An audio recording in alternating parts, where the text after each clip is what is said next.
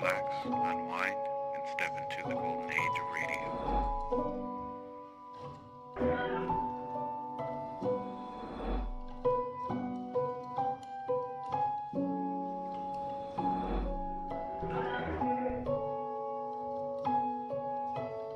You're now listening to Golden Radio Hour.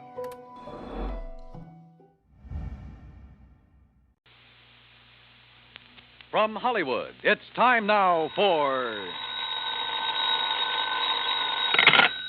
Johnny Dollar. Where have you been for the past 20 minutes? In the shower. For 20 minutes? Okay, so I'm a shiny dollar. So you... Oh. Who's that? Max Green at Assured Equity. Oh, hi, Max. What's on your mind? 7 years ago... Our fathers brought forth, but that doesn't answer my question. Johnny, you ever hear of the Meeks? New England family, stowed away on the Mayflower, speak only to their money. That's the Meeks. What about them? No, not about them. It's about Mariah Meek and Lincoln's Gettysburg Address. She's lost her copy of it. Well, it shouldn't be hard to find her another one. That's where you're wrong, Johnny. Huh? It would be very hard. Might cost us $100,000. Bob Bailey in the exciting adventures of the man with the action-packed expense account. America's fabulous freelance insurance investigator. Yours truly, Johnny Dollar.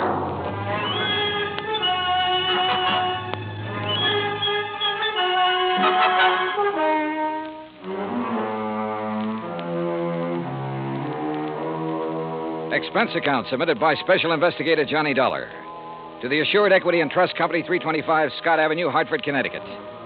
The following is an account of expenses incurred during my investigation of the Meek Memorial matter. Expense account item 1, $1.90, cab from my apartment to Max Green's office. He was standing in a haze of cigar smoke, ashes on his vest, and a worried look on his face. Oh, good morning, Johnny. Oh, you want a cigar? Oh, no, thanks. Then sit up. Excuse me.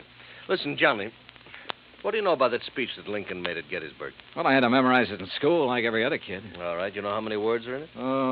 Maybe a couple of hundred. Why? Wait a minute. It's in this book. Here. It's page 143. Speech is printed here exactly as Mr. Lincoln released it to the newspapers after the Gettysburg Address. You find it? Yeah, but now what do you... Okay. Total number of words, 268. Oh. But the first two drafts of that speech, including the one he read that day, contained only 266 words. So he padded his part. That's right. 2 more words. Mm-hmm. How come? Oh, according to the historians, Lincoln ad-libbed the 2 additional words at the time he read it. Later on, when he made 3 new copies of the speech, he included those 2 words. You with me so far? Keep going, Max. Yeah. All right. Right down at the end of it, just before of the people, by the people, where he said that this nation under God shall have a new birth of freedom, the words under God do not appear in the first 2 drafts he wrote. Yeah. Well, this is all very interesting, Max, but I still don't see what it is or what it has to do with me. Well, Mariah Meek's copy has disappeared. Oh? And, Johnny, that copy happens to contain just 266 words. You mean she owns one of the first 2 original drafts? Handwritten by Mr. Lincoln himself while he was on the train riding to Gettysburg. Wowee. Yeah. Which is, of course, why we insured it for the full amount it cost her, which is $100,000 even. Of course, you made sure it was authentic before you issued the policy. Oh, naturally. Well, who'd she buy it from? An antique dealer down in Richmond, Virginia, a fellow named Jason Penrod. Uh-huh. Well, where's she been keeping it? Under glass in the Meek Memorial. What's that? Well, she collects Americana, so she had a museum built to keep it in, and she calls it the Meek Memorial. Follows? Follows. Also follows the most expensive item in the collection, the Gettysburg Address, would be the one to disappear. Oh, you're just an old pessimist, Max. You think somebody lifted it? What do you think? It walked out by itself. Okay. So what are you going to do about it? Oh, we're going to run newspaper ads. We're going to offer a $10,000 reward for information leading to its return. If anyone answers it, you let me know where you'll be, and I'll refer them to you. Good. When was it taken? The night before last. Is there any kind of market for something that rare? It's hard to say, Johnny. A hot camera would be easier to peddle, sure. But a good many wealthy people, like Mrs. Meek, they make a hobby of collecting things, antiques, objects of art, etchings. But whoever took this, or buys it from the thief, couldn't just let everybody see it. Well, it wouldn't matter to some people. They take it and put it in a vault and keep it there. Then what's the point in having it around? Pride of possession. You got something no other collector could own. And, of course, it might not have really disappeared at all. You're thinking of fraud? $100,000 is a lot of cash.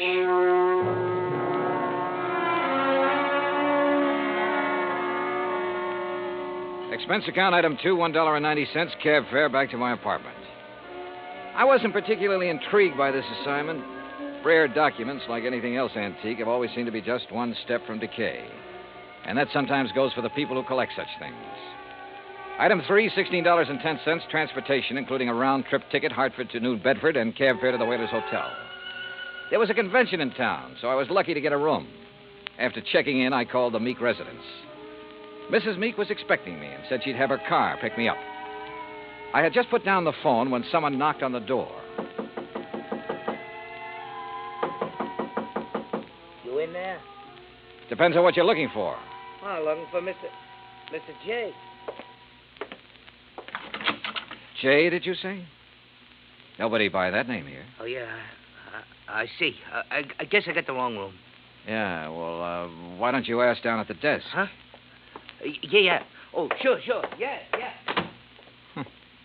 Funny. Or is it? I cracked the door open again. Watched him walk to the stairs. Then I took the elevator down the 8 flights to the lobby. Half an hour later, I was in the back seat of the Meek limousine heading toward the home out on Buzzards Bay. It was a big, sprawling frame building facing on the beach. About 50 yards behind it, closer to the road, was the Meek Memorial Museum. I was starting up the front steps when the door opened. Mr. Dollar? That's right. I'm Paul Meek. I understand you have an appointment with my grandmother. Right again. Now, come in, please. She's waiting for you upstairs in the sitting room. Okay, thanks. Before you go up, I wonder if I could have a few words with you. Why not? In here, then. You've never met my grandmother, have you? No, I haven't had that pleasure. Some people consider it a dubious one, Mr. Dollar. Oh, Mr. Dollar, this is my wife, Janice. Mrs. Meek? Hi. How about a drink? Thanks, not just now. How about you, old stick in the mud? You want another one? After a bit, Janice. And if I were you, I wouldn't have any more. But you're not me, are you? You will have to excuse my wife, Mr. Dollar. Well, we've both been under a severe strain since moving here. Grandmother is blind, you know.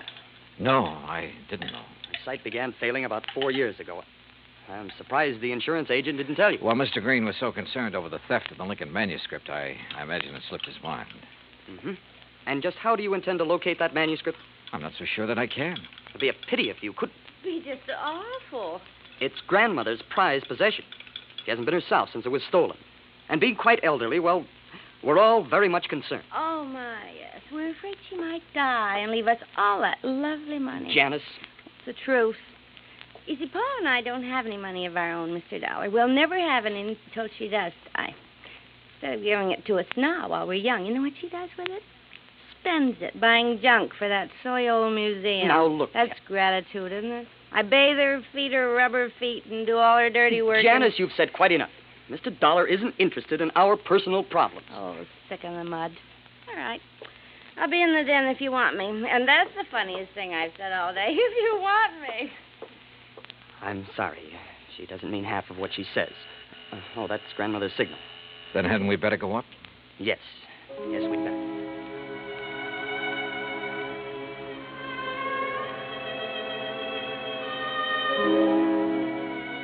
We went up the broad staircase, through a hall, and into a bright, sunny room. Wrapped in an old kimono and shawl, Martha Meek sat in an invalid chair, facing the ocean. Paul introduced us, then sat down quietly near the door. Paul? Paul, I know you're there. Now answer me. Yes, grandmother. You go on downstairs. I want to talk with Mr. Dollar in private. Whatever you say. And close that door. Don't mind my back, Mr. Dollar. I couldn't see you if I looked into your face. Now then, when are you going to arrest that crook and bring my Lincoln speech back to me? Well, I'm going to need a lot of help and information, Mrs. Meek. Mm-hmm. What kind of information? Mostly about the museum. Like what? Well, do you know who was in there the night the manuscript disappeared? Certainly. That dirty robber was. Anyone else? Well, old Pete's always there. supposed to be guarding the place, but he didn't do a very good job the other night. Got himself slugged. Does he live on the grounds? Yes. I brought him over from Naples 10 years ago. He was my guide in Italy. Showed me around so nice I decided to bring him back. Tell me, is the memorial open to the public? It was going to be. I intended it to be once. But when my eyes... No, Mr. Dollar, I keep it locked most of the time. Uh-huh. And who discovered the manuscript was missing? Pete did, I guess. At least when he recovered, he ran yelling bloody murder up here to the house. Everybody went down to see what had happened. Everybody but me. They left me all to myself. Were there any strangers here in the house that night, Mrs. Meek? Anyone beside the servants and your grandson and his wife? One person, but he's no stranger. Who's that? Jason Penrod from Richmond. He's an art dealer. We were discussing some business. May I, ask what kind of business? It has nothing to do with you or the people you work for. Sorry. Where can I find Mr. Penrod? He's staying here now. If he isn't in his room, then he's most likely out in the memorial. Now, that's enough questions. You, give me a cigarette. Ma'am? What's the matter? You deaf? Give me a cigarette before Paul with that snoopy wife of his comes prowling around. All right, sure. Light me. Yeah. Well, you want any more information, Pete's the one to talk to. All right, thanks. But what about your son and daughter-in-law? Were they inside the house at the time of the robbery? You don't suspect them, do you? Right now, I suspect everybody, Mrs. Meek. Even me? Yes, ma'am. Even you. Well, bless you, boy.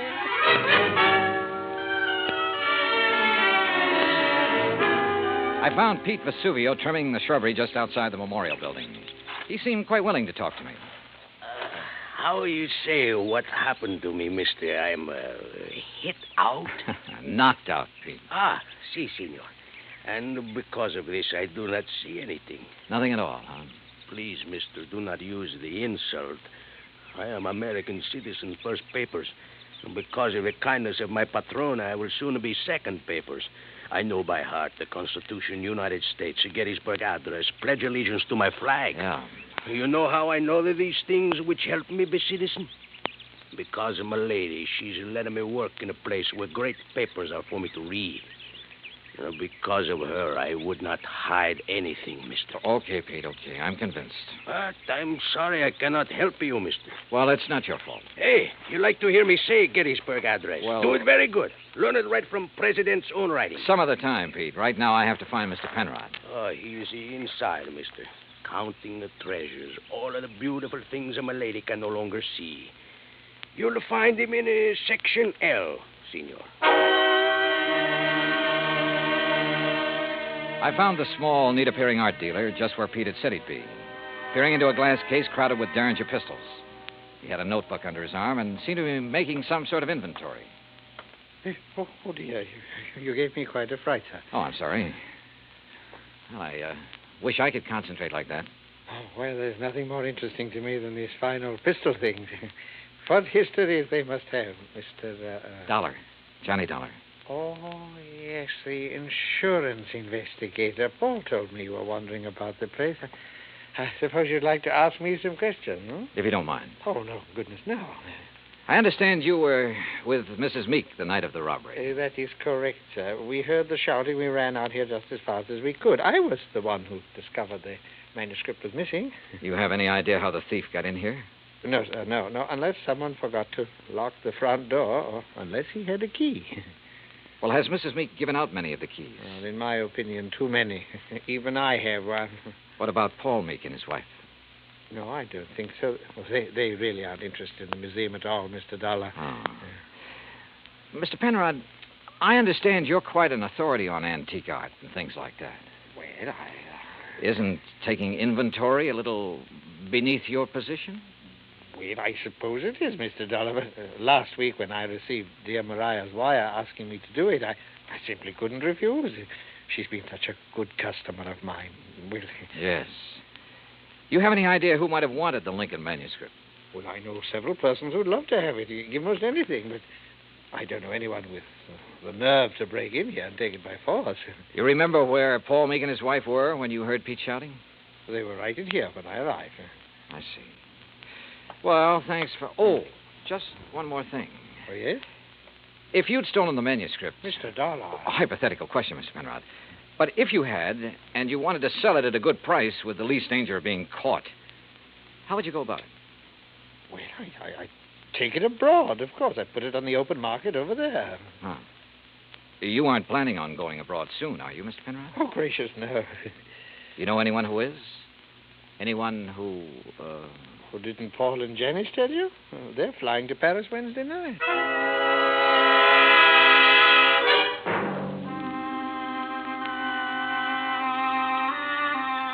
I left the memorial and walked back to the house. The Meeks were in the study, engaged in their favorite pastime. When I told them what the art dealer had said, Paul set down his glass long enough to confirm the fact that they did have reservations and insisted that he had a logical explanation for not having told me of those plans earlier. Very logical explanation, Mr. Dollar. Let me handle this, Janice, please. Sure. Drink, Johnny? Now, first I want to hear that explanation, if you don't mind, Paul. Of course I don't mind. Janice and me, we're fed up. Why didn't you tell me about the plane reservations? Well, why should I have? I'm not even sure I'm going to use them. Oh? Grandmother's upset enough over losing that manuscript. Something else might... Well, anyhow, if the manuscript doesn't turn up within 48 hours, we're canceling our trip. Oh, no, please. Sorry, Janice, but that's the way it's got to be. She did it. What do you mean? It's an act, don't you see?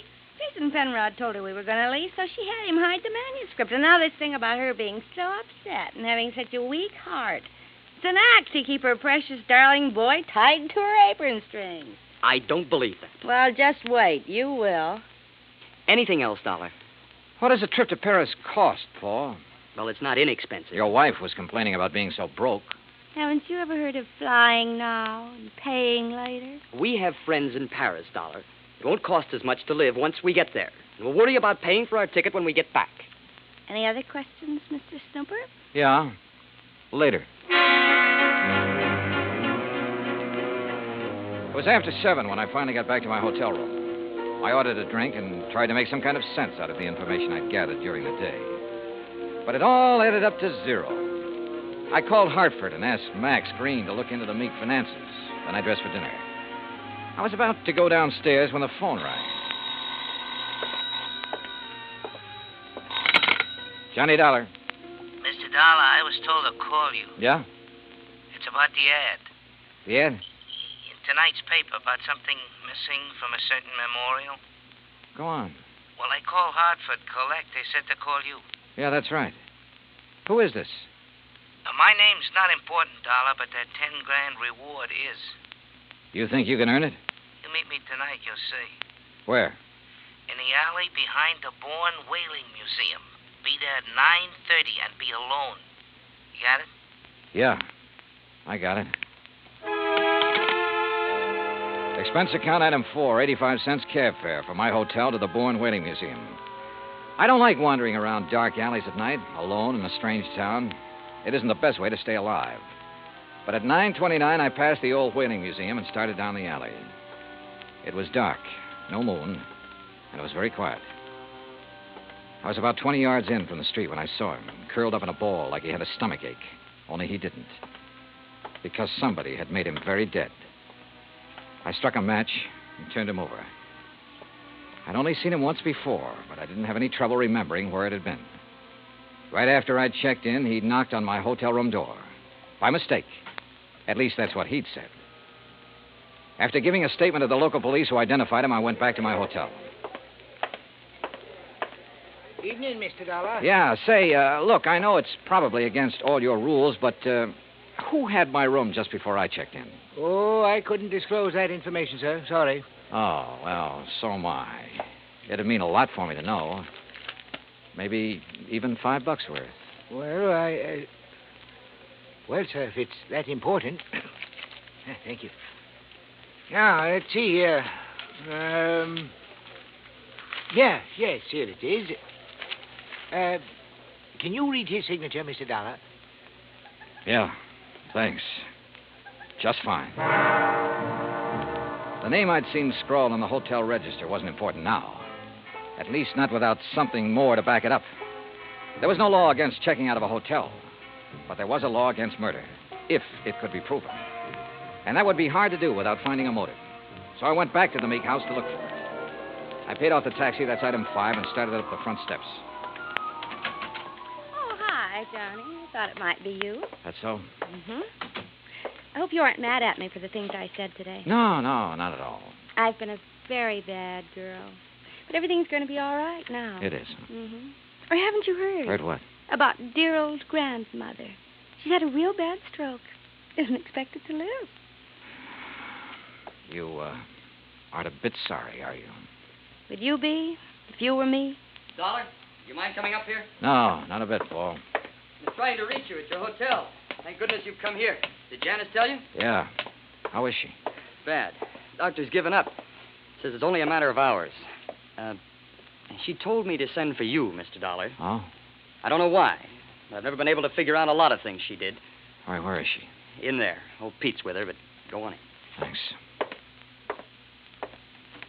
With the increased devotion to that cause for which they here gave her the last...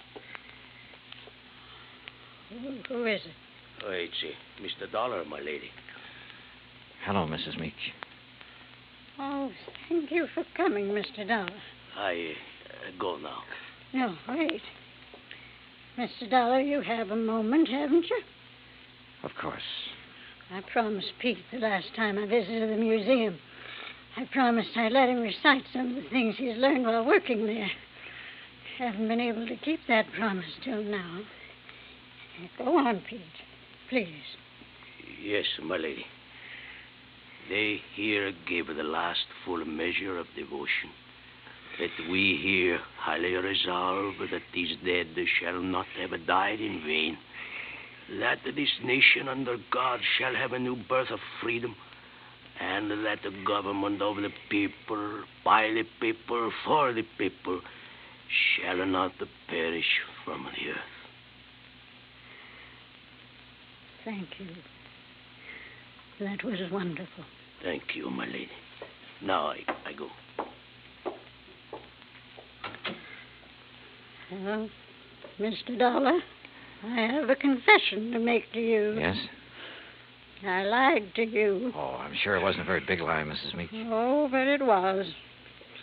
I told you the business Mr. Penrod and I were discussing the night of the burglary. Yes? I told you it had nothing to do with you or the people you work for, remember? Yes, ma'am. Well, that was a lie. I'm broke, Mr. Dollar. All I have left in the world is this house and the things in the memorial. I see. That's why I sent for Jason Penrod. He purchased most of my treasures for me. He's evaluating them now, so Paul and Janice will know what they're worth when they go to sell them, which they'll do immediately. Mrs. Meek, don't you think you should try to rest now? Will you give me a cigarette? No, ma'am. Sorry. And you must rest. There isn't much else to do, is there? Good night, Mr. Dollar.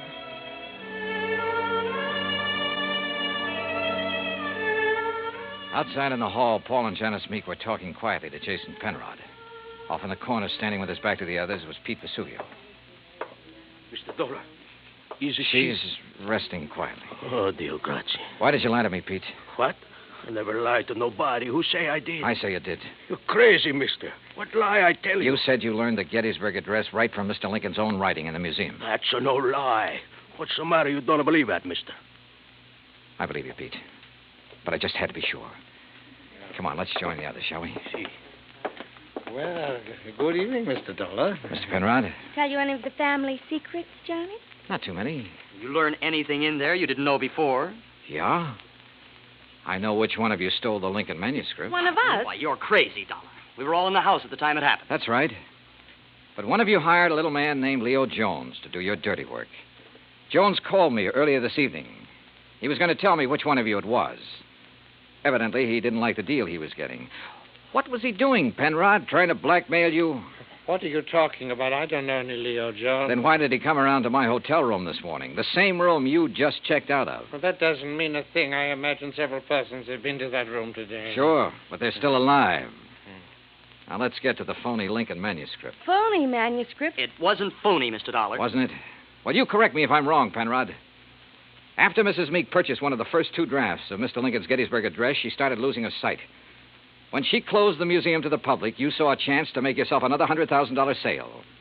So you switched copies of the manuscript, replacing that draft with one containing the words, under God, which isn't worth anything close to $100,000.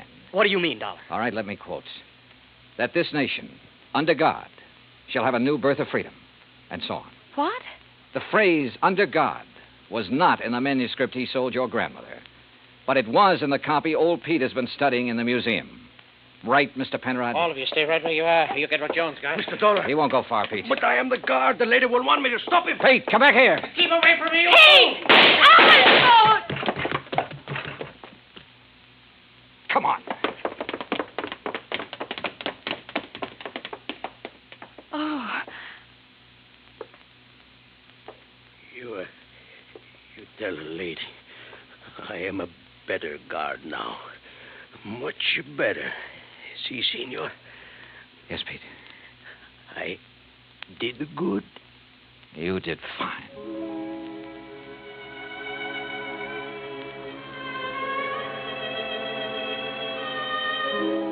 Pete Vesuvio will live to apply for his second papers.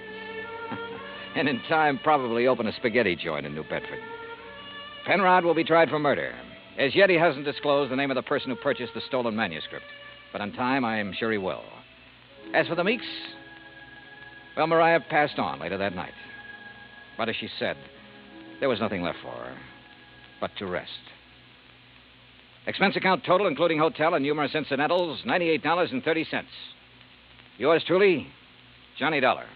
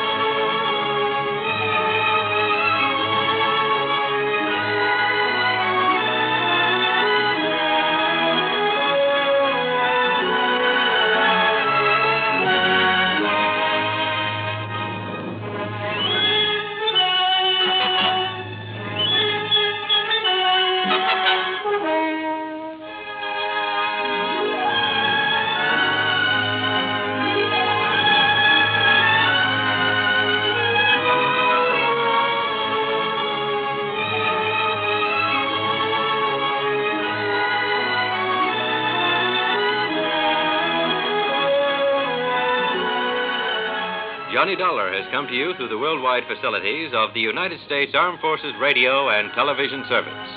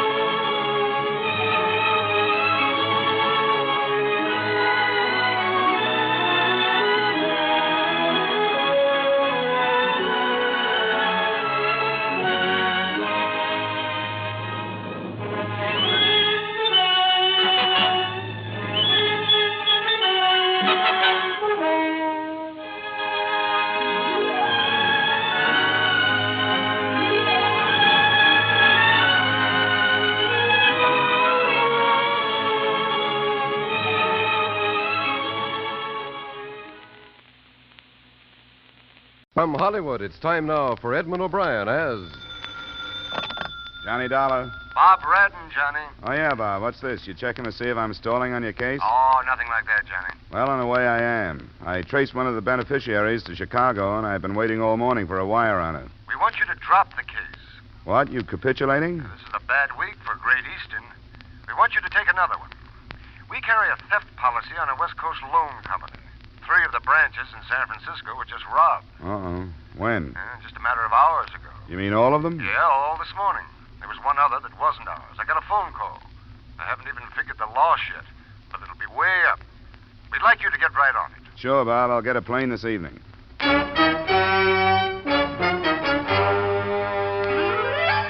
Edmund O'Brien in another adventure of the man with the action-packed expense account, America's fabulous freelance insurance investigator. Yours truly, Johnny Dollar.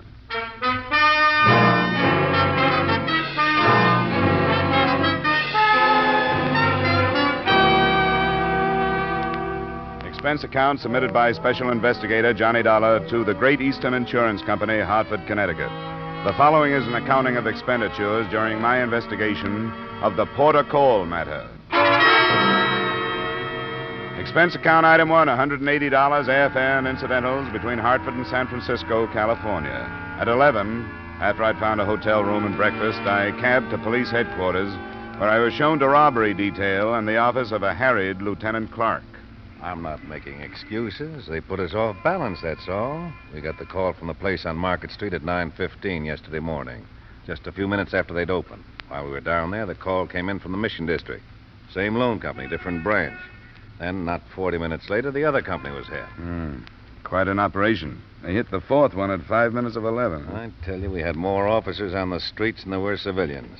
There hasn't been as much confusion since the quake and fire of 1906. And look here. This is your list of witnesses? Yeah. You can see only about 35 out of the 53 names were employees of these loan companies. They're the ones we're sure saw this bunch. What do they give you? You know how it goes. You have to make a sort of composite of the statements. Seems this bunch would come in, from 8 to 10 of them, all armed. 2 would take care of any customers that happened to be in the waiting room, kick them to the floor face down, and the rest would cover the office force and knock over the cashier. What kind of disguises? And some say none. Others think they saw makeup, stage makeup, you know, lines and the stuff to change the shape of the nose and so on. I'll go along with that. Yeah, that'd be some kind of disguise. What I got on the rest of their physical descriptions doesn't exactly hurt, but it doesn't help any either. Not even ages? What about voices? Only one did the talking in a high voice. Falsetto, not a woman. Pretty well planned job, wasn't it? 4 in the space of 2 hours for $47,000? I'd say it was well planned. No prints, nobody spotted any cars, but they must have used at least 2, probably with a driver for each. What did the rest of these witnesses see? Oh, some of them are cranks. Some of them claim they saw the bunch come out of the buildings but didn't think anything about it until the news began to break on the robberies and so on. You know witnesses. I'm beginning to wish they'd sent another boy from Hartford. I wish I'd stayed in homicide. With the killing, you've at least got a stiff to work from. Yes? No, I don't want to talk to him. Tell him I'm grilling a hot suspect in Daly City. What a comedian. Who's that? The manager of that outfit you're interested in. Wants to know if I'm doing anything.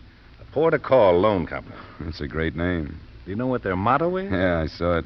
When financial seas are troubled, make us your port of call. Now tell me, what self-respecting grifter could pass up an invitation like that?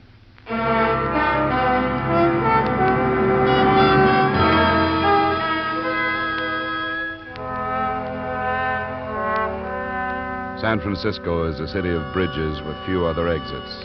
All of these had been covered in less than an hour after the first robbery report had been phoned in. To double-check, the adjoining counties had been alerted and were swarming with men. San Francisco itself was being combed for known criminals.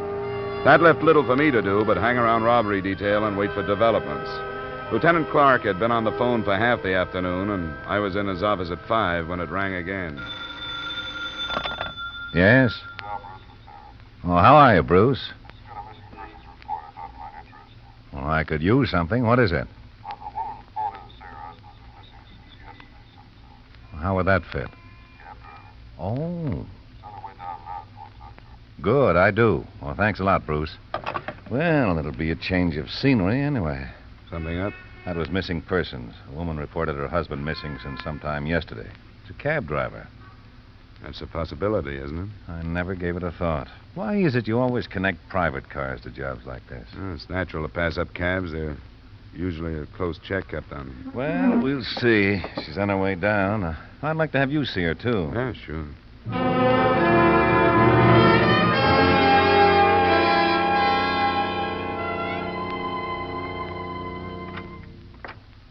This is Mrs. Geyer, Lieutenant Clark. I've gotten her report and told her you wanted to talk to her. Oh, good. Thanks, Bruce. What do you want to talk to me for? Joe hasn't done nothing wrong, has he? Not that we know of, Mrs. Geyer. He wouldn't do nothing wrong. He never has. Who are you? I'm not a policeman, if that's what you mean, Mrs. Geyer. What are you doing here? I don't understand this. Well, I'm interested in another case that Lieutenant Clark is working on. Do you think something happened to your husband? That he had an accident in his cab? Something like that? He didn't have an accident. His company would have known. What company's that? Peerless. It's a new one. Didn't they know he was missing? How would they know? Doesn't he check his cab in with the company? No, it don't work that way. He owes his cab. Just an agreement about money and gas and a license, and then I don't understand it because Joe never talks about business. Why are you asking me these questions? Don't you read the papers, Mrs. Geyer? No, I don't have time with 3 kids and a roomer to take care of. What if I did read them?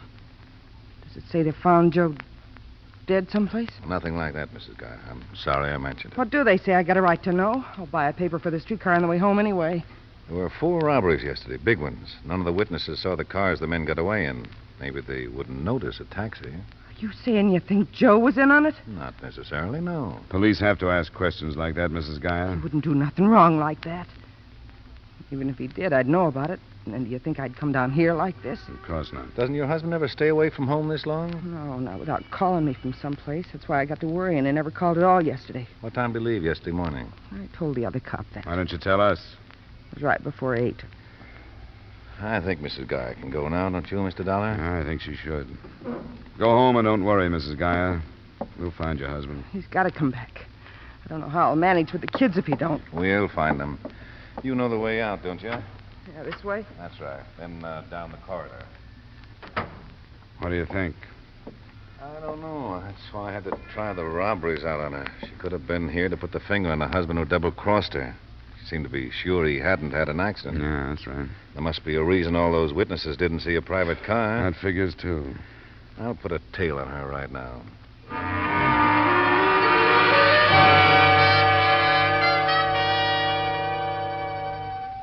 A phone call to the Peerless Cab Company got the number and description of Joe Geyer's cab, and a police tracer was put out on that. I think the harried lieutenant beamed a little too graciously when I asked permission to check the other Peerless drivers myself.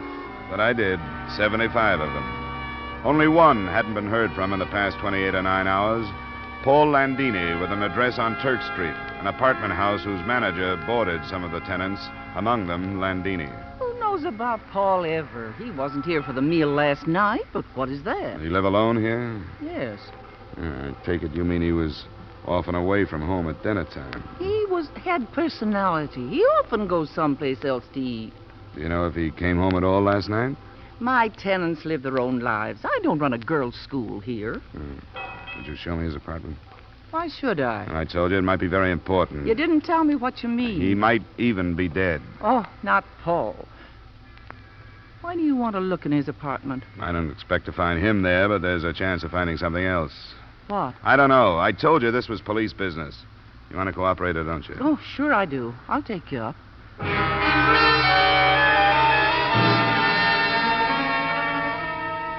I didn't find even a trace of a lead in Landini's apartment. Lieutenant Clark, when I talked to him, had the same report to make on his tale of Mrs. Joe Geyer. By then, it was time to have a late dinner and go to bed, which is what I did.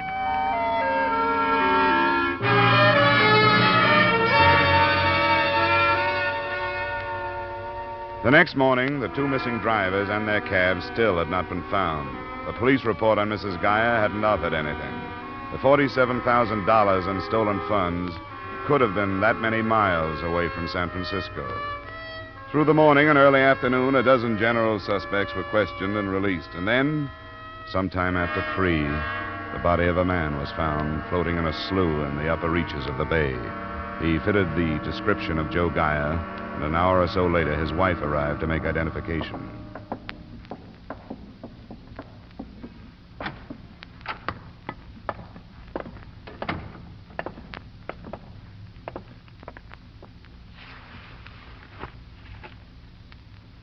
Mrs. Geyer, could you swear that this body is that of your husband, Joseph Geyer? No. No, it's not Joe. Mrs. Geyer, he fits your description of your husband. I don't care. It's not Joe. You sure you aren't holding anything back from us? Yeah, I'm sure it's not Joe. I'd know my own husband, wouldn't I? Yes, you would, Mrs. Geyer. My husband was dead, and this was him. I'd tell you, wouldn't I? I hope so. I think you would. Why wouldn't I? It's not Joe. I don't know who it is. I never saw him in my whole life, and I can prove it. I swear it, I never saw this man in my whole life.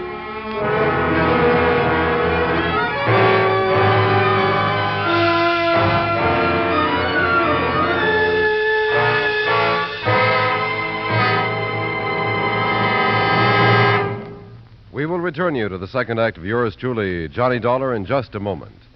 There's one married couple you can always depend on for fun on Saturday evenings, and to invite them over is as easy as staying tuned to CBS. They're Lucille Ball and that man she calls my favorite husband. And a nice thing about them is you don't have to get involved in the strange predicaments they get into. All you have to do is sit back and laugh at the results. How's for asking them in this evening?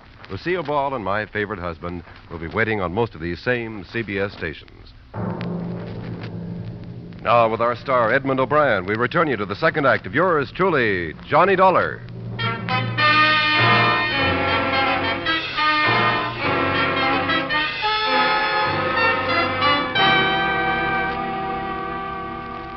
Mrs. Geyer was released not because we believed in her lack of identification, but because we thought there were better ways to approach her than hard police questioning. I arrived at her small frame house not long after she had.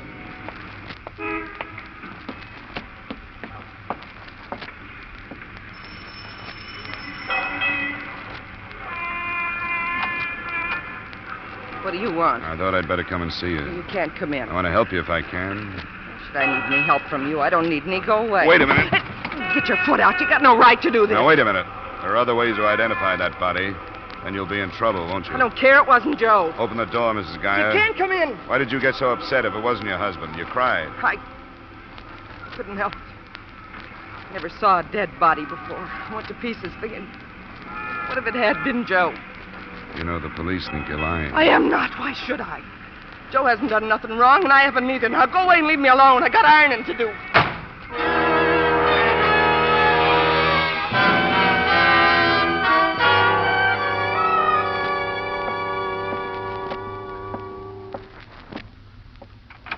Because when you've been in that business as long as I have, you learn to study people. Now, that's fine. This is Mr. Dollar, the man I mentioned from the insurance company. Oh, yes. Well, how do you do, sir? This is Mr. Prince, the cashier at the protocol office in the Mission. No. Oh, it's nice to know you, Mr. Prince. Thank you. He looked at that body, and he seems to be fairly sure that it's the one who did the talking during the robbery at his place. I'm sure it is. Oh, I hope you're right. Oh, of course. He did look different with that makeup, his nose, and his cheekbones. But you're still sure? Yes, I am. I've been with the Port of Call for almost 10 years.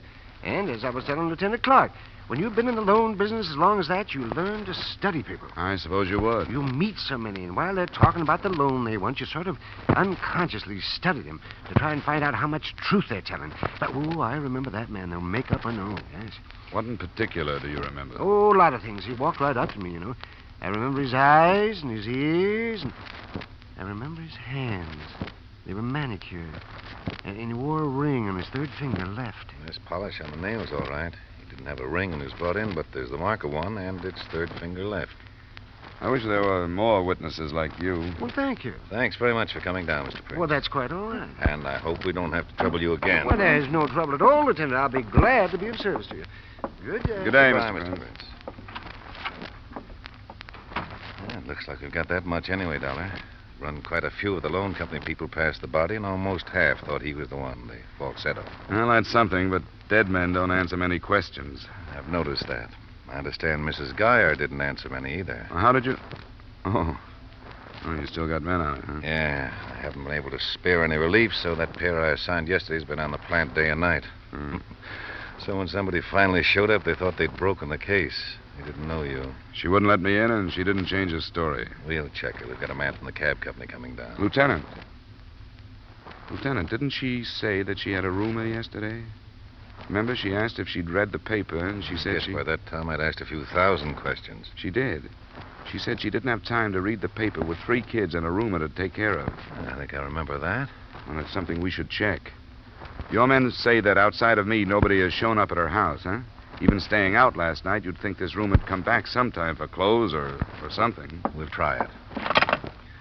Bruce, send 2 plainclothesmen out to the Geyer home on 4th Avenue and talk to the neighbors on each side. I need somebody who knows the Geyer's roomer by sight. I want them to look at a body.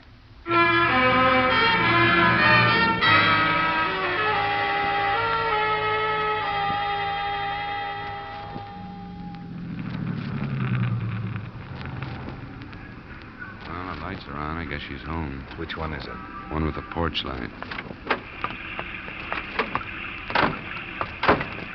Sure turning into a nice night. Yeah.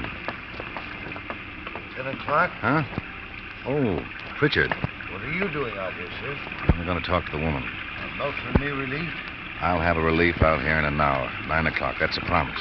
I'm sorry about the rain. Yes.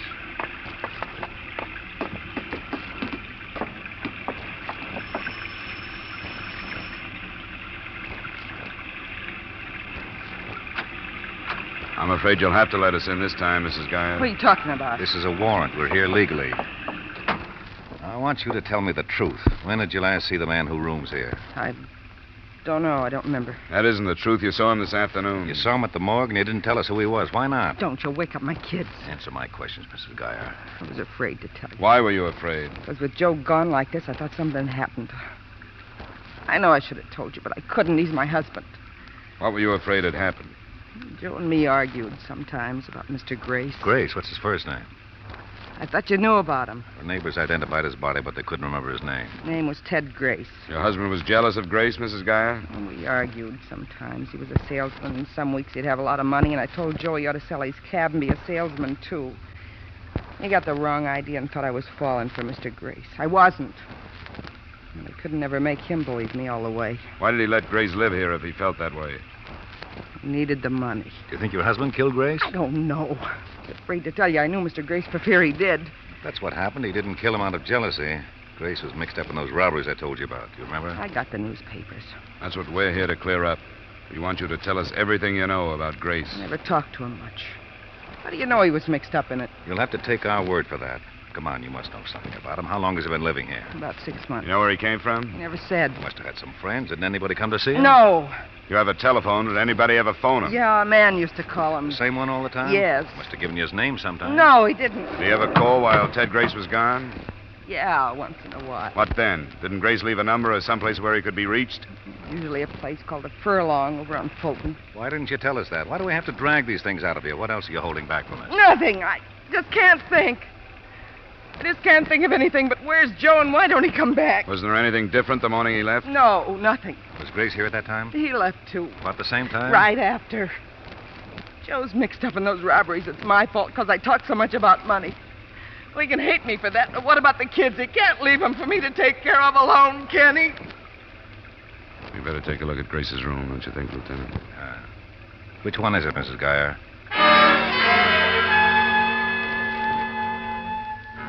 Ted Grace's effects told a lot more about him than his landlady had. A drawer full of racing forms made it appear that the man who phoned had probably been his bookie. The colors of Ted Grace's ties and shirts, an array of cheap men's toiletries, painted a pretty good picture of the character he'd been. But the contents of the waste paper basket made him out the mastermind of the whole series of robberies. Shredded paper. We didn't try to assemble all the pieces there, but we fished through enough to learn they'd been applications for loans from the victim companies. Made out while he cased the offices. Look at the blank side. Yeah, the floor plans drawn out. Hey, look here, a name, Tony. Positions, movements were marked down, too. Here's another name, Mark. Yeah. Let's not waste any more time here. I'll take them down to headquarters, get somebody to paste them up. I guess we've covered the place all right. Pretty obvious he expected to come back here, though. Yeah. I have a feeling the rest of them might still be in the city. Me, too. I think that might have been the plan. You going now? Yeah, we'll go. Unless you have something more to tell us. I don't know any more to tell you. All this big mess, and I don't understand any of it. I don't know what it's all about. Well, we're sorry it happened. We hope it'll turn out all right for you. Good night, Miss Guy.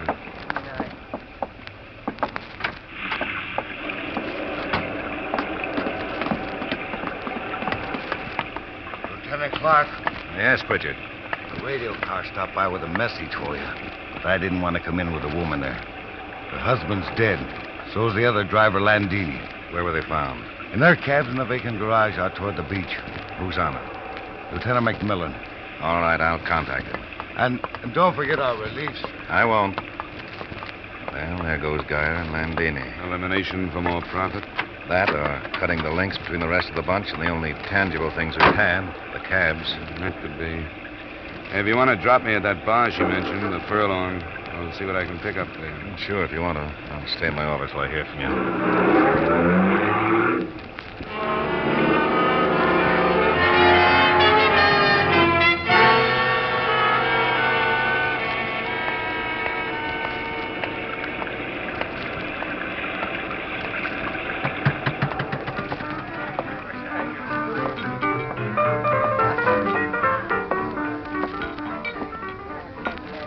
Sir? Hi. I guess a rye and soda. Oh, you must be an Easterner. I don't get many calls for rye except from them. Well, that's almost right. I transplanted myself out here. Say, I'm looking for a guy I think you know, Ted Grace. Has he been in tonight? Who? Ted Grace. I understand he's in here quite a bit. Where till I find that rye bottle? This all right? Yeah, it's fine. You see, I'm not the regular bartender. I don't know your friend, by name, anyway. Thanks. That's all right. Thanks. Hey, what about a couple of guys Ted knows, then? One named Mark, the other's Tony something. No, guess I can't help you. I usually work a place down on Gary. I don't know this one very well. Well, it's not important. I'll look around, maybe come back. See you later. Yeah. Good night. Hey, Tony, send over another scotch and soda for Edna, will you? Hey, Tony, over here's me. It was hard not to turn around or at least stop moving, but I managed to walk out as if I hadn't heard, turn down the sidewalk for a count of 5, and then back to the window. Tony was forgetting his customers. He was heading towards the rear of the room. When he got there, he disappeared into a phone booth. I've heard that a lot of cases are broken through a stroke of luck, but it very seldom happens to me. My own phone call from a gas station brought Lieutenant Clark and an extra squad car to the Furlong Bar in less than 20 minutes. The place was cleared of people, and Tony stood alone behind the bar, giving away his guilt by his expression and the apron he kept twisting in his hand. Leave your apron alone. What is all this? Who did you phone right after I left? Home, to say I'd be late. That's not true. The call was traced. You're crazy. How could you trace it? If you were calling home, why should you care if it was traced or not? Now, who did you call? I can make a phone call if I want to, can't I? That isn't the question. What makes you so nervous? You guys busting in like this, what do you expect? To find a guy named Tony. What's your last name, Tony? Cullen. That's what I came here for, too, Tony. When we found him, all we were going to do was ask him to tell us where he was the other morning while those loan company officers were being knocked over. And if he couldn't, we were going to see him booked for 3 killings. Ted Grace and Joe Geyer and Paul Landini. I don't know what you're talking about. You're bluffing, but you're bluffing the wrong guy. I'm glad to hear that. We wouldn't want to see an innocent man booked for something he didn't do. So let's clear it up. How do we start proving where you were between 9 and about 11 the other morning? Come on, where were you? I was home, asleep. Then a lot of people must hate you. Who? The people who said they saw you leave your place about 8 o'clock.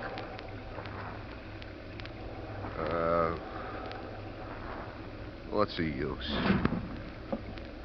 I don't know if you're bluffing or not. We aren't. In Grace's room, we found the floor plans of all those officers with the names of all of you. He talked to Joe Geyer's wife.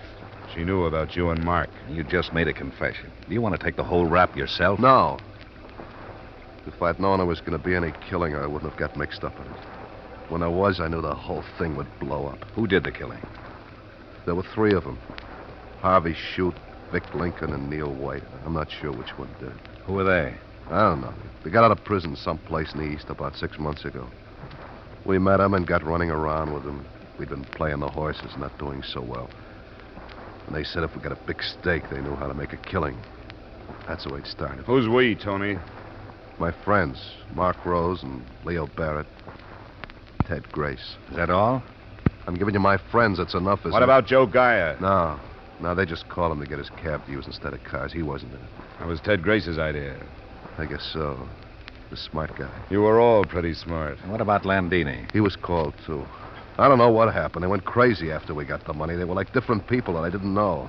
Could have killed all of us if we crossed them. Were they on narcotics? I don't know. I don't know much about that. They could have been. Where are they? Might as well tell you, I guess. The whole thing is blown wide open. They're staying in the Metropolitan Auto Court out on Bayshore Highway. Which cabin? Second one on the right. Where's the money? We split it before we separated. You could have my share. I wish you would buy back the last few days. Come on, Tony. I'll send you down to the station.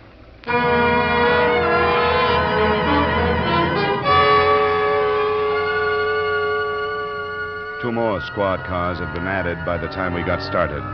No trouble was expected or had picking up the other two San Francisco men, Mark Rose and Leo Barrett.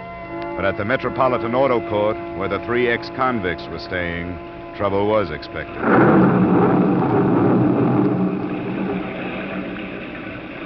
Well, I think that's about the best we can do. There are two exits. We've got both of them covered. The other people who might be staying here? Well, they'll be all right, even if there's firing. As long as we can keep these comedians inside, or at least just trying to get out. Well, that's your case.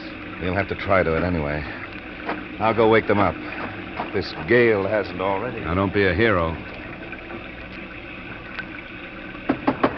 You in there. Open up. I'm a police officer. Lieutenant Clark! Lieutenant! They shot the lieutenant! Cover me on the door, Hatchet!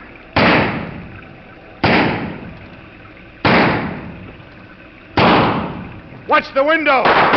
Get down, Sergeant!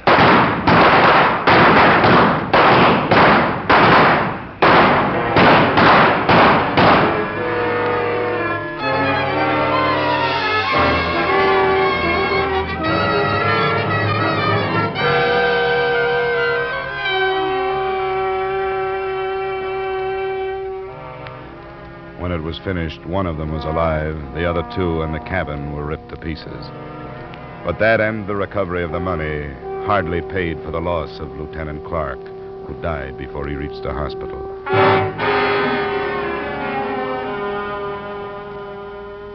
Expense account item 2, $75.30, miscellaneous in San Francisco. Item 3, same as item 1, transportation back to Hartford. Expense account total, $450.60. Remarks? It probably isn't important, but there's an odd commentary to this.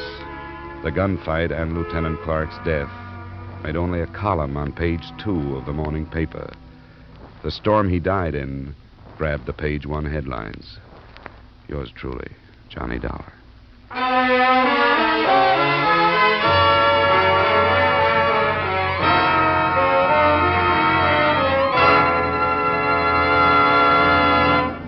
Yours truly, Johnny Dollar, stars Edmund O'Brien in the title role and is written by Gil Dowd with music by Wilbur Hatch. Edmund O'Brien's latest picture is a Paramount Pictures production, Warpath. Featured in tonight's cast were Howard McNear, Ed Begley, Hy Averback, Jim Nusser, Virginia Gregg, and Janet Scott. Yours truly, Johnny Dollar, is produced and directed by Jaime Del Valle.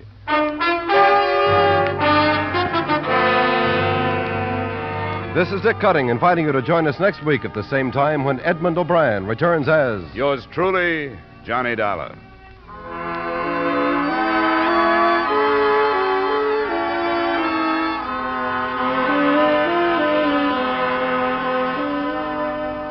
You can sing it again this evening on CBS, and if Dan Seymour calls you, maybe you can sing it out the name of the fabulous Phantom and win $5,000 in cold, hard cash, plus $10,000 more in fine prizes.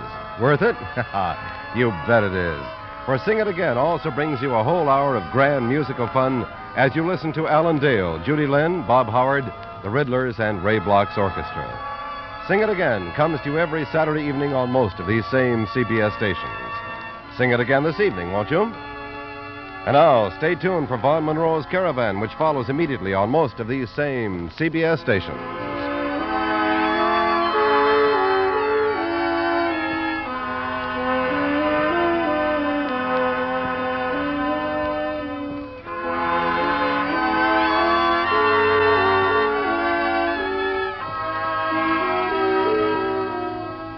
This is CBS, where everyone laughs at Edgar Bergen and Charlie McCarthy every Sunday night.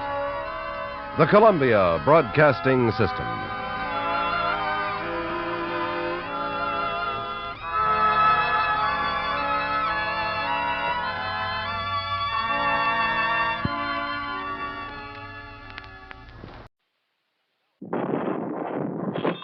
Johnny Dollar.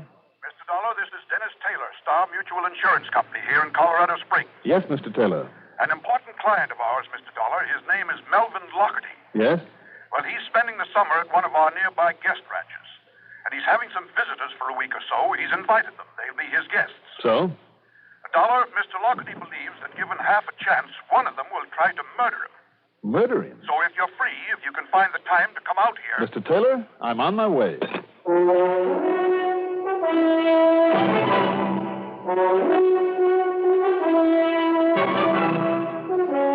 The CBS Radio Network brings you Mandel Kramer in the exciting adventures of the man with the action-packed expense account, America's fabulous freelance insurance investigator, yours truly, Johnny Dollar.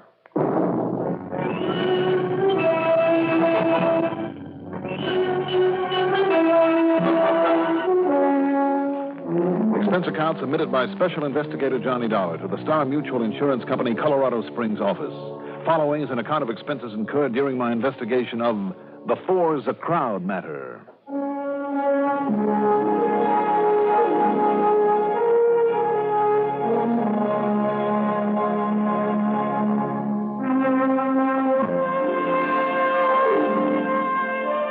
Expense account item 1. $146.20 for a cab to Bradley Field, a plane to New York, and a jet the rest of the way to Denver. A mile-high city in the middle of the most beautiful mountain country I know of, and the home of radio station KLZ. Item 2, $7.30 for a ferry plane to Colorado Springs. Taylor was there to meet me. He's a short, stocky, gray-haired man of about 50 who takes himself a bit too seriously in spite of the funny way his glasses keep slipping down his pudgy little nose. I have one of my own cars right over there, Mr. Dollar. If you'll drive me back to my office, it's yours for as long as you're here. Good enough, Mr. Taylor. Now, about this man, Lockhart, did you say? Yes, Melvin Lockhart. And he's convinced, Mr. Dollar, that one of these relatives coming to see him wants to murder him. Relatives, hmm? The only surviving ones he has. Mm-hmm. Oh, here we are. All right.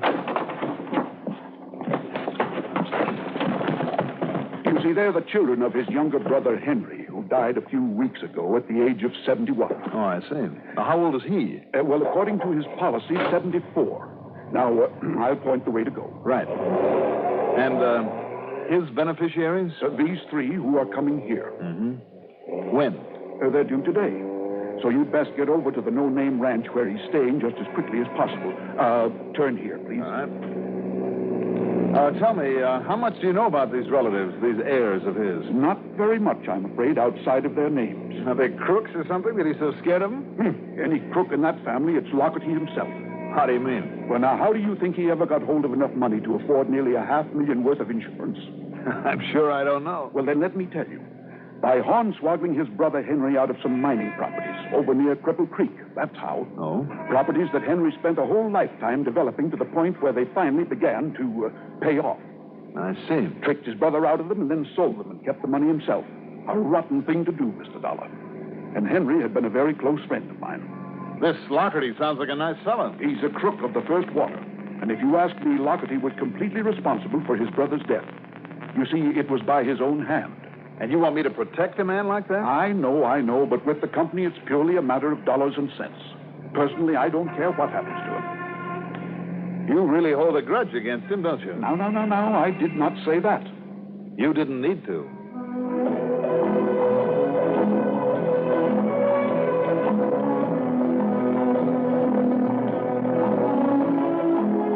The guest ranch was on a broad, level spot hacked out of the side of a mountain, part of the Rampart Range, about a half-mile up from Highway 24. It consisted of about a dozen neat, modern, comfortable cabins, and from the front window of mine, I had a view of not only pikes, but several other peaks that hemmed in colorful Ute Pass.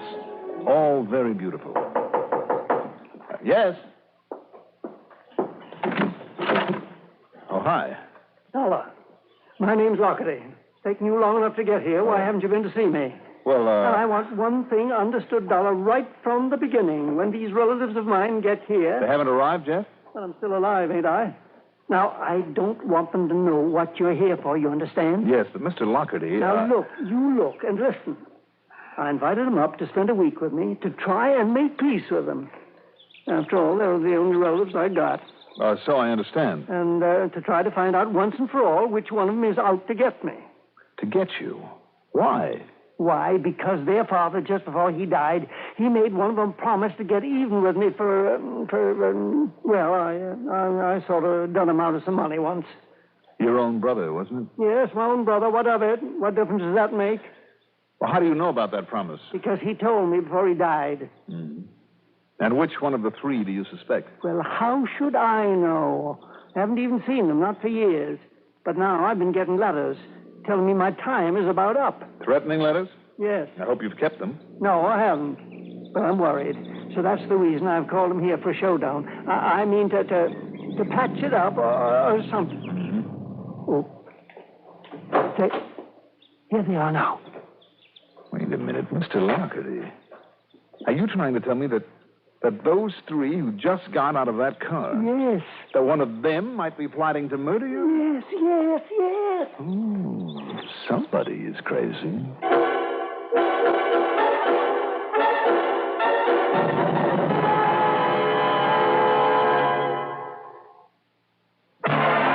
Newport filter cigarettes. Newport menthol cigarettes. A hint of mint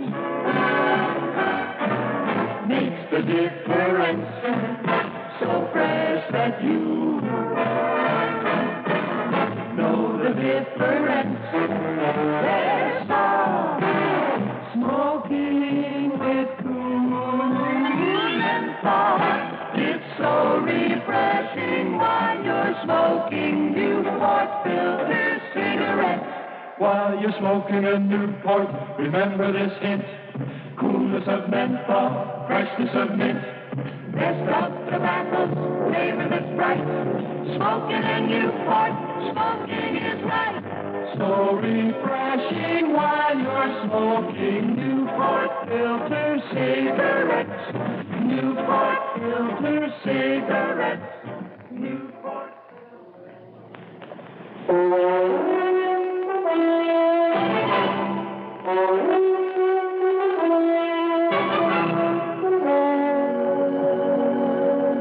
As old man Lockhart sneaked out the back door of my cabin, I stood there by the window and looked long and carefully at the new arrivals while they pulled their luggage out of the car there in front of the ranch office. And all I can tell you is that it was a pleasure. The one who'd been driving was 26 or 7, tall, blonde, and beautiful. Another, perhaps a couple of years younger, was a brunette, a real doll with a mischievous sparkle in her eyes. As for the third, well, I won't even try. Beyond saying that in spite of her heavy horn-rimmed glasses, a plain cotton dress, and hair done up in a bun, she was one of the loveliest, most naturally beautiful girls I've ever seen. So, as casually as possible, I walked out of my cabin and sauntered over to them. Well, hello. We're here. I'm Kitty Lockhart. We all met in Colorado Springs, and Marion had her car, so that's why we all got here together. Well, hi.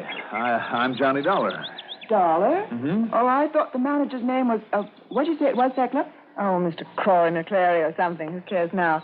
Hi, Johnny. Thekla? Mm-hmm. Like it? Unusual name. Oh, I'm an unusual girl, Johnny. Yes, I can see that. Paddle your own canoe, Thek. I saw him first. So what, darling? So you can Oh, now stop it, you two. Is the manager about, Mr. Dollar? It's Johnny. And I'm Marion. Marion Lockhart. Hi. And the answer's no. He drove into Manitou Springs right after I got here, but if I can be of any help... Would you, Johnny? Cut it, Dick. I think we're supposed to have cabins 8, 9, and 10, Johnny. At least that's what Uncle Melvin said on the phone. Well, why don't we see if they're open? Here, let me grab some of this luggage.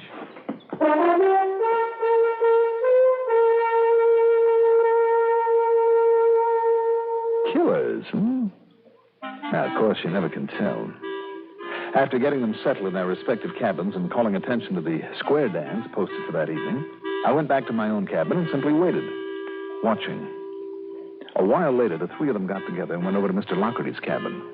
Then, even with his door closed, I could hear him shouting at them. And finally, the girls went back to their own cabins separately and not speaking to each other. Then I dropped in on Lockhart.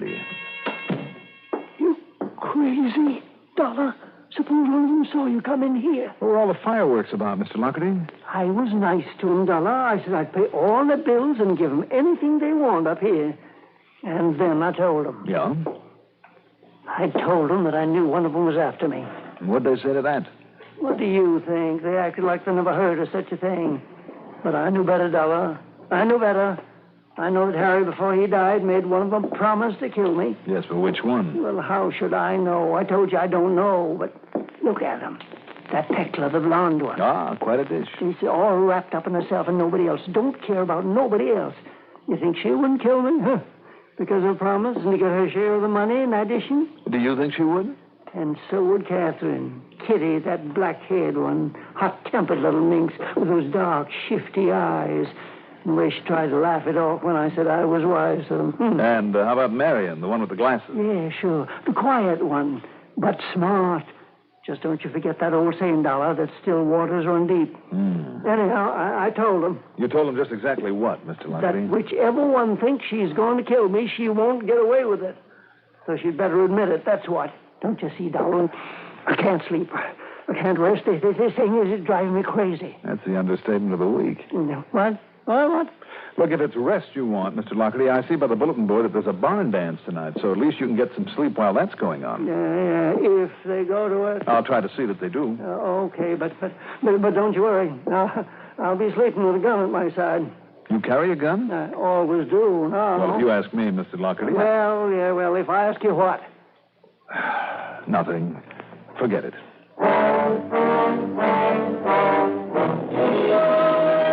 For my money, this selfish, twisted little old man was out of his mind, was far more dangerous than any of the girls.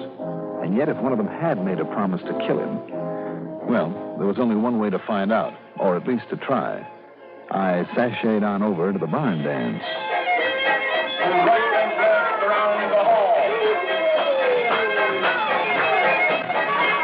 Oh, meet your honey and your harmony, boys, harmony. The hoedown there in the barn that night was quite an affair. Far more than just the guest population of the ranch were there. And by lying mightily about my ability as a square dancer, I'd persuaded all three of the girls to be present. Then, although it took a bit of finagling, Kitty and Tekla were having a high old time with some of the local boys. I managed to get them aside. Separately, of course, for a little walk in the clean, cool mountain air.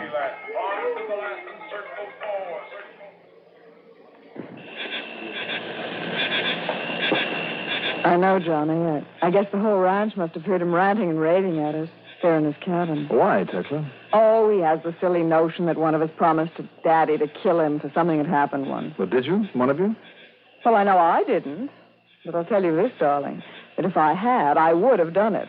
I mean, after what he did to Daddy. Oh, and what's he living for, anyhow? I mean, well, just think how nice it'll be when he leaves us all his nice money, Yes. Mm-hmm. Ooh, it's getting chilly out here, darling. Oh, I'm sorry. Shall we go back in and dance some more? Well, if you want to, but it might not seem so cold, Johnny, if, Johnny... You know, come to think of it, I promised another fling with your sisters, too. Oh. Okay, Johnny. Okay, if you want to go back in, let's go back in. But later, maybe. Yeah, maybe. Want to feel that with a kiss?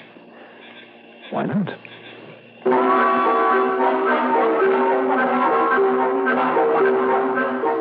Kitty was the next one I managed to get away from the dance. Well, it's the least that could happen to Uncle Melvin after what he did. You know, all I have to say is I wish somebody would get rid of that old coot. Well, why don't you do it then, Kitty? Well, now, don't talk like that, Johnny. You're talking about murder. Weren't you? Well, I know it may have sounded that way, but I didn't mean it. No, I hope not. What are we talking about him for, Such a beautiful night. All the moonlight through the trees and... Johnny? She would be kind of ashamed to waste it, now wouldn't it? You know, it's kind of chilly, too, isn't it? Boy, that's an old line. Well, then it must be a good one, huh? Johnny! I mean, if it works, and does it? Johnny? Oh, no. Are you out there, Johnny? Oh, Marion, you spoiled sport. You're like an old mother hen. Well, that's what you think. But Johnny promised to teach me the Texas Star, and that's what they're going to dance next. You did promise, Johnny. Got to keep a promise, Kitty. Oh, Don. Maybe later, hmm? Yes.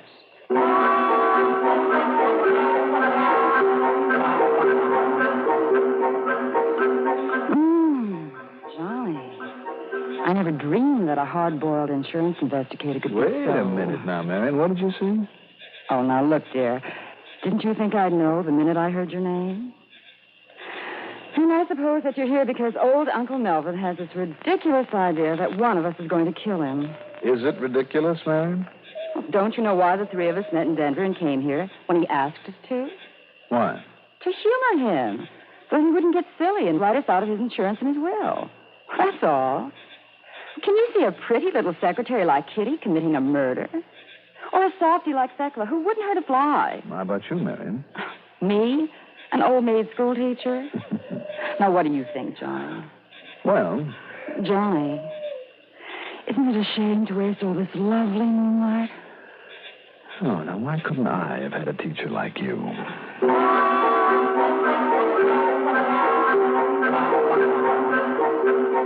After the barn dance, the local folks went home and the ranch guests went back to their cabins. Except for Kitty and Thekla, who'd left me flat and paired off with a couple of boys with a fancy car. After delivering Marion to a cabin, I sat watching at the window of my own until her lights went out. Then I dropped in on Mr. Lockhart again.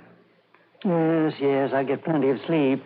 But if you're going to bed now, Dollar, I'm going to stay up. Now, look, Mr. Lockhart. I'm going to sit here and read the rest of the night. All right. Whatever you say, but Thekla and Kitty are out somewhere with a couple of boys, and Marion's going to bed. So if you ask me... Oh, she has she? Huh? What about the light that just went on again there in Marion's cabin? Look. See it. Oh. Okay. All right, then I'll stick around till she goes to bed again, and the others come in. Well, look, if you are going to sit here for the rest of the night, why don't I pull down this window shade? Yes, that's a good idea. Okay, here we are. Get down. Get down. That shot was just outside the window. Whether it was meant for you or for me, Mr. Lockhart. Mr. Lockhart. He's dead. The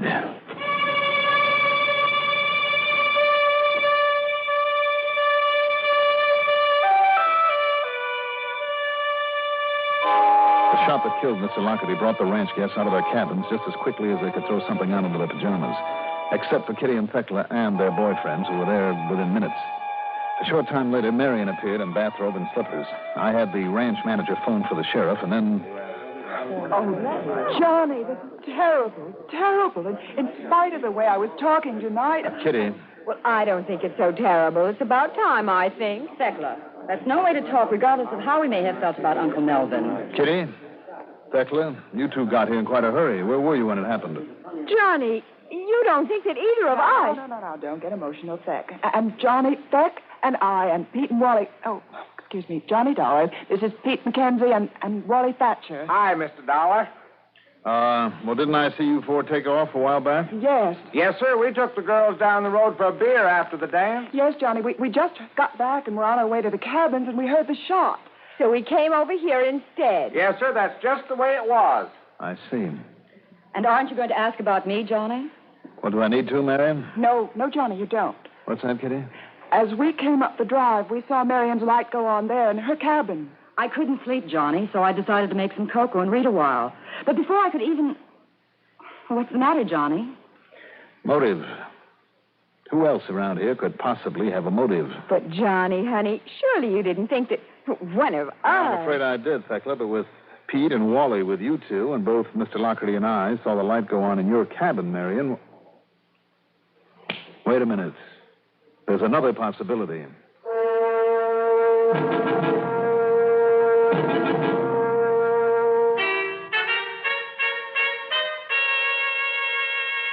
Item 3, 35 cents for a phone call to Colorado Springs. To the one other person.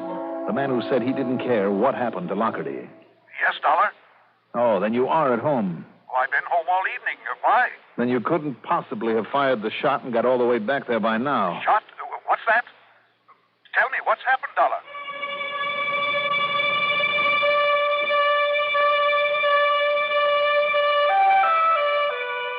The sheriff and his men arrived, and I'll say this for them. They were very thorough. Also, they convinced me that disposal of the murder weapon could have been a cinch in a deep, mucky little pond in back of the row of cabins. By the time it was fished out, if it was there, fingerprints, if any, wouldn't mean a thing. And nobody, but nobody, was able to give any clue to the killer.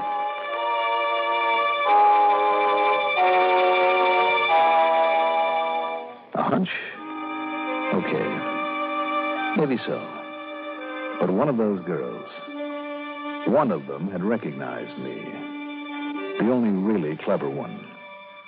The one who'd know the value of an airtight alibi. And she'd made a couple of points to me before it happened, like their reason for coming. And she pointed a finger at the others while seemingly defending them.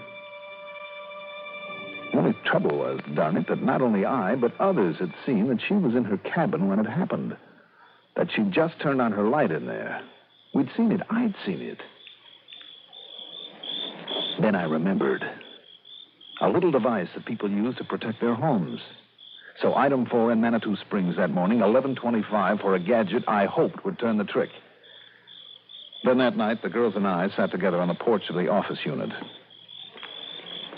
What did you say, Johnny? A check on your powers of observation, Thekla. I don't get it, Johnny. You will, Kitty. Now, look in through this window into the office. See the wall clock? Well, sure. Okay. Now, look over there at my cabin. I left the lights off, right? Well, yes, they're up in my cabin, too. All right. Now, I'm going to leave you. And I want to know to the second what time I get inside my cabin and turn on the light in it. Sure. And then, Johnny? Then you'll see.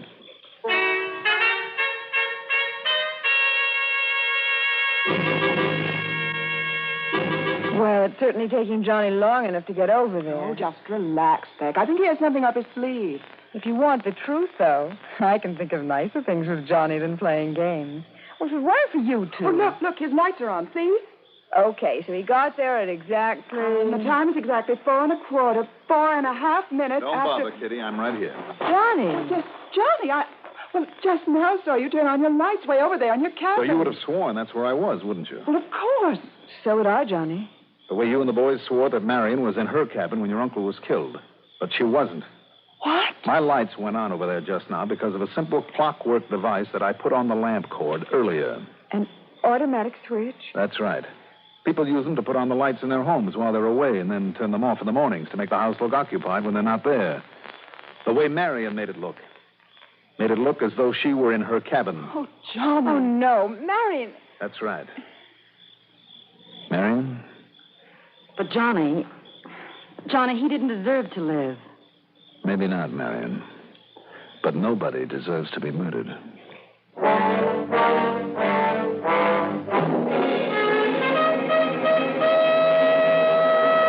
Expense account total, including the trip home, call it $400 even. Yours truly, Johnny Dollar. Now, here is our star to tell you about next week's story. Next week, a case with a real switch to the finish. Tune in, won't you? Yours truly, Johnny Dollar. Can you get premium gasoline performance at regular gasoline price? Find out what so many other car owners have found. In 3 out of 5 cars, regular priced Sinclair Dyno gasoline matches performance of premium gasolines, saves you up to 4 cents a gallon. Almost anywhere you see the Sinclair sign, you can save up to 4 cents a gallon with Dyno and still get premium performance and mileage. Drive with care and buy Sinclair Dyno gasoline.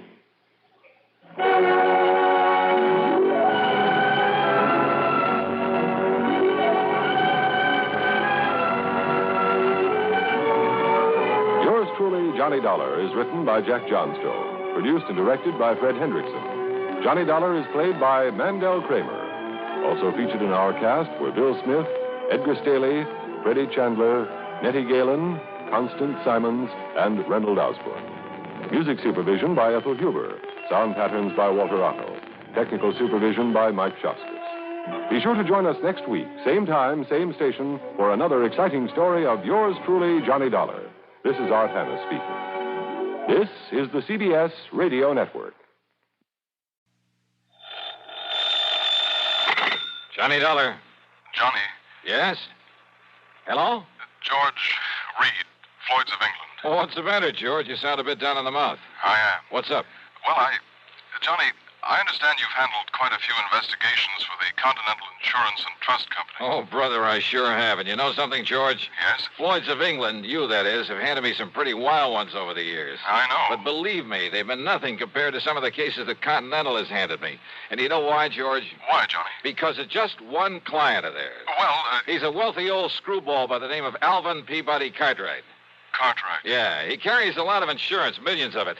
And any company that has his account is making plenty. Yes, But, brother, the fantastic problems that man comes up with. Why, it's enough to drive you off your rocker. I mean, I'm always the goat.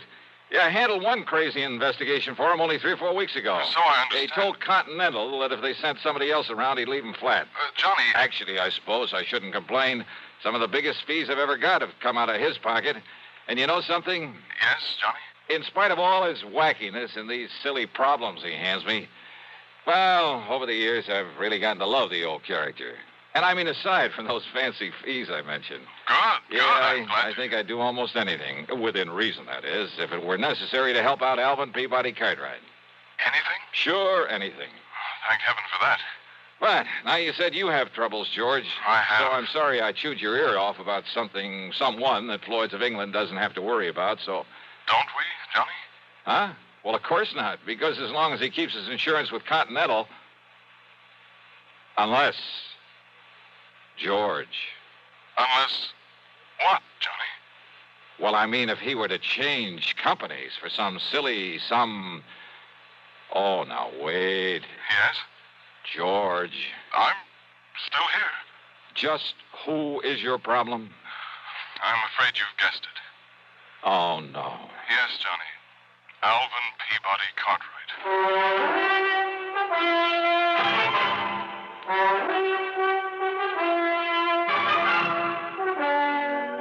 CBS Radio brings you Bob Bailey in the exciting adventures of the man with the action-packed expense account, America's fabulous freelance insurance investigator. Yours truly, Johnny Dollar.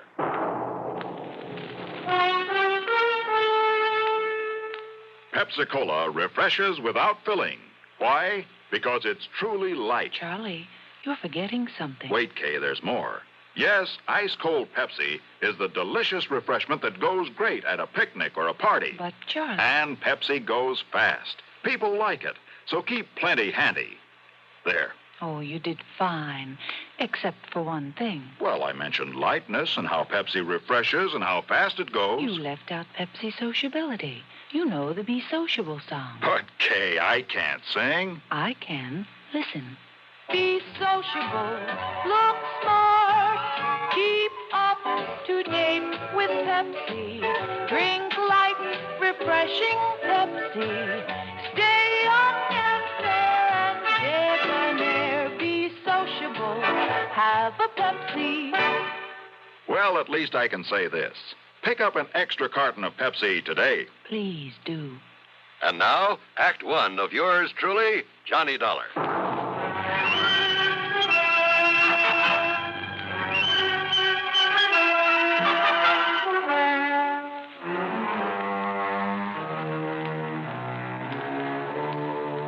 Expense account submitted by Special Investigator Johnny Dollar to Floyd's of England, North American Office, Hartford, Connecticut. Following is an account of expenses incurred during my investigation of the Alvin's Alfred matter.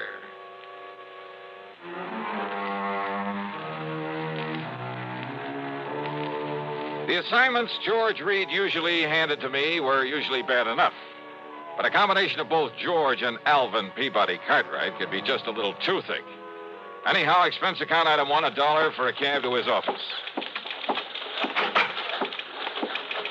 Now look, George, don't tell me Cartwright has shifted all his insurance over here to Floyd's of England. Sit down, Johnny, please. Sure. Well, Yes, he has. Then, baby... As a matter of fact, after months of effort and expense, I managed to sell him on our company myself. Oh, brother. But if you have any idea of the amount of his annual premiums, well, Johnny, it's a real feather in my cap. But don't you realize what you've got yourself in for? I'm afraid I'm beginning to. So, Johnny, if you can get him off my neck... Cartwright? Twice in 1 month? Don't bank on it. But tell me all anyhow. Well, it's really my own fault. So anxious to get his business. And if you know how much that man spends on premiums every year... Yeah, you said that. Now get to the point. And I suppose I should have been more thorough, but... Well, we figured that Continental had known what it was doing, and we simply made a direct transfer of all his policies to this company, including the one that concerns us now. Only it should never have been issued. What kind of a policy? Straight life. On Cartwright? No. With all the riders attached to it. Johnny, it not only covers her life, but accident, injury, mysterious disappearance, just about anything you can think of. Covers whom? Well, the name on the policy. Alfred. Alfred? Alfred Cartwright. A relative? No. No. But if his last name is... No, Johnny, according to this policy, Alfred is a ward of Alvin Peabody Cartwright. That's funny. I never knew that Cartwright had a... Well, what's the difference? What's happened to this Alfred? According to Mr. Cartwright, it was an abduction. Oh, a kidnapping, huh? No, not exactly. Well, what do you mean? If he was abducted, that means he was... Wait a minute. Yes? A minute ago, you started talking about the insurance policy on her. That's right. And then you started talking about Alfred. Alfred is a she. Is a what? Hey, well, what do you mean about an abduction of her, it not being a kidnapping? Oh, I said not exactly. But Alfred was abducted. Yes. Oh, look, would you start making some sense about this? I wish I could. And if this sort of thing is typical of Cartwright... Come on, George. If Alfred was abducted but wasn't kidnapped, well, okay, what happened? Well, you see, Johnny, Alfred... A female. A female. Well? Alfred happens to be a dog. Okay, so what's the difference? If she's been abducted, she's... A dog? Yes. Oh, no.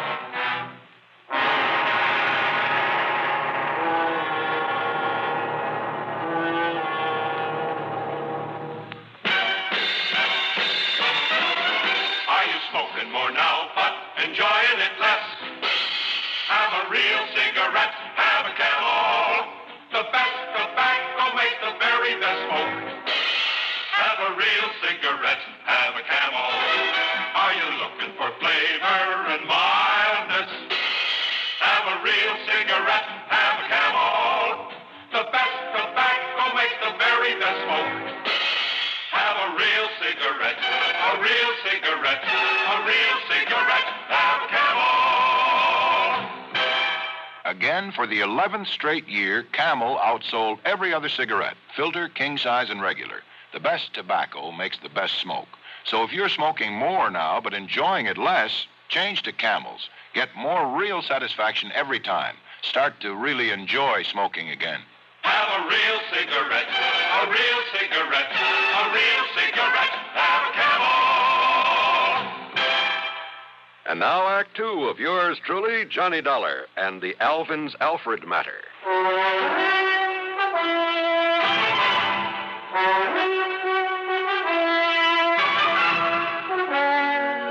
George, life, accident, injury, mysterious disappearance, all that insurance on a dog? Yes, Johnny. A female dog? Yes. By the name of Alfred? Yes. A pet of that lovable old crackpot, Alvin Peabody Cartwright? His ward, Johnny. At least that's the way it reads on the policy, and that's why we thought nothing of it when the policy was transferred to us from Continental Insurance and Trust. Oh, brother. But why Continental ever wrote such a policy in the beginning? Oh, that part's easy, George. But the premium's only a drop in the bucket. I mean, compared to that on the rest of Cartwright's insurance. Now, listen. If they'd refused to write this complicated policy on his dog, they'd have lost all his business. Well, they have now, to us. And, Georgie, you can lose it just as fast unless you try to do something about this disappearance of that pooch. Unless you do something about it, Johnny. You've got to find Alfred and return her to him. So will you drive on over to Lakewood and talk to Mr. Cartwright, see what you can do? So help me, George. And, Johnny, I promise we'll not question a single item on your expense account, no matter what it is. Oh? As for a nice big extra fee, well, you name it. Well, will you do it? Okay, George, on one condition. Yes? That you keep this thing under your hat. I mean, after all, if the word ever got out that Johnny Dollar was chasing around the countryside looking for a dog napper... Johnny, I promise. I cross my heart and hope to die. What a business. With no limit on the expense account, I should have hired a Rolls, complete with liveried chauffeur. But instead, item 2 was $4.20 for a tank full of gas for my own car. Within the hour, I was pounding on the front door of the Cartwright home over in Lakewood.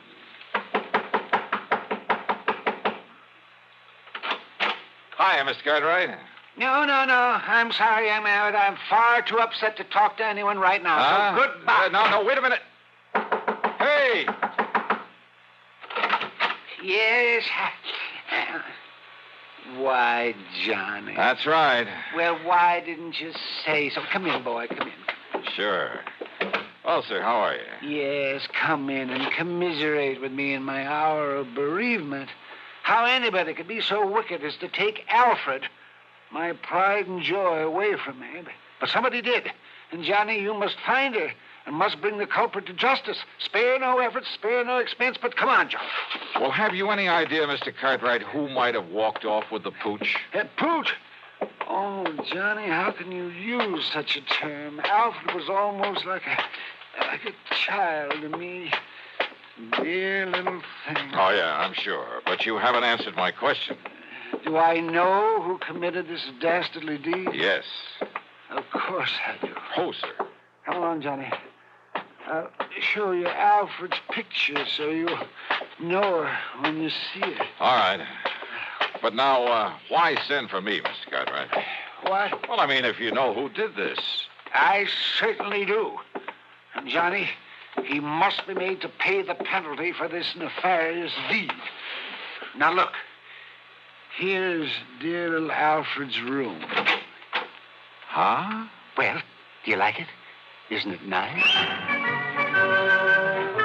I could hardly believe my eyes. It was more like the playroom for some much too wealthy child. Why, he must have spent thousands on it. On the soft, thick, wall-to-wall carpeting, all the furnishings, including a bed in the corner with a foam rubber mattress. There was a growing tree in the middle of the floor and a half-dozen miniature fire plugs scattered about. There were rubber bones and balls and toys of all sorts and sizes Toys? In addition to everything a dog could possibly play with, there was a big table with a scale model electric train, an erector set, a microscope, a lot of other science toys, including a working model of a... Huh? Isn't it nice, Johnny? Oh, no. Look, Mr. Cartwright. Yes? Don't tell me the dog played with these things. What thing? Well, this toy seismograph. Toy? What are you talking about? That really works. See? See how the recording needle gave a jump on the roll of tape on it? It runs for a week. Keeps perfect time. Oh, well, sure. So the dog could tell when there's been an earthquake somewhere, is that it? Well, no. I may as well admit, Johnny, that some of these things are mine. Yours? Yes. When I was a child, the only toys I had were the ones my poor mother could make with her own hands. And I always said that if I ever had the money, I'd make up for it. That I'd have all the things I couldn't have then. So maybe I'm just a silly old man, second childhood, that sort of thing. But I said I'd have them, and now I have. I see. Did you ever have a nice electric train when you were a youngster? Well, no. My folks couldn't afford it. Yes, but I bet you wanted one, didn't you? Oh, sure I did. Doesn't every... Yes, and after you'd grown up, I bet you spent as much time looking at them in store windows as any kid. All the time wishing you dared to buy one. Just to have it. You think it's all a joke, Johnny? Joke, Mr. Cartwright? About the man who buys his son a train for Christmas and then, plays with it all Christmas morning? Yeah, maybe you got a point there. Of course I have. And that's the trouble with growing up. People get so proud or stuffy or something that they won't unbend. They won't let their hair down and enjoy some of the simple little things that they'd really like to do. They're so afraid that somebody might laugh at them. I'm not laughing, Mr. Cartwright. And that's why I like you, Johnny, because you've sense enough to realize that, well, maybe an eccentric old character like me isn't so eccentric after all. He's just become smart enough to get rid of a lot of nonsensical inhibition. Yeah, you have got a point there. Maybe you can understand why this same old man is so upset about losing a wonderful companion. His dog. She was such a dear. I looked all over before I found her and bought her and brought her here. Her, Mr. Cartwright? That's right. Then why did you name her Alfred? Well, to be honest about it, Johnny, I'd really hoped for a boy. Yeah. Yes. Now, you say you know who who dog-napped her? Clarence. Clarence? Clarence Brixton. A stupid day servant I fired yesterday. He was the only one that could have done it. Who would have done it? When did this happen? Last night, between 7 and 8. I'd gone over to visit the widow Parkins. Oh, a bit of romance in your life, Mr. Cartwright? Oh, Johnny, how can you say that? Well, she is very nice. There was nobody here but little Alfred. I'd even locked her in. Oh, what about the house? Was it locked? Of course it was. But Clarence still had his key to it. And if you know this house, Johnny, and nobody could have broken in. Oh, I'm sure of that. Besides, there was no sign of anybody trying to. There was no footprints outside. There was no ladder marks. There was nothing. Even the stupid local police agree that Clarence must have done it. Then why haven't they nabbed him? Because they believe his alibi. From that character, that wife of his. They live the other side of town, and she swears he was at home when it happened. And you're sure that only he had a key to this house? That's right, outside of my own. So he must have done it. Only the dumb police won't do anything because of his so-called alibi. And we got to break that alibi. That's right. But how? How, Johnny? Well, I got a crazy idea. Huh? Well, I thought I was the only one who got crazy. Let me take a real close look at one of these toys in here. One of these toys? Yeah, that's right. It's a long chance, Mr. Cartwright. But let's see what happens.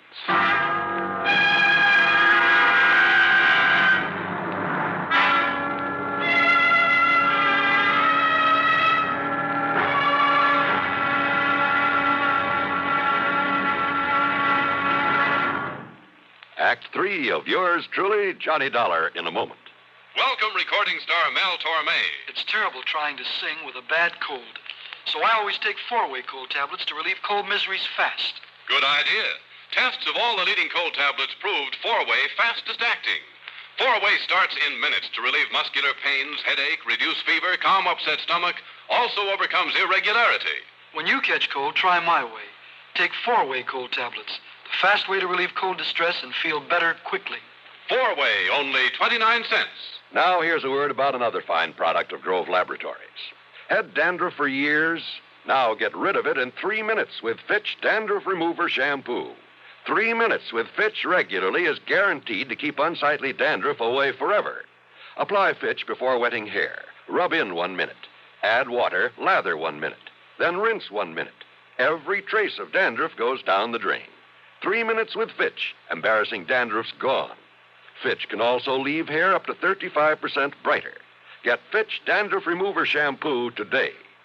And now, Act 3 of yours truly, Johnny Dollar.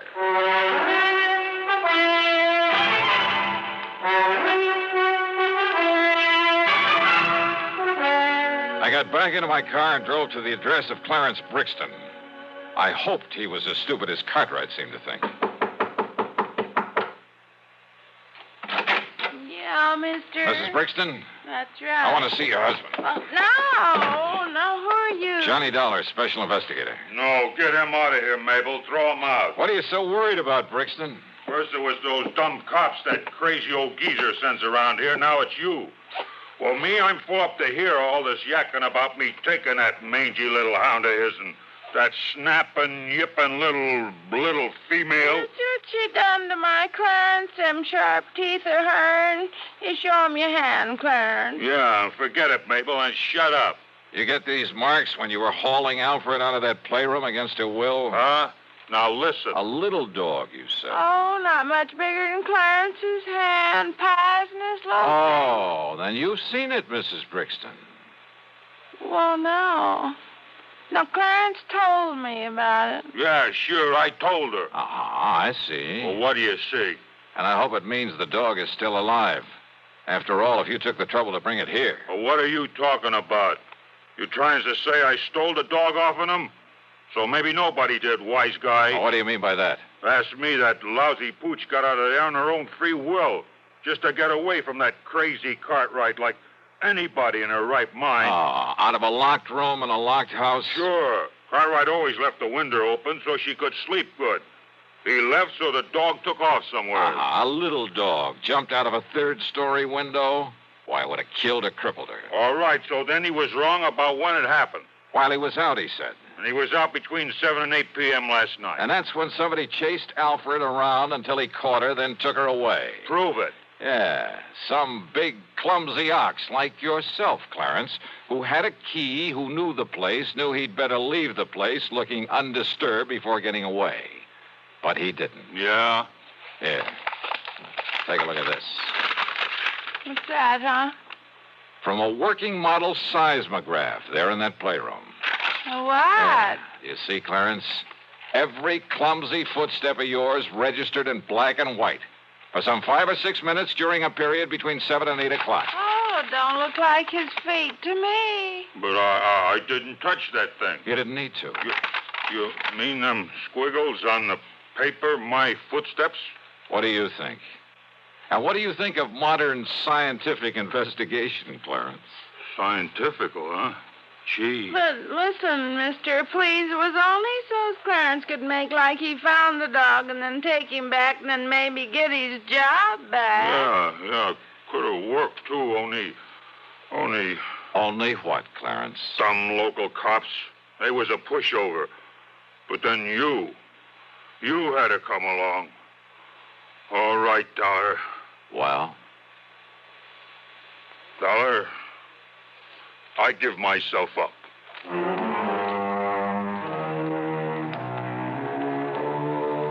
Oh, sure. Modern scientific investigation. But he fell for it. And Mabel brought the dog up from the cellar, and she was kind of a mangy little pooch. The dog, I mean. But she meant the difference between keeping or losing Cartwright's insurance account. Which reminds me, you can forget the expense account. Cartwright did well by me, as usual. And he'll probably break down and take Clarence back. Oh, well. Yours truly, Johnny Dollar.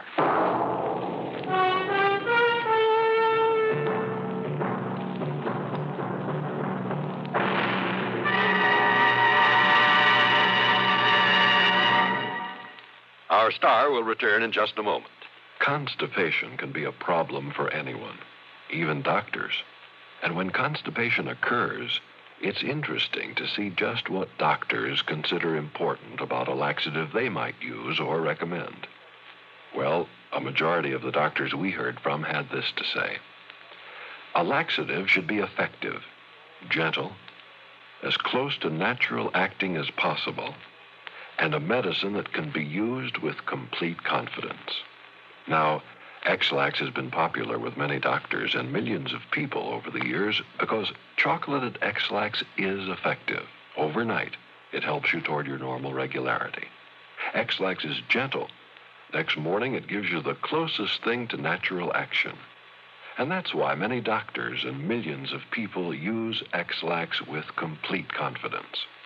X-Lax, the laxative that helps you toward your normal regularity gently, overnight. Is X-Lax in your medicine cabinet? Now, here's our star to tell you about next week's program. Well, first, a real hearty welcome to WATV in Birmingham, Alabama, and to KSOB in Cedar City, Utah. Glad to have you with us on the network. Next week, I run up the biggest, the fattest expense account you ever heard of. Join us, won't you? Yours truly, Johnny Dollar.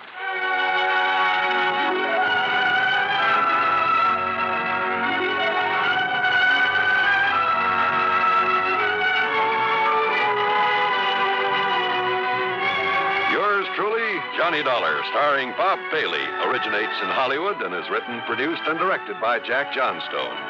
Heard in our cast were Virginia Gregg, G. Stanley Jones, Howard McNear, and Frank Gerstle.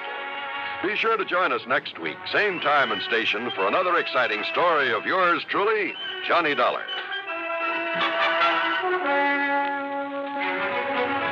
This is John Wall speaking. From Hollywood, it's time now for Edmund O'Brien as Johnny Dollar. Lieutenant Arneson, Dollar. You can come down any time you want to. I'm still at the hospital. Thanks, Lieutenant. How's the driver? He's not going to live either. The doctors doubt they can bring him around for a statement. Oh? What about the loss? Has the amount been figured out yet? Pretty close, almost $250,000. I don't suppose there's a chance, but was any of it marked or listed by serial number? Very little of it. You'd better come down. If the driver does regain consciousness, we may get something. If he doesn't, we'll be starting pretty much in the dark. I guess both of us have done that before. All right, Lieutenant Anderson. I'll be right down.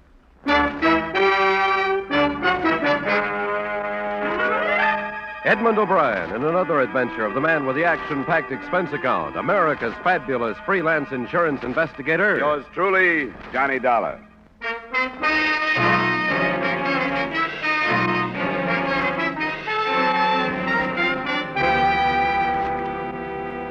Expense account submitted by Special Investigator Johnny Dollar to Home Office, Columbia All Risk Insurance Company, Hartford, Connecticut. The following is an accounting of expenditures during my investigation of the month-end raid matter. Expense account item 1, $108.25, airfare and incidentals between Hartford and Kansas City, Missouri, where I arrived some 7 hours after the company had advised me of the loss sustained by armed robbery by the Andover chain of department stores. The first details I received were sketchy. At the finish of a 4-day month-end sale, the armored truck that had picked up the receipts from 3 branch stores had been robbed.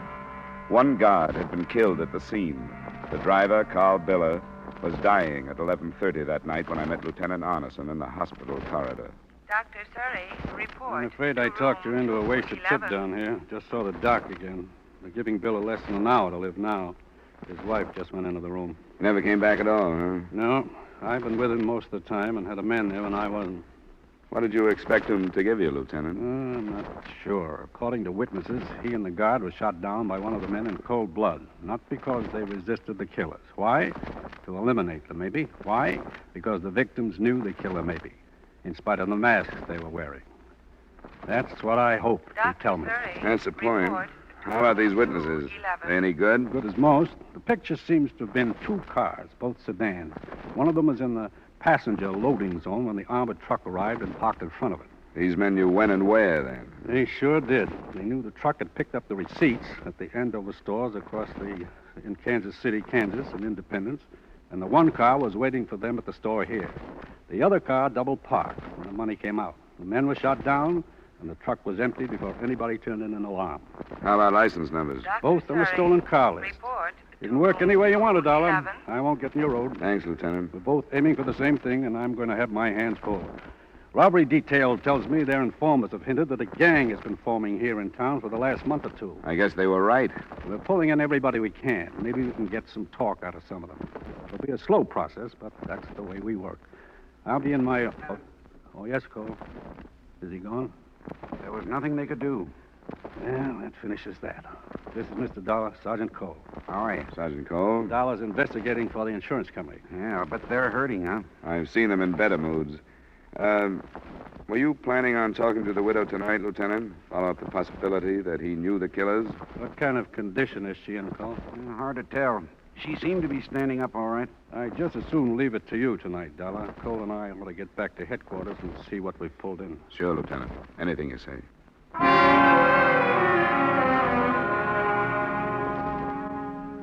A short time later, a white-sheeted figure was rolled out of the Biller room, followed in a couple of minutes by Mrs. Biller, a plain, lumpy woman in her 40s. In silence, she followed me into an empty waiting room a few yards down the corridor. I want to go home. I've been here all day and I'm tired. I can certainly understand that, Mrs. Biller, and I won't keep you long. This may seem like a strange question under the circumstances, but do you think there could have been anything personal connected with your husband's death? Personal? We're looking for a valid reason for Mr. Biller and the other men being shot down the way they were. What are you talking about? Why wouldn't he get shot? It didn't surprise me. He was always with a lot of money, and I told him he'd get shot someday. There was no apparent reason, Mrs. Biller. They weren't given time to try to protect the money. They didn't draw their guns. Private guards work under orders to surrender as a rule, but they weren't given a chance. They were met on the sidewalk and killed without a word. I haven't been thinking about anything like that all day long. I've been wondering what would happen if he died. Now he has. And here I am with the house still not paid for and no money. I just have to face it. He's dead, and that's all there is to it. You'd want to help us find the man who killed him if you could, wouldn't you? How could I help you do that? He and the other man could have been killed because they knew the man who killed them. How could anything like that be? Why should Carl know anybody like that? We don't know that he did. We only wonder. And I read the papers. How could he know anybody when they were all wearing masks? That could mean that he knew them very well. Well enough to recognize them in spite of the masks. Don't you see what I mean, Mrs. Biller? I can't think. You couldn't expect me to think after a day like this has been. I don't know what to say. I'm all mixed up now. I understand, Mrs. Biller. I won't bother you any more tonight. What we want to know is if somebody who knew your husband and knew quite a lot about his job could have been responsible for his death and the robbery. We'll talk to you about it again. Maybe tomorrow.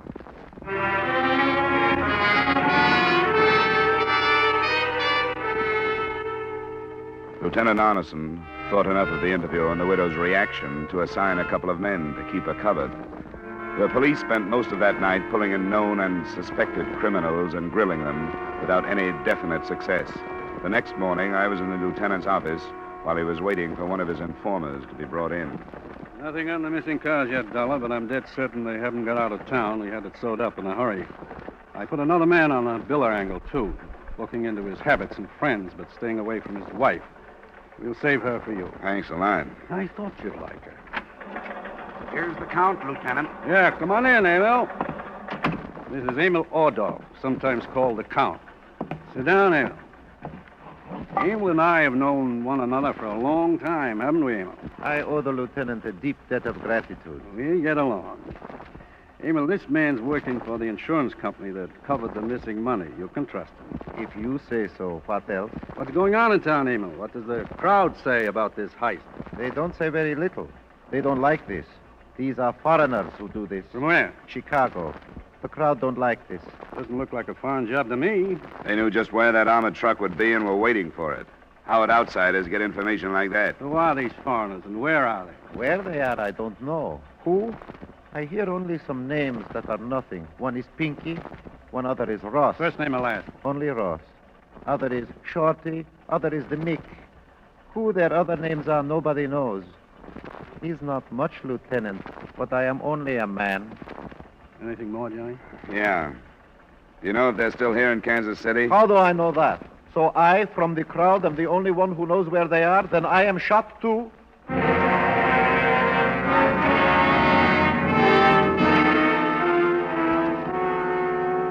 The lieutenant seemed to be fairly sure that the men and the money were still in town. All the escape routes had been covered by police armed with composite descriptions of more than 30 witnesses to the shooting. The information given us by the informer was almost worthless, but the first names and aliases were wired to Chicago for a search. And the officer working on the Biller angle came up with a development later that same afternoon. So I was armed with at least something definite when I went out to see the widow.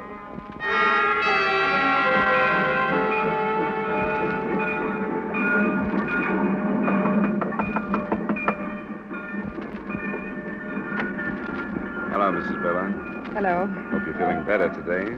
Some ways I do, some ways I don't. You can come in. Thank you. Mrs. Biller, I learned some things this afternoon that I hope you've been thinking about. What? Your husband and this woman named Betty Clare. I was going to tell you. What do you know about her? She's married to a man who just got out of prison. I was going to tell you. I knew she'd get him into trouble sooner or later.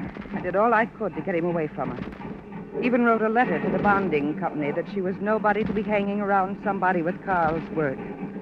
He saw her after her husband was paroled? Oh, not so much, I guess. But the husband was away sometimes. I don't know. Guess Carl went to see her some then. You must have thought of her when I talked to you last night. I did. There's no use lying. Why didn't you mention her? I don't know. Maybe I was ashamed of having a husband some other woman could keep a hold on until she got him killed. And you think their association was one where he would have told her details about his job? Yes. Now you'll admit that you think she had something to do with the robbery. Yes. Because Carl didn't come home night before last. I don't know where he was. But he came here in the morning to change into his uniform, then he left. That was the morning he was killed. Did you ask him where he'd been? No. I got over doing that quite a while ago. Has she been arrested? Not yet. Lieutenant Arneson is waiting for me. We wanted to get what you had to say before we talked to her. Do you have anything more? No. Except I hope she gets hurt as much as she's made me get hurt. I think that's all then, Mrs. Biller. Sorry you didn't mention this last night. Hope we aren't too late now.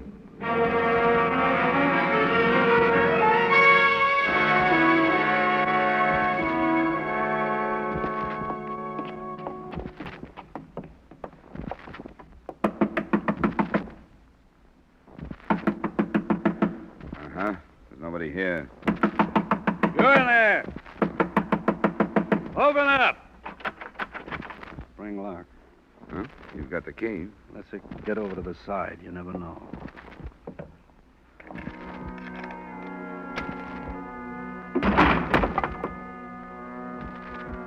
I guess we're safe.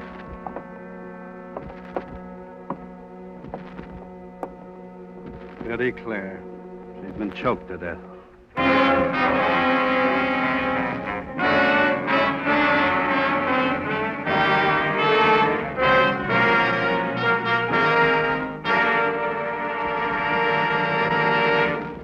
We will return you to the second act of yours truly, Johnny Dollar, in just a moment.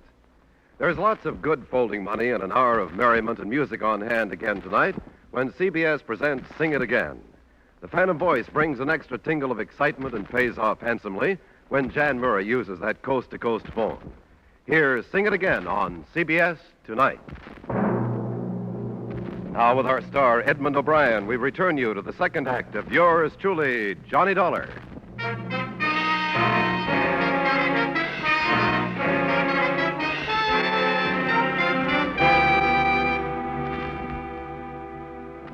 Betty Clare had been strangled, obviously by a pair of hands. The apartment showed signs of a struggle, but further search revealed only a newspaper whose date and time seemed to indicate that she'd been killed after Carl Biller had died. There wasn't a lead as to the possible whereabouts of her husband, Arnold Clare, but the search for him was speeded up. At 5, a report from a section of Kansas City called East Bottom did give us a lead. The body of a man was found in a garage. He'd been shot to death, and in his pocket was a receipt for an insured parcel post package. A follow-up on the receiver's address showed the package to contain $15,000 in cash. Later, the informer, Emil Ordoff, followed the lieutenant and me in to view the body.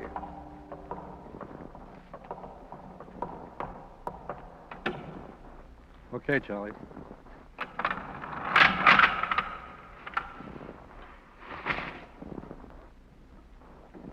You know this man, Emil? How could I be sure? He's one of the crowd. I know who he is. Do you? His name is Nora? You know it is. Yes, I know. They'll know it. The record of narcotics possession, suspicion of burglary, 60 days last year in vagrancy, and carrying a concealed weapon. Yes, Earl Nora. The lieutenant tells me he's not from Chicago, Emil, that he's a local boy. Yes. You still say the Andover job was pulled by Chicago men? This is what I think, what the talk is. I also told Dollar that I never could really trust you, Emil. There was always a chance somebody might buy you into bringing me false information. Oh, no. Couldn't somebody who just made a $200,000 haul buy you into it, Emil? Oh, no. Money's not going to do you any good if I find out you aren't leveling with me. I got about 4 charges I can bring against you. They send you up for quite a while. I owe you deep gratitude. I tried to find out more, so you let me go now. I'll give you the rest of the evening up to 10:30, Emil. One thing you don't have to find out. Norworth here sent $15,000 out of the city by mail. There's only one reason he'd do that. He was mixed up with the Andover job. Now get going. I'll pick you up later.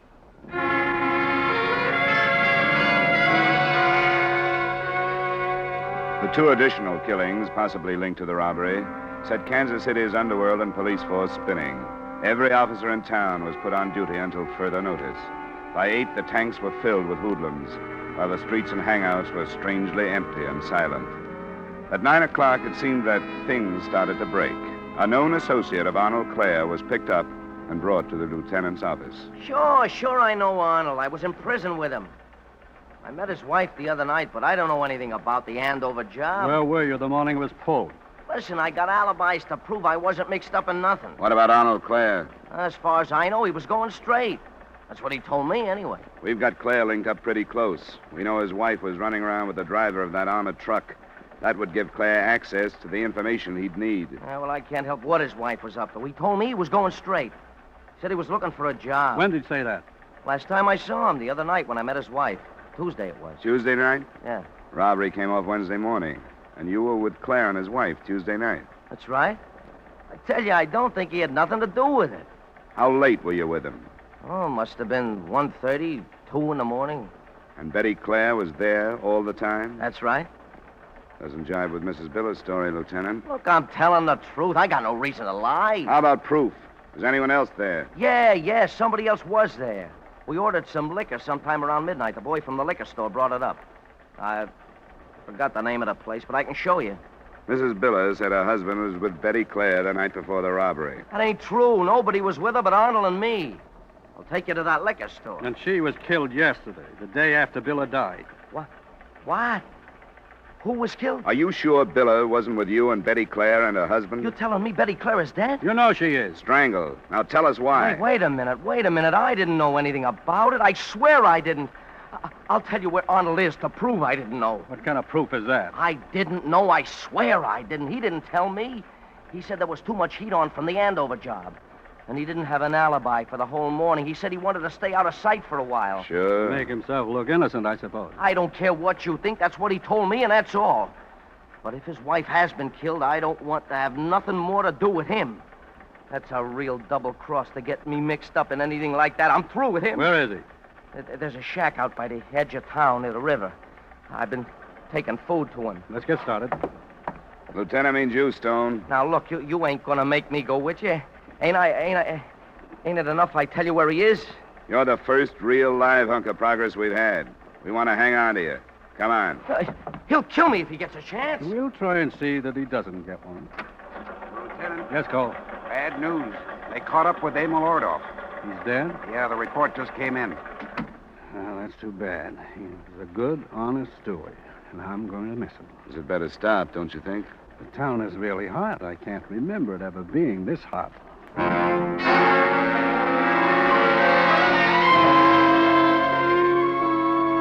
We checked Stone's story at the liquor store. The delivery boy finally remembered and agreed that only Stone had been with the Clares in the apartment the night before the robbery.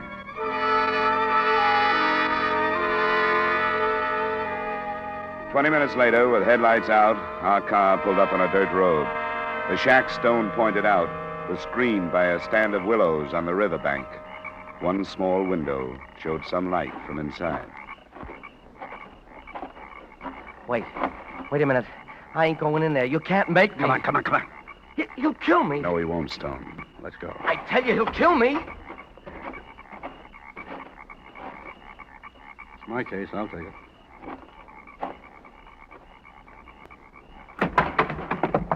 Stay where you are, Claire. Who you? Stone. Stay in the chair. Lieutenant Arneson, homicide. Stone. You sold me out. Don't try it, Claire. You lied to me, Arnold. You lied to me. You didn't tell me about your wife. And you was getting me mixed up in a killing. Well, that don't set with me. And I called you my friend. Settle back, Claire. You want to check in for weapons, Johnny? Sure. Relax, Claire. You can't do yourself any good by making a play. Stand up.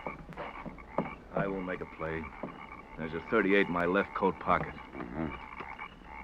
You can sit down. Where do you want to start, Claire? I guess it don't make much difference, does it? Why'd you kill your wife? What makes you so sure all right. I killed her because I was trying to go straight this time. And she got mixed up in this Andover job. If I'd known about it before, I'd stopped it for sure, but but I didn't find out until after it happened. How did you find out? One of the guys that got killed, the driver, Billa, his wife got me on the phone the night he died. She told me about Betty and her husband. You didn't know about it? No, I didn't know. This dame told me about it. All the years I was in prison. And after I got out, every chance they had. That's the only reason you had? I told you I was trying to go straight. And I found out Betty is working this Billa into setting up a job with her. She was doing it to get rid of me again. She knew the board would take my parole away, no matter what I said. Mrs. Billa told you all this? Her husband talked about it before he died. You're a stupid fool. Sure I am, sure, but I couldn't help it. I went crazy. Betty wasn't at home when I found out. I guess I drank a lot and thought about it. And when she came home, I just grabbed her. I couldn't help it. I knew I was killing. I couldn't stop. You know something? I don't care. That's the spirit. What about the Andover job? How much do you know about that? I know one guy that was in on it, and I'll finger him for you. I'll finger him. I'll see some of them take the same trip I'm taking.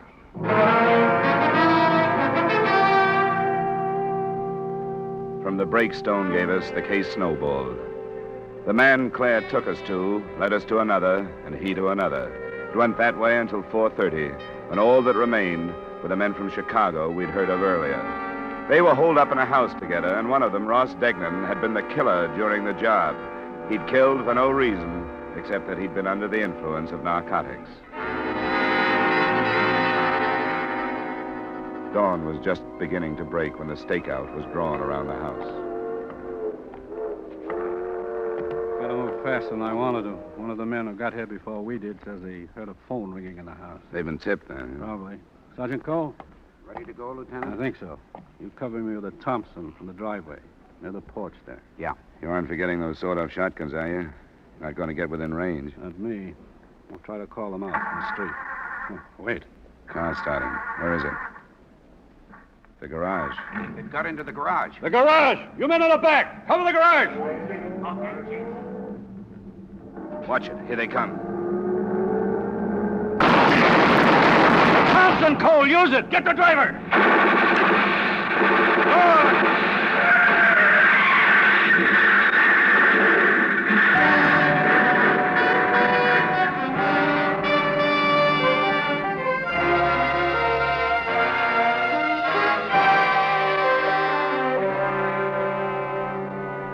It had been a long night, but we saw the end of the trouble there on the street. What the Chicago men had with them in stolen money brought the recovery up to within $2,000 of the original amount. Expense account item 2, $180. Miscellaneous item 3, same as item 1, transportation back to Hartford. Expense account total, $396.50. Remarks? I talked to Mrs. Billa before I left, hoping to get some kind of revenge against the woman who'd stolen her husband. She told Arnold Clare that Betty had set up the robbery, but she got her revenge, murder. And the company owes her a deep debt of gratitude, because when that broke, the whole thing broke. Yours truly, Johnny Dollar.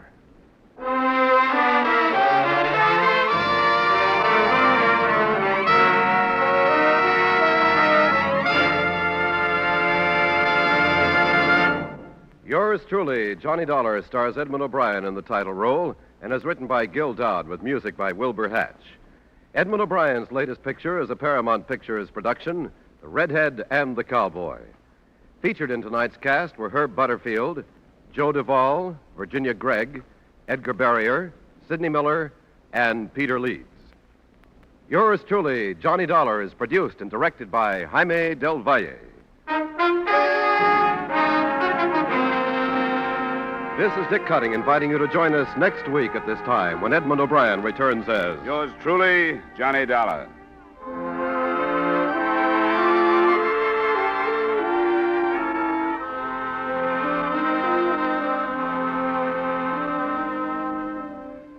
Do you know that there's one fire in an American home every 20 seconds?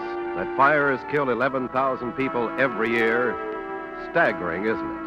90% of fires in the home start through carelessness. Be careful with matches and keep them out of the reach of children. And if you're a careless smoker, don't smoke in bed or discard lighted cigarettes thoughtlessly. Don't gamble with fire. the odds are against you. Stay tuned now for 5 minutes of the latest news.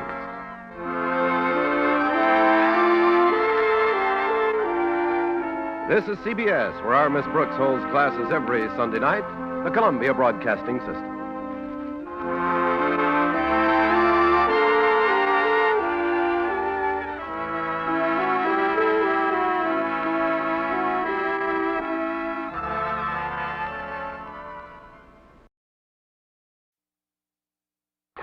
Johnny Dollar. This is Harvey Weller at Tri-Eastern Indemnity Associates here in New York. I think I know what you're calling about, Mr. Weller. You do? Little matter of $100,000 in diamonds that disappeared from McDilby's jewelry outfit down your way. Yes. Just got the word over the radio. Well, tell me, are you free to work on it? Have you thought of what my commission on that stuff will be if I manage to recover it for you? No, I hadn't, but now let me see. All right, you figure it out while I grab a plane.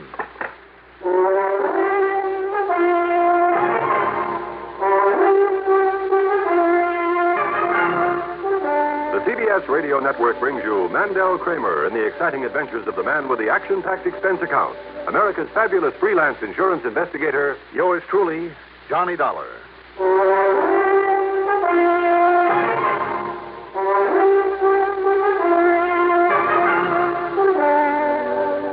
Expense account submitted by Special Investigator Johnny Dollar to Tri-Eastern Indemnity Associates, New York City office. Following is an account of expenses incurred during my investigation of the hot chocolates matter.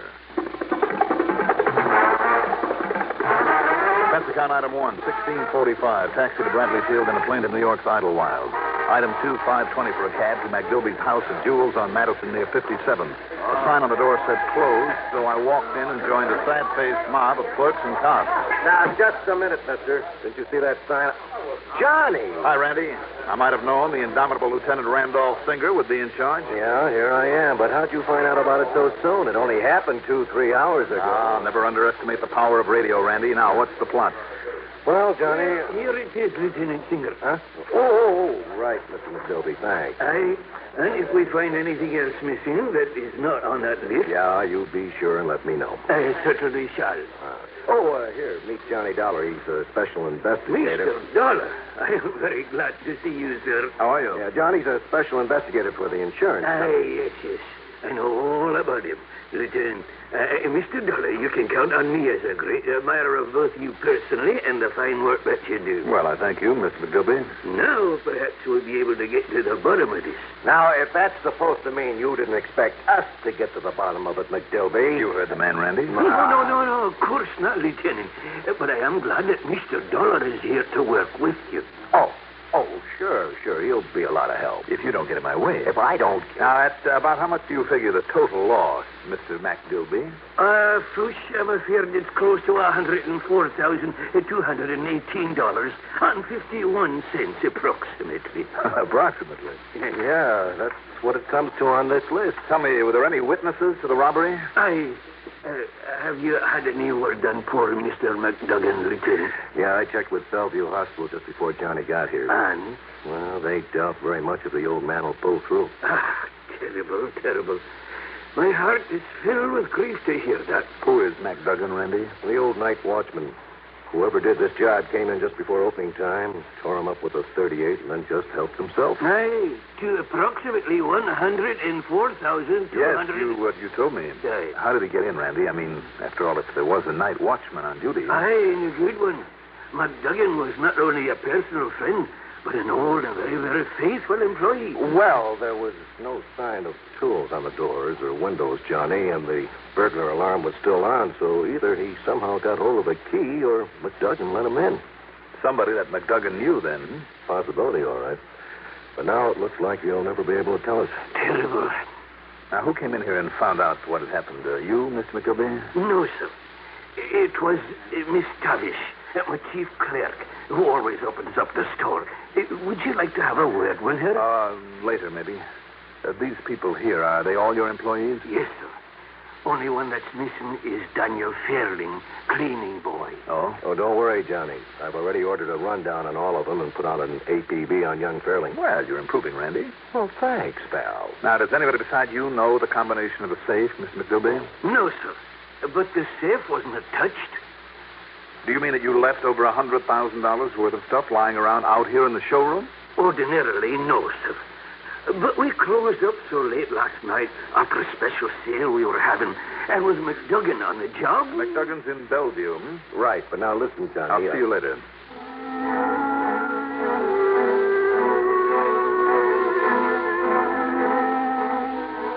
Item 3, $1 even for a cab to Bellevue Hospital. As I stepped off the elevator at the 4th floor and sounded toward the door of McDuggan's room, a familiar young policeman was trying to hail a pretty young nurse at the other end of the corridor who misunderstood his intentions and was pointedly ignoring him. Oh, no, listen, baby. I'm not trying to make a pass, honest. I'm busy, Buster. Look, I only want you should... Oh, $1. Listen, am I glad to see you? Hi, Rogan. What's the trouble? Listen, the doc just left and he says McDuggan's got himself conscious again. Oh? Yeah. Only for a little while, see, though. Still a couple of minutes, maybe. No big curtains for him. Just about gone. Have you notified Lieutenant Singer? Oh, no. He gave me orders to stay right here. When I tried to call that nurse, she thought, she thought that maybe, Sure. Look, Rogan, I'll tell you what we'll do. Yeah? You go down to the 1st floor to the main desk. There's a telephone there. I'll keep an eye on this room while you call the lieutenant and tell him to get over here. Yeah, good. There ain't any phones on this floor? Well, the stairway's over there at the far end of the corridor. You won't have to wait for an elevator. Yeah. Oh, okay, Dollar. Thanks a lot. Now, let's see.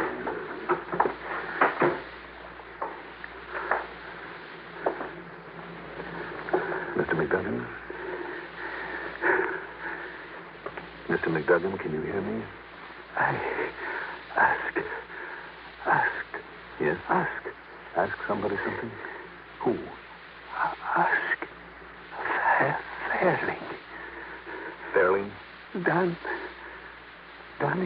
Fairling. He did this to you? Ask Donnie. Mr. McDuggan. Mr. McDuggan. Nurse, get a doctor in here quickly.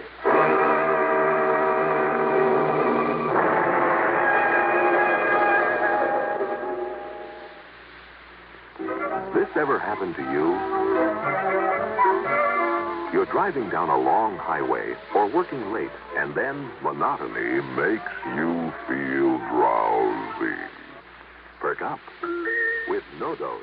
No-Dose keeps you alert with the same safe refresher found in coffee. Yet No-Dose is faster, handier, more reliable. Absolutely not habit-forming. The safe way to stay alert without harmful sounding. No-Dose.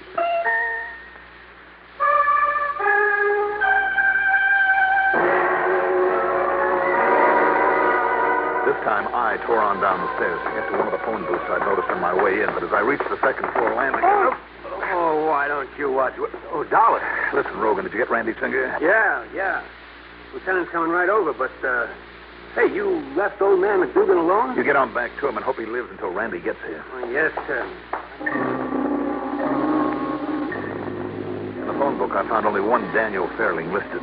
Item 4, another $1 for another cab to a shoddy apartment building in a section the other side of the Williamsburg Bridge, not too far from the docks that line that side of the East River. The push button beside the name Fairling in the outer lobby didn't work. Then I found that the front door was open. I went in, up a rickety stairway to start looking for apartment 3B. Let's see now. Here we are. Danny, open up. Danny Fairling? Hey, what's the racket? What's all the noise?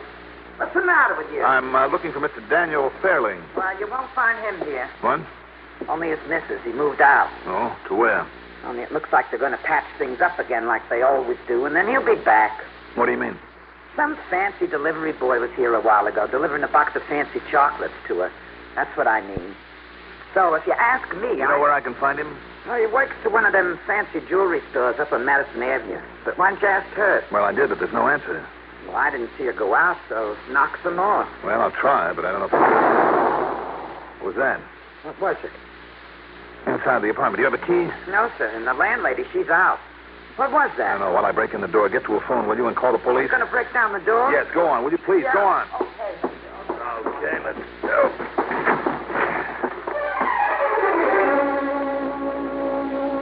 It wasn't pretty. The bomb had been inside the box of candy. It had gone off, and the Fairling woman had opened it, plastering walls, ceiling, and floor with bits of chocolate. As for Mrs. Fairling, young or old, beautiful, Only nobody can tell now. Okay. I called the cops, mister, and they're coming right over. All right, good. Will you stay here until they arrive? Yeah, but did you find out what the... Oh. Oh, no. Oh. She was such a pretty one, too.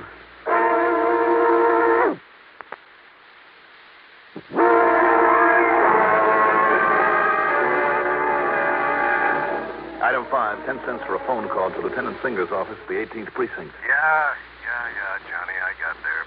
But just in time to watch old McDuggan die, and without saying a word. So, what about you? You have any luck when you saw him? He was able to say only one thing to me, Randy. Yeah? What was it? The name of that cleaning man that McDilby mentioned to us this morning. The one that's missing? Danny Fairling? Uh-huh. But all he said about him was... Well, then we're in luck. We're really in luck. Why do you say that? You hop in a cab and get on over here. Look, Randy. You'll see, Johnny, you'll see. Now, come on over here and as fast as you can. Item 6, $1.90 for a cab to the 18th Precinct headquarters. Well, I've always told you we don't waste any time around here, Johnny. First rundown we made was on that Fairling. When we found that Danny boy had a record. A record? As long as your arm. So, Natch, we put out the word on him. And you know when the boys downtown picked him up? When, Randy? About the same time you and I were talking there in McDilby's shop. No? Where'd they find him? Oh, some little room in a house way downtown. They didn't try his apartment? Well, sure, but his wife said he and she were on the outs and told them where to find him. And if they hadn't left, they might have saved her life. What? A box of candy blew up in her face, Randy, when she opened it. Oh. Don't worry about it, though. It's out of your bailiwick. Oh, now, just a minute, Johnny. Come on, I want to talk to this Danny. But listen, do the police in that precinct know about his wife? Yes, they know. There's nothing you can do about it from here. We'll see. Well, in here, Johnny. All right. Open up, Joe. Yes, sir. Well, here's our boy. You're talking about me, Fats, and I demand to know where you're holding me. What kind of grounds have you got? Fairling, I demand to know what you did with all those goodies you took from your boss's jewelry store, and the quicker you start talking, the better for you. That's a fact. Yeah? Now, who are you? My name is Johnny Dollar. Oh, Johnny Dollar, huh? The big insurance eye. Well, if you think I made that heist, you're just as dumb as the cops. I'd like to see them prove it. I'd like to see them prove anything on me. Now, when are you going to let me out of this stinking place? It'll take the best lawyer in town to get you out of here, Fairling. Now, don't you worry, boy. Don't you worry about that. When the time comes, I'll have a lawyer. I'll have a lawyer that'll make a monkey out of you guys. Can't prove a thing on me. If you didn't pull the heist, Danny. Oh, now, Johnny. How come you didn't show up at the store this morning? Because I was late getting there. And when I saw the mob and heard what happened, well, do you think I was going to hang around and beg for a pinch? Me? With my record? Did McDilby know about your record when he hired you? You mean I should go around blabbing about it? Oh, you're real cute, Dollar. Danny. Now, look. I'm fed up to here with you guys. Why don't you leave me alone, huh? Or else let me out of here. Saying the bit about his wife on him, Johnny. No, don't you, Randy. What? What'd you guys say? Danny, if you didn't pull that job, do you have any idea about who might have?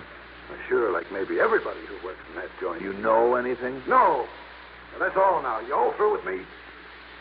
There's a standard offer that I'm authorized to make. If you can and will furnish information that will lead to the arrest and conviction of the guilty party and recovery of the merchandise, the insurance company will give you the best legal assistance possible. Now, isn't that sweet of them? All right, Randy, let's go.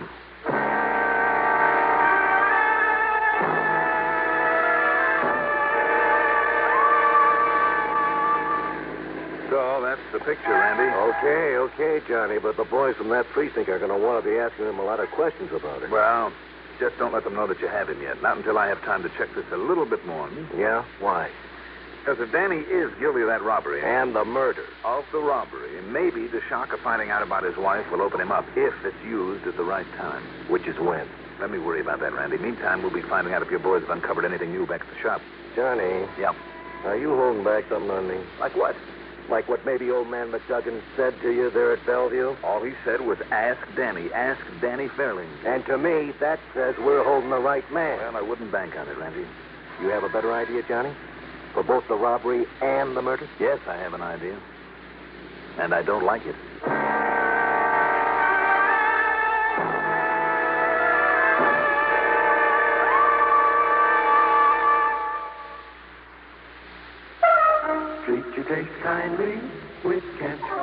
your taste kindly with Kent. Treat your taste kindly with Kent Smoke Temper, the micronite filter cigarette. Yes, people who want to get away from harsh, rough-tasting cigarettes know that the one to switch to is Kent. And there's a very good reason why. Kent, with the micronite filter, refines away harsh flavor, refines away rough taste for the mildest taste of all. Yes, that's your reward for smoking Kent, the cigarette that made the filter famous. So when you want to get away from harsh, rough-tasting cigarettes, remember, the finer the filter, the milder the taste. And you'll decide to treat your taste kindly with Kent. Treat your taste kindly with Kent Smoke Temper, the micronite filter cigarette.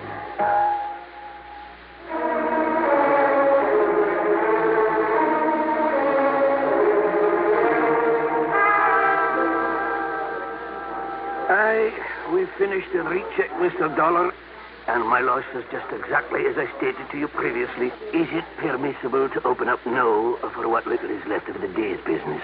Well, I don't see why not. Let's wait a little, Randy. A couple of things I'd like to check on. Oh, now, Johnny, you know that my boys have covered everything. Do you have any notions, Mr. Dollar? Well, we sure have. That cleaning boy of yours, Danny Fairley. Young Danny?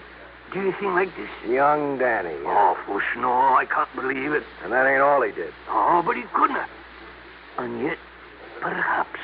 What do you mean, perhaps? That crook and killer now has a record a mile long. Aye. And then perhaps it was Danny. But can you prove it against him? It might be a little harder to prove than the lieutenant thinks. You mind if I look around a little? Oh, I'll be glad to show you anything and everything. Well, there's no point in taking your time if you're getting ready to open up again. No, he's perfectly all right. Miss, perhaps you can help me. Yes, sir? Miss Tavish, this is Mr. Johnny Dollar. How do you do, Mr. Dollar? You'll be kind enough to show him anything that he likes? That'll be a pleasure, Mr. Dollar. All right. Then let's get to work.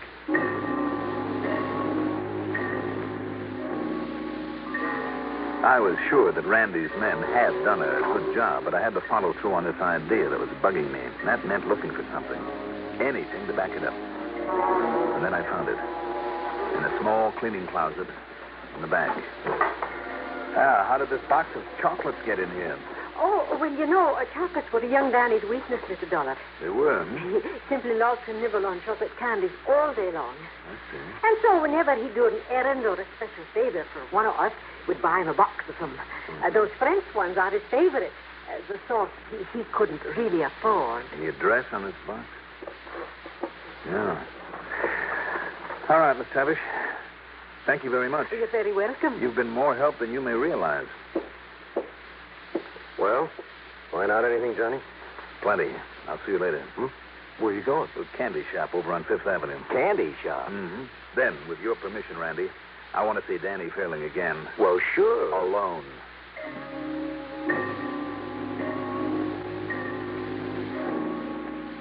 Mais oui, monsieur. We did deliver a box of our excellent chocolates to that address this morning. Just chocolates, I remember it well, monsieur. Now, tell me. Because the gentleman who made the purchase last evening took them with him, but then came back later and asked that we deliver them today. How much later? Oh, perhaps an hour. Mm-hmm. Plenty of time to open the box, take out some of the candy. Tell me this. That customer, was he a small, tough-looking young fellow? Oh, no, monsieur. He was a well-dressed English or a Scottish gentleman. Thank you, my friend. You've just helped me solve a murder. Murder? Or I should say two.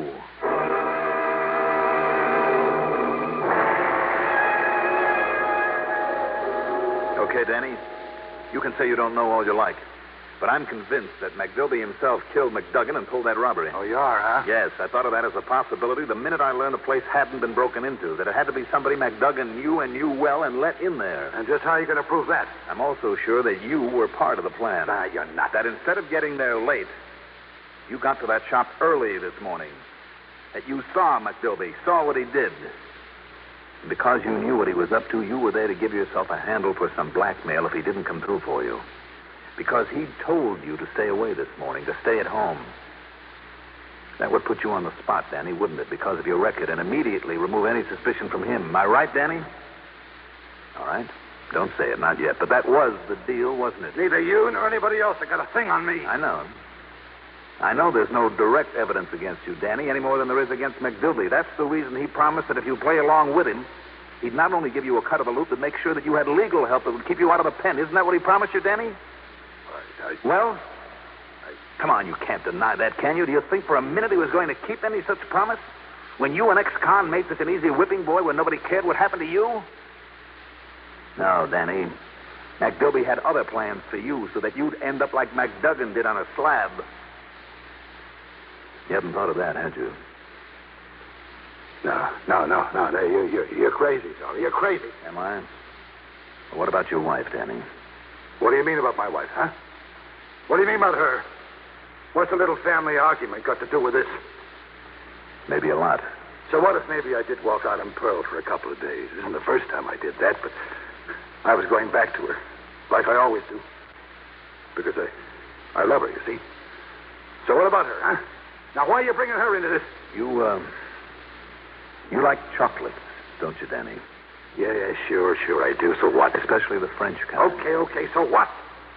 And McDoubley didn't know that you'd moved out on your wife. So why should he? Him or anybody else? So he thought that you would be there at the apartment this morning, didn't he? Yeah, maybe so. But so what?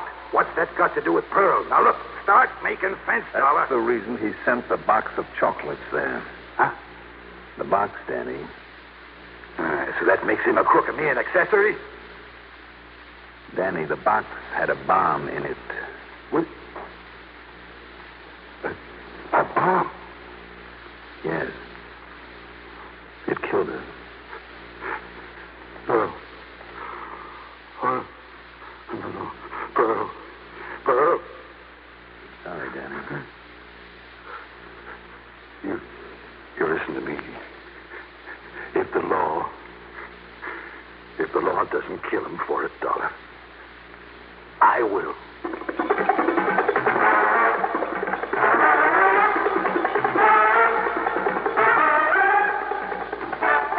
Don't worry, the law will take care of McDoubley. And Danny, his term will be a short one because of his testimony. And my testimony. Expense account total, including the ride back to Hartford, $49.35. And don't forget the commission. Yours truly, Johnny Dollar.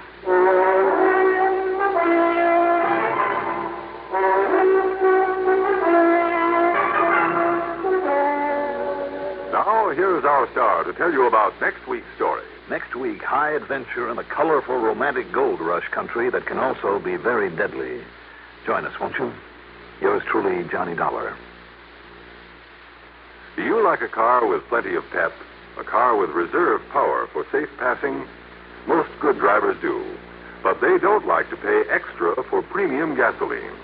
Listen, in 3 out of 5 cars, regular priced Sinclair Dyno gasoline matches performance of premium gasolines, saves you up to 4 cents a gallon. Almost anywhere you see the Sinclair Dinosaur sign, you can save up to 4 cents a gallon with Dyno. Drive with care and buy Sinclair Dyno gasoline.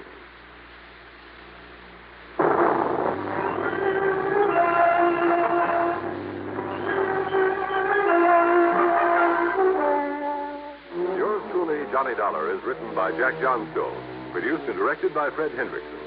Johnny Dollar is played by Mandel Kramer. Also featured in our cast were Jackson Beck, Sam Gray, Gil Mack, Bill Lipton, Guy Rep, Betty Gard, Ivor Francis, and Vicky Bola. Music supervision by Eugene Sine.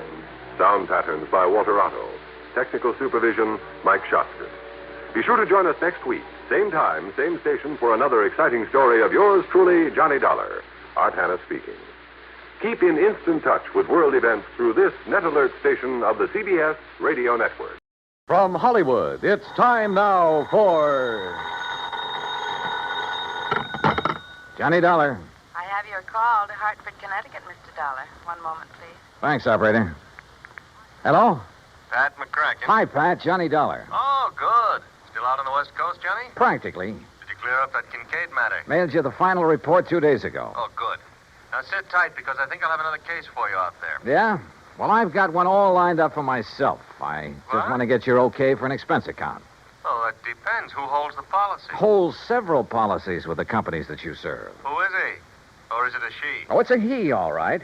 The most important client I know. Who, Johnny? And certainly the one deserving the most attention. Well, who is it? Me, Pat. What? Me.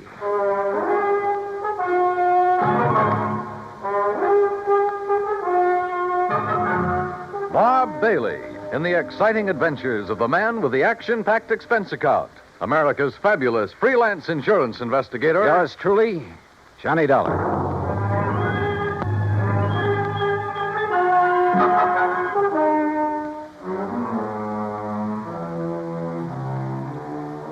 Expense account submitted by Special Investigator Johnny Dollar. To the Universal Adjustment Bureau, Hartford, Connecticut. Attention, Mr. Pat McCracken. Following is an account of expenses incurred during my investigation of and participation in the Yours Truly matter. Item 1, $34. Transportation and all the incidentals I could think of. Los Angeles to Las Vegas, Nevada. I needed a couple of days of relaxation after that Kincaid affair. Item 2, $31.40 for my room at the Flamingo Hotel, plus 2 fancy meals and a couple of drinks to go with them. Item 3, 85-cent phone call to my old pal Buster Favor down at Lake Mojave Resort on the Colorado River. Sure glad to hear your voice again, Johnny. Coming down here for some fishing? Buster, how did you guess? Big lunker bass are practically jumping into the boat. How big? 3 to 6 pounds. Ah, I did that well on the Flamingo boat yesterday on Lake Mead. Then I'll arrange for some bigger ones that stand by and wait for you. Want me to drive over and pick you up? No, I like to be independent, so I'll rent a car here. Well, in that case, wait for me. Huh? I've got to have 3 or 4 days' work done on my car at a garage there in Vegas. So? So I'll drive on up, leave my car, and you and I can come back here together in yours. And when you've had your fill of fishing... Okay, Buster, it's a deal. See you when you get here.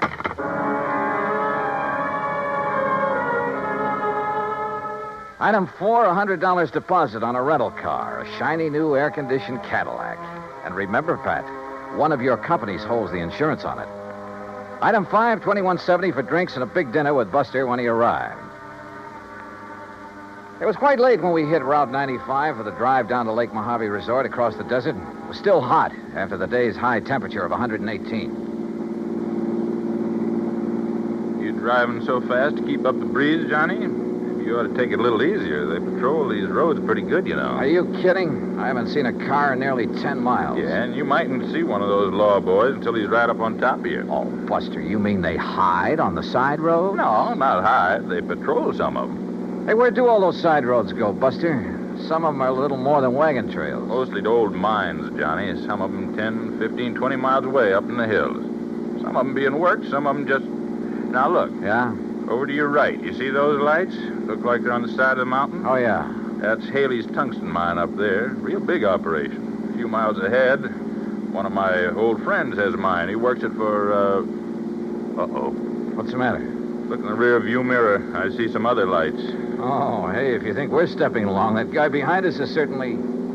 Uh-oh. Yeah, that flashing red light above the corner of his windshield means a highway patrol car. Also means you better stop. Well, it isn't as though I've been driving all over the road. It's as though you haven't been keeping a sharp enough eye on the speedometer. Okay, start thinking up excuses, Johnny, and they'd better be good. Oh, no, I'll take it like a man. Shall we get out and greet the minion of the law? No, don't. He might think you're trying to pull something. And those laddies carry guns. Just sit here calmly, eyes front, and try to look innocent. Yeah. All right, boys. Huh? Oh, there's nothing in the back seat, officer. What? Right, mister. Nothing but me. And this. Hey, now, wait a minute. You're not... Hey, Johnny. Yeah. I take it that thing's loaded. That's right. Now get going. You were flashing that red light. Flashlight. Fooled you pretty good, didn't I? You were making like the highway patrol, and man, is that against the law. You think that's bad? Just wait till you see what I've got for you. I'll start her up. Hey, look, mister. Don't argue with a gun, Buster. Yeah. Buster, remember that. And remember it's aimed right at the back of your head.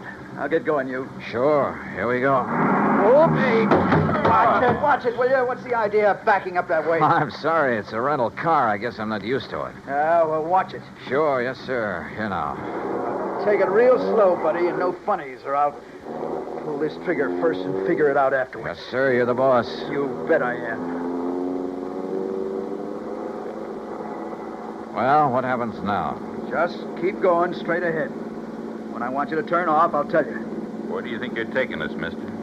Where you guys will be a long, long time getting back to civilization. And by then, I'll be loaded and out of the state. Just a plain stick-up, huh? Yeah, that's right. Modern style. Well, look now. Just because we're driving a big car If doesn't you mean... got dough enough to gamble big money in Vegas and rent a big car, you got enough for me. You and a few others I'll take over before the night's over. Unless you get tagged first. This car will be plenty easy to identify. You'll find this car back where I stopped you. If you ever get there. Oh, brother, I wish I had a good look at that one of yours.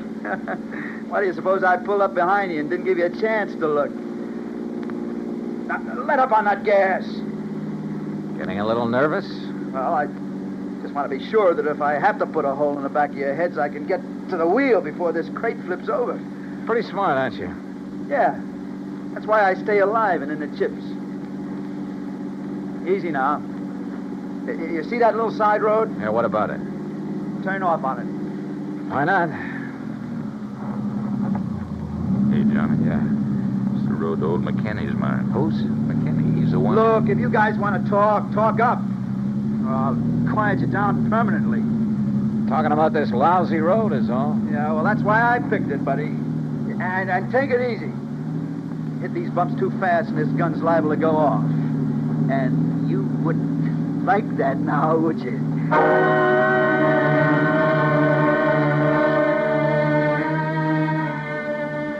We continued up the rough curving road on the side of the mountain, 10, 15 miles, I guess. And I could see nothing but the road itself and the shadow of the mountain ahead of us.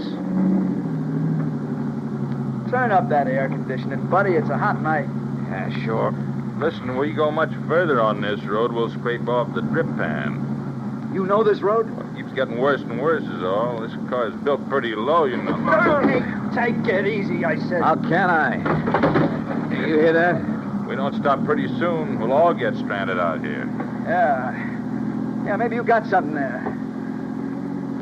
Okay, buddy, that wide spot. You turn us around and stop. And take it easy. Okay. Now what? Just leave the engine running and both of you get out the right-hand door. Yeah, sure. Now, look. Shut up. From now on, I'm not going to waste any time. Come on, get out. You're not going to leave us out here, I hope. That's right.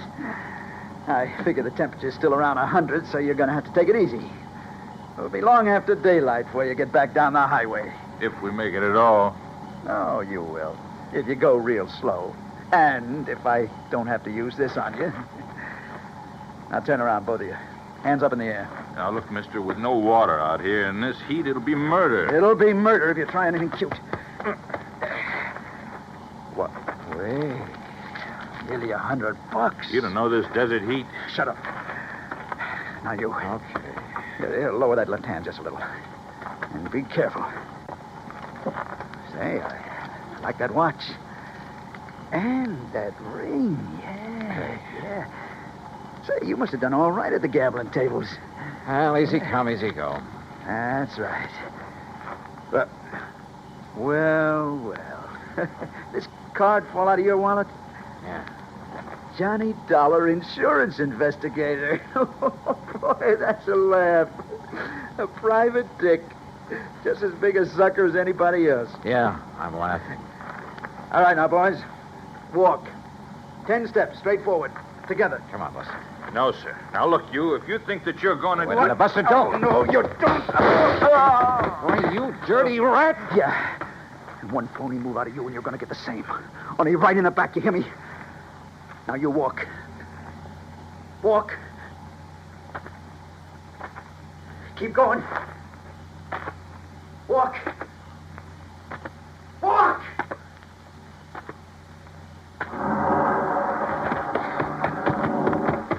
Buster. Why, that dirty murdering...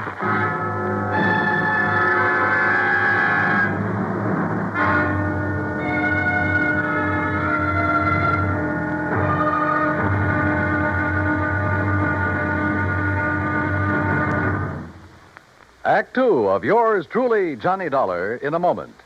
While her husband was a captain assigned to a unit of the United States Air Force on the island of Okinawa, Mrs. Carolyn Pesaturo went along, but friends and build greater understanding with other people of other lands. A chance to demonstrate her convictions. Her maid, Kikuko Chibana, invited her to her home. Kikuko's mother intimated that Mrs. Pesaturo had never done a hard day's work in her life, not with a manicure job like that. Well, that did it. Carolyn Pesaturo volunteered to do a full day's work, just like any Okinawan housewife, and be no more tired at the end of the day. Bright and early one day, she found herself in the Chibana home. And after washing the breakfast dishes in cold, soapless water, she scrubbed the kitchen floor, prepared meals on a wood-burning stove, drew 25 buckets of water from the well, and worked in the fields for the rest of the day, carrying 50-pound bundles of cut rice stalks through knee-deep mud. Well, she did such a good job, she was invited back for the rice planting. But more importantly, Carolyn Pesaturo planted understanding so that others could reap the harvest of freedom, the right of all men everywhere. And now, Act Two of yours truly, Johnny Dollar, and the Yours Truly Matter.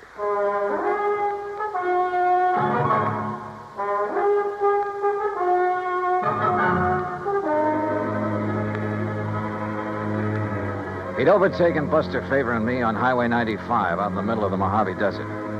At gunpoint, made us drive my rented air-conditioned car up a rough, winding side road, miles and miles up into the mountains, and finally stopped. There, he'd ordered us out into the stifling desert heat. He'd taken our watches and money, and there, in spite of my warning, Buster had turned on him. Then, with a gun aimed at my back, he'd ordered me to walk away from the fallen man. Then he took off in our car. Buster! Buster! Hey, the dirty murdering... Just take it easy, Johnny. Oh, what?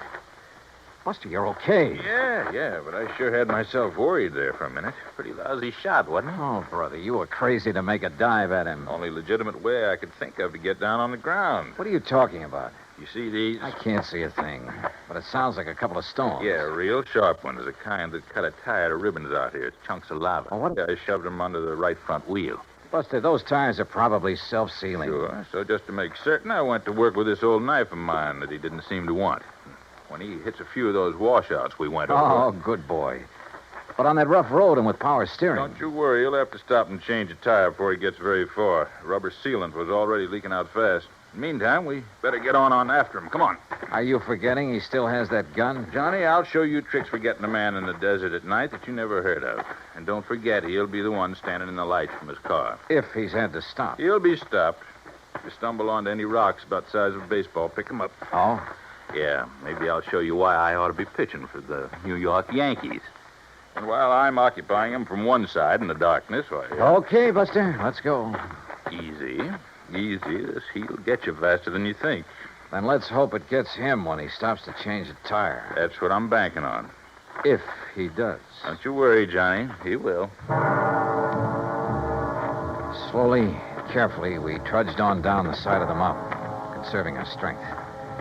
I was glad that Buster knew the ways of the desert. A couple of times we left the winding trail to make shortcuts around big mounds and rocks, around old mine workings. And then we saw them. Car lights, Johnny. You see? Yeah, but they're moving down there, winding back and forth. He hasn't had to stop yet. No, I guess it... Hey, wait a minute. Those lights are coming up the trail. Yeah, why would he be coming back here? I don't know. Come on, toward that little hill on the side. When he comes around it, we'll let him have a handful of rocks through the windshield. Yeah, right. Pick up stones, anything you can get your hands on. Right. Hey, look, there's a good spot on that mound. Huh? He won't see us, but we'll see him when he pulls around it. We'll be practically on top of him. Here we are. Okay, good. And don't forget, our eyes are used to the darkness. His won't be. We'll just aim for his windshield, Johnny, with all we got. But don't forget, he still has that gun. Once we stop him, we'll have the advantage. With a cracked-up windshield, he won't be able to drive, and as long as it stays nice and dark... Hey, listen. Yeah.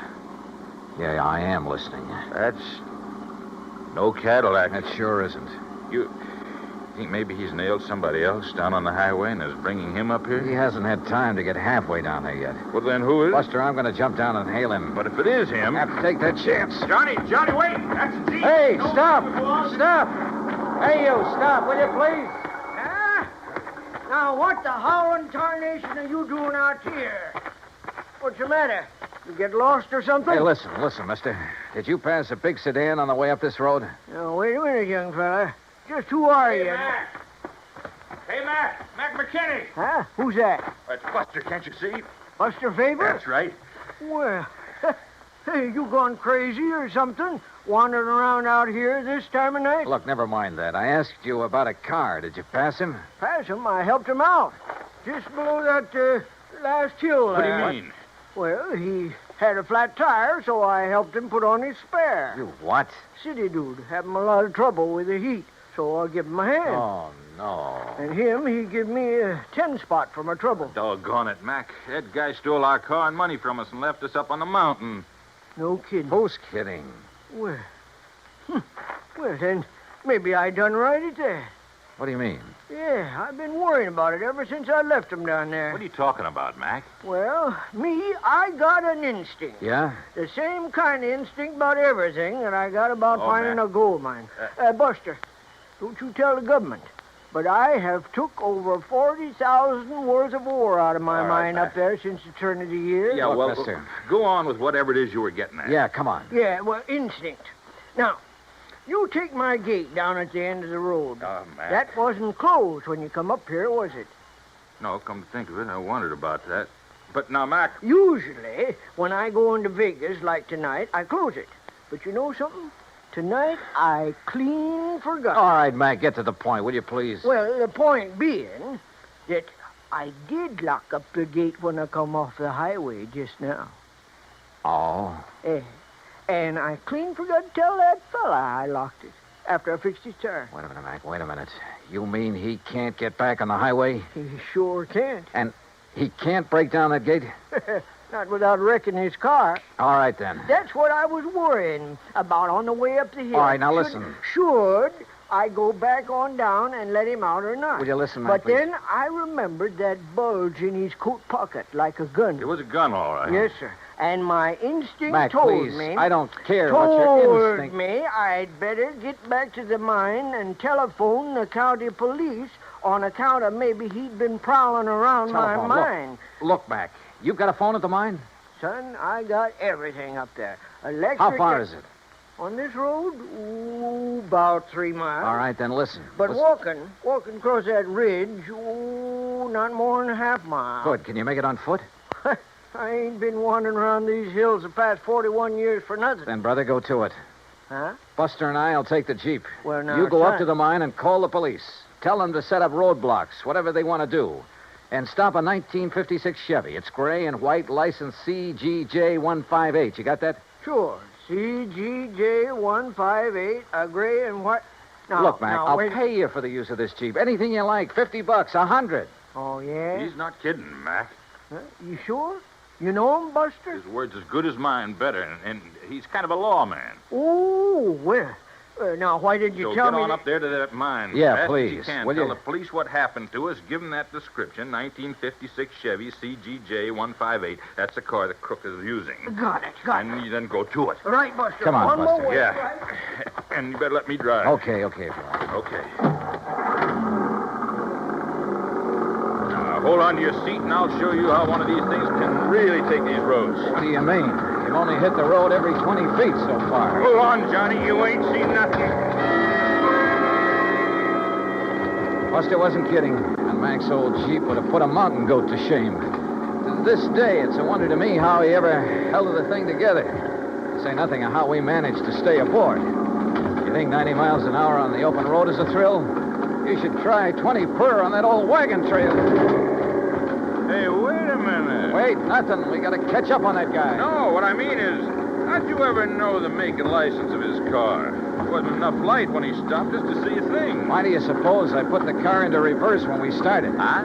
Doing that turned on the backup lights. Backup light? Sure. Gave me a good look at his car in the rearview mirror. Johnny, you're all right. Oh! Hey, how much more of this is there? We ought to get to the gate any minute. The gate? Buster, we ought to be shot. What's the matter? Oh, Mac didn't give us the key to that gate. We'll be locked in as well as that bandit. Well, you don't think he's just going to be sitting there, do you? Oh, yeah, you're right. He'll have to go on to his own car on foot. Which gives us more time, Johnny, to big advantage. Now, look. No, you look. Huh? Oh. Yeah. Either he didn't see the gate or he tried to plow right through it. And look what it did to that nice car. Come on. Okay. Over this way, Buster. What? Stay out of the Jeep's headlights. Circle around. He may still be in that car. Oh, yeah. Yeah, you're right. Okay, we'll take it easy. And pick up a rock or two. I'm way ahead of you, brother. I don't see any sign of him. No. He's probably hoofing it down the highway to his own car. We're going to take no chances. Right. That gun of his looked pretty... Right, easy now. Uh-huh. Okay. Well, he's gone. Yeah. Oh, brother, what he's done to this car. Somebody's going to pay a pretty penny. The insurance company. But come on. We'd better light out after him. We'll use the Jeep. But, Buster, if this big car couldn't knock down We'll that drive gate... off the road and cut through the fence if old Mac had a pair of pliers in the toolbox. Come on. There were pliers in the toolbox, all right. And a pair of wire cutters, too. But it took us longer than it should have to find a place where even the Jeep could navigate through the fence. Finally, though, we got out on the highway. All right, not too fast, Buster. If he's still on foot, I want to be sure we see him first. You know what I'd like to see? What's that? The lights from a couple of patrol cars coming this way. You think they'd have time to get there, even if Mac phoned them right away? Yeah, that's true. But where's our little pal with a gun? We ought to come on his car pretty soon. Unless he's already got to it and taken off. I just don't think so, Johnny. He'd try to move too fast in this heat, he'd collapse. Must be somewhere along this highway. Hide, maybe. Under one of those storm bridges along there. No, I think he's too smart for that. With a racket like his, he has to keep moving. Maybe he's bummed a ride back to his car. He's on his merry way again. Well, we'll soon find out. The place he stopped is right ahead, on the curve behind that hill, just beyond that next bridge. All right, then take it easy, will you? Yeah. Maybe we ought to stop the other side of this bridge. Say, along about here. Buster, there was something underneath that bridge. Looked like a car. Oh, your eyes are deceiving you now. Let's stop right here. Let's keep going. What? Now what? Just keep driving until you get to my car. Get it? Why don't you put that thing down? Listen, how'd you get in the back of this Jeep? While you two bird brains are prowling around the cad there at the gate playing detective. Pretty smart, aren't you? That's right. Like I told you, that's how I keep alive. There's more than I can say for you boys. What's that mean? Pull up. There's my car. Pull up right beside it. Now, look, mister. Don't argue with him, Buster. Okay, here's your car. All right, now.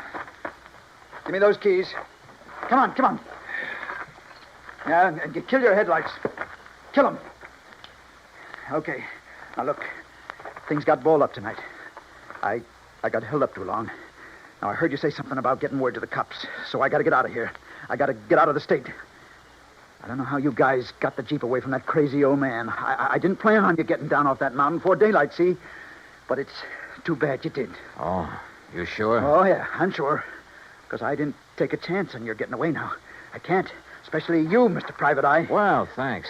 That means you think I might find some way to get the police on you in a hurry. Yeah, that's right. Maybe I have. No chance. Before I leave here, you're gonna be dead. From this. You're out of your mind. Yeah, Buster, I think he is. Oh, yeah? I'll stop waving that gun. One shot, just one shot, and you'll be dead so fast. Oh, yeah, wise guy, how? You know, Buster, I was right. Huh? What, Johnny? There was a car parked under that bridge back there, a police car. You're crazy. Oh, why, yeah, Johnny, I see what you mean. What? What do you see? You don't think you're the only one who can hide in a back seat, do you? What are you talking about? Old Mac must have really got that phone call through in a hurry. What are you talking about? That officer there. Oh, that old bluff. The officer waiting there in the back seat of your You're car nuts. with his gun aimed straight at your head. Oh, yeah? Where? There! Oh,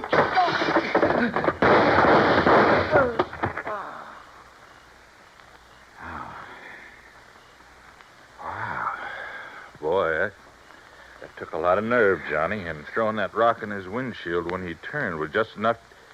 Hey, where'd you get that rock, anyhow?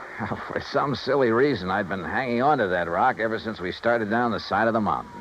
Silly reason, huh? Not by a long shot, no, sir.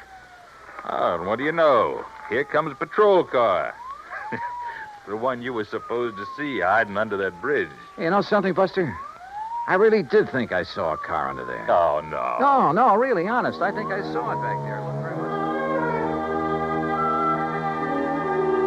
much. Expense account total. Hold your hat, Pat. Including incidentals and my fare back to Hartford, $528. And that includes $50 to old man McKinney for the use of his Jeep and $81.50 for the repairs to Buster's car by way of thanks for his help. The car rental agency will present you with its own damage claim on the CAD. Oh, and of course the windshield on that Chevy will have to be replaced. You see, it was also insured with one of your companies. So, Pat, you can just charge off this case to recovery of that car. Yours truly, Johnny Dollar.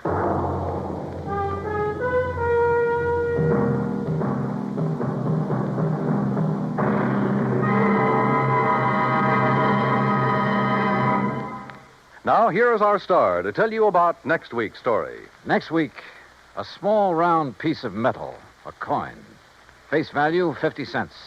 Insured value, $20,000. Join us, won't you?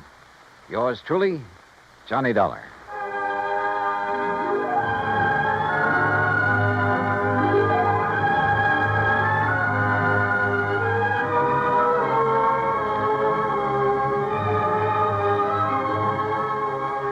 Yours truly, Johnny Dollar, starring Bob Bailey, originates in Hollywood. It is produced and directed by Jack Johnstone, who also wrote tonight's story. Heard in our cast were Virginia Gregg, Lawrence Dobkin, Barney Phillips, Chet Stratton, and Junius Matthews. Be sure to join us next week, same time and station, for another exciting story of yours truly, Johnny Dollar. This is Dan Cubberly speaking.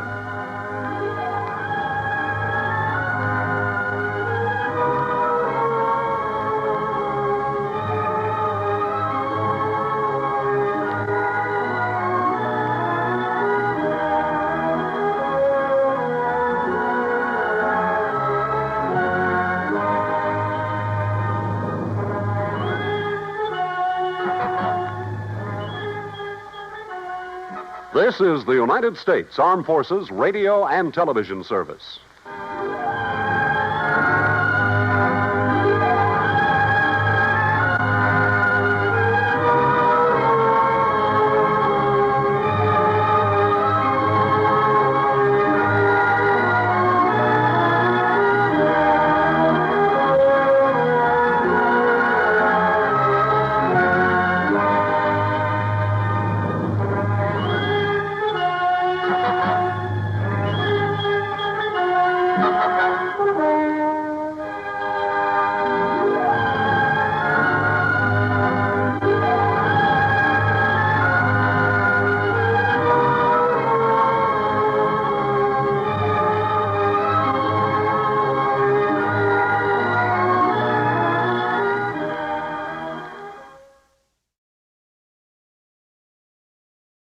From Hollywood, it's time now for Edmund O'Brien as Johnny Dollar? That plane crash, Johnny. Did you hear? Yes, I just turned off my radio. Oh, it's horrible. Well, who is this? Oh, I'm sorry. It's Sam Harris, Columbia. Oh, sure. Does your company carry the policies on that airline? Yes, but I'm not thinking of that. That crash was planned. They're definite about it now. Yes, an explosion, some kind of a bomb. There were 13 people killed in the plane. They don't know how many in the houses it crashed into. We've got to place responsibility. The company wants to do whatever it can. We've got to find whoever is responsible. Sure, Mr. Harris. You want me to go out? Yes, we do. Their airline representative is a man named Reed. Go out and do everything you can.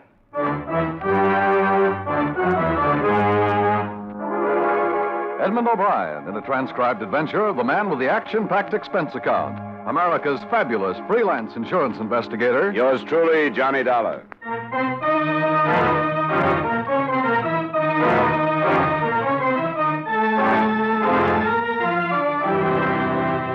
Expense account submitted by Special Investigator Johnny Dollar to Home Office, Columbia All Risk Insurance Company. The following is an accounting of expenditures during my investigation of the Fairway matter. Expense account item 1, $250, cab fare to the scene of the plane crash, which, as you know, covered quite a bit of territory. The Fairway Airlines plane had taken off at 8:20 p.m., had reached an altitude of no more than 1,000 feet, and then had crashed, setting afire 2 houses a short distance from the Springfield-Hartford Airport.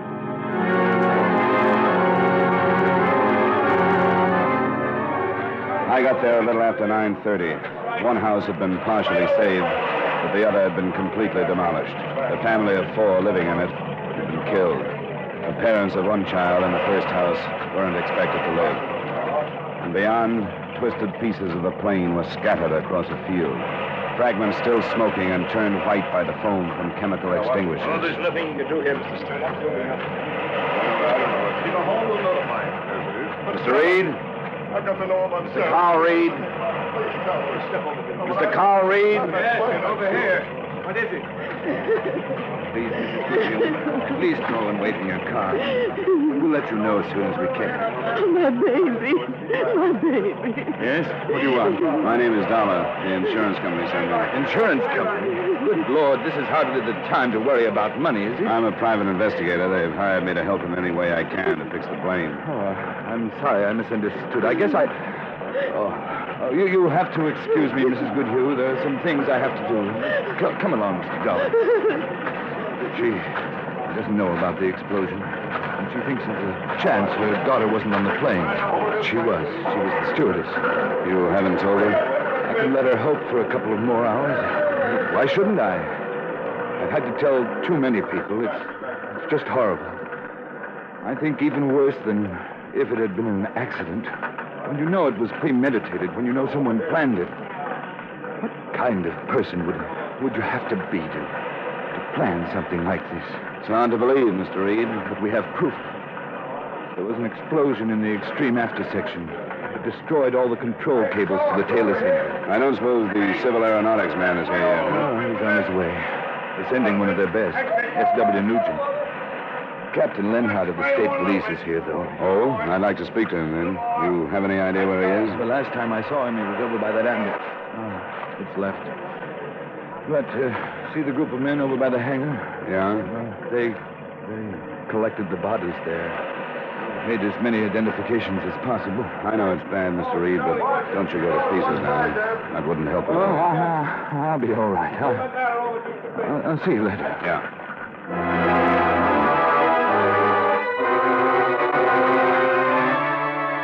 I remembered Captain Jim Lenhart from a case we'd shared last year, and I found him in the group of silent men. The silence and the expressions told better than words how they felt about the row of sheet-draped bodies on the ground. How was Reed making out? I thought he was going to pieces a little while ago. He's still in pretty bad shape. Well, he's not alone. But for us, anyway, Dollar, it could have been worse. Plane could have been filled. Yeah, that crossed my mind. And you and I are thinking together, Captain, that our approach will be to find out, if we can, which victim was the planned victim. Well, with what we have now, I don't see any other way to start, do you? No. The possibilities, as I see them, are murder with a motive, suicide disguised, or a homicidal maniac. That must cover it. I have men covering the airport and a 2-mile circle around it. Their orders are to question everybody they spot, search every car. That's about all we can do tonight. Well, I'll see you in the morning, then, if it's all right with you. It sure is. I'm glad to have you on the case. I'll meet you in my office at 9. Good. Oh, there's another ambulance. And get the rest of these poor devils into the morgue. Try to find out who they are.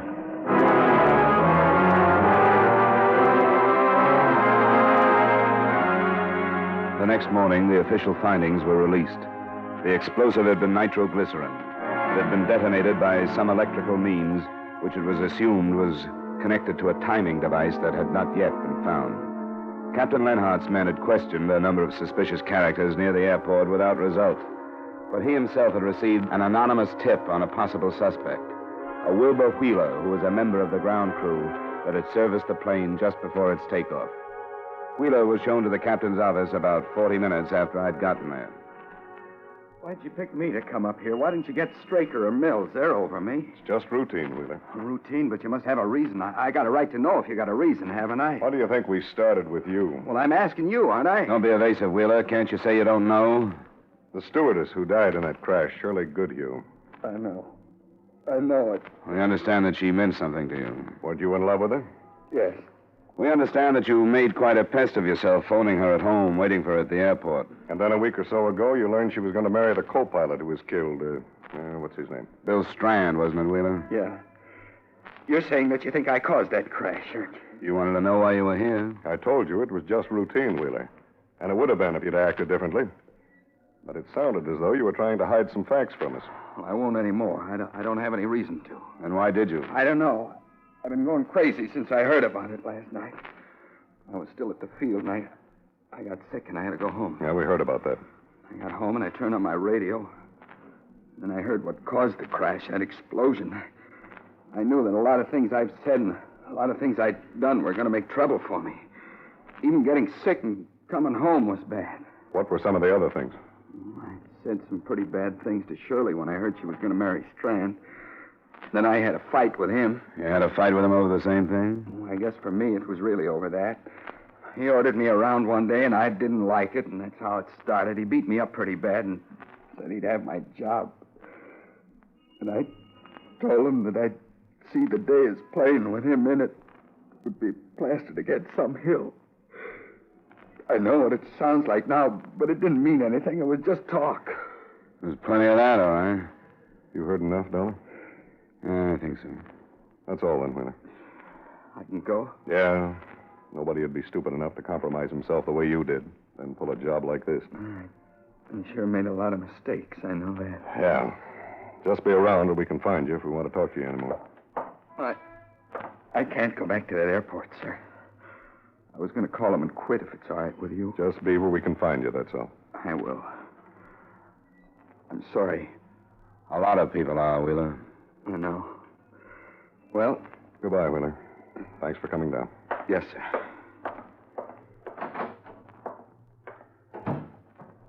What do you think? The only reason I say forget him is because he's the first one we've questioned and things don't work out that way. Yeah. Collins, the man just leaving my office. Name is Wheeler, Wilbur Wheeler. Have two of the boys get on him and stay. I'll arrange to relieve him tonight. Yeah, thanks. I'd like to know what's in his background. I'd like to get a psychiatrist's reaction, wouldn't you? We'll learn about him. Now, let's get on this list of passengers and see what we can get from their survivors. We spent the rest of the day on the efforts of 6 more of Captain Lenhart's men preparing files on the 10 dead passengers.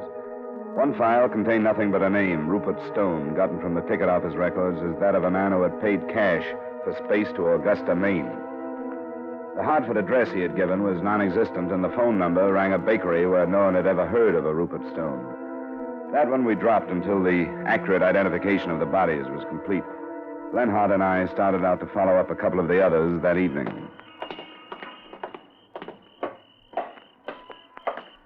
This is rotten work. Check. Mrs. Graham? Yes? This is Mr. Dollar. I'm Captain Lenhart of the State Police. We'd like to talk to you about the death of your husband. No. I've talked too much. It only keeps in my mind the things I saw in that field. And the women crying. We know, Mrs. Graham, but it's our job to fix the responsibility. We only want to ask you a few questions. You'd want to help find whoever caused all those deaths if you could, wouldn't you? How can I help? May we come in? All right. But only a little while. I haven't slept. Thank you. Oh, no, Skipper. Be quiet. He knows. Poor old dog. Very soon he will die. And then I'll be alone. Oh, please sit down. Oh, thank you, Miss Graham. Yes, thank you. Mrs. Graham, your husband... Yes? Well, he bought space to Boston, didn't he? Yes. His brother's buried there. Oh. He was a religious man. Quite often he would go to visit his brother's grave. I see. I think that's all we needed, wasn't it, Dollar, to recheck his plan? Yeah. Yes, I think that was all. Yeah, I think we'd better go. We're sorry to have bothered you, Mrs. Graham. And thank you very much for seeing us. All right. Yes, thanks very much. Don't bother to get up. You don't have to come to the door with us. Good night. Good night. Good night, Mrs. Graham. Quiet, Skipper. He won't come back. I couldn't cut it. I think that dog did it. Sorry. Don't apologize to me. This hasn't happened to me since I was a rookie. Forget it. But grilling a poor old woman to find out if her husband's cancer might have driven him to suicide. I couldn't go through it. A whole rotten mess. I think it's getting us so old. Why don't we have a couple of drinks on the way downtown? Forget it for tonight, huh? Or try to? That suits me. You know Al's on Front Street? Yeah, it's fine. Any place. Well, let's go then. I'll phone in from there and have Collins check me off duty.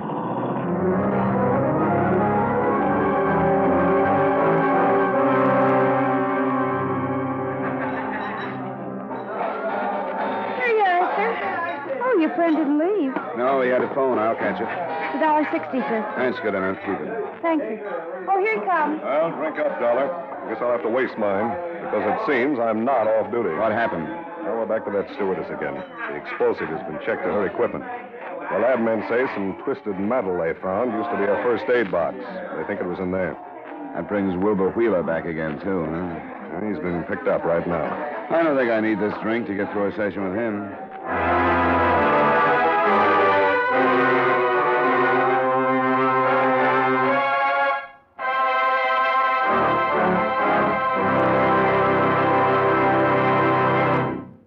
We will return you to the second act of yours truly, Johnny Dollar, in just a moment.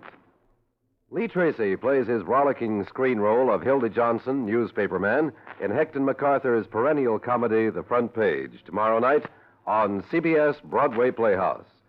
It's an all-fun cast headed by Lee Tracy as Chicago's Hector MacArthur farce about crime reporters comes to life once again on Broadway Playhouse tomorrow night over most of these same CBS stations.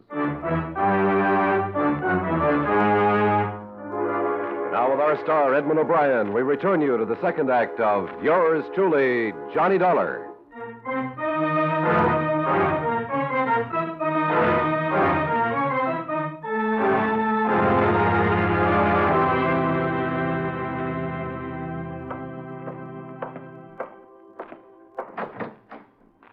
Not necessarily, Wheeler. Not necessarily. Well, I heard you do. Did you locate Carl Reed, Dollar? Yeah, he was at home. Poor guy's been under doctor's care, but I think I got what we need. How have you two been getting along? Yeah, Wheeler just got here. We were covering the point of whether or not I have a right to have him brought down here. Maybe I'm wrong. You are. Didn't you want to come, Wilbur? I guess I don't like the idea of being loaded into a police car twice in one day with everybody in the block gawking at me. A lot of people have been loaded into police cars today, Wheeler. They were glad to come in and do anything they could to help clear this thing up. Well, I want to help, too. I didn't mean it that way. We're glad to hear that. How long have you worked for the Fairway Airline? About a year and a half, I guess. What'd you do before that? What do you mean? You still think I had something to do with that crash? That's what you mean, isn't it? We'd like to find out who did. Wouldn't you? But you think I did it, and I didn't. I told you I didn't. Even you said I didn't. And it sounds like you've got nothing to worry about, so calm down and answer our questions. I want to know why you're asking questions like that. Why did you bring me back here? Because some new evidence has turned up. That's why. What does that have to do with me? It has to do with Shirley Goodhue. I don't know what you mean. I don't know what you're talking about. I told you everything there was about her and me. Did you know that she carried a first aid kit aboard the plane last night? First aid kit? I don't know what you mean. You don't? After working there a year and a half? What did you do on the plane? I brought food on, checked the water, and a few other things. Uh-huh. Things that the stewardess would be involved in. She'd be there with you, wouldn't she? Yeah, but I don't know what you're driving at. I don't know what you mean. In the back part of the plane? Yes. Shirley was there, and you were there last night. Yeah, but I wouldn't... Where did she put her first aid kit, Wheeler? Why do you ask me that? I don't remember. I didn't notice. They had a place they kept it, but I didn't notice. Was it open? I don't know. What was in it? If I knew what you meant, I don't know why you're asking me these things. I talked to Mr. Reed, so I know about these things. Fairway is an unscheduled airline, so they have their own particular routines. One of them is that this first aid kit is the stewardess's responsibility. Each one has a kit. They take it off the plane when they leave, and they bring it aboard when they report for work. I don't know what you're talking about. The explosive, Wheeler. The nitroglycerin that was hidden in that first aid kit. I didn't put it there. That's what you mean, but I didn't do it. I didn't know anything about it. Enough explosive to tear out the whole tail assembly. I didn't do it. I didn't. 13 people in that plane, Wheeler. 4 people in one of the houses it crashed into. Probably 2 more in the other. I didn't do it. I didn't do it.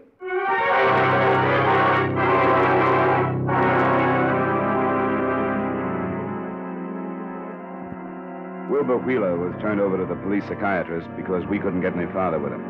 And a lie detector test was arranged for the following morning. The web that was tightening around him was only circumstantial. And the question was, did he know that he could keep on saying he hadn't done it and that we couldn't do anything without physical proof? Or was he innocent? Our last move that night was to go to Wheeler's room. We were looking for wire that could be checked to that used with the explosive. We couldn't find that or anything else that could be a definite help.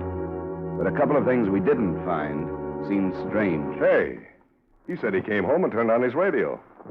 Well, there isn't a radio here. Maybe we've got him on a real lie there. Newspapers, Lenhart. Can you find any? Well, I hadn't noticed. No, there aren't any. Unless he's got them out of sight someplace. Why would he do that? Huh? Not in the wastepaper basket. You'd think a man as closely connected to this as he was would want to find out what the papers were saying, wouldn't you? Guilty or innocent. Yeah. Oh, I don't know, Dollar. I'm bushed. Let's drop it for tonight, huh? I'm ready. We'll try him again tomorrow. I'll drop you at home and see you about 9 in the morning.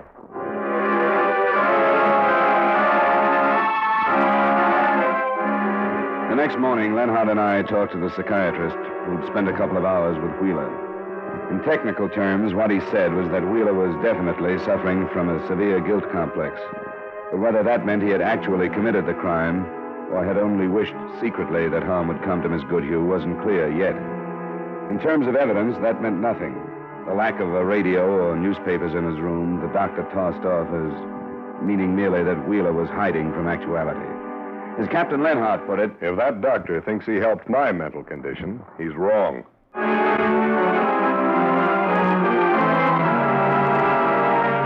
That afternoon, there were 2 developments.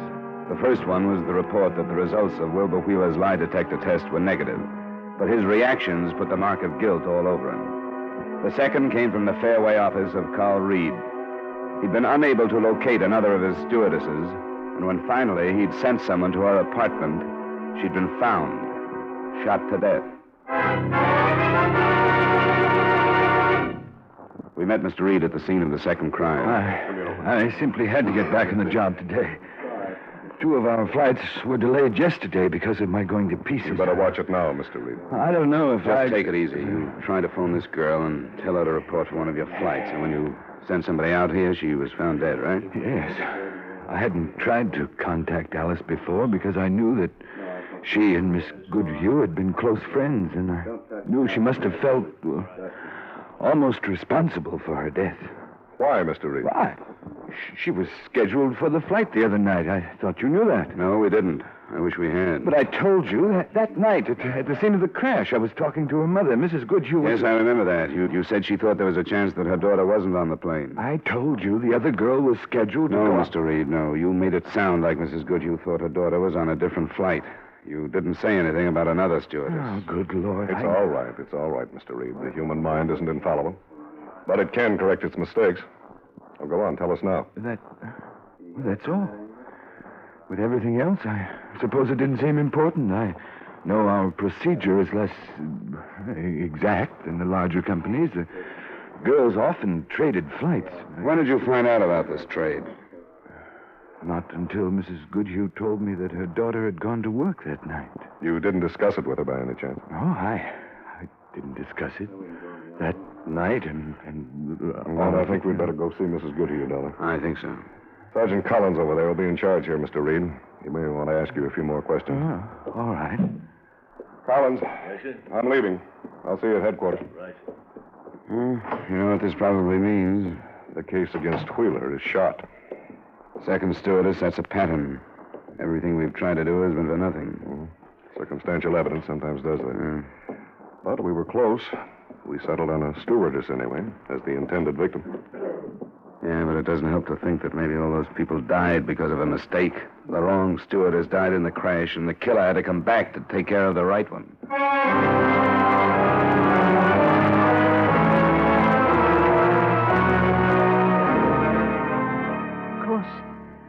Of course, I'll tell you anything I can.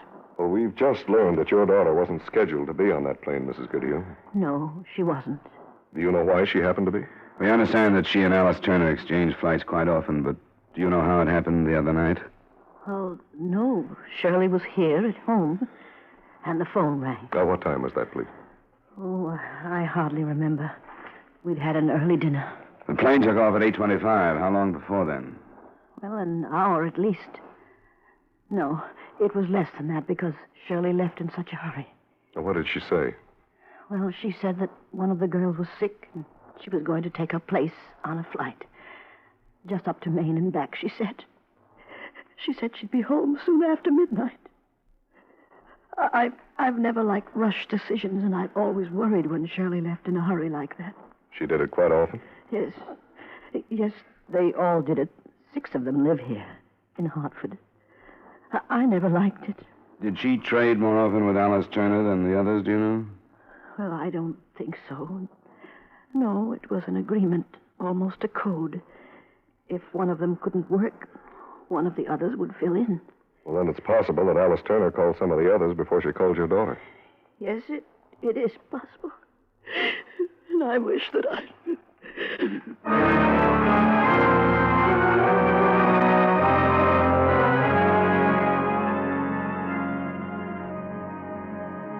Naturally, the hope that Captain Lenhart and I had was that we'd find another of the stewardesses Alice Turner had talked to and learn the reason she had wanted to get out of the fatal flight. We didn't. She hadn't called any of the others, and we were left with nothing. Nothing but the prospect of starting the whole investigation over from the beginning. The enormity of the crime had been in all of our minds from the first night. We'd never thought it might have a positive quality, but it did. The horror of it led to the solving of it late that afternoon. Lenhart and I had found no place from which to start over. I went back to my apartment building, and in the corridor just outside my door... Is your name Dollar? Huh? Yeah. Can I help you? I want to talk to you. I think we better go inside, huh? Oh, I'm pretty busy. I know you are. I want to talk about the plane explosion. Oh? All right, come on in. Now, look, I can't stand it anymore. I read about Alice Turner this afternoon, and I can't stand it, that's all. What do you know about it? Just that, all those people killed for nothing. And I'm partly to blame, too. I'm ready to give myself up. Why'd you come to me, then? Why didn't you go to the police? Well, you can talk to somebody like you. The police are always building the case for the state. Okay. They'll get you anyway. But you'll know what I really said. Go ahead. His name is Church. Arthur Church. Who is Arthur Church? He's the chief pusher for a bigger narcotics outfit than you ever thought there was. We've had a few cranks in this case already. No crank. Alice Turner was carrying the stuff for him. She wanted to get out, and Church wouldn't let her. So she got smart. She set up a meeting with a federal man the other night. That's why she was killed. All the rest. Doesn't make sense. If she'd made this date, don't you think the Federals would have been in on this? Alice didn't tell him who she was or what she did. How do you know all this? I'm the one that told her Church was on to her. I told her to drop it, not to go. That's my part of it. I told her Church was on to it, and that he'd stop her some way. I told her to drop it no matter what. I don't like it. Why would she put Shirley Goodhue on the spot? Well, Alice didn't know what would happen. I didn't know. Who could know he'd do anything like that? Why did he? If what you say is true, he could have stopped her some other way. That's my doing, too. I kept her out of sight. And the other night, I told her to do anything to stay where she was and not to go to the field. She believed me then. I called Shirley Goodhue and told her she was sick. And that's why she didn't go. Do you know where the explosive was that wrecked the plane? I read today. The first aid kit. That's where Alice carried the stuff. And it was her kit. How did the Goodhue girl get it? Because she was called at the last minute, and Alice had her things in the locker at the field. Oh, now look, Mr. Dollar, I wouldn't be here if I wasn't telling the truth. It's a peddling rap for me. But I've been reading these stories about the people that got killed and the families that are left. I couldn't take it. I knew the truth. And when Alice was killed, there was no reason for not telling what I knew. Are you ready to go to the police with him? You heard what I got to say. I'm giving myself up. You're a witness to that? Do you know where this Arthur church is? Yeah, he and I, we live together. And you'll come with us. If I have to, sure. Sure, I'll take it to him.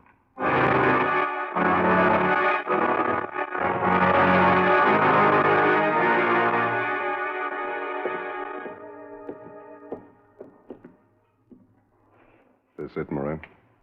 This is where I left him. You go in then and tell him who's here. All right. Just call him naturally now. All right. All right. Are you here? I'm here, you dirty... Get out of the way. I got it.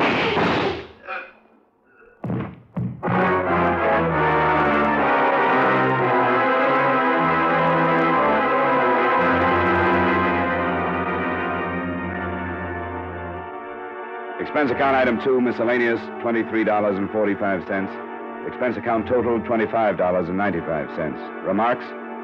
With the cost of the other people, the total hardly seems important, does it? I think it would be easier to forget the $25 than the rest of the matter, so let's do it. Yours truly, Johnny Dollar.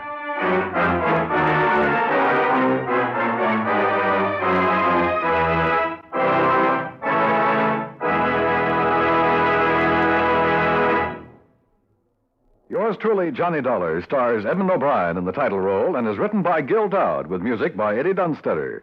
Edmund O'Brien can soon be seen in the Paramount Pictures production Warpath. Featured in tonight's cast were Peter Leeds, Ray Hartman, Martha Wentworth, Bill Boucher, Victor Perrin, and Virginia Gregg. Yours truly, Johnny Dollar, is transcribed in Hollywood by Jaime Del Valle. This is Dan Coverly inviting you to join us next week at the same time when Edmund O'Brien returns as... Yours truly, Johnny Dollar.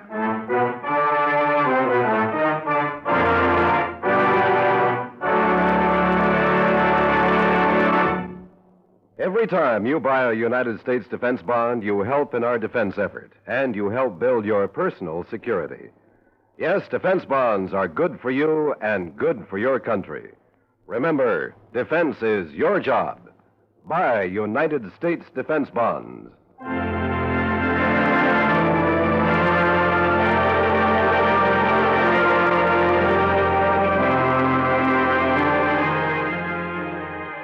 Many people find their way to the police lineup. The innocent, the vagrant, the thief. A surprising number of action-packed police cases begin when interested parties survey the lineup. And that's where our thrilling lineup story begins tomorrow night over most of these same CBS stations. Listen for these authentic dramas about real police methods on CBS.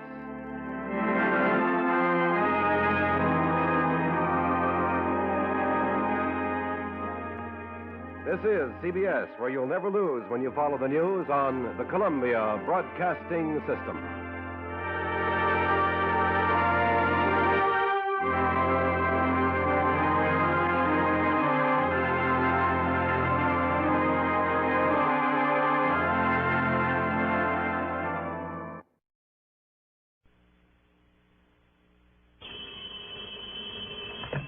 Johnny Dollar. Tell me, old boy, how's the weather? Cold, wet, and miserable, and who are you? Charlie Warren, Johnny, out here in warm, sunny Southern California. Oh, you lucky dog. Don't I know it. I spent too many long, cold winters at the home office there in Hartford not to know it. You're still with Worldwide Mutual? Sure am. Always will be, I guess, unless they try to move me out of this Los Angeles office. Boy, when I think how you must be suffering back there in New England with all that cold and snow and sleet. Okay, Charlie, don't rub it in. We can't all be as lucky as you are, and just think of all the beauty you're missing. Yeah? Like what? The clean, crisp, invigorating air, the sparkle of the sun on sleet-covered branches, the sound of sleigh bells, rolling fields drifted high with pure white snow. And all that mud and slush you have to plow through there in town, and don't tell me otherwise. Okay, you've made your point. I'm feeling even worse than I did before you called. Now, what's on your mind? Any good reason why you shouldn't be out here enjoying the sunshine, the warm breezes, the smell of orange blossoms, the palm trees, and beautiful broads barging around in bikinis, and all the other delights of this subtropical paradise, and I want a badge from the Chamber of Commerce? Yes. What? Money. Well, now, that's no problem. Oh, it isn't. Well, why should it be? When the company's going to pay the freight. Provided, of course, you keep that crazy expense account within reasonable bounds, but just once in your life. Oh, Charlie, you touched me to the quick. Have I ever done otherwise? Oh, no. I mean, except for an occasional nickel or dime here and there. Or an occasional C-note now and then. Well, after all, Charlie. Well, seriously, Johnny, I need you. I need your help. Are you free to fly out here? I don't know why not. Okay, now, according to my watch, it's a little after 4 p.m. And according to the clocks here in the wilds of Connecticut, it's a little after 7. Huh? Oh, yeah, that's right. Now, look, suppose I take a prop job that'll give me time for a little sleep along the way, and I'll see you first thing in the morning. Okay? I'll meet you at the airport. Okay.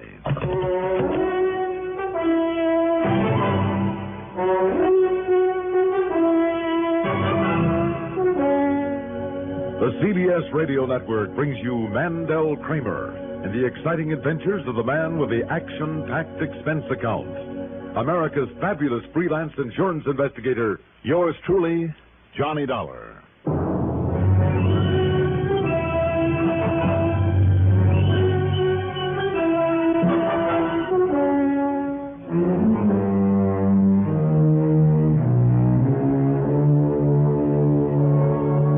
Account submitted by Special Investigator Johnny Dollar to Worldwide Mutual Insurance Company, Los Angeles office.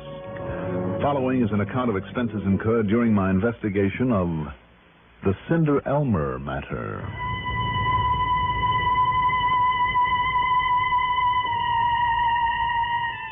Expense account item 1, $176.40, taxi to Bradley Field and a plane ticket. It was close to midnight by the time I could get a flight out of Hartford. I don't know why so many people have to travel this time of the year. And it was nearly 3 by the time my plane in New York took off and headed west. All my plans to sleep along the way went to pot. Not only because of the several stops we had to make, but because of the cute little brunette who occupied the seat next to mine. A real charmer on her way to L.A. for a winter vacation, and did I have any ideas for how she might enjoy herself out there on the coast? Did I have ideas? But after we landed, then she introduced me to the blonde giant who met her there at the airport and took her in tow. Well, who am I to argue with a man who plays right tackle for the L.A. Rams football team? Anyhow, I was sadly lacking in sleep when Charlie Warren finally found me at the luggage stand, picked up my bags, and led me out to a car parked at the curb. Oh, here you are, Johnny. I'll just toss these bags in the back. Hey. Here, Johnny, here's the keys. To a nice, quiet room with a soft bed in it. Are you kidding? To this car. Oh, Charlie, why don't you drive? Well, this is one of those rental jobs. Hmm? Sure, my car's over there in the lot. Oh, and I had him throw in a set of chains. What, you mean skid chains? Yeah, up where you're going. You're going to need... In sunny Southern California? Excuse me. Want to get my glove compartment? Be my guest. You mind telling me just where I'm going and why? Now, here's where we are, see? L.A. International Airport, see it? I'd rather see a comfortable bed, Charlie. Now, you go north on Sepulveda Boulevard to Manchester. East to Harbor Freeway, turn north, then east on the San Bernardino Freeway. I do, hmm? Yeah. San Bernardino's maybe 65 miles or so. Then you turn north here up into the mountains, see? And there's Crestline. There you are. At least that's where you can get directions to Hillcrest Lodge. I can. Oh, boy, I wish I could go along with you. That's the most beautiful country up there this time of year. It really is.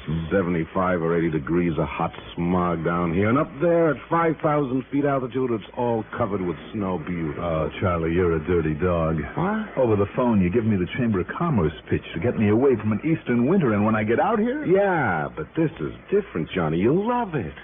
Skiing, tobogganing, magnificent view of all the peaks up there on the rim of the World Drive. It's right near Lake Arrowhead, you know. No, I didn't know, and what's more, I don't care. Unless I can get a little sleep, Charlie, I can... Sleep? Johnny, up there in that clean, clear, crisp, cold air on that high altitude, you'll sleep like you've never slept before. You mean like sometime tonight? Sure. If I'm lucky. What do you mean by that? Well, you still haven't told me what kind of a case I'm supposed to be working on. Oh, yeah, that's right. Yeah, that's right. Disappearance, Johnny. Name is Bartley Harmon. Bartley Harmon? Uh-huh. He and his wife, Nora. Real good-looking doll, by the way. Mm-hmm. And his business partner, a man by the name of Elmer. Yeah. Well, like they always do this time of year, they all went up to Crestline, Hillcrest Lodge for a few days. So? Nora phoned me just before I put in that call to you. Seems the poor little shrimp took off. Poor little shrimp? Yeah, her old man, Bartley. Oh. Both he and his partner, Elmer Wrightson, stand about 5'3", about 115 pounds, wringing wet. Look almost like twins. I see. Go on. Well, not that Nora. Bartley's wife. She's a good 5'11", but Johnny boy, I mean good. She's built like an Olympic champion, blonde, beautiful, and wow. I'll take your word for it. Now, what happened to Bartley Harmon? Well, he took off for a tramp in the snow, and he suddenly and completely disappeared. Oh? Sheriff's Department put out an APB in the whole area, but nobody's seen hide nor hair of him. Go on. And Johnny, that San Badu Sheriff's Department, well, they know their way around out in that country.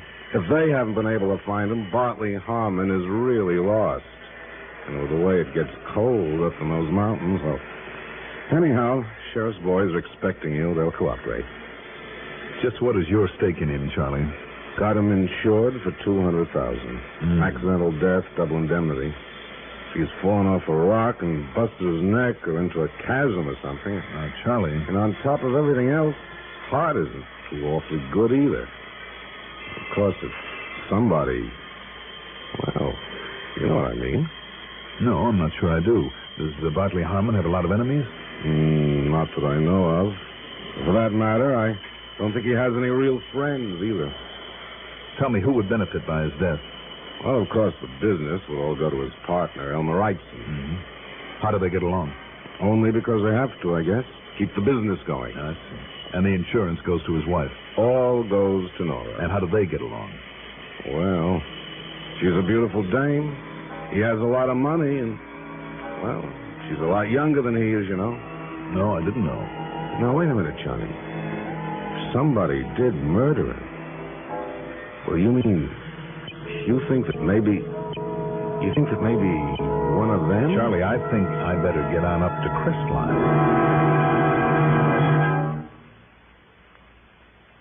Here's a friendly and important reminder from your postmaster. This is the time of year when the post office handles its biggest volume of mail.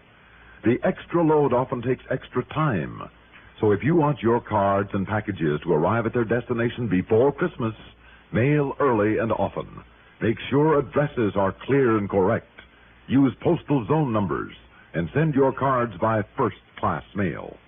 For a merrier Christmas, shop early, mail early.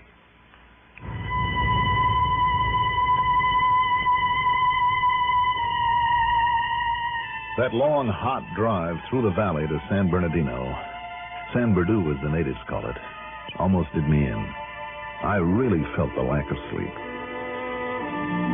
But then as I swung up into the mountains, and at the 4,000-foot level had to put on snow chains and turn up the windows, well, it really is beautiful country up there. Not only because of the white, clean snow, but the mountains, the magnificent big pines anchored to the sides of them, and the colorful, picturesque little cottages. At Hillcrest Lodge, I found that a young fellow from the sheriff's office, Roy Turner, was waiting for me. After helping me up to my room with my bags, he got right to the point. I can't say that I like this situation, Mr. Dollar. Not a bit. Why, Turner? Call me Roy. All right, call me Johnny. Well, Johnny, simply because of the people involved. Man falls in love with partner's wife and does away with said partner? Not a chance. At least there's no chance you'd give him any kind of a break. I'd bet on it. Why? Because Wrightson is the same kind of homely, pedantic, facts and figures little shrimp as her husband Bartley is. And there's no question but that she's had enough of him. Enough to want to get rid of him, Roy? Well, Harmon's worth a lot of money, I understand. A lot of insurance, too. Yeah, that's true. And she's a much younger, good-looking, athletic... Well, where did you see her? I'd like to. You will. And don't think for a minute she doesn't make the most of it, of what she has. Johnny, for the few days they spend up here every year, she brings along enough expensive clothes to sink a battleship. In addition to snow and ski and skating outfits, I mean. She has a whole trunk full of shoes alone.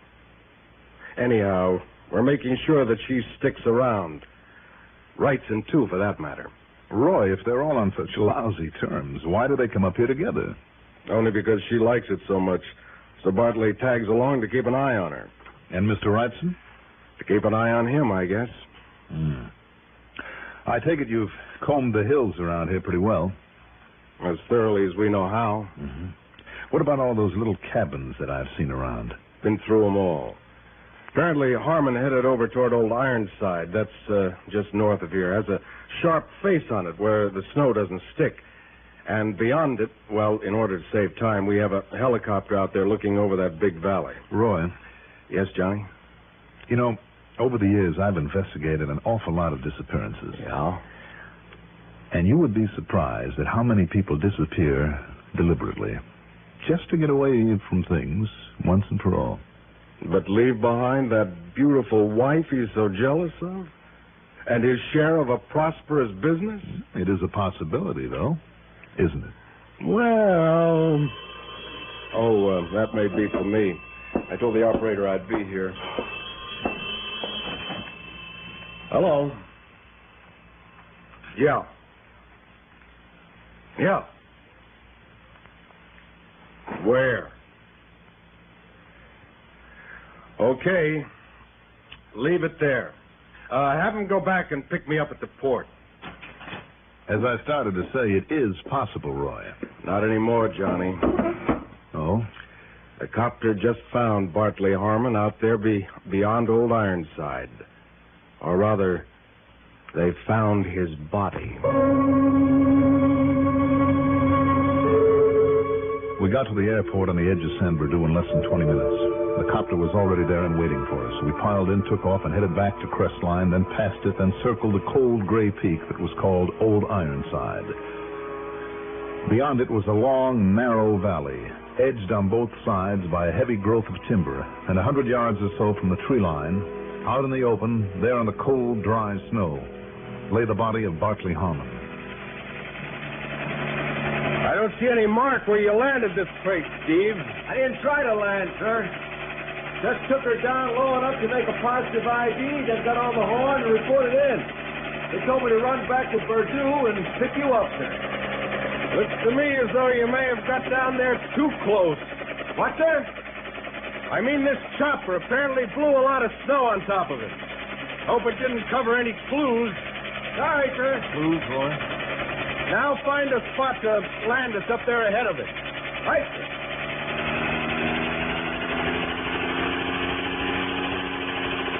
I can't help wondering what Harmon was doing way out here and alone.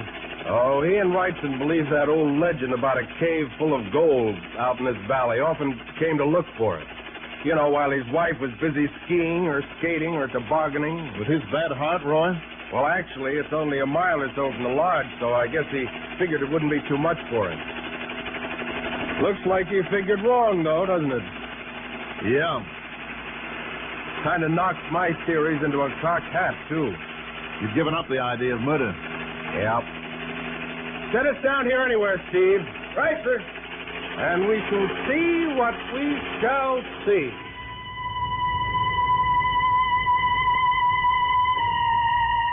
What we saw down there was more than we'd bargained for. The body was that of Bartley Harmon, all right, and there wasn't a mark on it. It looked as though the old boy, overextending himself at that high altitude, had simply had his heart give out on him. Until we found two things. One, another set of footprints leading to the spot, much smaller prints that could have been made by a woman's snow boots. And second, beside them there in the snow, a cigarette butt with lipstick on it.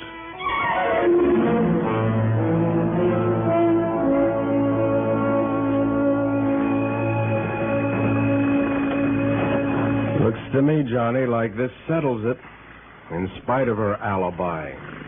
Nora Harmon. Alibi, Roy? That she was over in Arrowhead Village shopping when he took his little walk out here. Anybody try to check up on it? Yeah, but nothing really definite either way. Well, then that doesn't prove that she did this, Roy, that she or anybody else did anything. You mean because of no marks on the body? That's right. And, Roy, there's something about this whole setup that... I don't know. I don't know. Let's face it, Johnny. Why'd she say she was in Arrowhead when she was really out here with him? Well, was she? And who else had such a motive? Did Elmer Wrightson have an alibi, too? Asleep in his room all that afternoon? And no reason to doubt him. I wonder. But Johnny, the footprints. And more important, this cigarette butt with a lipstick. If a lab test shows it to be the same kind that she uses... Steve. Yes, sir? When you and Mr. Dollar haul the body into San Bernardino for the autopsy, have Doc Hanley analyze the lipstick on this cigarette, too. Have him do that first. While we take the body in? I want to follow those two sets of footprints back to the lodge. I'll meet you there, okay? What's the matter, Johnny? Oh, nothing, Roy. It's just that... Well, if we've overlooked something out here... Yeah? Like what? No, forget it. Come on, Steve. Let's get the body aboard. Yes, sir.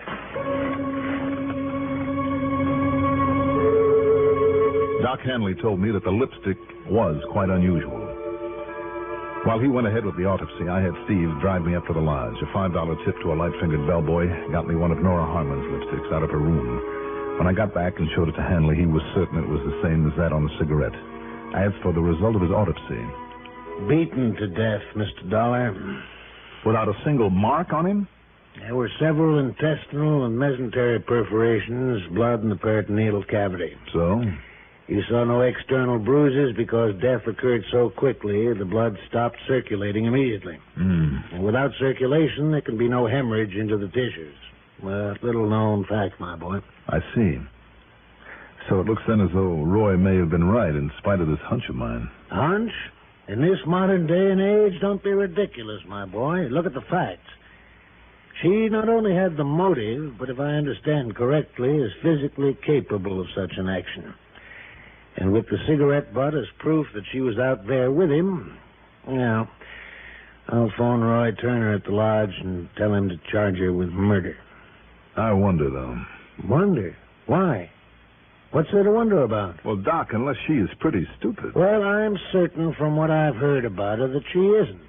Far from it. Then why leave such obvious, incriminating tracks? Both the footprints and the cigarette. My boy, even the cleverest of criminals sometimes overlook little things like that. Little things? Doc, this is more like leaving a couple of neon signs. I'd better get back to the lodge. To assist Roy with the arrest? Maybe to keep him from arresting the wrong person.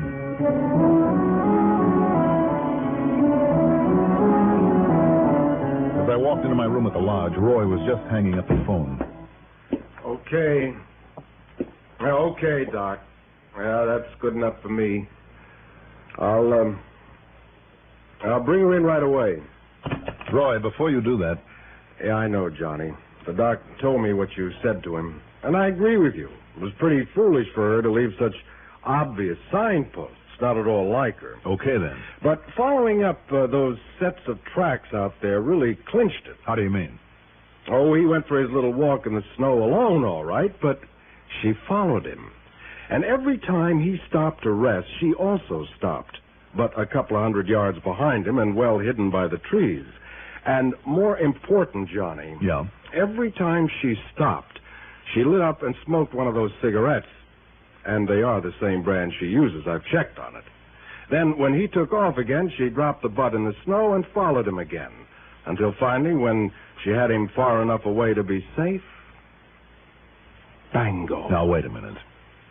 One other little thing, too, Johnny. Roy. While you were down there in San Bernardino, I compared those footprints with a pair of Nora's shoes. Same type, and size. Wait a minute, will you? Well? Roy, it has finally got through this thick skull of mine. The butt, the cigarette butt we found by the body, before you picked it up. Yeah, what about it, Johnny? Listen, did you find some more out there? Several, just further proof. Did you leave any of them laying around out there? Well, sure. One or two are all I need for evidence. All right, come on. We're going out there and look at them. What? Yes. Unless you can visualize exactly what that first one looked like lying there beside the body. Well, I don't know. Because I can. And, Roy, before you do anything foolish like arresting Nora Harmon, you better have a look at some of those others. Now, come on. The first place she stopped is just ahead. Good. Glad it hasn't snowed for a while. But I still think this is a kind of silly waste of time, Johnny. And I tell you that both of us ought to be shot for not having been more observant. You still haven't told me what this miraculous inspiration is that... Oh, here we are. And you see? That butt lying there with that same lipstick on it. Here, I'll take it along. No, don't touch it. Huh? Just take a good look at it, Roy. Don't you see? It wasn't crushed out. It was simply dropped there on top of the snow. Well, sure, so what? Then what put it out? Well, the snow. What else? Did it? What do you mean? If that cigarette was still burning when it was dropped here on the snow, don't you see, Roy? Don't you see? It would have melted some of the snow while it was going out. Wait a minute, Johnny. You're right. Of course I am. All those butts you found were smoked and put out somewhere else. No doubt by Nora Harmon because of the lipstick. Then somebody else carefully picked them up and saved them. And for only one reason, Roy, to plant them out here beside these footprints. Wrightson? Right. Elmer Wrightson, the only other person with a motive. But the footprints from her shoes. Didn't you say that she's a big girl? And that Elmer is a little shrimp? Yeah. And if he wears a snow boot like hers, we've got him. But if he doesn't, Johnny? Did you also say that she has a whole trunk full with her? Yeah. Well, wouldn't she have at least a couple of pairs of snow boots? Sure, I've seen them myself. Any reason, then, why he couldn't have borrowed a pair of hers and then put them back? Yeah, but if he didn't, Johnny... Well, let's try it, Roy. Let's try the Cinderella bit on him, hmm? Only it'll be, Cinder Elmer. We'll make him put on a pair of her snow boots, and if they fit... Well, are you game to try it? Nothing to lose, Johnny. Let's go. Her snow boots fit him all right. And little old Cinder Elmer, oh, the dumb jerk should have known better. He should have made us come up with some really concrete evidence. But luckily for us, Elmer just broke down and confessed to the whole bit. So, once again, it's up to the courts. Expense account total, including the trip home, $377.80. Yours truly, Johnny Dollar.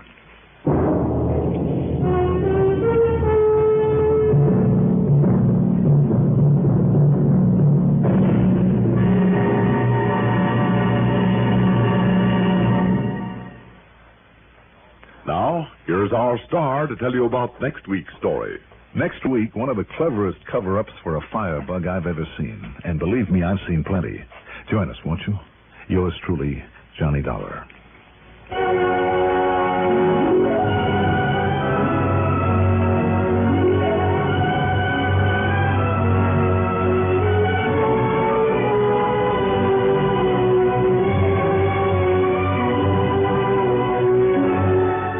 Yours truly, Johnny Dollar, is written by Jack Johnstone, produced and directed by Bruno Zerato Jr., music supervision by Ethel Huber.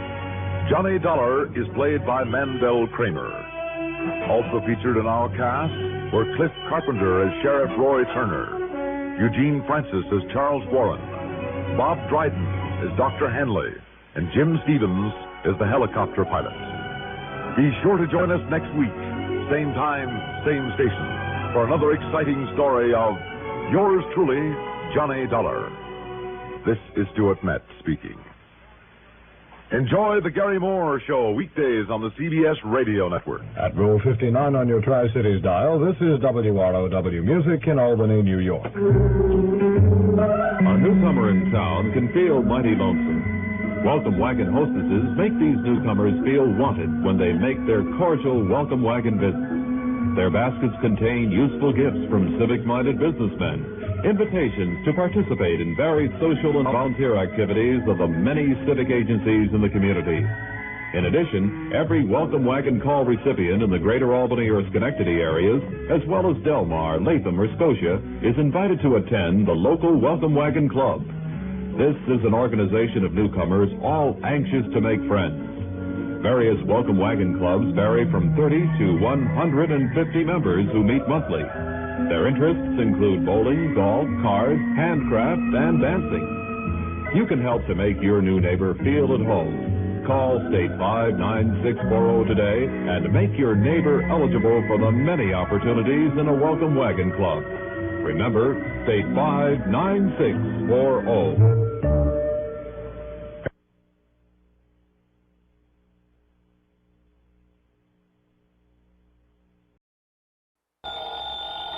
Johnny Dollar. St. Clair, Mr. Dollar, and Kennett, Missouri. Would it be possible for you to come out here right away? Kennett, What did you say your name is? Charles Kingsley St. Clair. I'm... Oh, yeah, with Providential Insurance Company. Yes, that's right. Yeah, now, wait a minute. I thought you were leaving the company. Dollar. If you're such a gentleman, you just couldn't stand doing business with the poor, wretched clients you inherited. Mr. Dollar, I am a changed man. Well, good for you. It is true that some of the people that I've been sent down here to deal with, well, I consider them nothing more than poor white trash, ignorant, illiterate. Well, I'll say this for them. They sure know how to make some pretty powerful moonshine. Right, very true. Yeah, if one of those characters hadn't poured some of that white mule down my gullet, I doubt if I'd have been crazy enough to go out after that killer. But thanks to you, Dade Wupperman was indicted, tried, found guilty, and has been incarcerated. Yeah, that was the one, Dade Wupperman. Unfortunately, Mr. Dollar, Dade has a brother.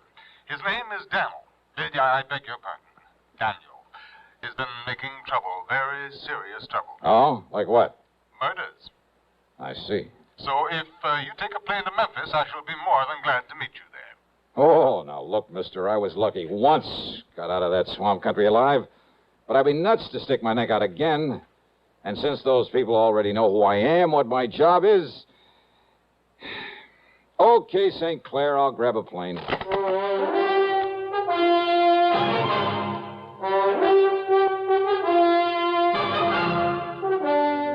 CBS Radio brings you Bob Bailey in the exciting adventures of the man with the action-packed expense account, America's fabulous freelance insurance investigator. Yours truly, Johnny Dollar.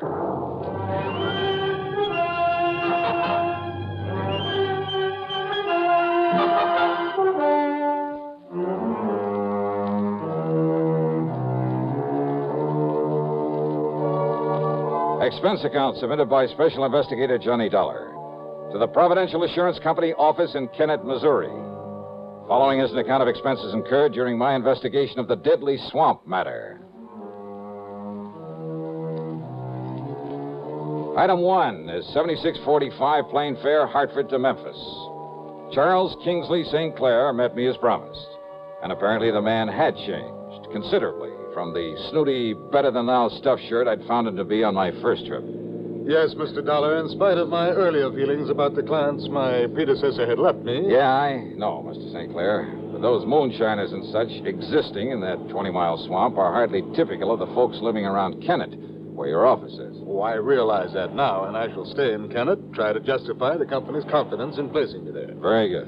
Nevertheless, when I came to this part of the country, the swamp people were the only ones with whom I had to deal. They were the only ones to whom he had sold insurance, and... when I saw the horrible, dirty, squalid way in which they lived in those broken-down shacks full of vermin... Kind of turned your stomach, huh? Quite frankly, it did exactly that. That's why I requested transfer to our New England offices. But now, of course, I plan to stay down here. Now, when you came here before, you taught me a great lesson in how to deal with them, how to understand them. Yeah? By having my car wrecked for me, by getting shot at and nearly drowned in that swamp. But you succeeded in enlisting the help, the cooperation of the good ones among them, and earning their respect. Well, I had to do something to get out of there alive. The point is that you did. You have friends among them now, and you'll be willing to help you again. Yeah, well, that's something that... Oh, now, wait a minute. Yeah. You mean these murders you call me about, they're back in that swamp country, too? Oh, gray. Oh, no, Mr. And I thought that maybe for once... Okay, St. Clair, let's have it. What's it all about? As I told you, a series of murders. So you're having to pay out a lot of insurance. No. And you think that I can somehow, miraculously, put a stop to... Huh? Did I hear you say no somewhere along the line? Oh, the victims of these murders have, they've been, relatives of some of my clients. Up in the swamp country? Up in the swamp country. Well? Clients whom you know, whom you met when you were here before. Go on. And thanks to you and what you did for them, they regard the company, and therefore me, and you, as a kind of, as a protective agency. A protection for them, with only their best interests at heart. That sort of thing is very good for the company. Yeah. Shall we stop for some lunch? Yeah, sure, go ahead and stop if you like. But if you think you can talk me into meddling into these murders when it's a job for the law... but it's not for the law. What do you mean by that? Well, as I told you before, these people living far beyond any town or city limit, they're pretty much a law unto themselves. Yeah, that I know. And the local police leave them alone. They have no jurisdiction. So what about the state authorities? Well, that region of the big swamp pretty much straddles the state line. Oh? Neither state wants it. And I can't blame them. In any event, when a murder occurs, by the time jurisdiction is established... Mr. Dollar... Well? Do you remember the beneficiary of the policy you came down here to pay off with the insurance money? A Youthful Crump. That's right. Yeah, real sweet, pretty young kid. Yes. St. Clair, I'll never forget the look in her eyes, the almost childish, unabashed gratitude when I gave her that money. Yes. Now she can have pretty clothes for a change, good food on the table. Oh, she can fix up that little house she and her kids live in, buy some lace curtains for the windows, and... Oh, what do you mean, no? Youthful was the latest victim of this killing. Well? Come on, St. Clair. Tell me what you know so I can get to work on this thing.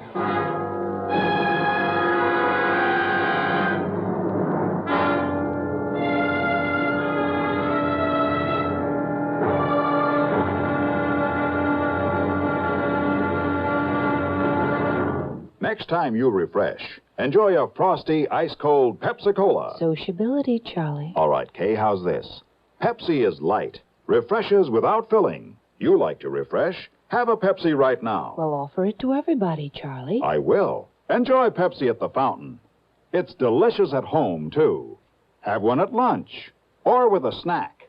Charlie. At the beach or at dinner. Wherever you go, Pepsi is there. It's here, too, in our Be Sociable song. Be sociable, look smart, keep up to date with Pepsi. Drink light, refreshing Pepsi. Stay young and fair and debonair. Be sociable, have a Pepsi. For the weekend, have plenty of Pepsi around. Pick up an extra carton today. CK, I'm sociable. With Pepsi, everyone is. And now, Act Two of yours truly, Johnny Dollar.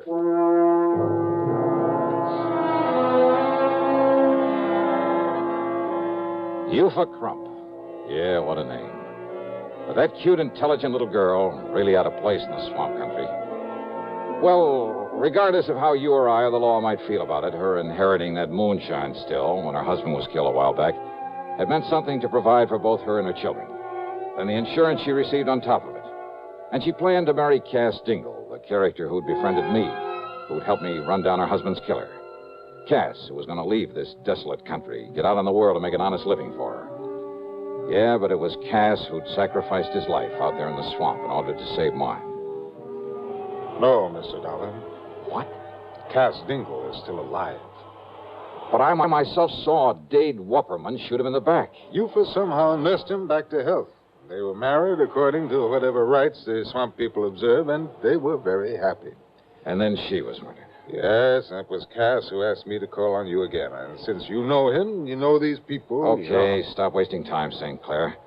Get me on up to Kennett where I can rent a car and get on this thing. Now, if you'll drop me at my office, I'll be more than glad to let you have this one. But about some lunch. Lunch? Forget it. Let's get going. Item 2, $4.70 for a tank full of gas there in Kennett. And I headed west a few miles, then due north into the swamp country. Well, as I said before, the 20-mile swamp is one of the most dismal, uninviting places I've ever seen. The road, after a while, wasn't even a road, just a set of muddy wagon tracks. More than once, driving slowly and carefully along, I held my breath, hoping St. Clair's car wouldn't bog down in some mud hole. I passed a couple of shacks, falling apart and apparently vacant, but the distinctive smell of moonshine whiskey in the air told me otherwise, that a still was in full operation. If Cass Dingle had married Eufa, he'd gone to her place to live, so I headed that way. But a mile or so before I got there, edging the car around a thicket of wild blackberries, I had learned the last time I was here that when somebody starts shooting, the only thing to do is stop whatever you're in, whatever you're doing. So I did, fast. I ducked down under the wheel on the floorboards, and I pulled out my gun. And I waited.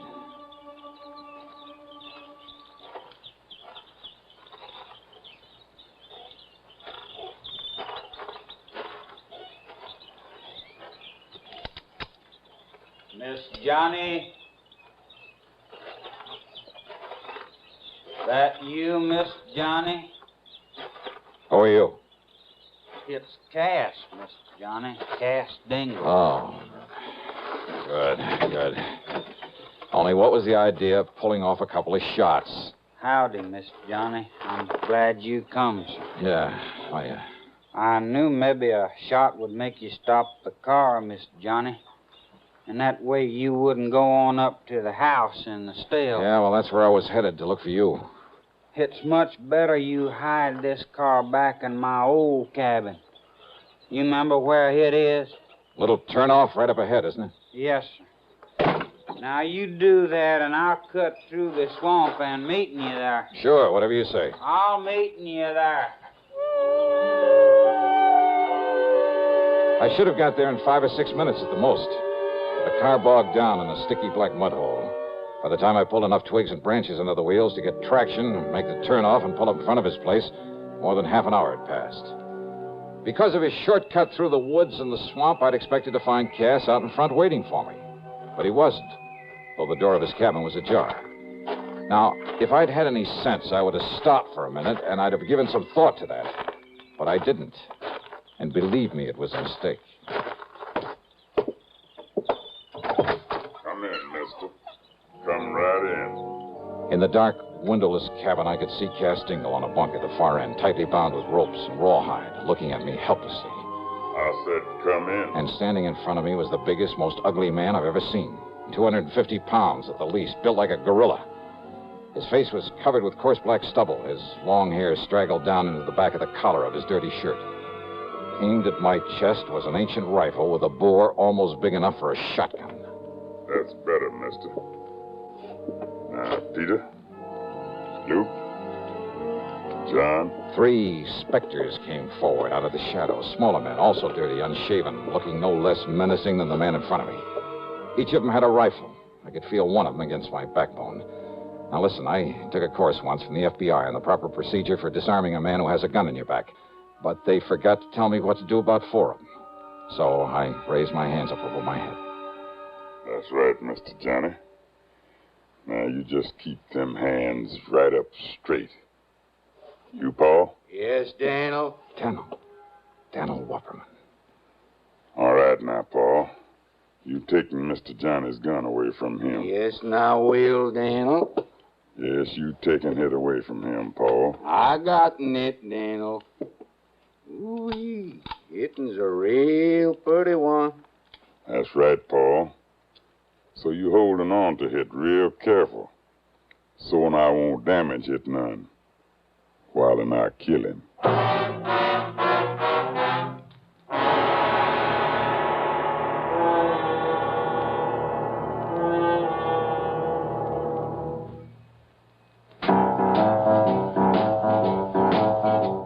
Talk about best-selling records. Here's a familiar tune about America's best-selling filter cigarette, Winston.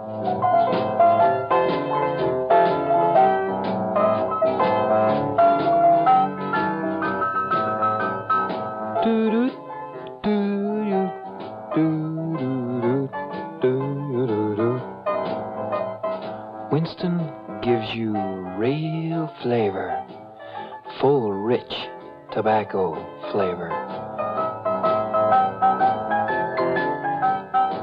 And you know, that's because only Winston has filter blend up front.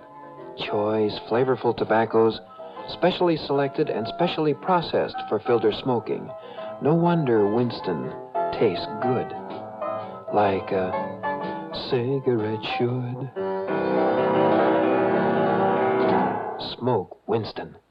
And now, Act 3 of yours truly, Johnny Dollar and the Deadly Swamp Matter.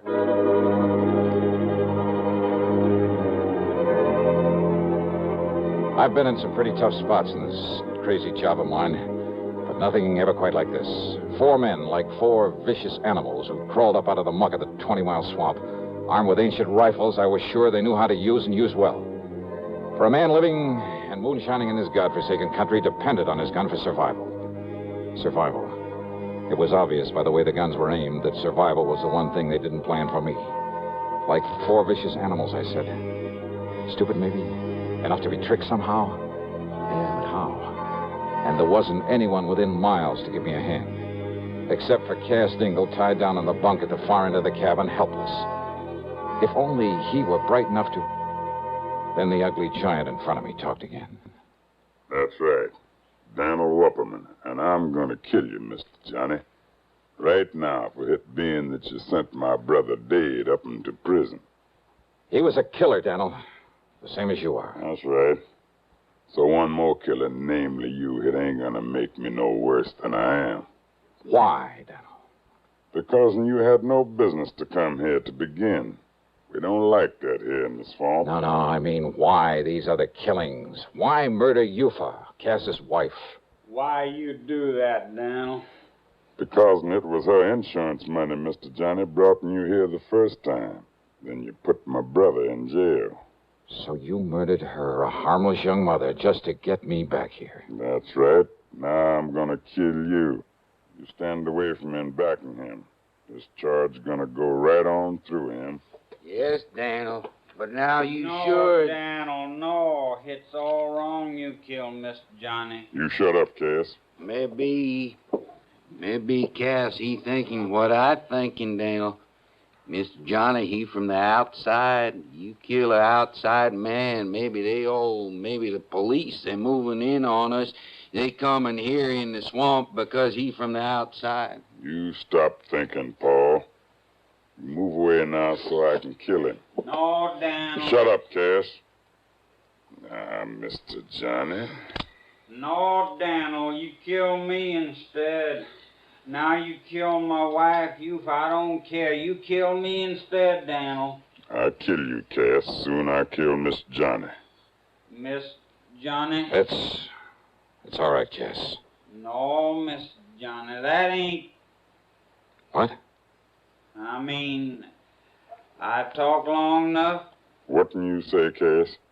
Must be nearing to 5 o'clock by now, Miss Johnny. 5? Shut up, Cass, and what do you mean by that? Miss Johnny, no. Oh, yeah, you're right. What do you mean about 5 o'clock? Yeah, Cass, they ought to... I mean, it's about time. What do you mean, Mr. Johnny? What, nothing, not a thing, Daniel. I just whistled. That's all. I mean, what do you mean about 5 o'clock? You tell me. Tell me. Tell me. Because it's nothing you can do anything about. Because if it is 5 o'clock, then by the time you can pull that trigger... You tell me. All right. If I'm not safely out of this swamp by 5 o'clock, this place will be so full of state police. Well, would you like to look at my watch? No, you keeping your hands up over your head. Oh, sure. Because you lying, Mr. Johnny. Am I? You lying to me. Just keep on talking, Daniel. You'll give more time. But if I were you... I said I gonna kill you, Mr. Johnny. And no scheming words out in your mouth gonna... You, Paul. I ain't heard nobody out there, Daniel. You go out, you go look out along the slough. and the bio. Yes, Daniel. You see anybody, any boat, you shoot off that gun. You, Peter, you go on back the road and look.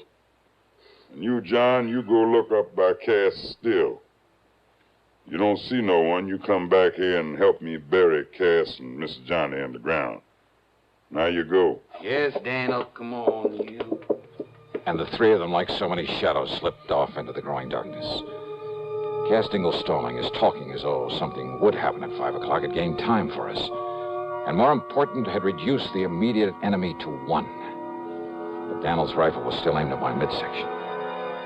Then, after plenty of time for the others to have looked around. You see, Miss Johnny, you trying to bluff me is all. But that's no good. Because you haven't heard from them, Daniel? That means the police have taken them. Without them getting off a shot?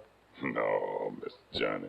And I tell you that by 5 o'clock, and it must be 5 o'clock by now. It's getting dark, Miss Johnny. Yeah.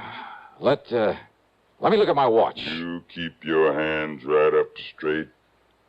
It's long after 5 o'clock. Me, I prove it. I look at your little watch. Oh, yeah? You think I can't tell the time? Oh, I'm sure you can, Daniel. But don't you move, Miss Johnny. 'Cause I'm keeping this right in the middle of your belly. And you try and grab and I pull the trigger. Okay. Easy. Easy. Slowly. And see. Cautiously. The barrel of the gun still in my belly. He looked upward toward the watch on my wrist. And I turned my wrist ever so slightly away from him so that he had to twist his head a bit. Just a little. Long about 10:15, maybe. Then I brought up my knee with everything I had. No! You.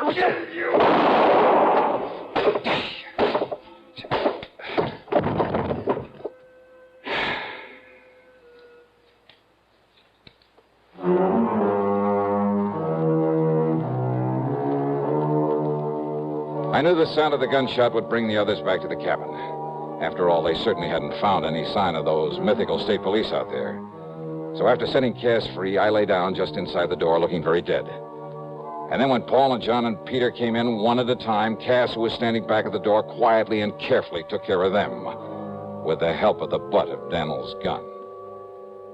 So now 4 more of the swampers have left that region to spend a long, long time behind the bars. Expense account total, including the trip back to Hartford, $161.60. Yours truly, Johnny Dollar.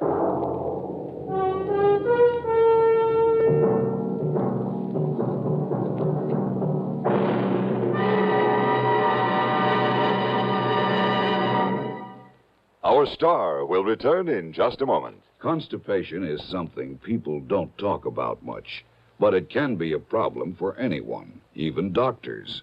And when constipation occurs, it's interesting to see just what doctors consider important about a laxative they might use or recommend.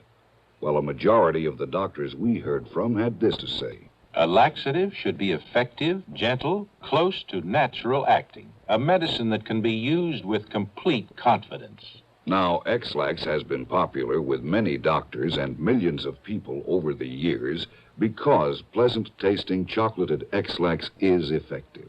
Overnight, it helps you toward your normal regularity. X-Lax is so gentle, so close to natural acting, there's no upset. That's why many doctors and millions of people use X-Lax with complete confidence. X-Lax, the laxative that helps you toward your normal regularity gently, overnight. Now, here is our star to tell you about next week's program. Next week, a thrilling, hair-raising chase out on the open sea. Join us, won't you? Yours truly, Johnny Dollar.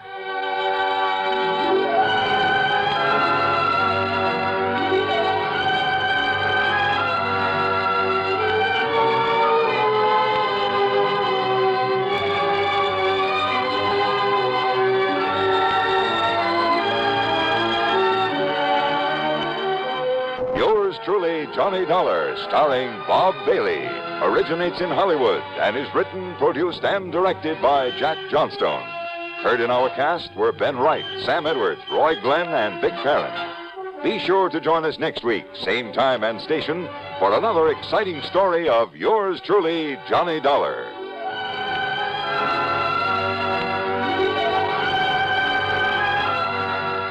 This is Hugh Douglas speaking.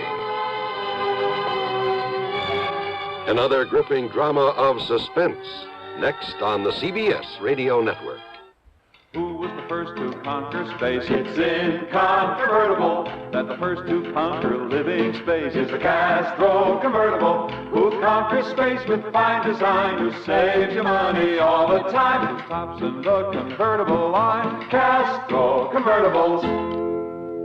If you'd like furniture that combines beauty, comfort, and utility at an amazingly low price, then the place for you to go is Castro. At Castro, Route 9, a half mile south of the Latham Circle, you'll see the world's largest and most beautiful display of convertible furniture. There are hundreds of exquisite sofas, love seats, and sectionals, ranging from early American and French provincial to ultra-modern. Each converts to the most comfortable bed, and each is priced amazingly low because Castro is America's largest manufacturer of convertible furniture, selling direct to you. The Hallmark Playhouse, which is heard during most of the year at this time on Thursdays, has finished its summer vacation. So be with us when Hallmark Playhouse returns to CBS a week from tonight on September the 7th. Now, from Hollywood, it's time for Edmund O'Brien as Johnny Dollar. Carl Brewster down at East Coast. Yes, Carl. I wonder if you'd do a little job for us. Sure, what is it? A policyholder of ours needs some protection. Well, I hope this doesn't indicate a trend. This is the second time an insurance company has hired me as a bodyguard. Isn't that rather unusual? Well, it's rather an unusual case.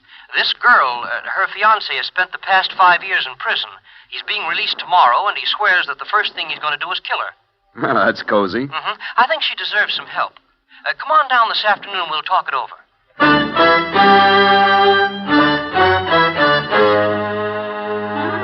Edmund O'Brien in a transcribed adventure of the man with the action-packed expense account, America's fabulous freelance insurance investigator. Yours truly, Johnny Dollar.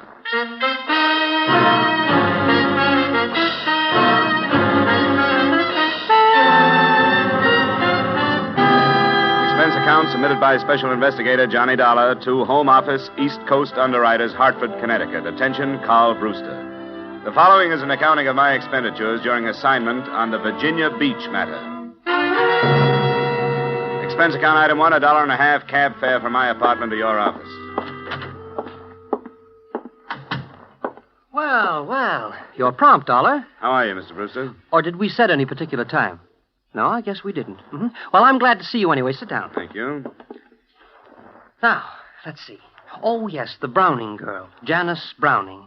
How much did I tell you over the phone? That her boyfriend was getting out of stir and was going to kill her. What you left unsaid was that she probably deserves it. What's that? I don't hold much sympathy for these dames that get themselves involved with some hoodlum and then decide to get disinvolved the minute the going gets rough. But it's your money. I wouldn't jump to conclusions, Dollar. This is a pathetic case. Of course, the girl made a mistake in taking up with this fellow, but 5 years is a long time to think. And she realized her mistake. What did he go up for? I believe it was robbery. Do you know if she spent all the loot before she realized her mistake? Now, Dollar. Why doesn't she hire a bodyguard herself? Because she can't afford it. She has nothing. She turned to us because there was no place to go. Poor thing is in desperate fear of her life, Dollar. Surely you can appreciate that.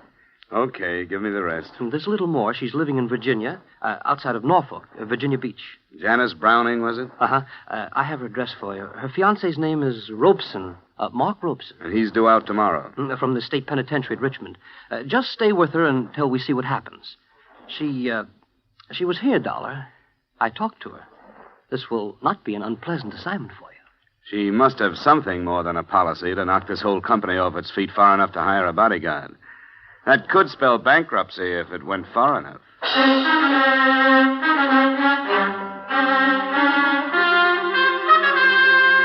Expense account item 2, $110, transportation and incidentals between Hartford and Virginia Beach, Virginia.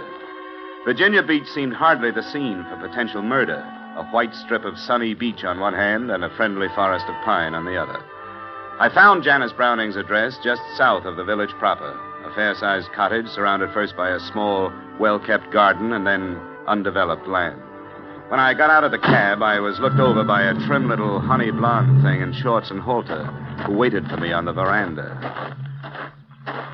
Hello. Hello. You seem to be carrying a suitcase. Are you sure you haven't been misdirected? Are you Miss Janice Browning? No, I am her personal maid. Who are you? My name is Dollar. I'm the investigator from the insurance company. Did you say personal maid? Yeah. Did you say investigator? That's right. Well, I hope you'll pardon me if I'm confused. I was not notified of the arrival of no investigator. What is it you want? Miss Browning asked for me. She went to her insurance company and requested a bodyguard. A bodyguard? Well, I don't know about that. But then there are lots of things I don't know as yet. I'm new here. But if she asked for you, you may as well come in. Thanks.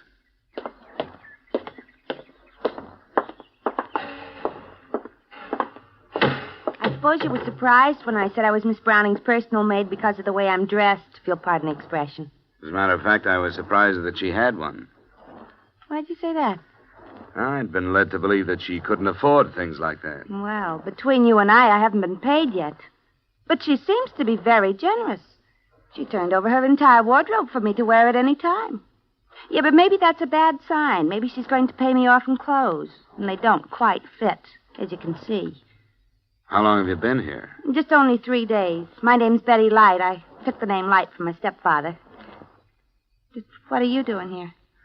Well, Miss Browning has a fiancé coming out of prison today, and she's afraid to meet him alone. Prison? Well, you could never tell. But I suppose it's her business. What is it? Well, if I was sweating out a fiancé after all that time, I wouldn't be quite so thick with what she's thick with. What do you mean? Well, if I were him, I'd feel cheated. She hasn't been wasting her time, from what I can tell. And in 1 week, that's plenty. But I shouldn't be gassing like this. Who is he? His name is George Masters. And if there's a fiancé on tap, he'd better be careful. Why is she afraid, as if she shouldn't be? Well, because she changed her mind about him and evidently didn't tell him about it. Sure, the same old story. Well, this is a surprise to me, but the least I can do is work out the wig. You know, Betty, I feel the same way. It was just past midday when I arrived, and wasn't until almost 5 that a cream-colored convertible coasted into the driveway carrying a man and another honey blonde. I could see immediately how Janice Browning had swept the insurance company off its feet. How do you do, Mr. Dollar? I'm so glad you're here. Oh, may I present Mr. Masters? How are you? Mr. Masters? I won't stay, Jan. I know you have things to talk over. I'll pick you up at 7. All right, George. Bye, Dollar. Feel a lot better, too, now that you're here. I'll do what I can. See you at 7, Jan. I'll be ready. Oh, please sit down, Mr. Dollar. Betty. Yes, Miss Browning. I don't think we'll need anything, and I'd like to see Mr. Dollar alone, if you don't mind. Oh, by all means, Miss Browning. Could I have your permission to visit the beach? Of course, stay as long as you like. You know where the beach things are. Oh, I wouldn't think of encroaching. I'll just go the way I am. She's the strangest girl. Where'd you find her? She was a waitress in New York. I asked her if she wanted to come down for the rest of the summer. I thought she'd be company. But she's become so formal, or tries to be. Oh, would you like a drink or something? No, thanks. I suppose you think I'm an awful coward to scream for help the way I did. Well, I haven't heard all the particulars. I really didn't know what else to do. I thought of running away, but, well, I've made friends here. There's the simple fact that I don't have any money. How serious do you think this threat to kill you is? I'm afraid it's quite serious. But I don't know what will happen, and I wanted somebody to be with me. When did you see him last? 6 months ago. I thought about it for a long time, about our breaking our engagement and which would be the best way to do it, and I decided to face him while he was still in prison and simply tell him I couldn't go on. Well, that wasn't the easiest way to hand it to him. I know, but it was the fairest, I thought. He didn't create a scene or anything, but I'll never forget his expression. He just looked at me and said, "Have your fun. You've only got 6 months, because when I get out of here, I'm going to kill you." Well, now the 6 months are up. He's been let out. He knows you're here? Yes, he'll come here. Your friend Masters said he was going to call for you at 7. Where were you going? Just to dinner and maybe a club afterward. I think you'd better cancel it. Why? I'll go crazy if I have to sit in this house and just wait. I don't want you to come back here after dark, for one reason. If you can't go a long distance and stay, I don't want you to leave at all. The village is too small. If he knows it, he'll find you. I'll be with George. Look, you managed to put the responsibility of this thing into the lap of your insurance company, and they handed it to me. Now, I want you to stay here where I can keep my eye on you. All right, Mr. Dollar. I'll do anything you want me to. Good. Oh, you might mix that drink you offered. Scotch, if you have it, and plain water.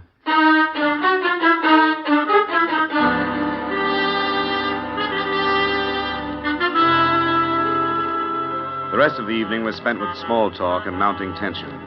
The state penitentiary was no more than 100 miles from Virginia Beach, and since it's the habit of prisons to turn out their guests at dawn, Mark Robeson had had plenty of time to make the trip. In spite of a sultry night, I closed and locked all the doors and windows, and by 11, the cottage was dark, with everyone retired. The living room was the most strategic spot in the house, so I stretched myself across a couch that was too short for me and listened to the silence. It must have been some time after midnight when I heard a door crack behind me. Who's that? It's I, Mr. Dollar. Oh, you shouldn't be roaming around the house, Betty. I darn near laid a chair across your head. Oh, it was too hot to sleep, and besides, I have a few things on my mind if you're interested. Sure, sit down. Oh, thanks. Did I not understand you to say that this Con was her fiancé? That's right. Well, she certainly lives in circles, if you ask me. I happened to uncover some information that will knock you for a loop. What? Well, basically, I've never been a snoop, but I didn't go to the beach. Oh? No, after you advised me of the situation around here, I felt I had a right. I went into her room, which is no more than an oversized closet with bath. And it's a good thing I did, because in a drawer, I found a picture of Miss Browning posing as a bride. A bride? Yeah. Are you sure of that? As sure as I'm sitting here. And the guy standing with her was a bridegroom if I ever saw one. Were they fancy? What do you think of that? I don't know. It doesn't necessarily mean anything. But from what I've overheard, this fiancé of hers has been in prison for 5 years. Yeah, that's the story. Then how come her wedding picture was taken in 1947? Was it? And that's what's stamped on the back of it. Now, is that screwy or isn't it? It definitely is. And there are some other things that don't ring truly. For example, this mug she is currently tied to. I heard her when she called him tonight, and it sounded more like... He blasted your room. Get down on the floor. Stay there. Hey, hold it! Hold it, Robeson! He hadn't moved away from the window he fired through. When I got to him, he was still pointing the now empty gun at me, pulling the trigger and looking down at it stupidly. Get away. I won't go back. I don't have to stay in the hospital now. I'm all better now. Give me the gun, Robeson. It's empty. No. It's mine. You're one of her men. She always had men. No, I'm not one of her men. Let's go in the house and calm down. You talk like a doctor. Yeah, you're a doctor. You can't take me back. Get away from me. You told me to make myself believe that she was dead and I'd sleep better. Come on, Robeson. Get away. I won't go back. Let go. Don't cause any more trouble, Robeson. Now, come on. I won't go back. Let go, Robeson. No. Now I don't have to go back. Let go.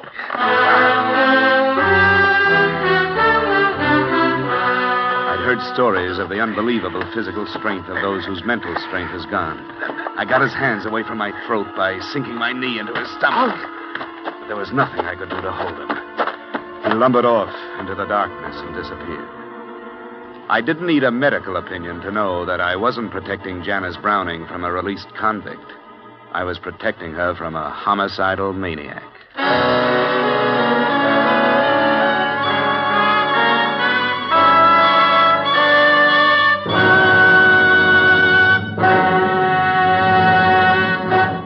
There's the opportunity of a lifetime waiting today for any healthy young American man.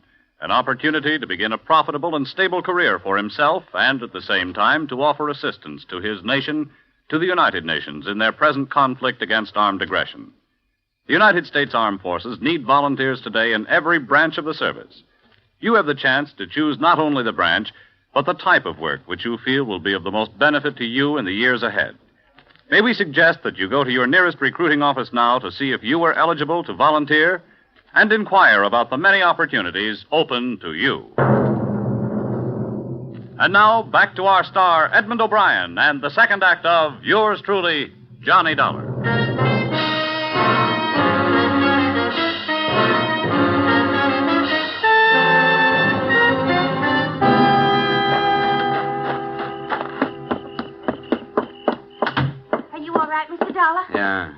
on some lamps in here, but stay away from the windows. I doubt if he'll come back, but he might. That brute is still on the loose? Yeah. Where's Miss Browning? She's still in her room. I heard her bawling, but she stopped now. Miss Browning? Yes? I'm coming in. Where is he? I couldn't hold him. Where's the light switch? No, don't turn on the lights. He thinks he killed you. He won't come back tonight. Well, why don't you go ahead and say it? Oh, I'd better not. As a matter of fact, I don't mind your lies or the way I was dragged into this. But what really stinks is you're hiring that girl because she looks enough like you to be mistaken for you at a distance. You give her your clothes to wear and you put her into your room. Well, she'd be dead now if she hadn't come into the living room. I'm not trying to pass the blame, but it was George Masters' idea. He remembered her and thought bringing her here might be a way to save my life. Robeson's your husband, isn't he? Yes, he's my husband. Well, what's he doing running around loose? He escaped from a hospital in Pennsylvania. He's been there a year. He tried to kill me before he was committed. Why didn't you tell the insurance company the truth? I did. No, you didn't. Yes, I did. It was Mr. Brewster's idea to tell you that he was coming out of prison. He thought you wouldn't take the job if you knew the truth. Well, he was right, and I'm leaving the job right now. Oh, you have every right to. You can get yourself some protection around here. I couldn't when I tried. I went to every private detective in Norfolk and Portsmouth. None of them would take the case? No. Well, what about the police? What is this, county out here? Yes, it is.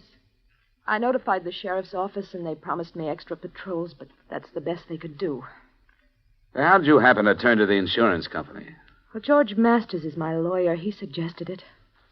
Mr. Dollar, I'm not begging for help or excusing anything I've done, but I've been half crazy with fear and the awful lost feeling when nobody would help me. I had to do something. What about your lack of money? Was that a lie, too? Oh, every penny I had has been spent on treatment for Mark. I borrowed from George on my insurance. I sold our house in Connecticut, and that money's gone. This property is all I have left, and I've borrowed against it. I guess you've had your troubles. Who can I talk to about your husband? You mean a doctor? Yes, I thought maybe a doctor might know what Robeson would do next. Well, Dr. Becker came on to Norfolk after he warned me that Mark had escaped. His phone number is in the little book on the stand. Well, I hate to bother him, but I'd like to have him come out tonight. Mr. Dollar? Yeah? You're staying? Well, not any longer than I have to. Say, you'd better get up and have a drink. You're shaking like a leaf.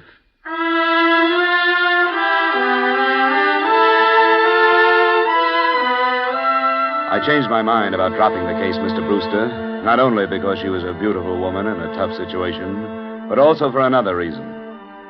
I awoke Dr. Becker at his hotel in Norfolk, and after I outlined the night's events to him, he agreed to come out.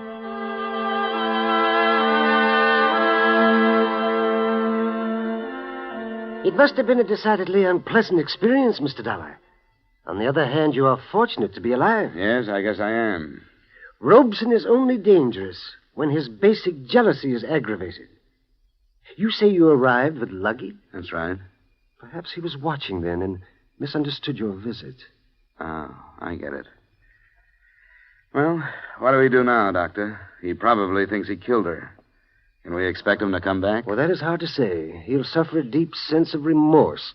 Then he may feel that what took place was only a figment, a dream. The remorse would cause introspection and keep him away. The fantasy thought might bring him back to investigate. When? Oh, who knows? Tonight even, or tomorrow. Would he try to kill her again? Oh, yes. An extremely strong fixation. Do you want him to come back? Well, I want to see the end of this. That's the best way I can think of. I'll keep his wife here tomorrow outside so he can see her if he does come. She's the one who really has suffered, the poor girl. I wish there were a way to ensure her safety. We could alert the police. Well, with the police on the scene, then he would not return. Shh. Here she comes. Hello, Dr. Becker. Oh, good evening, my dear. Or morning, rather. Oh, I'm so sorry about the trouble. I'm afraid it can't be helped. I was so sure at one point that he was responding to treatment. Oh, I know you've done your best, Doctor. Mr. Dollar, I may be imagining things, but I'm awfully worried. It'll be all right. No, I mean, I tried to phone George, and there's no answer. It's after 2, and he should be at home. Mark knew that George and I have always been friendly. Would there be any danger to this man, Doctor? Oh, I hardly think so. All of your husband's aggressive urge was directed toward you, Janice. Well, could we go and see if everything is all right? I can't help it. I'm worried. Where does he live? In the village. It's not far from here. Could we borrow your car, Doctor? Oh, by all means, my dear. Here are the keys. You'll come with me, Mr. Dollar? Oh, I'm not letting you go alone. We'll be back as soon as we can, Doctor.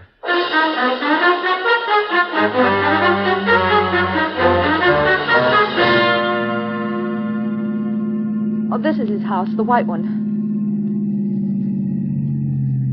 Oh, there's his car in the driveway. There's a light on. Maybe his phone is out of order. I told him I'd let him know if anything happened.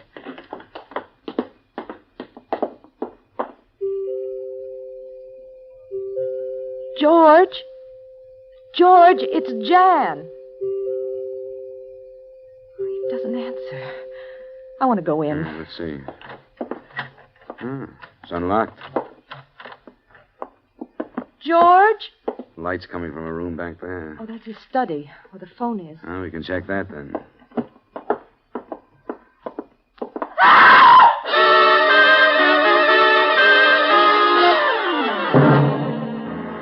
George Masters was lying face up in the middle of a room that had been pretty well torn up by the struggle. The first thing I noticed were the bruises left on his throat by the hands that had choked him to death. I noticed another thing when I went to the desk to phone the police. There was a gun lying on it, and I would have sworn that it was the same police special Mark Robeson was carrying earlier in the evening. It took Dr. Becker to quiet Janice Browning after I literally dragged her out of the master's house and got her home. And I hope she can rest now, but she's dangerously near to mental collapse herself. Yes, I can understand that. Is there anything further that I can do, Mr. Dollar? Nothing now, Betty. Get some sleep if you can. Sleep? Who could sleep? Well, and spend your time packing. You're going back to New York in the morning. I certainly am. As for me, you can give Virginia Beach back to the Indians. Was Janice in love with Masters, Doctor? I think so. A great feeling of loyalty, at least. He had helped her so much with monetary loans and so on. But you said he wouldn't remember the association between Masters and his wife. Yes, I was convinced that he wouldn't. There was a police special in Masters' study. I'm positive it was the same one that Robeson used here. Oh? I tried to take it away from him. I couldn't. Now, why should he leave it at Masters? Well, I don't know. Say, did they know one another before Robeson broke down? Oh, yes, they were quite friendly. And Good heavens, Dollar. What are you driving at? Janice borrowed from Masters on a life insurance policy. That usually means making the lender a beneficiary. I don't know how much the policy was for, but I'm going to find out. Well, I dislike having to agree with you, Dollar, but I do. In Robeson's warped mind, Janice was the archenemy. It would have been quite easy for Masters to inflame Robeson to the point where he would kill his own wife. Oh, Mr. Dollar! Mr. Dollar! What is it, Betty? He's back. That man, he came back. All right, now take it easy. You're all right. But I saw him. He was looking in the window. The one he shot through. Doctor, take care of her, will you? I'd better get back to Janice's room.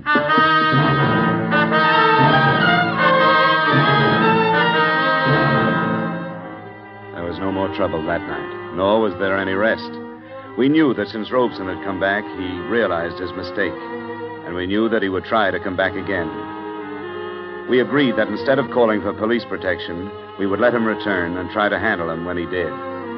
An hour after daybreak, we felt it safe to relax, and it wasn't until noon that I drove Betty Light into Virginia Beach and put her aboard a bus bound for the comparative safety of New York. Before I started the return trip, I made a swing past George Masters' house, convinced the deputy sheriff in charge that I had a right to poke my nose in, and got myself back into the study. I suppose it'd be all right if you go in. They took up all the evidence they wanted, I guess. What was that, Sheriff? All the things that'd pick up prints. Here you are. What do you want to look at? Some of his papers. I won't interfere with your work, but I'd like to know how he stood financially. You think that has something to do with it? Oh, I don't know. It might. They dusted all them drawers, so I guess it's all right if you pull them. He's a lawyer, you know. Yeah, I know. Say the field's wide open. A lot of people didn't like him. Oh? I didn't know that. What's that for? It's a ledger. Kept his accounts in it. What'd you find? Janice Browning. Who's that? Somebody he loaned some money to. Ooh, I'll say he did. $20,000. Ah, that's all I wanted, Sheriff. Thanks, and I hope I haven't caused you too much trouble.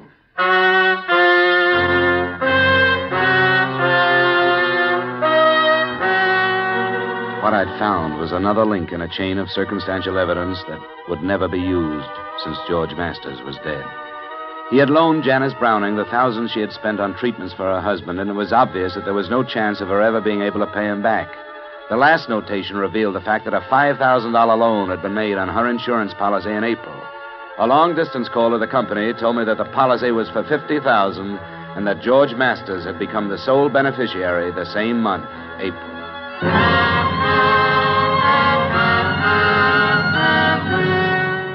But I see no purpose in telling her, Mr. Dollar, or questioning her. I don't either, Doctor. I hadn't planned to, but the sheriff's office won't think twice about throwing it at her if it gets out. If you will allow me the privilege of perjuring a certain amount of expert testimony, I think I could manage to gloss over it. Well, the deputy saw it, but I don't think it sank in. I hope not. Of course, we're assuming that we'll be successful in subduing Robeson.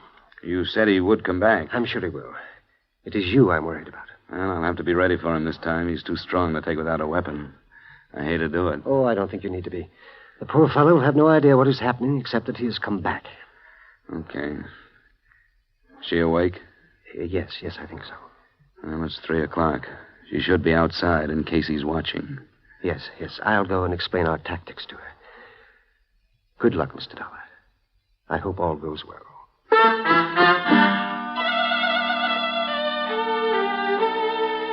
It seemed almost cruel baiting the trap, but it had to be done. We paraded Janice Browning through the garden in her most fetching get-up until dark, and then sent her in to sit in front of an open window. I don't know how she held on to her own sanity. I do know that I had a little trouble myself. I sneaked into a position outside the house from which there was a good view of all the approaches but the one from the north. He arrived at about 10:30. He was moving toward the living room window, and I started toward him. Hi, Mark. What? I can't see you.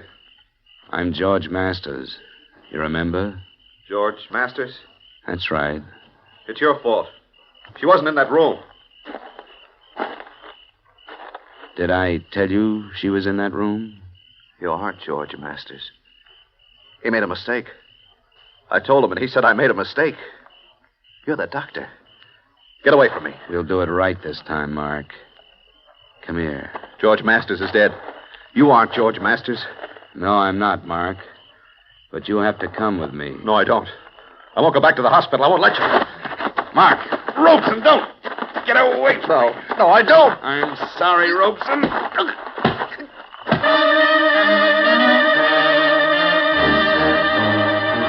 I don't know what Becker is going to say to the police, but I do know what he learned from his patient after he was returned to the hospital and quieted down.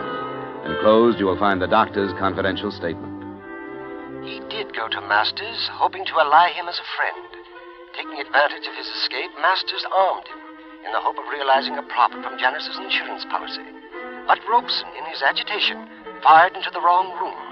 And because he placed the blame for his mistake on Masters instead of himself, he became violent, and as a result, Masters was killed.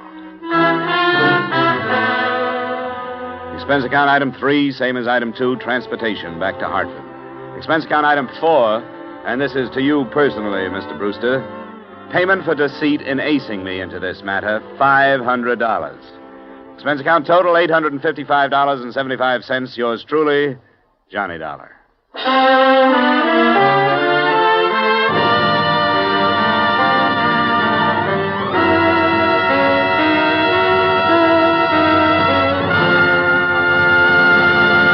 Yours truly, Johnny Dollar, stars Edmund O'Brien in the title role and is written by Gil Dowd with music composed and conducted by Leith Stevens. Edmund O'Brien can currently be seen starring in the Columbia Pictures production 711 Ocean Drive. Featured in tonight's cast were Bob Sweeney, Virginia Gregg, Gene Bates, Hy Averback, and Howard McNear. Yours truly, Johnny Dollar, was transcribed in Hollywood by Jaime Del Valle.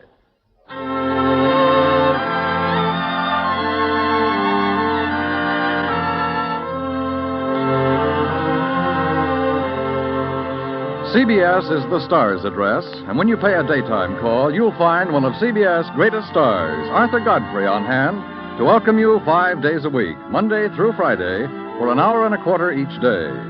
Arthur and all the little Godfreys make life more musical and fun for you. Hear Arthur Godfrey's daytime program every Monday through Friday on most of these same CBS stations. To hear each and every star, leave your dials where they are, 'cause this is CBS, the Star's Address. Yes, CBS, the Star's Address. Yes, this is CBS, where Philip Marlowe takes the case every Friday night on the Columbia Broadcasting System.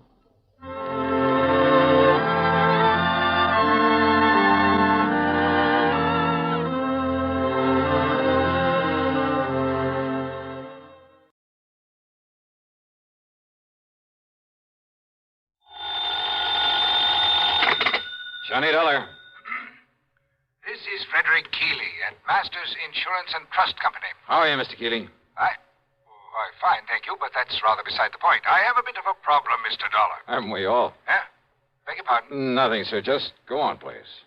But, Mr. Dollar, one of our claimants, that is to say the beneficiary of a small insurance policy, apparently never received the check for $3,000 we sent him.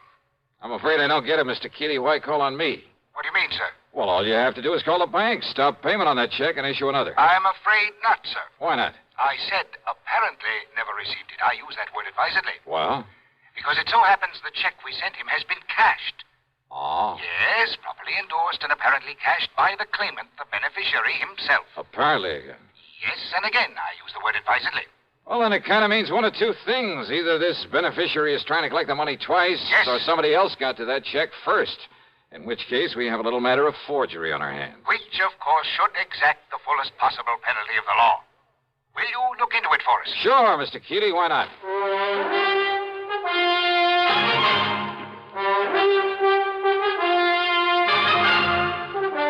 CBS Radio brings you Bob Bailey in the exciting adventures of the man with the action-packed expense account, America's fabulous freelance insurance investigator. Yours truly, Johnny Dollar.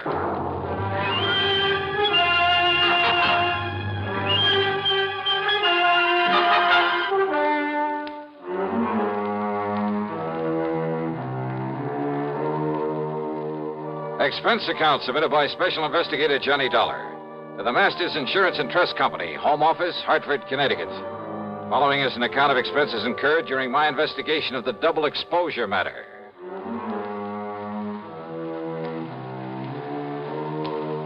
Expense account item 1, $1.20 for a cab to Keeley's office on the 10th floor of the Star Record Building. He's a man of about 60, I'd say, short, stout, and rather pompous in his manner.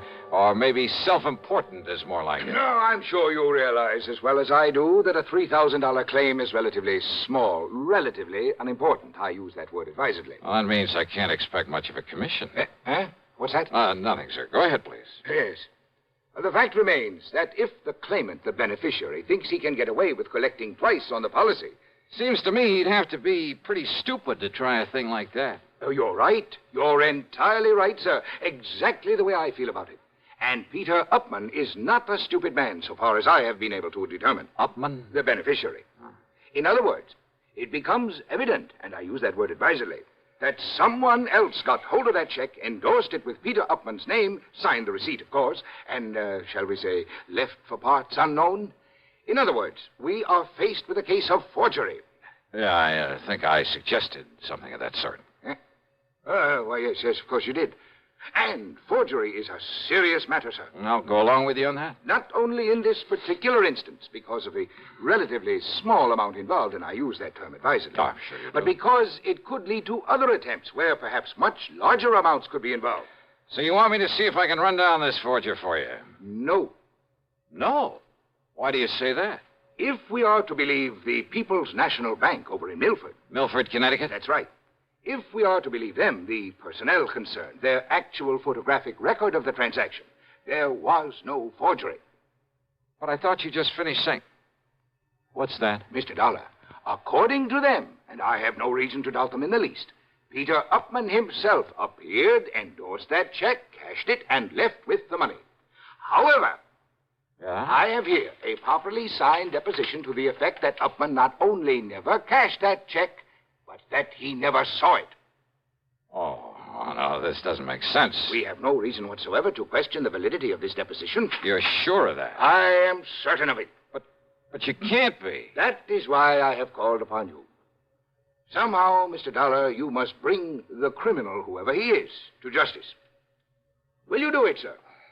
Well? Yeah, sure. Why not? And I use that term advisedly.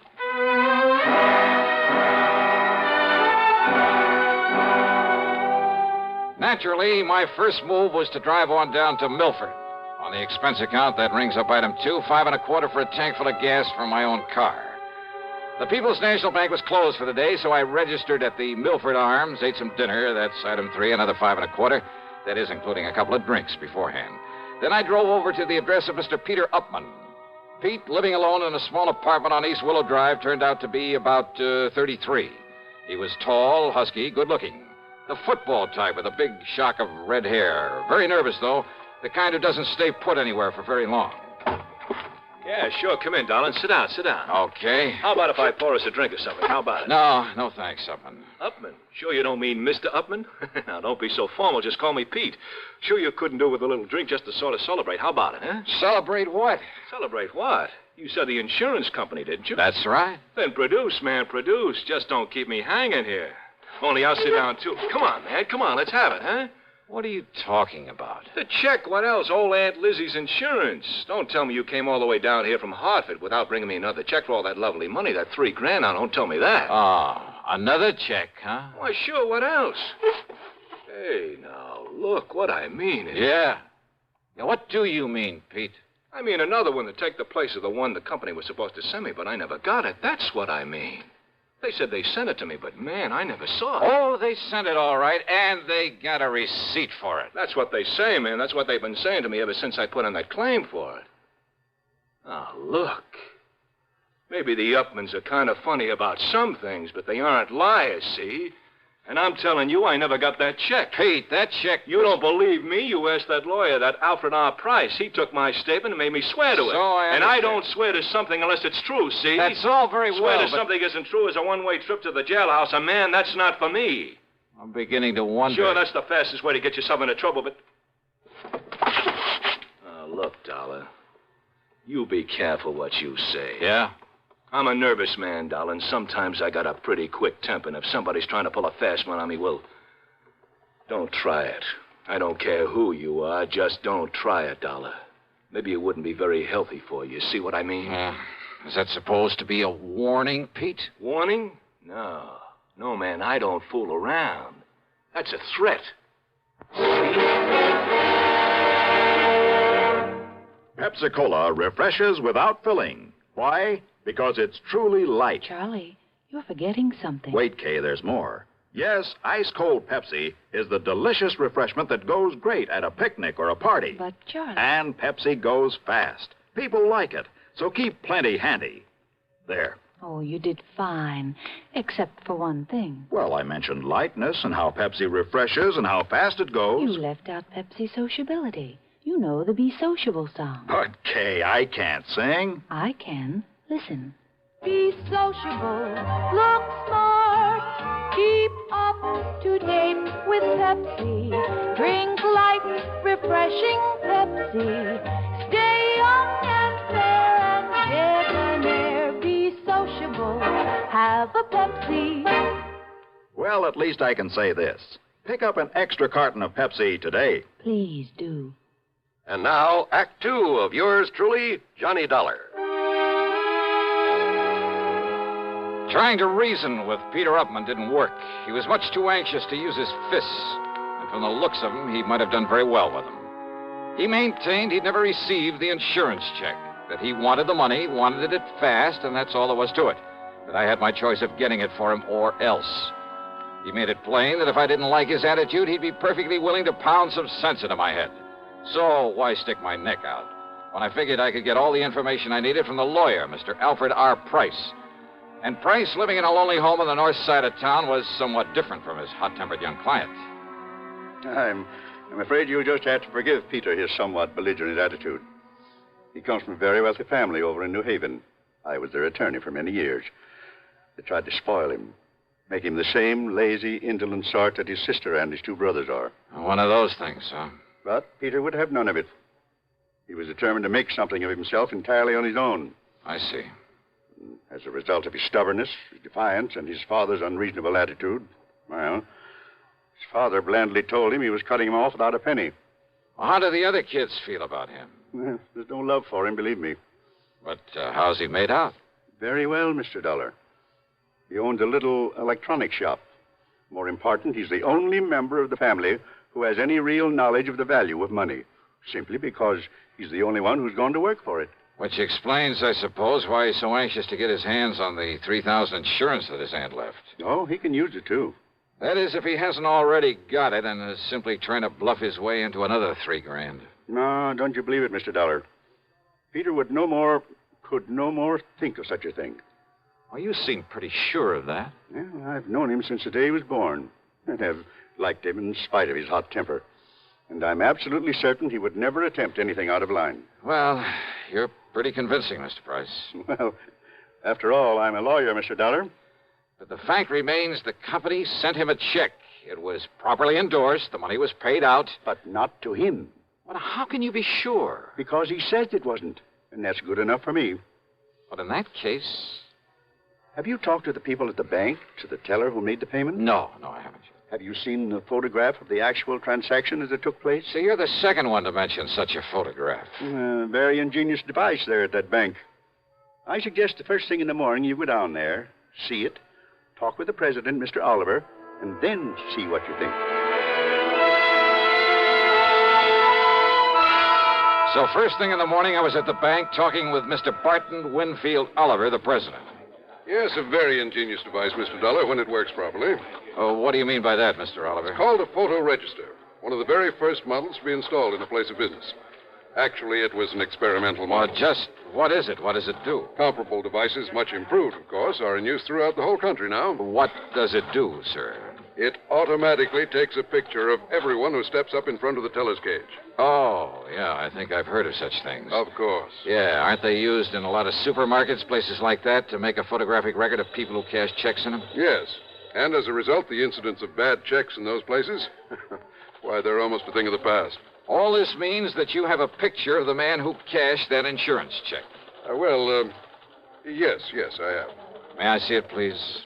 Well, yes. Because if it is a picture of young Peter Upman, I don't care what his lawyer says. Here you are, Dollar. This is photographic proof it was he who... Huh? Yes. Oh, now, wait a minute. Well, that was an you early... mean to say this is the best that fancy machine of yours can do? It was an experimental model. Why, this could look like almost anybody. In the beginning, it was very good. Made very clear pictures. Well, it certainly doesn't anymore. But only the head cashier and I know that. Huh? The general public don't.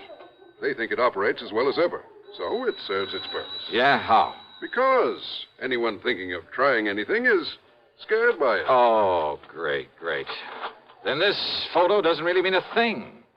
Oh, sure, in a way it does look somewhat like Peter Upman. Same build, same general sort of face, even the same shock of hair. But it's so blurred, so indistinct, like a double exposure. Yes, I know. But when Mrs. Eberhardt says that it was Peter... Who's Mrs. Eberhardt? She's one of our oldest, most trusted employees. The teller who waited on him. Oh, let me talk to her, please. Certainly. Mrs. Eberhardt, will you close your cage for a moment and come here, please? Certainly, Mr. Oliver. That's the one? It is. She's been with the bank much longer than even I have. Almost from the beginning. She knows more about the people here in... Mr. Dollar, what does this mean?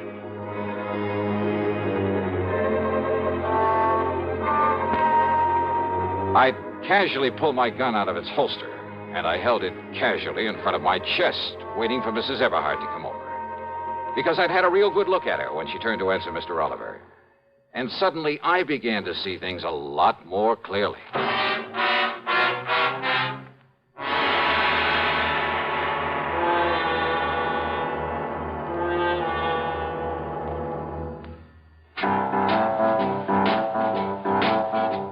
Talk about best-selling records.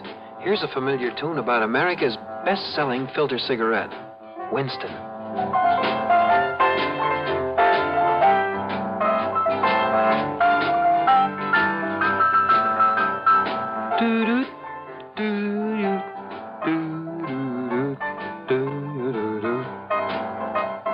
Winston gives you real flavor.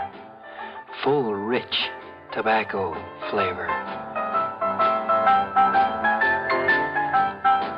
And you know, that's because only Winston has filter blend up front.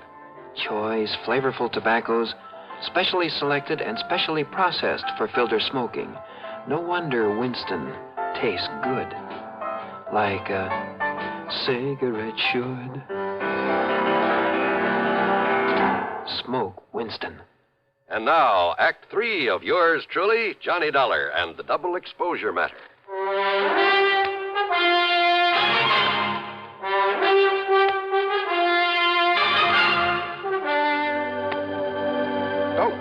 That revolver. Just take it easy, Mr. Oliver, and don't mention it to her when she comes over here. What good heavens, man. Wait now. Here she comes. Yes, Mr. Oliver, you wished...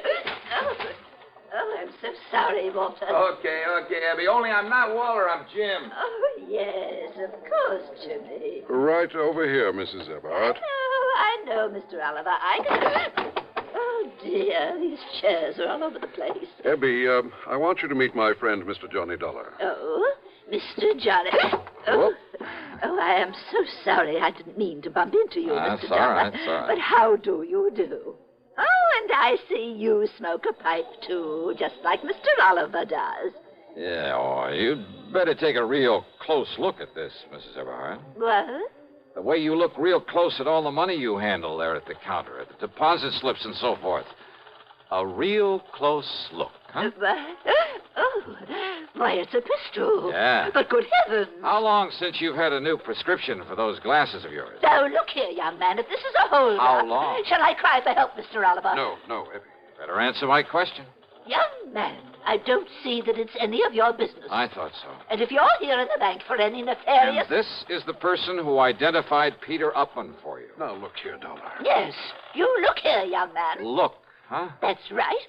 Mr. Oliver, hasn't this bank of yours got a nice, generous pension plan for an old and faithful employee who's blind as a bat? I beg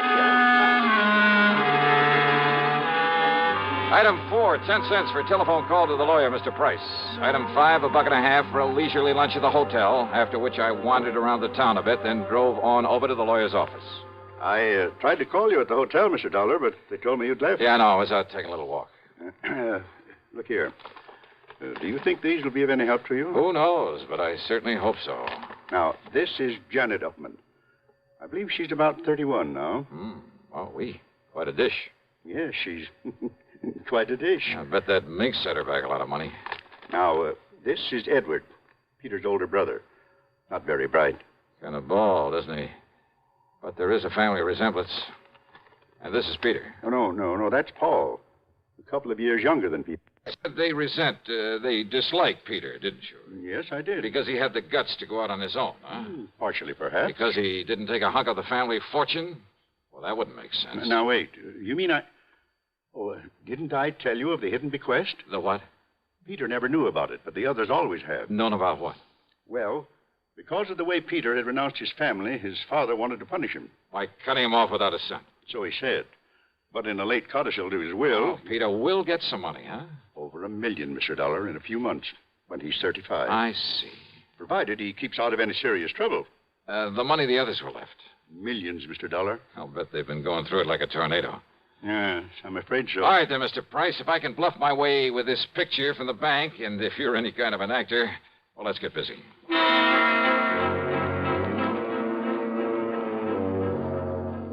I telephoned to Peter, told him to come over. Mr. Price called the others.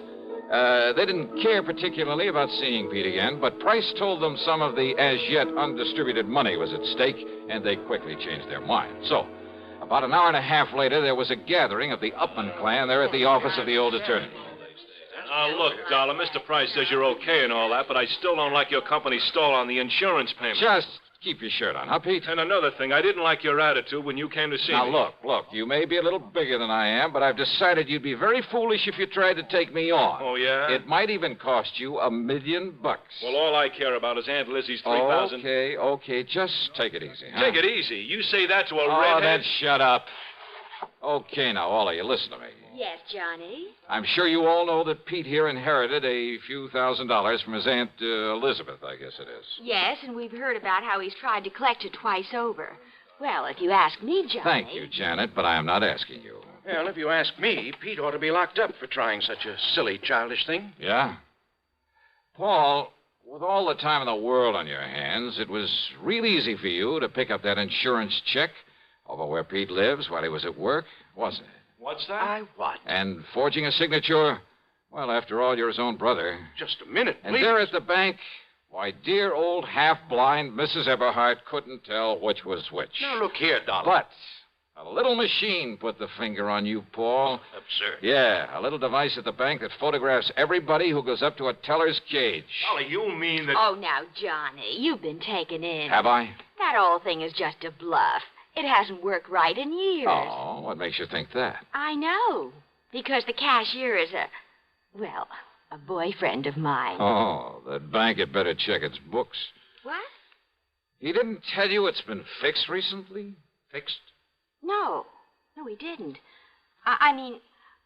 Oh. Now, wait a minute. Like to see the picture it took of you, Paul, collecting that money? Here, Mr. Price, see what you think. Why, yes, Mr. Dollar. It's about as clear as it can possibly... Okay, Paul, you dirty... No, stop him. Somebody stop me here. Not you, Paul, or anybody else. Good heavens, Mr. Dollar. Peter will kill him. Oh, I doubt it, Mr. Price. Can you think of a better way for justice to be done?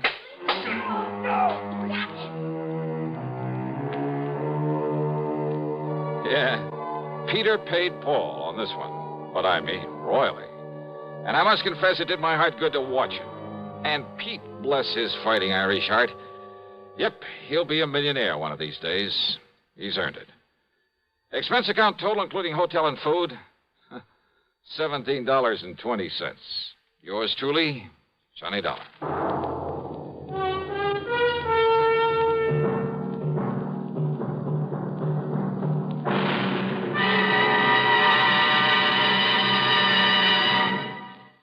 Our star will return in just a moment. Constipation is something people don't talk about much, but it can be a problem for anyone, even doctors. And when constipation occurs, it's interesting to see just what doctors consider important about a laxative they might use or recommend. Well, a majority of the doctors we heard from had this to say. A laxative should be effective, gentle, close to natural acting. A medicine that can be used with complete confidence. Now, X-Lax has been popular with many doctors and millions of people over the years because pleasant-tasting chocolated X-Lax is effective. Overnight, it helps you toward your normal regularity. X-Lax is so gentle, so close to natural acting, there's no upset. That's why many doctors and millions of people use X-Lax with complete confidence. X-Lax, the laxative that helps you toward your normal regularity gently, overnight. Now, here is our star to tell you about next week's story. Next week, a story of a deadly swamp and 4 dedicated killers. Their intended victim? Well, join us, won't you? Yours truly, Johnny Dollar.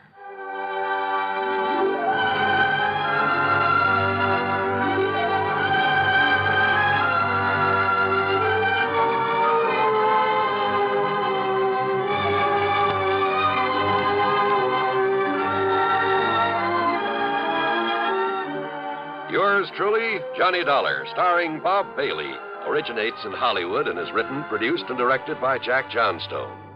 Heard in our cast were Marvin Miller, Peter Leeds, Jack Moyles, Ralph Moody, Bartlett Robinson, Eleanor Audley, and Sandra Gould. Be sure to join us next week, same time and station, for another exciting story of yours truly, Johnny Dollar. This is John Wall speaking.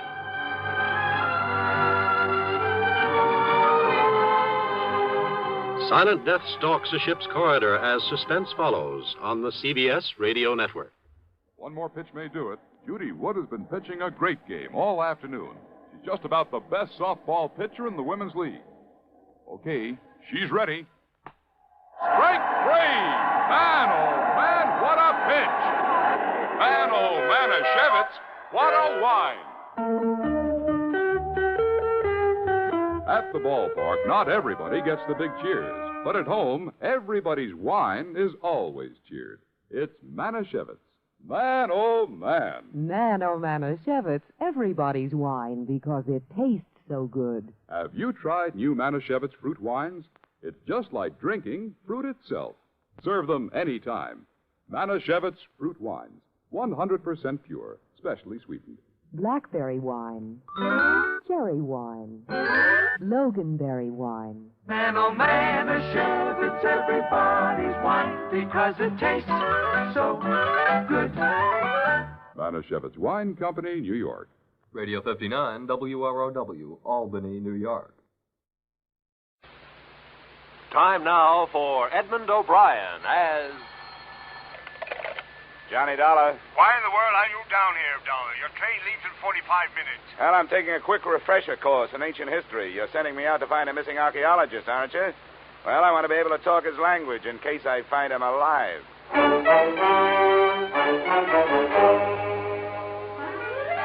Edmund O'Brien in a transcribed adventure of the man with the action-packed expense account. America's fabulous freelance insurance investigator. Yours truly, Johnny Dollar.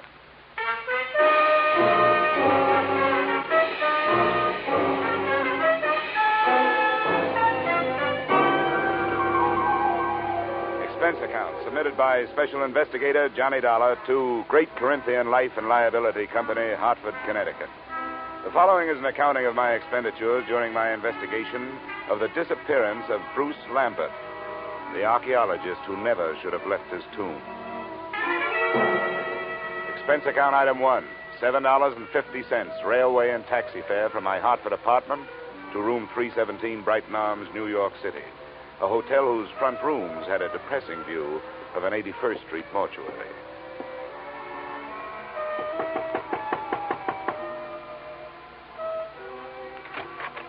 Miss Lambert? Yes, please come in, Mr. Dollar. She was tall without awkwardness, had the physique of an athlete, but still with softness, and a golden tan made her seem out of place, set against the snow heaped on the sill outside the windows. Thank you for coming, Mr. Dollar. I realize that mine was a rather unusual request to make of an insurance company. Not at all, Miss Lambert. The company doesn't want to lose a policyholder any more than you want to lose a brother. But there are a lot of good private detectives in New York. I couldn't afford one. I had thought of notifying the police, but I realized that Bruce's case would be just one of many to them. They're so impersonal. And if there's a chance of any notoriety... Miss Lambert, if you mean that for some reason you'd rather the police didn't find him, you'd better tell me about it. Yes, of course I was going to. I don't see how it could make any difference. Please sit down. Maybe we'd better start way back at the beginning, huh? That would be in Egypt, wouldn't it? Yes. In the desert some 100 miles west of Thebes. My brother's an archaeologist, and he'd uncovered some ruins. It was quite an important discovery, something about the 12th dynasty. I don't know much about it. You were with him? Yes, I didn't spend much time at the excavation site. I stayed in the village. But the reason the police might make it difficult is that Bruce discovered some relics that he didn't declare to the authorities there. You mean he swiped them? Well, if you're in the habit of using extreme bluntness, I suppose you could put it that way. All right, I'm sorry. Please, Mr. Dollar, this is quite unpleasant for me. If Bruce had stolen all the relics, you wouldn't expect it to make any difference in how I felt about his disappearance, would you? Well, I'm afraid I can't do anything for you. I've got to know these things if I'm going to help you. Wait. I'm sorry. I'll tell you everything I know. All right. What were those relics that your brother didn't declare? Well, I'm not sure how many there were. There was some statuary, an obsidian head of some old king, and then there was a scarab. It was supposed to have been the official seal of this king. Do you know how valuable this stuff is? I'm afraid that it might be very valuable in some circles. That's what I was afraid of, that someone harmed Bruce or even... But there's so many things to be afraid of. He isn't strong. Maybe even his mind. He was injured quite severely in a traffic accident in Alexandria just before we left Egypt. I've got to find out what could have happened to him. Oh, come on now. We can't find out this way. What does your brother look like? Is he light or dark? Here's a snapshot. Oh. He's blonde. His hair is straight and was quite long when I last saw him. And that was 4 days ago? Yes. The day our ship docked, I was arranging for my luggage. He just disappeared. What else? What's his build? Slight, medium, heavy? Slight, I'd say. What about his clothes? Well, he was wearing a dark blue suit and a gray overcoat. The right sleeve of both would be empty because his right arm and shoulder are in a cast. Uh-huh. A traffic accident. Huh? Yes, both were fractured. I wish I were able to be more help. But I've told you everything I know. He just vanished. Did he have any enemies that you know of? No, there's not even that. I can't let myself lose hope. But what can we do? How do you start looking for somebody with so little to go on? Before I answered her question, we started at the beginning again. The second run-through was pretty much like the first. But disappearance from a foreign ship in the port of New York is not as easy as the telling of it. I left the troubled Marcia, checked into an 8th-floor room in the Brighton Arms, where a phone call told me the North Fleet had already sailed. No hope of information there. So I headed for the U.S. Customs Office. Good afternoon. Mr. Nixon? Yes? Well, my name is Dollar. I'm an insurance investigator. The girl outside said you could help me. I'd like to get some information on a passenger who arrived from Alexandria on the North Fleet. North Fleet. Well, I'd have to know the day of arrival and the name of the line. It was 4 days ago. They'd made it... that would make it the 20th. It's a British ship. North Fleet. Well, no. What was the passenger's name? Lambert. Bruce Lambert. Did he clear any luggage through customs? Bruce Lambert. Yeah. Witnessed the examination of one piece of luggage, a suitcase, personal effects, one piece of statuary purchased in Alexandria, no duty. What address did he give you? Bruce Lambert. No street number. No hotel. The Brighton Arms. Oh, the Brighton Arms. Well, don't count on that.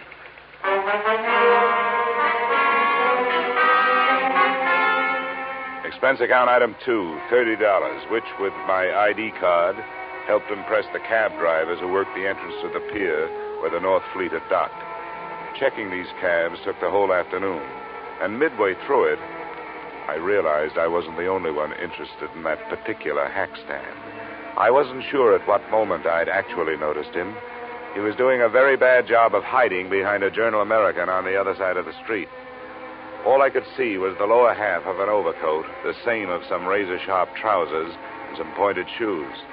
But I began to feel his eyes looking at me as I went on with my questioning. That finally paid off through the mouth of driver number 782. You know, you meet all kinds in this business. Some you forget, and some others you remember. Yeah, well, do you remember a guy with his arm and shoulder in a cast? And something you learn in this business. That's to read people's faces. You get to know a deadbeat before he gets a chance to deadbeat you. And you catch on if a guy is scared of something. Well, if he was afraid of something, it's not me. He's been reported missing by his sister. I've been hired to find him. How much does $10 buy? You know, maybe he don't want to be found. Is that what you think? Sure. He paid me more to climb up than you offered. Well, I've got more. What are you going to do with him? I want to talk to him. I want to find out if he's all right.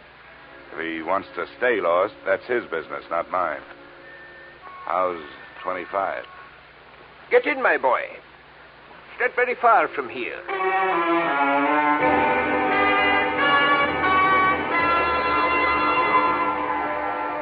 Our destination turned out to be an old red brick hotel near 39th Street between 10th and 11th Avenue.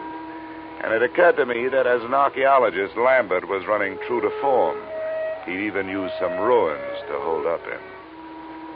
One $5 bill brought the information from the room clerk that Lambert was out of his room, and another brought a pass key that let me in.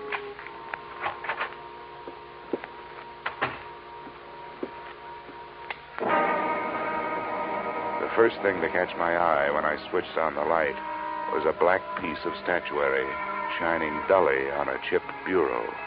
A crowned head with exaggerated features, sculptured in obsidian. I posed myself this riddle. If it was so valuable, why didn't Lambert take better care of it? But before I had a chance to try for the answer, a foot nudged the door open behind me. As might be expected, it was wearing a pointed shoe and was followed into the room by a slight yellow ivory-skinned man who rather resembled the black statue. I must thank you for leading us to the hiding place. Where is he? Well, that depends on who he's hiding from. It looks like it's you. Perhaps it is that you do not know where he is. Yeah, perhaps. I followed your taxi after you talked with those drivers. That was very smart. Where did you think I expected you to go? What's your interest in Lambert? You were employed by the girl to find him. How much does she pay you? I never talk money with a stranger. Perhaps we will not be strangers for long. The point of importance is that you have not yet found him.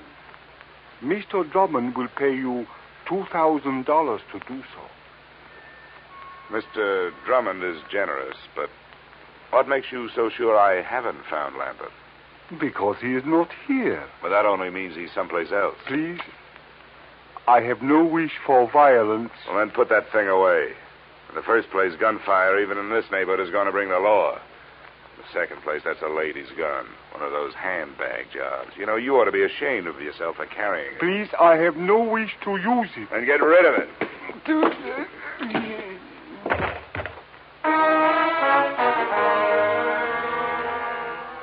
I hate little men who try to play bully.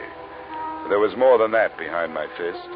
I figured I could learn to know him better if he was quietly stretched out on the floor. I was half right. An Egyptian passport told me that his name was Ammon Hyksos. Hometown, Alexandria. There was nothing else. I could turn Hyksos over to the police on an assault charge, or I could wait until he woke up and try knocking some information out of him. But I didn't do either. I left him there in the lobby. I gave a message to the room clerk for Lambert, telling him to stay out of his room when he came back and to phone me at the Brighton Arms.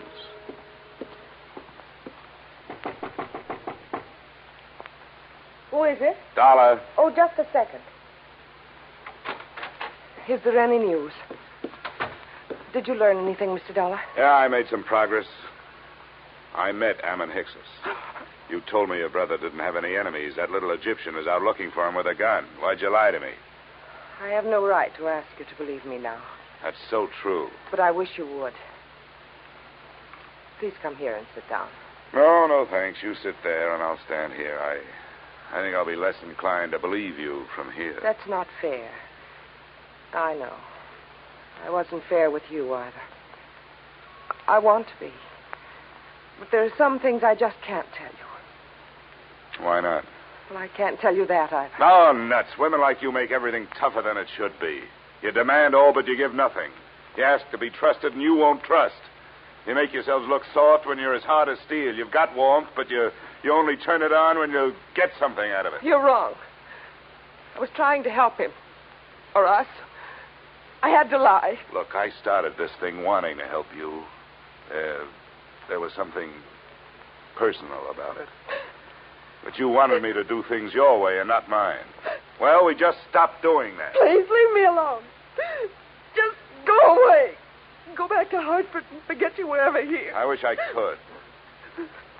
But I'm working for an insurance company looking for a missing policyholder. Well, I'll be up in my room if you decide to help me find it.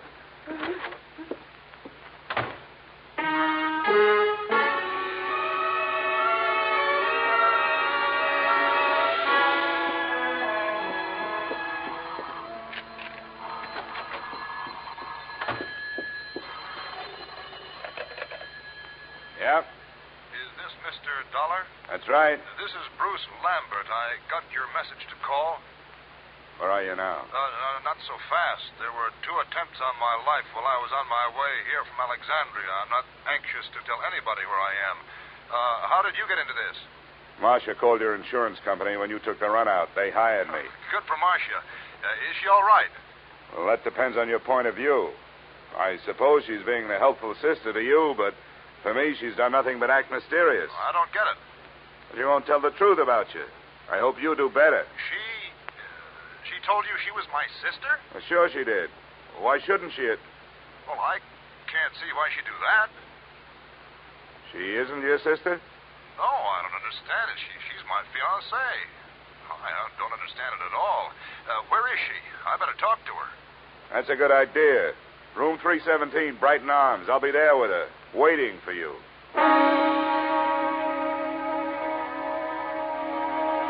Which, in a way, was how it worked out. Except that I waited for him in the corridor outside her room. I left Marcia where I found her.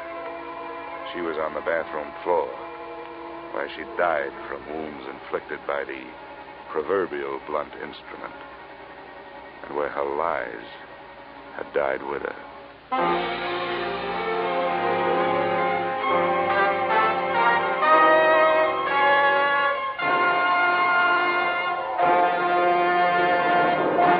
In just a moment, we will return to the second act of yours truly, Johnny Dollar. But first...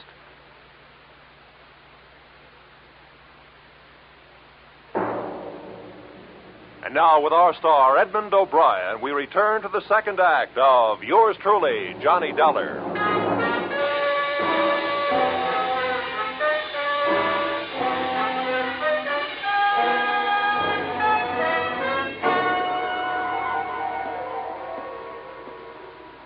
Bruce Lambert? Yes? It's all right, I'm Dollar. Didn't take you long to get here. Where'd you phone from? Just around the corner, a bar. Why do you ask? Where's Marcia? Marcia's dead. I don't believe you. I want to go in there. She isn't dead. Let me in there. Come on, use your head, will you? There's nothing. Oh, your arm. I'm sorry. Look, you don't want to go in there. Believe me, you don't. There's nothing you can do for her. She can't be dead. She can't be. Come on. Where? Why? I want you to come up to my room with me. You've got to do two things. First, give me every reason you can think of why this should have happened. And then, before the police get here, you'd better start rehearsing a story of your own.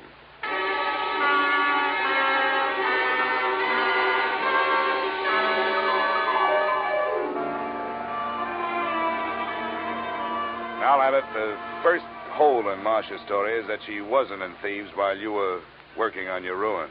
That's right. I didn't even know her then. I met her in the hospital in Alexandria after my accident. I was there for 2 months, you see. She was my nurse. But she did know about the relics. That statue and the scarab that I haven't seen. Oh, yes. Here it is. This is the scarab. Oh, yes, she knew. We talked about my little deceit. Well, how little is it really? You talk about 2 attempts on your life. Now we have actual murder. You'd better let me have that scarab. Oh, yes, of course. But surely you don't think the relics are at the bottom of this? They're rare, but not valuable enough for this. Unless someone knows more about them than I do. I doubt that. I've made a thorough study of the 12th dynasty and King Amenemhet III. It's a carving of his head. What do you know about a man named Ammon Hyksos? And another whose last name is Drummond? Hyksos? Ammon Hyksos? Do you know him? Does it ring any kind of a bell? No, I'm afraid not. Drummond means nothing. Oh, all right. Let's try the 2 attempts on your life. What about them? Well, they happened on the nights of the 17th and the 18th. Both of them could have been accidental, except that, well, the same small man stood near me both times. It would be too much for me to hope you could describe him, I suppose. Well, it was dark. Well, both times I was on the promenade deck, and something heavy was thrown or pushed from the deck above. I reported the second one, and the ship's officer apologized for the carelessness. But you thought enough of it to disappear? Oh, well, I certainly did. Instead of going to the police? Yes. Oh, I suppose it was wrong, but you must understand, I was desperate. Well, we'd better go down to the 3rd floor. I hope the police think more of your story than I do.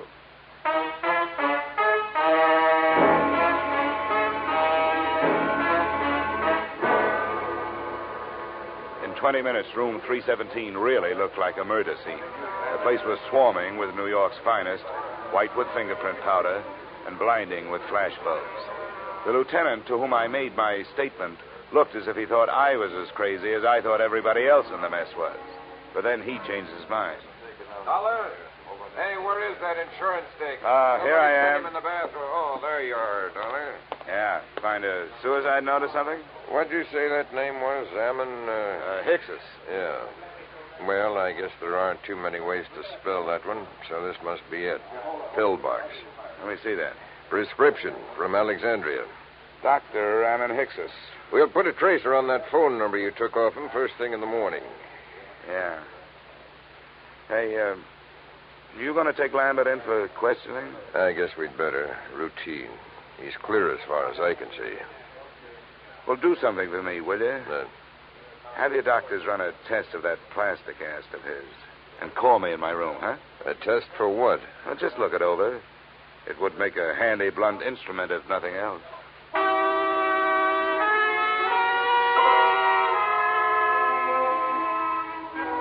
Expense account item 3, $7.50. A few late cocktails, a rare steak, and coffee in the Brighton Arms dining room. After which I picked up an armful of extra editions so I could catch up on what I'd been doing. I self-operated my way to the 8th floor and started toward my room. I was looking forward to a hot shower, but I didn't get it. I was still looking forward, but into a familiar gun muzzle. This is the one, Garrett. Ah, yes, Mr. Dollar. May I introduce myself, sir? Garrett Drummond at your service. Our meeting has been postponed too long. Well, there's a difference of opinion on that. You will please open your door. How can I refuse that pint-sized invitation you're still carrying? After you, sir. And I needn't remind you that my friend here is prepared for any rash move upon your part. Look, I'm tired. I don't have a rash move left in me. Close the door, Ammon. I suggest that you sit there, Mr. Dollar, in that unsightly straight-back chair. Thanks a lot. Now, sir, I shall plunge right to the point. Where is that scoundrel, Bruce Lambert? Well? I think I just decided that I don't know. Please, we have no wish for violence. You always say that with a gun in your hand. Well, let's get started. You make your pitch, I'll make my refusal, and we'll see where we go from there. I have already made what I consider to be a generous offer for so unimportant a bit of information as merely the whereabouts of Lambert, $2,000. But if it will expedite matters, I am prepared to expand my offer by another 1,000 on the spot, sir. The higher you bid, the greedier I get. What makes Lambert so important to you? A problem which is entirely out of your province, my boy. How much do you know of Egyptian legends, sir? Oh, no more than $1 worth. Ah, pity. A fascinating subject. Well, sir, Bruce Lambert has in his possession a certain object of great importance, both culturally and economically. Certain landowners in Egypt hold it in such high esteem, sir, that as a reward for its return to them, they would throw open to exploitation untapped oil fields, the richness of which would shake the very foundations of world economy. Are they shaky enough as it is? My boy, think what it would mean to a civilization fast approaching the depletion of its petroleum sources.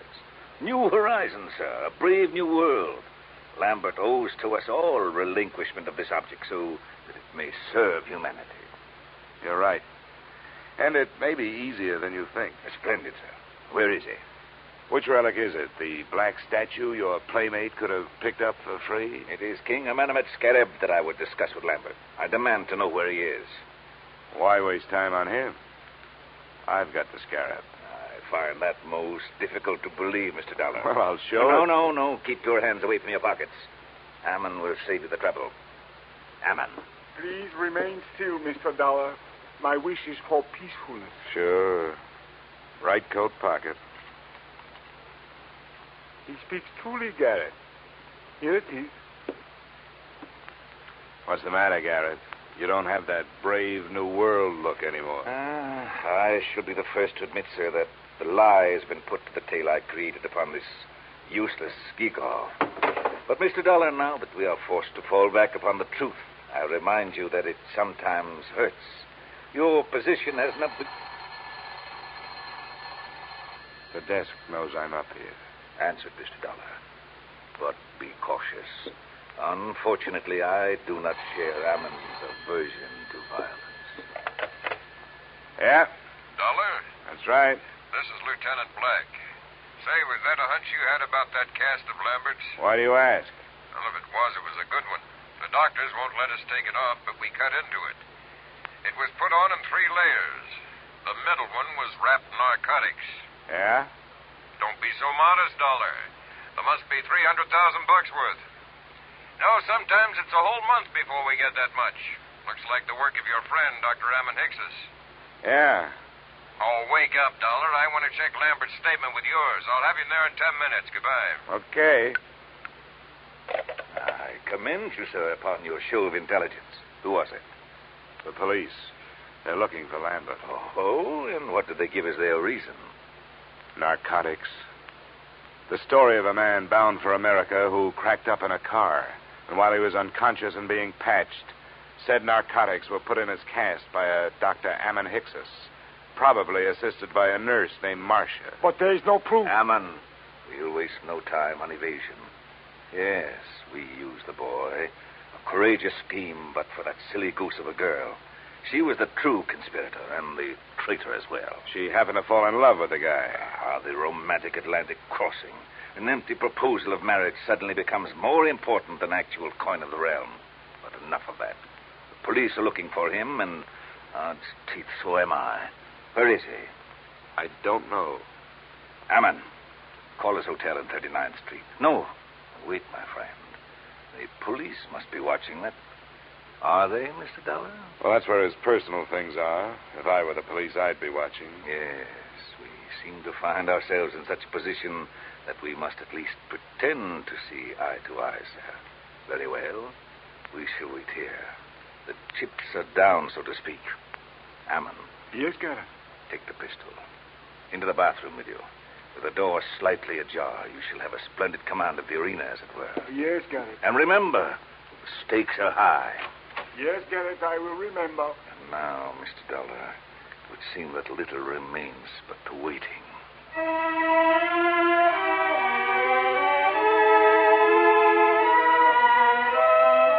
The waiting was more than enough. Drummond settled himself on the bed, facing the door, his pudgy hands folded over his bulging waist. I was still in the desk chair, facing him. As usual, the police were late. 20 minutes passed before we heard the knock on the door. Your guest, Mr. Dollar. Come, we shall go to the door together. Now, keep your back to me and open it. It's your party, Drummond. Come in, Lambert. Not Lambert, the police. Ammon, shoot! Ammon, my friend, help!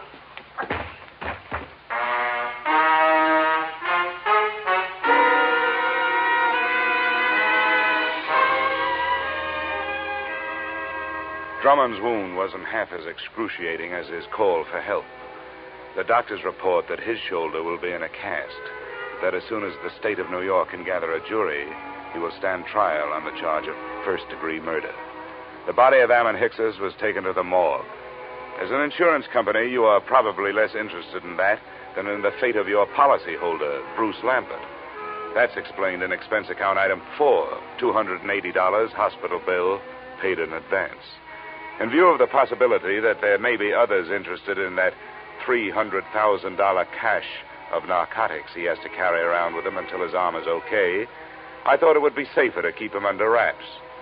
Oh, by the way, while he was lying there, helpless, I sold him a policy for you covering the scarab and that carved head. Expense account total, $456.90. Yours truly, Johnny Dollar.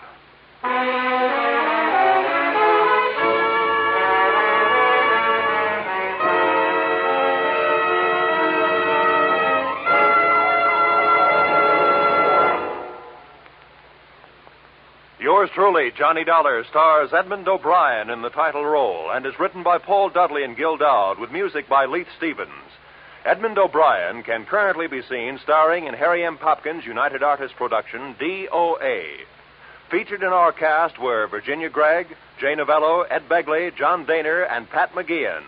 Yours truly, Johnny Dollar, is produced and directed by Jaime Del Valle.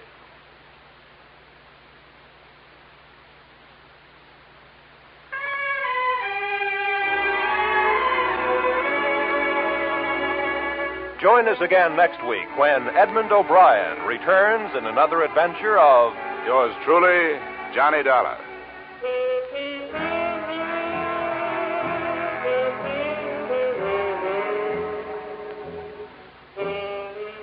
$54,000 is burning a little old hole in that little old jackpot of Sing It Again this week, just waiting for somebody to light up the right answer and drop the cash and prizes in his lap or her lap. Dan Seymour gives the gals the same chance he gives the fellas when he starts putting in those calls from coast to coast. So be listening this Saturday when Sing It Again and the $54,000 Phantom Voice come your way on most of these same CBS stations. This program was transcribed in Hollywood. Roy Rowan speaking. This is CBS, where yours truly, Johnny Dollar, meets adventure every Friday night, the Columbia Broadcasting System.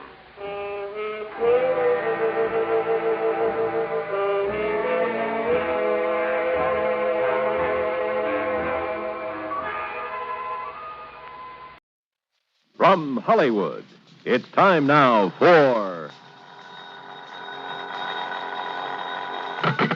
Johnny Dollar. Earl Foreman, Johnny. Earl, I just left you down in Florida. Where are you? Right where you left me, right here in Sarasota. Oh, well, if you're worried about my expense account for that case we cleaned up together, I was just about to mail it to you. Why don't you bring it down here instead? Huh? A couple of hours after you hopped aboard your plane back to Hartford, I got a phone call from Bill Hall. Remember him? Fellow who runs that men's shop on the Tamiami Trail? That's right, Webb. Bill owns the place. Sure. I bought a sport jacket and a couple of pair of slacks there at Webb's. Well, somebody cleaned him out of about $10,000 worth of merchandise last night. Oh? And you'd insured it for him? Yes, I'd also issued a $10,000 policy on the man he had there as a night watchman. Earl. Yeah, Johnny. The police think he was murdered. Okay. I'll grab the first plane I can.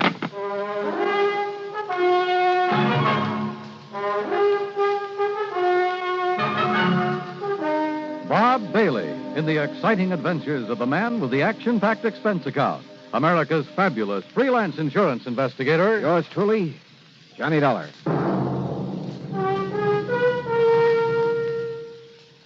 And now, Act One of yours truly, Johnny Dollar.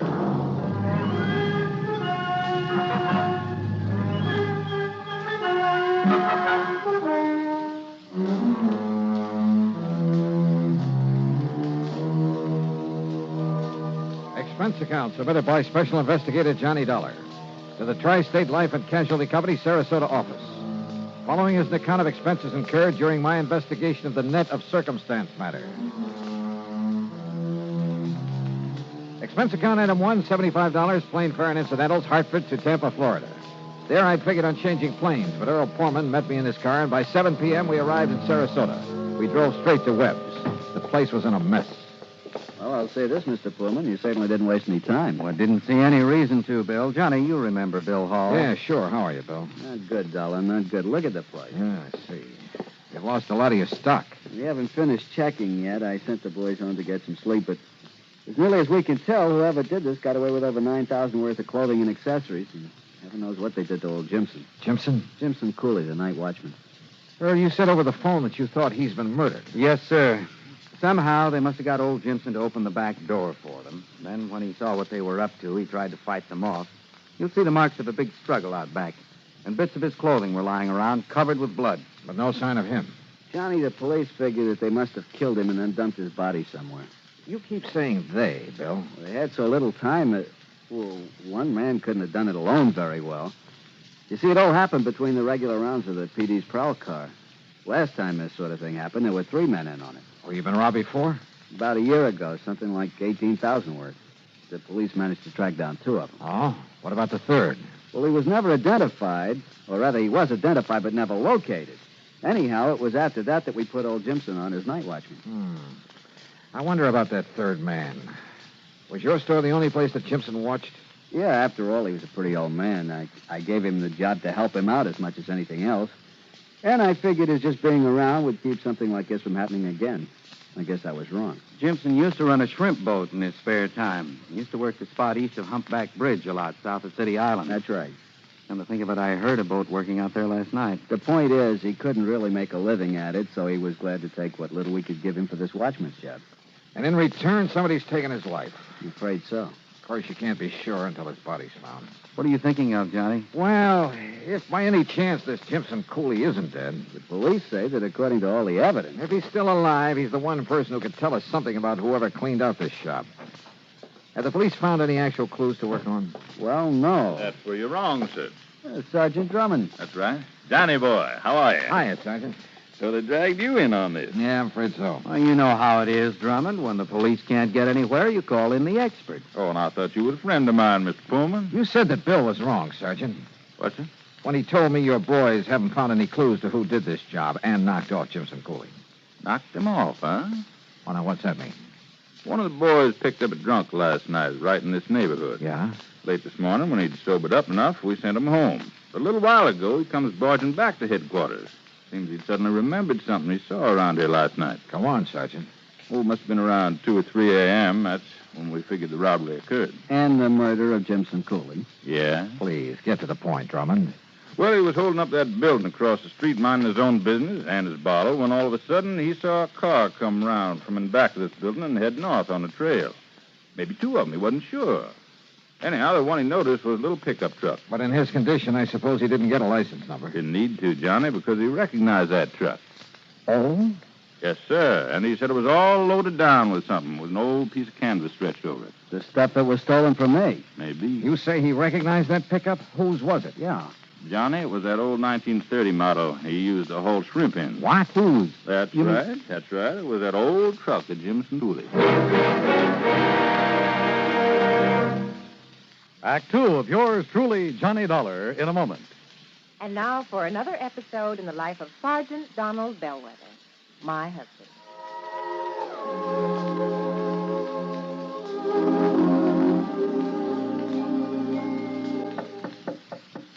Good morning, Mrs. Bellwether.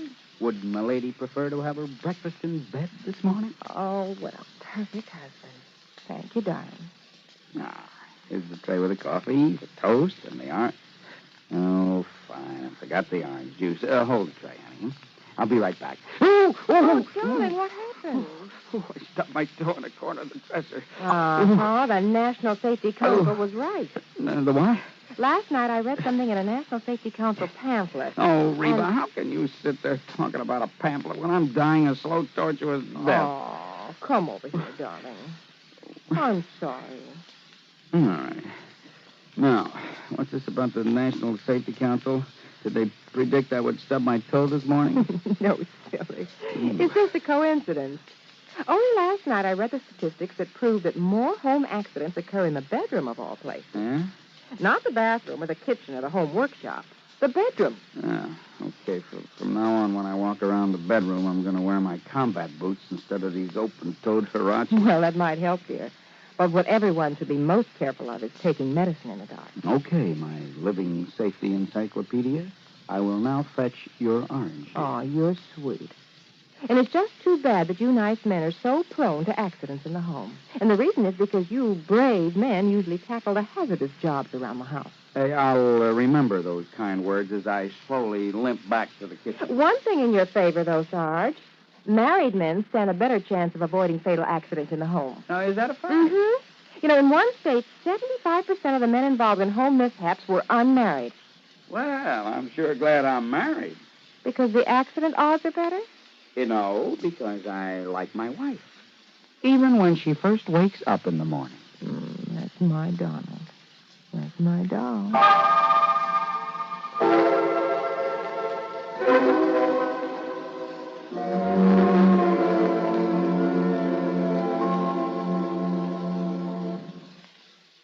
And now, Act 2 of yours truly, Johnny Dollar, and the Net of Circumstance matter. Yeah, everything indicated that whoever burglarized Webb's haberdashery there in Sarasota had murdered the night watchman, old Jimson Cooley. That is, until somebody reported having seen a loaded pickup truck at the time of the robbery pull away from the back of the store. And whose truck was it? Yes, sir. He swears it was that old 1930 pickup of Jimson Cooley's. And he says it went north on the Tamiami Trail. Yes, sir. Well, what have you done about it, Sergeant? Alerted every police department from here to the Georgia state line to be on the lookout for him.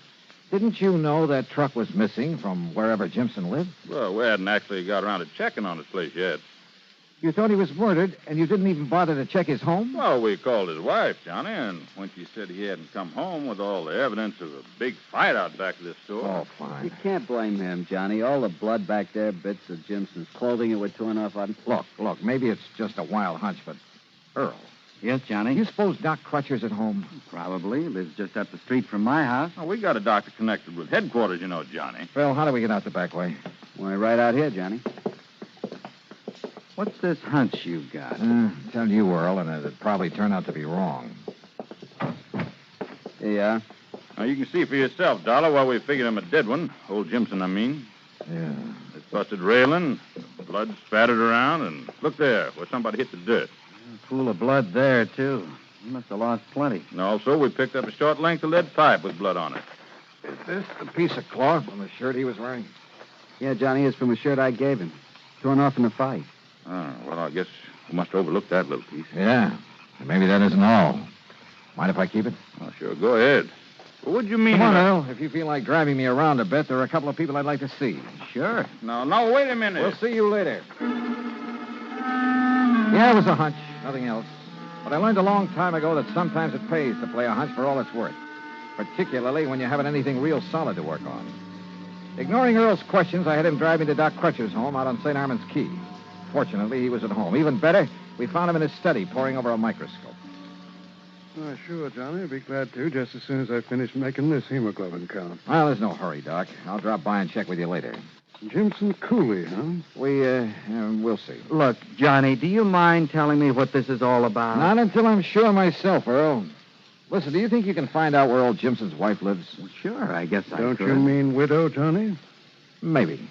Well, last I heard. Everything I've heard, well, it doesn't all tie up. But, Johnny, if Jimson's still alive... That's what I'm banking on. Come on, Earl.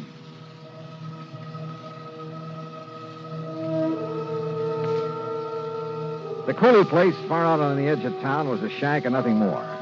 In the darkness, it didn't look much better than the beat-up chicken house at the back of it. As for the chickens, well, half of them were asleep out in the yard until we got there. Yes, I'm coming. Yes, what... Oh, Mr. Pullman. Mrs. Cooley, this is Mr. Johnny Dollar. Listen now, Mr. Pullman. They found Jimson's body yet? Well, no. As a matter of fact... Well, I sure hope they do. That's all I got to say. Because if they don't, at least what Miss Canterwell told me today, if they don't, I might have to wait 5-6 years before I can collect that insurance that Webb's bought on him. Gad. Well, got any news about him or not? Johnny? You don't seem to care much whether your husband's alive or not, Mrs. Cooley. Now, why should I? You lazy bum. It wasn't for me raising these heavy... I said, scat! When he was shrimping and selling them for bait to them Yankees that come down to fish around the other winter, he done pretty good. We had meat on the table now and then, besides chicken. But ever since they gotten that soft job sitting around that store every night. Did you notify the police when he failed to come home this morning? I did not. Besides, when I seen that one of them nets was missing. You see where he keeps them hung over the limb of that tree out there? Mrs. Cooley... Well, what I figured is maybe he'd gone out to do some more shrimping. Or else he'd taken it out and sold it so as he could buy some more of that rot gut he's been drinking lately. So I got this broom handy by the door. What do you mean? To keep him out so he wouldn't try to come in and beat me. Beat you? Sure, like he always does when he's been drinking. And then when he didn't come home at all, Mrs. and Cooley. when Miss Canterwell stopped by and told me he'd been killed. Well, you know who I think done it? Who? One of that gang that tried to rob Webb's last year. Now, why do you think that? Because Jimson told me one of them was around town. That's why. Jimson knew who he was and didn't report it to the police? Well, how should I know? I wonder why not. Now, look, if you all didn't come around to pay me my insurance, what is it you want? Well, what I really stopped by for, Mrs. Cooley, was to see if you'd sell me one of your chickens. What? Yeah. Why, sure. Only it'll cost you money. Maybe 75 cents? All right. Here. Here's $1, and we'll call it even. Well, thank you. Here, Now, you look out for them fancy clothes of yours, and I'll wring its neck. There you are. Only I suppose you want it plucked, too. No, thanks. Suppose you just give me the head. Eh? Yeah, you can have the rest of it for dinner tomorrow. What? And come on, Earl. Let's get back to St. Armand's Key. I'm I'm sorry, Johnny, but I really ought to have some of the materials down at my office for putting that specimen you gave me under the microscope. Of course, if you could wait until morning. Oh, sure, why not? Once more, I could use a little shut-eye. But here. Yeah. Take along a sample of the blood from this, too, will you? You've been out raiding somebody's chicken coop? Well, you may want it for comparison. If you know what I mean. Yes, Johnny, I think I do. Well, I don't. Earl, why don't you and I go home and get some sleep?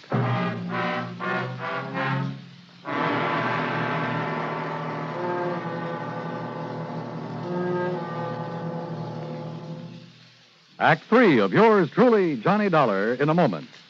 Do you know who said, "That man is free who is protected from injury"? Those words came from Daniel Webster, one of the most eloquent orators in American history. Webster knew that a man could not be free unless he lived in a country which recognized his right to freedom and created laws to protect that freedom. A slave state may say that its citizens are free, but as long as a single citizen can be harmed by the whim of a country's rulers, true freedom does not exist. A man is free only if his rights to freedom are protected. Remember the words of Daniel Webster. They are part of your American heritage. The free man must be protected from injury. And now, Act 3 of yours truly, Johnny Dollar.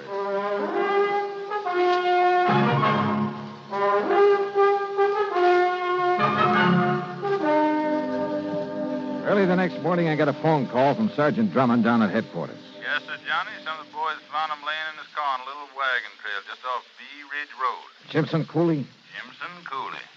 Must have been laying there unconscious ever since a burglar slugged him and took him out there. But he's a rugged old cuss, so he's in pretty good shape now. What did he say about that burglary, Sergeant? Same as we figured. Man made him open the back door, beat him up, cleaned out the place, and probably thought he'd killed him. So he drove him out to that side road and left him there. What about the stuff that was stolen? Must have transferred it to his own car when he left Jimson there. Was Jimson able to identify him? Said he claimed to be the man we never did get for robbing that store the first time. You want to talk to Jimson? Yes, Sergeant. I'll be right over.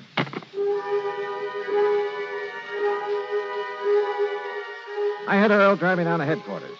I saw Jimson Cooley, talked to him, but learned nothing from him I didn't already know. He was a disagreeable old coot, the sort who would get drunk and beat his wife. He still wore his badly torn clothes, and yes, he had a couple of cuts and bad bruises. But were they enough to account for all the blood we'd found in back of the store? I asked Earl to drive me over to Doc Crutch's office. Well, just finished, Johnny. And? I'm sorry, but the blood that was spilled out in back of that store was not chicken blood. But... Well, now I see what you were driving at, Johnny. You figured maybe Jimson had done the robbery himself. Wait, Earl. Then he'd covered the place with chicken blood to back up that story of a fight with some burglar. Oh, I think he was in a fight, all right. Huh? But I don't think he lost. Doc? As I started to say, I wanted to check the blood on that piece of his shirt you brought me here in the office where I have a record of Jimson's blood type. I got it when I made his insurance examination. Or was it his? On the shirt? It was human blood, all right, but not Jimson Cooley's. All right, then. I guess his story of having been forced to open the store, then beat up and knocked out and left out there in his car by the burglar is true. Wrong, Earl. Well, what do you mean? Why not? Didn't you say you heard a shrimp boat out on the bay last night? Sure, but what's that got Cooley's wife said one of those heavy-weighted shrimp nets was missing, didn't she? Well, yes, I And remember this. Bill Hall said that one man wouldn't have had time to take all that stuff out of his store alone. So maybe there were two burglars, and I still don't Jimson said there was only one, so I think he was helping him. And, Earl, do you think for a minute that Jimson lost all the blood we saw out in back of that store? You saw him there at headquarters. Well, he didn't exactly look as though he Of course could... he didn't. But then, Johnny... First, we wanted to find Jimson's body, but then he turned up alive. Now we'd better find the body of this other man, whoever he is. You're right, Johnny. Then you'll really have a case. Sure. So, Earl, let's go fishing. Fishing? Well, you know how it is. When I'm really stuck in a case, everything all muddled up, well, it's time to relax and kind of let your head clear. Come on, let's go. Sure, Earl thought I was crazy, but we unhitched the boat from his private dock and headed up the bayou. Then passed under Humpback Bridge and into the outer end of Sarasota Bay. out toward City Island, where WSPB has its radio tower. I tied on a heavy trolling rig and tossed the line overboard. Johnny, you're crazy to use that heavy rig out here. The water's real shallow. All it'll do is drag the bottom. A little slower, Earl. Here in the bay, we use live shrimp to get sea trout. You know, about a number 2 hook and no sinker, we bottom fish. Slower, will you? Okay, whatever you say.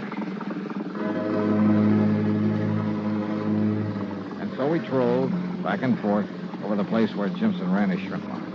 Johnny, it's no good fishing here with that heavy tackle. If this is where he got his shrimp, there ought to be fish or something. Maybe I'm after that something. I think you've gone nuts. 10, 15, maybe 20 times I had to reel in the line and take off a clump of seaweed that had gotten tangled in it. Earl began to get impatient. If we were really going to fish, why didn't we do it right? Then suddenly the old fluger started to sing. Hold it, Earl. Kill the engine. Yeah, what is it? Just hold your horses. What under the sun have you tied into, Johnny? If this line will hold, we may have what I've been looking for. Can't imagine what kind of a fish would be that big here in the bay. Oh, fine. Fine. All you've done is get snagged up in some old hunk of rotten fish net. Yeah. Or a shrimp net. If you'll just help me get it aboard. Sure. Just a little more, Johnny, and I'll be able to reach the part where you've hooked into it. A little more. There. I got it. Now give me a hand. Right. Here now. Oh, they put a lot of lead on these nets. But I never thought they could be this. John, look what's in it. Yeah. Good Lord. When Jimson was faced with the man's body wrapped in the net he'd sunk out there in the bay, he broke down and told us what had really happened. Even told us where the stolen stuff was hidden. Yeah, the dead man was one of the gang who'd robbed the store a year ago. He'd persuaded Jimson to help him do it again, offered him $100. But then when he had the stuff, he tried to run out without paying off. So, Jimson had killed him. Now the courts will have to take over. Incidentally, I understand that Webb's is installing a foolproof burglar alarm system. Expense account total $151.50. Yours truly, Johnny Dollar.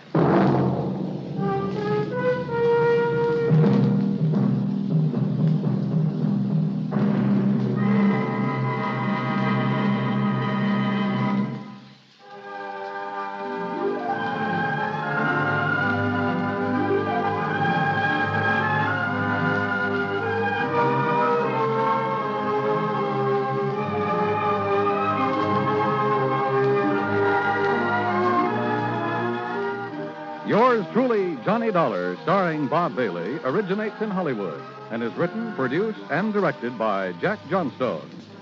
Heard in our cast were Lillian Baeff, Vic Perrin, Harry Bartell, Barney Phillips, Bartlett Robinson, and Bill James.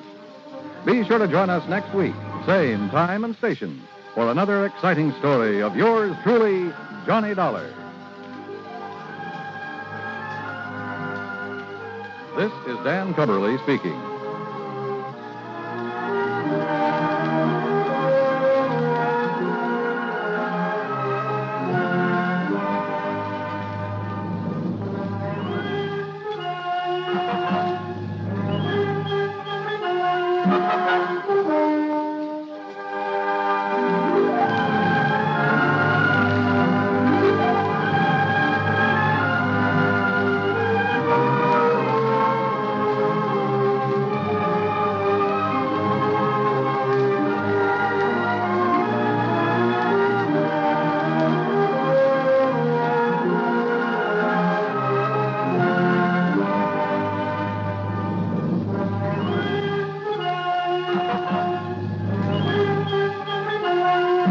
Johnny Dollar has come to you through the worldwide facilities of the United States Armed Forces Radio and Television Service.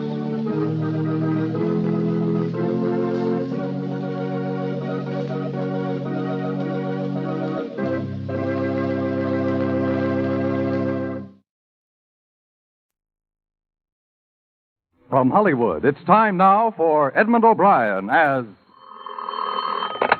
Johnny Dollar. Jim Morris, Johnny. You working on a case? Founded Kentucky, yes, but not insurance. Good. Will you go out to the West Coast for us? Maybe. What is it? Murder, marine theft, arson, or something new? It's nothing yet. Our manager in Los Angeles phoned this morning. A woman out there wants to buy a $200,000 policy on her life. Well? Oh, it's not that we don't want the business, but the sales agent doesn't want to take the responsibility of a deal that size. He thinks she's holding something back. We've decided to investigate.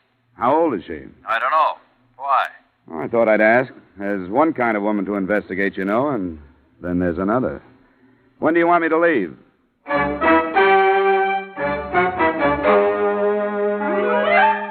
Edmund O'Brien, in another adventure of the man with the action-packed expense account. America's fabulous freelance insurance investigator. Yours truly, Johnny Dollar.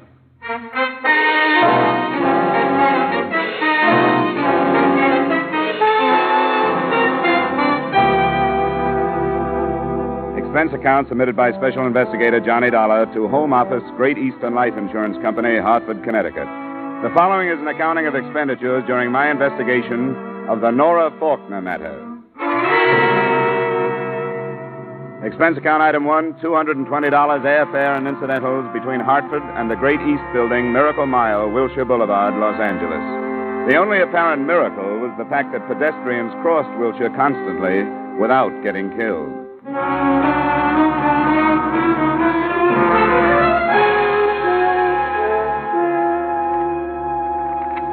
Snyder, we'll see you now, Mr. Dollar. Thanks.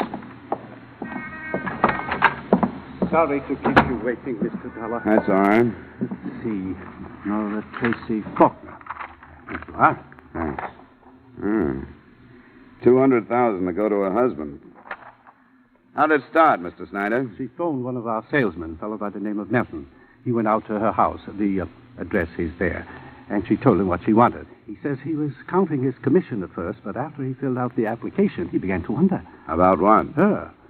She told him she planned on paying 6 months' premiums and wanted to know how soon the policy would be in effect. Acted unnatural, as he put it. I think we ought to find out about her. I don't like this kind of thing. It's a blind search. I don't even know what I'm looking for. But I'll start on it in the morning, and I'll let you know how I come out.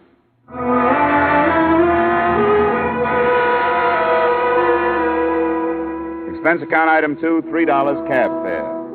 The usual way to start an investigation of this type is with the subject's neighbors. From the male faction, I learned that Nora Falkner was beautiful and obviously above reproach. The female faction reversed that decision and reported that she lived with her husband and his mother, but hadn't been seen for the past few days. Realizing that mothers-in-law are fair sources of information, I put her next on my list.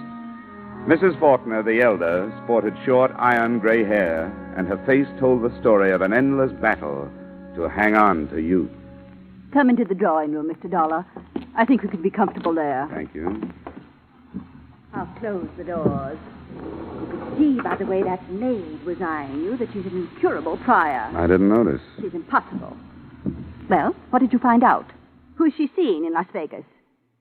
I beg your pardon? Nora, what did you learn? I'm her mother-in-law. Oh, yes, I know that, but maybe you have me confused with someone else.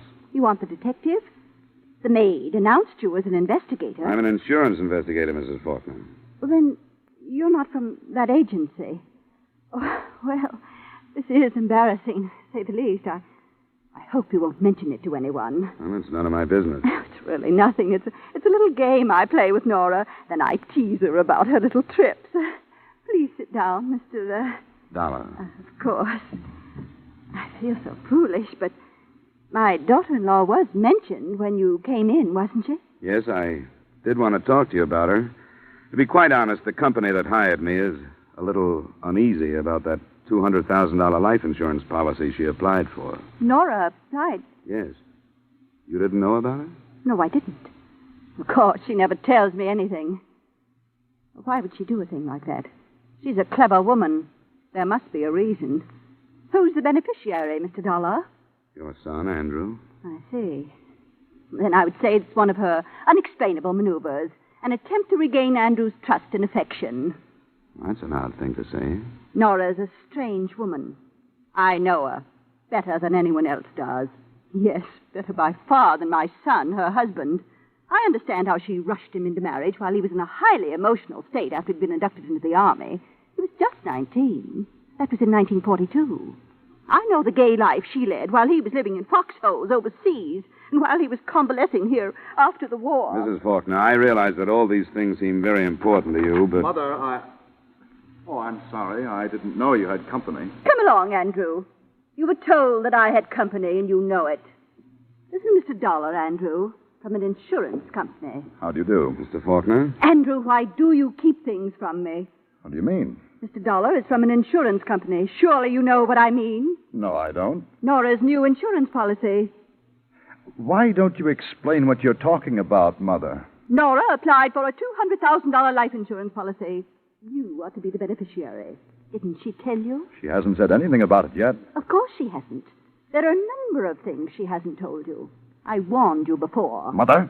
Now, don't be angry with me, Andrew. Then please leave. As you wish, Andrew. You know that everything I do is or say is for you. Then leave. All right. Please control your temper. I'm sorry about this, Mr. Falkner. So am I. Is it true about the policy? About the application, yes. I don't understand it. I don't understand Nora. I never know what she's thinking. I blame it on Mother, her prying and suspicion. I blame it on that star woman. Who? Nora doesn't think for herself anymore. She doesn't do anything or go anyplace unless this dame tells her to. Who's this? Oh, a spook, psychic, Madame Star. That's where this insurance idea came from. For a price, she'll tell you if Nora's a good risk or not. Where can I find her? Out toward Inglewood someplace. She runs a classified ad in all the evening papers. Thanks. I'm sorry to have caused you this. I really am. Oh, well, it's not your fault. Whose fault is it? Maybe everybody's.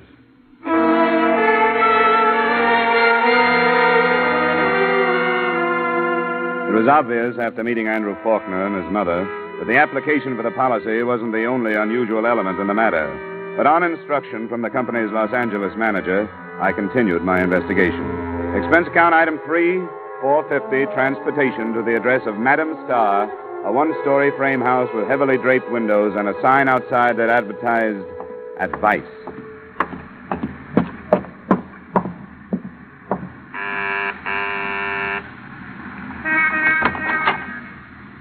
Good afternoon, sir. Madame Star? That is right. May I come in? All are welcome here. This can't be classed as one of your regular consultations, but I'll pay you for your time. That is generous of you. What advice do you wish? I'd like to know why Nora Falkner was so anxious to buy a big policy on her life. Who are you? You mean you don't know? I claim no powers as medium. I'm not psychic. I only offer advice. Some of those who listen are helped. What advice do you want? I told you. Nora Falkner has been coming here? She has. She's in great need of advice. More intelligent advice than I could give, perhaps. But I try to help her. By telling her to buy insurance? Nora Falkner's life these last few years has been lived under severe mental strain. I advised a search for inner truth, among other things. Yeah. What about the insurance policy? Mental torment resulted in physical failings. I advised tonics, vitamins. Why are you evading the insurance? She wanted a more tangible protection of her life. Protection? She felt it in danger. Why? I have said enough. She's in Las Vegas, I understand. Where's she staying? You go there? I don't seem to be able to get anything but double talk here. Everybody has a reason for caution. There is Flamingo Hotel. She's there. How much do I owe you? Nothing. I've given you no advice. What I would advise, I have no right to say.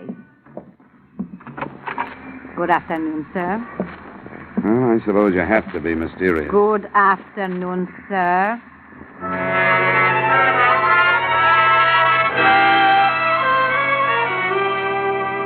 Expense account item 4, $450, return trip to my hotel.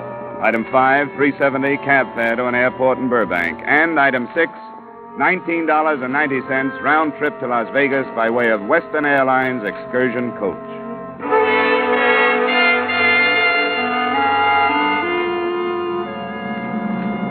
My seatmate turned out to be not only a tourist consultant, but a whiff. Your first trip to Las Vegas? No, I've spent a little time there. Great town. Greatest resort I've ever seen. You like to fish? Well, I used to. I don't have much time for it now. Always going to start again. You know how it is. Well, start on Lake Mead, believe me. Why, they got bass in that lake.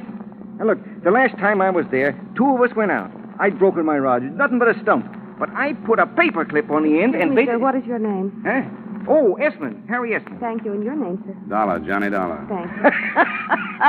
Dollar! Yeah, and I know what's coming. Name like that, a place like Las Vegas, you might be going in the right direction, brother. Sometimes I wonder.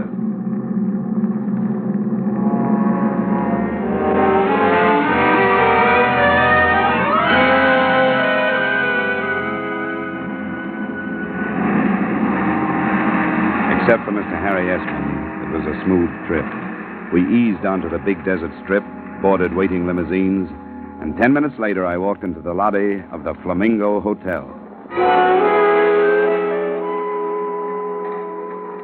Mr. Gostein, please. Long distance. Yes, sir? My name is Dollar. I have a reservation. Long Oh, just a distance. moment, please. Yes, sir. You signed the register. All right. You have a Mrs. Andrew Falkner staying here, or Nora Falkner? Nora Falkner. Sheriff Wood. What's the trouble, son? Mr. Dollar just registered. He asked for Nora Falkner. Oh, he did, huh? Well, I'll tell you, Mr. Dollar. You may want to talk to her, but she don't want to talk to you or anybody else. She can't. What's the matter? She must have had her dinner outside the main dining room. She's in the hospital. She's been poisoned.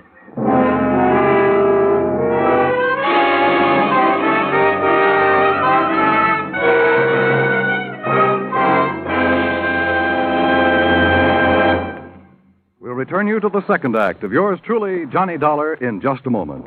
But first, the show that dares to name names, dates, places, and the crimes involved. That's Gangbusters, which you hear every Saturday night on most of these same stations. Gangbusters has been hailed nationwide as a great anti-crime series, where the men who tell you how to smash crime are police chiefs, sheriffs, and other law enforcement officers from America's cities and towns. Each Saturday, Gangbusters brings you a new case taken from police files, showing you how a criminal was brought to justice. Often the police officer who headed the chase narrates the story. Be listening for Gangbusters this evening and every Saturday evening on CBS, The Star's Address. Now, with our star, Edmund O'Brien, we return you to the second act of yours truly, Johnny Dollar.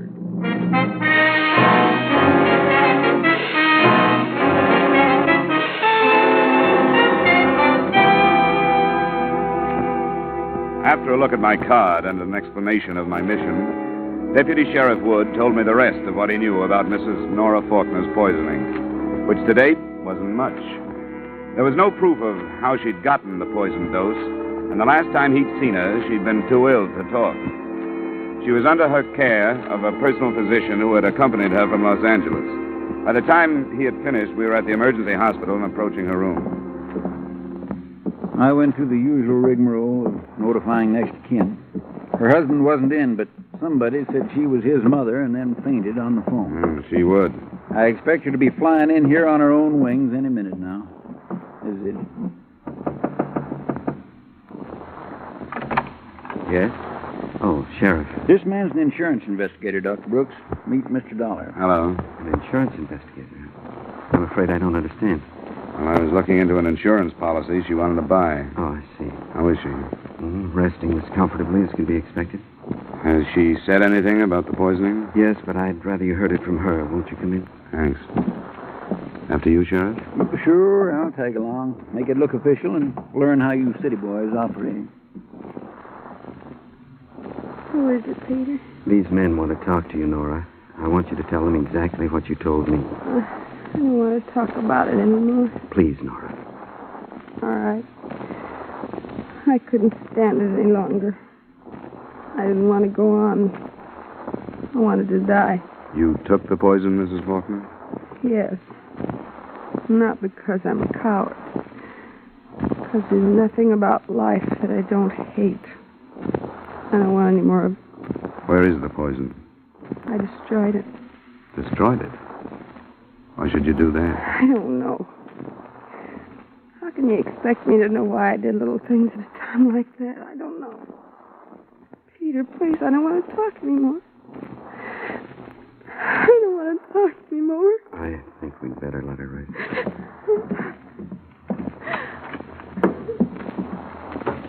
I'm not sure her story rings true.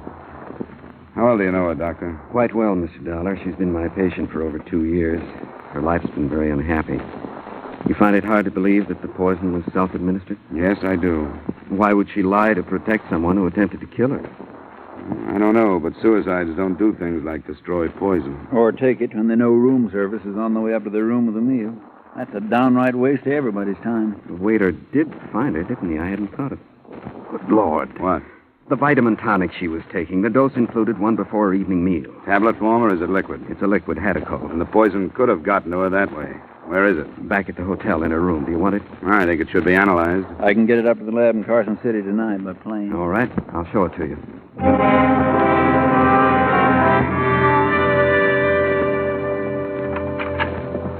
I think she kept it in the medicine cabinet. I'll look.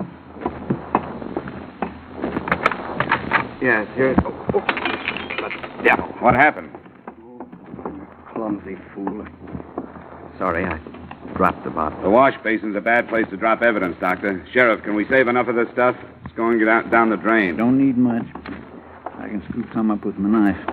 I'll find something to put it in. An aspirin box would do. Here, I'll hold it. Watch that broken glass. I'm sorry, gentlemen. If the Hatchet does contain the poison, I imagine my position won't be bettered. But it was an accident.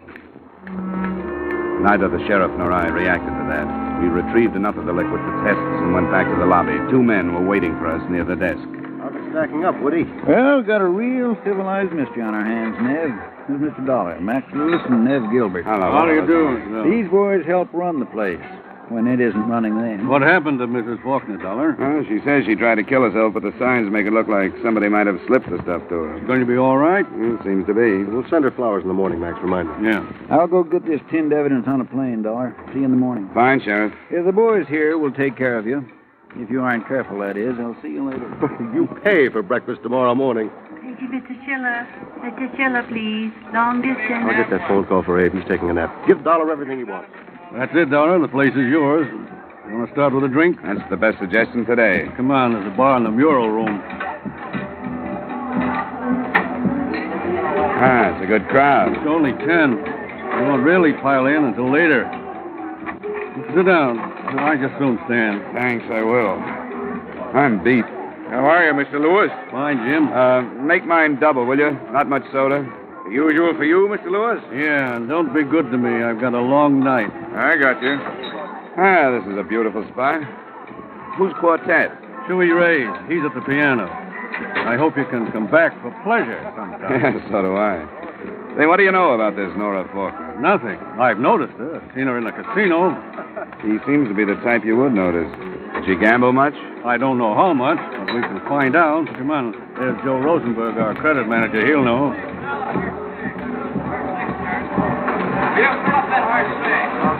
Hey, Max.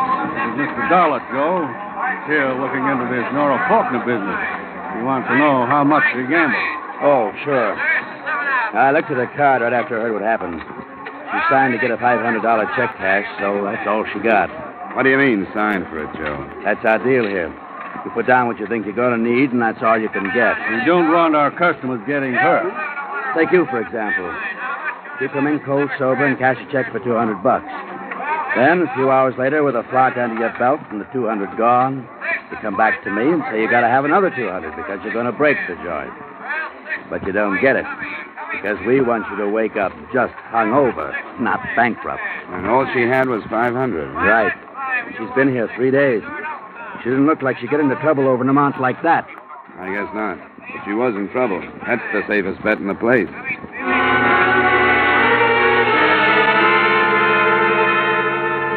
It began to look as though I was in the wrong place to find a motive for attempted murder. I talked to a dealer who remembered her, a bartender, and a couple of waitresses who linked her with Dr. Brooks, but none of their statements led to anything. And then, a little past midnight, Andrew Falkner and his mother arrived. I met them just inside the main entrance. Mr. Dollar, I didn't expect to find you here. The insurance company wanted me to follow it through. What has happened, Mr. Dollar? Your wife will recover. Oh, but they told me on the She phone. was discovered in time, and they got her to a hospital. Oh, I'm so relieved. We haven't been friendly, but when they called, I can't tell you how shocked I was. You've seen her? Yes, I've seen her, but you won't be able to until morning. What did she say? How does she explain this? She said she hated life and didn't want any more of it. I see. I suppose she mentioned me. She didn't mention anybody. Not even her doctor? He was with her. Yes, I should imagine he would be. Well, I am relieved. Scandal and difficult decisions to come notwithstanding. What is your room number, Andrew, dear? 302. And I'm in 117. In case you need us for anything, Mr. Dollar. I don't think I will, Mrs. Falkner. I'll probably see you in the morning, and I hope you have a good rest.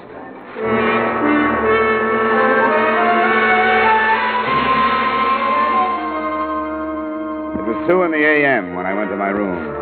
In spite of a number of rye and sodas and an exhausting day, I took a shower and some deep inhalations of desert air before I began to unbend.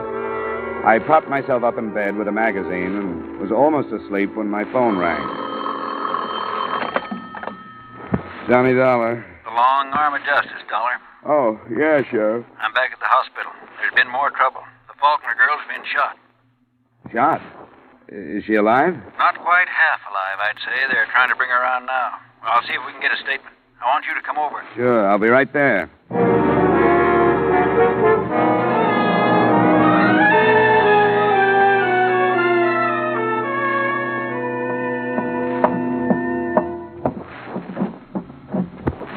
She's gone, Dollar. Is that all? She was conscious for a minute or so. She named her husband. How did it happen? It wouldn't have if it wasn't for that personal physician of hers. He'd been in the hospital room tonight. The light was on. He went out to get some coffee, he says, and the husband came in. Where's Dr. Brooks now? In her room. Might as well hear what he has to say. Falkner went through the window there, getting out. Bad night, Doctor. Yes, a bad night. Sheriff would tell you. I want for him to hear it from you. He wants the insurance angle. All I want's to kill him. Well, he threatened to kill her and said nobody'd suspect him because he loved her. And she wanted insurance to set up a motive. She hoped to frighten him, to make him think that people would suspect that he killed her for that. Why didn't you tell us these things? I didn't know. She told me the truth after I'd come back from the hotel. I told her you were sending the Hatchet to the laboratory. She said she didn't want to press, that it wasn't his fault, that his mother had driven him to it, that she wanted to give him another chance. And he had that chance. How did he arrange it? I saw him in the morning in Los Angeles. He'd have to be here. She said he was for a short time, in the afternoon. Then he flew back. A detective had found out that I was here with her. And that was Mother's work, too. He evidently arranged the poison when she refused to go home with him. He was deranged, a war casualty. Nora was terrified of him, but still she defended him. She's dead because she had a blind hope that the poison attempt would do something to him, that he'd get better and understand what his mother was... I'm sorry, gentlemen. Yeah, you should be, Doc. If you'd phoned us when you got her story, she wouldn't be dead. But I didn't know. I've had enough, Sheriff. I didn't know he'd come back. I'm going back to the hotel. I've got the airport covered. I'll call out some more men. We'll pick him up. Why don't you meet me in my office in 20 minutes?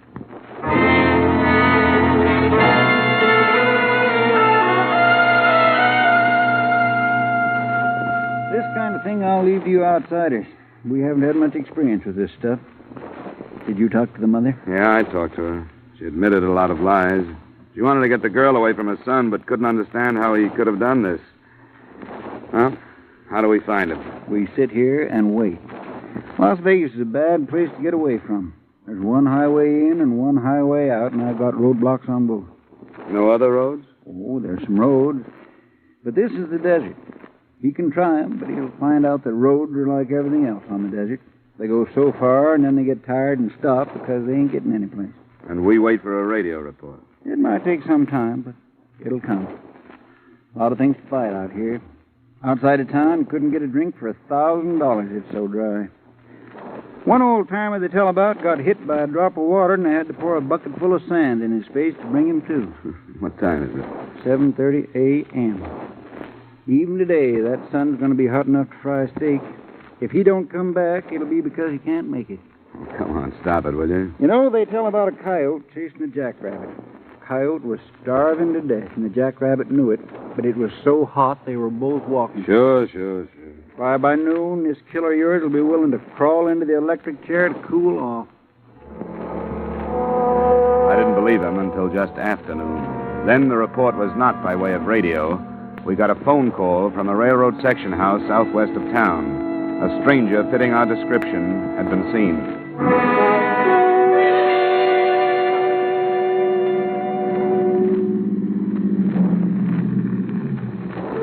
Hello, Sheriff. Hi, Ben. Where is this thing you talk about? Well, my kid sneaked up on him. They tell me he went into a drain culvert under the tracks a mile down. You want to help? No, thanks. They say he's got a gun.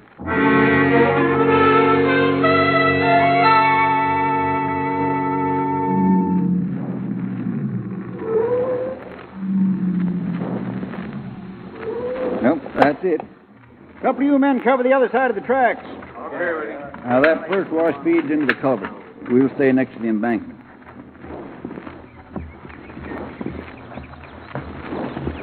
This is close enough for now. You give him a yell. He may remember you. I'm trying. Falkner, this is Dollar. Come on out, Falkner. He's off his nut, Sheriff. I don't think he's coming out. Yeah, well, you keep yelling. I'm going to move over there where I can get a sight into that pipe. Maybe that'll change his mind. Falkner, come on out. There are men on each side of the tracks. There's no place for you to go. Sheriff? I'm all right. Come on out of there, Falkner. I don't want to blow you out, but if you don't put down your gun and come out on your own, I'll have to. All right. Okay, boys, stand clear on the other side of the tracks.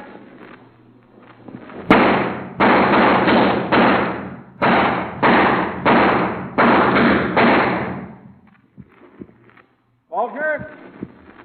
You don't expect an answer, do you, Sheriff? No, guess not. Poor cuss. Who carried his life insurance, you know?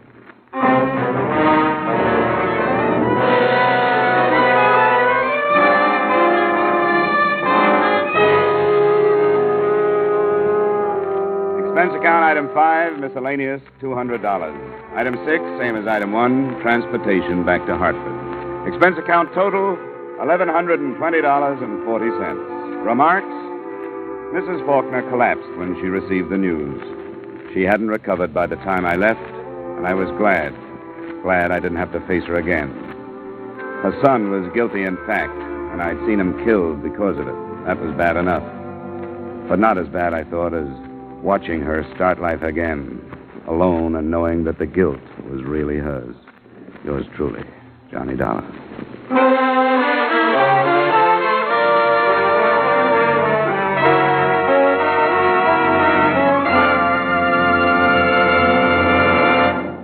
Yours truly, Johnny Dollar, stars Edmund O'Brien in the title role and is written by Gil Dowd with music by Wilbur Hatch. Edmund O'Brien's latest picture is the Paramount Pictures production Warpath. Featured in tonight's cast were Parley Bear, Jeanette Nolan, Herb Butterfield, Lee Patrick, John Daner, Tim Graham, Virginia Gregg, Wilms Herbert, Victor Perrin, and Clayton Post. Yours truly, Johnny Dollar, is produced and directed by Jaime Del Valle. This is Dan Cubberly inviting you to join us next week at this time when we will again bring you Edmund O'Brien as... Yours truly, Johnny Dollar.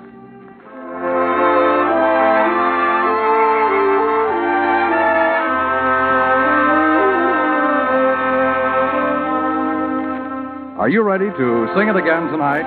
You'll find a whole hour full of the day's popular music sung by Alan Dale, Bob Howard, Judy Lynn, and the Riddlers. The Phantom Voice is a puzzler, but some CBS listener will win $5,000 in cash. Now stay tuned for Von Monroe's Caravan, which follows immediately on most of these same CBS stations.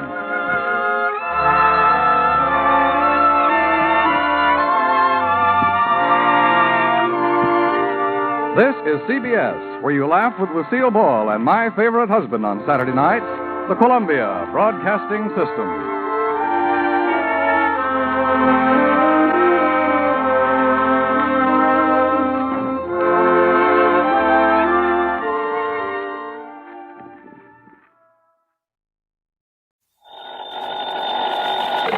Johnny Dollar. Now, why don't you get married? Huh? To me?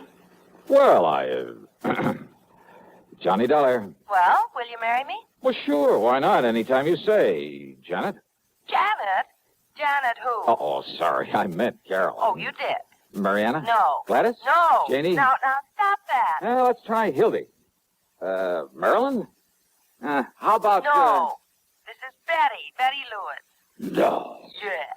And you listen, What? You knew it all the time, didn't you? Yes, dear. Just leading me on again, like you have been for all these umpteen years. But you listen to me, Johnny Dollar. Yes, dear. If it weren't for that crazy business of yours, jumping around all over the country, getting slugged and shot at, enough to drive a loving wife to drink. Yes, dear. Why, Johnny, I'd trick you into a date with a preacher. What was that? Yes, dear? Yes, dear. Yes, dear. It sounds like we're already tired old married folks. Well, you wouldn't like that. Of course I wouldn't. Oh? That is, I mean, well, you know what I mean, you rascal. Oh, sure I do. You drive you to drink every time I have to be away or tangle with a killer.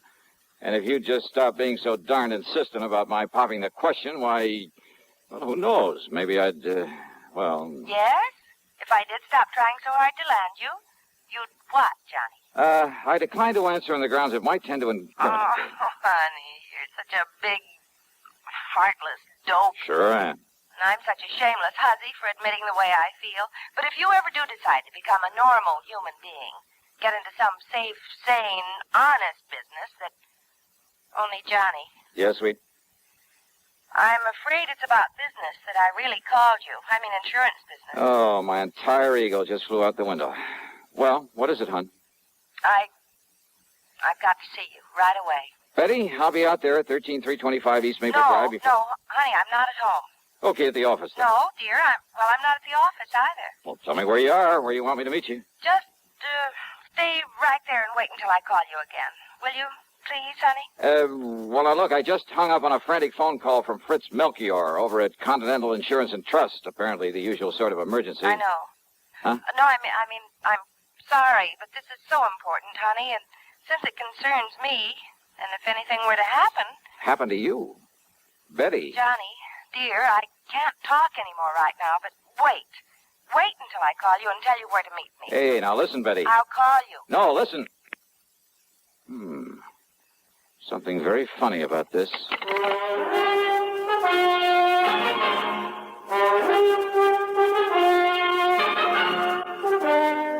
CBS Radio brings you Bob Bailey in the exciting adventures of the man with the action-packed expense account, America's fabulous freelance insurance investigator. Yours truly, Johnny Dollar.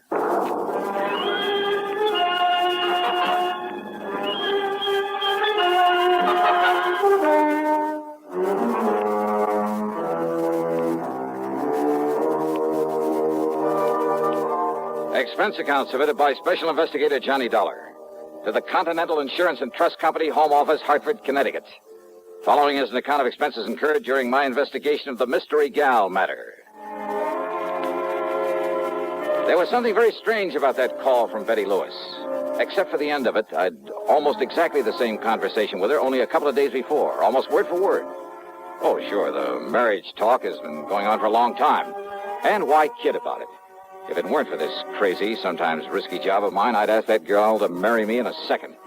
And maybe someday. But she knows all that. She knows why it just doesn't make sense right now for either of us to think about it. We've agreed to that. So why bring it up again at a time when she actually had some important matter involving insurance on her mind? Important enough to stall me on whatever it was that Melchior at Continental Insurance and Trust wanted me for. I waited for her to call me back. Yeah, I waited over an hour, and then finally, though she told me she wasn't home or at the office, I called her house. No answer. I called her office, then to see if they knew where she might be. Much to my surprise, the switchboard operator told me she was right there, had been there all day. Betty Lewis? Yeah, hi, hon. Listen, I thought you were going to call me back. Johnny, hi, dear. Well? Fancy hearing from you at this? What was that about calling you back? And I thought you weren't in the office. Now, whatever made you think a thing like that, Johnny? Are you kidding? Are you? You said you weren't when I talked to you about an hour ago. Oh, gee. I might have known this would happen sooner or later. So many girls on the string, you can't even keep track Betty. of. You talk to one, probably even propose to her, and then you lose track of which one it was. Are you trying to tell me you didn't call me on the phone an hour and a half ago? You trying to tell About me some insurance matter, some emergency? Johnny, you're kidding. You had to see me right away, that you'd call me back about where to meet you? You're serious, aren't you, hon? I'm dead serious. So let's cut out all this nonsense and... But I didn't call you. You're sure of that? Well, sure I am. The last time I talked to you was day before... What's this all about, dear? Honey, I'm sorry, I gotta hang up. Johnny, is something wrong? Yeah, I'm afraid so. I'll call you later. What, dear? What is it? I wish to heaven I knew.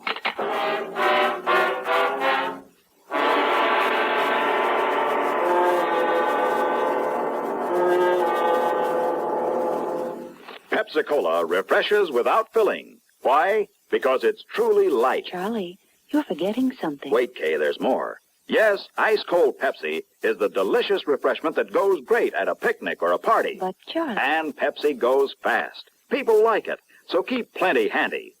There. Oh, you did fine, except for one thing. Well, I mentioned lightness and how Pepsi refreshes and how fast it goes. You left out Pepsi sociability. You know the Be Sociable song. But, Kay, I can't sing. I can. Listen.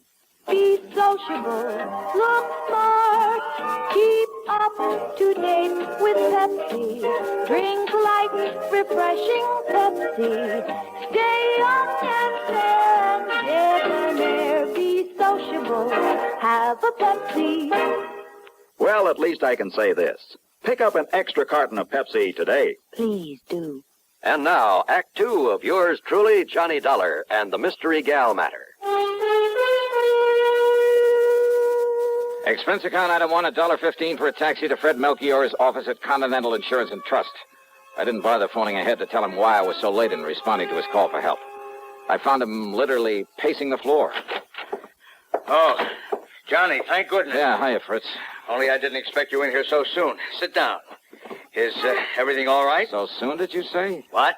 And here I was, all set to apologize for not having got here when I was supposed to, nearly 2 hours ago. Well, as long as you called me back and asked if you might go right on over. I called you back? Why, yes, of course.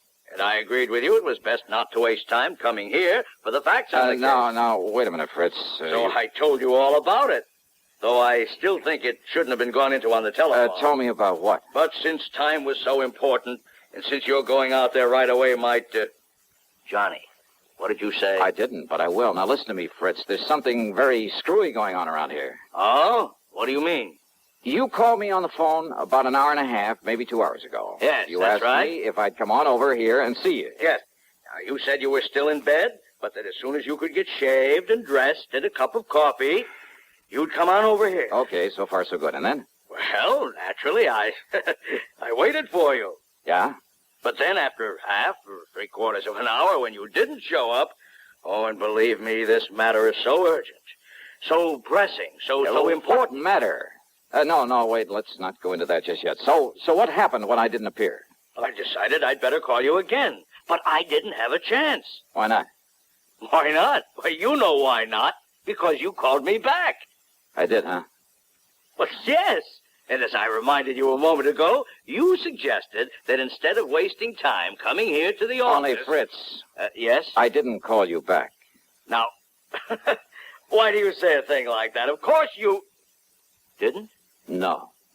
But, Johnny... But it's pretty obvious somebody did. Oh, but I'm Yeah, sure... Somebody who tried to make you think it was me, who must have succeeded pretty well. Oh, but that's Johnny, I hope you're not joking. I am not. Because I am certain, absolutely certain. I mean, well, how could I mistake your voice after all these years? Well, looks like you did, though, doesn't it? Well, then, who was it that called me and told me it was you and asked me for all the details on this case that I want you to handle for us? Brother, I wish I knew. And then when I told him where to go and whom to see, he agreed to get on it right away. And I, thinking it was you, oh, no. No. Oh, good heavens. Now what? Well, this all means that you haven't been out there to see him. Our client, I mean, out on East Maple Drive. Who, Fritz? Oh, good heavens, Johnny. Oh, if we're too late. Well, come on. We've got to get out there and see him. Yes, right away. Yeah, sure. Anything you say. But first, would you mind telling me who this client is and what's bothering him? No time, Johnny. No time. No. You just come along, and I'll tell you all about it on the way.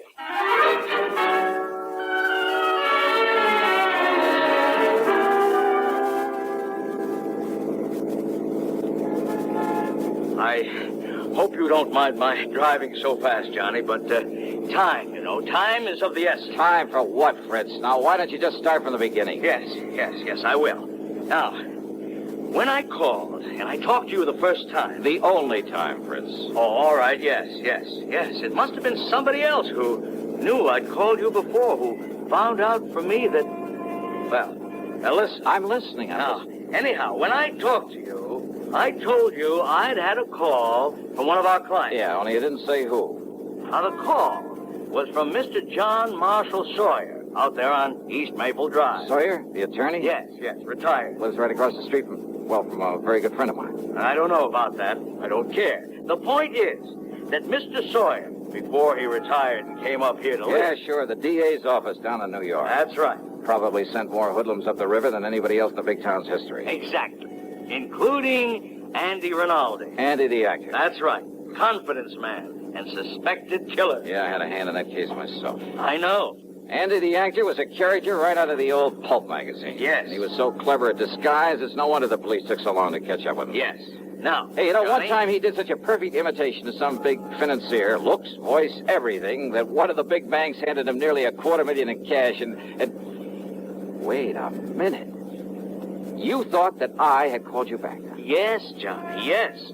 And Andy Rinaldi got out of prison only a few days ago. So that's who it was. So Mr. Sawyer thinks he may come here and try to get even with him. Andy disappeared, contrary to all the parole regulations and so on. But being such an actor, such a master of disguise, well, I suppose he figures he can make it just as difficult for the authorities to track him down as he did some years ago. And he's probably right. Oh, a con like that ought to be kept in the clink forever. Oh, of course, he's been reported here and there. Half a dozen innocent people have been picked up all over. Why, as far west as Los Angeles. Ah, he's too smart to travel far. The longer the trail, usually, the easier it is to pick up. The point is, Mr. Sawyer was awakened last night by somebody prowling around outside his home, apparently just casing it. Well, it could have been a common burglar. He thinks it must have been Andy the actor.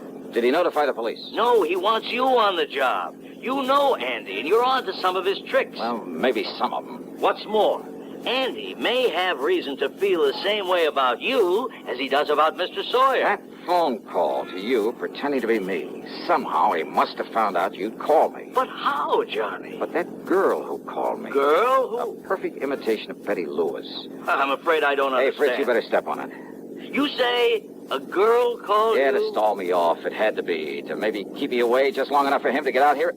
Come on, faster, Fritz. Anything you say, but listen, Johnny. The point is that if Andy comes around again The point tonight... is that he may have decided not to wait until tonight. What? Come on, let me take the wheel, Fritz. We gotta make time. We made time, all right. But all along the way, I kept reminding myself that if those phony calls had been meant to delay me, they couldn't have hoped to keep me away for long. In other words, Andy the actor was ready to take care of Mr. Sawyer right now. I hoped and prayed we wouldn't be too late. Sawyer was an old man, hardly a match for a killer. All right, now, here we are. And now look, Johnny, the front door of his house is wide open. Now, that isn't right. Come on, Fritz, don't waste time talking about it. Oh, no, we're too late. Fritz, flat against the wall. Stay flat against the wall. No. Look. What? The body. Fallen there in the doorway. Yeah.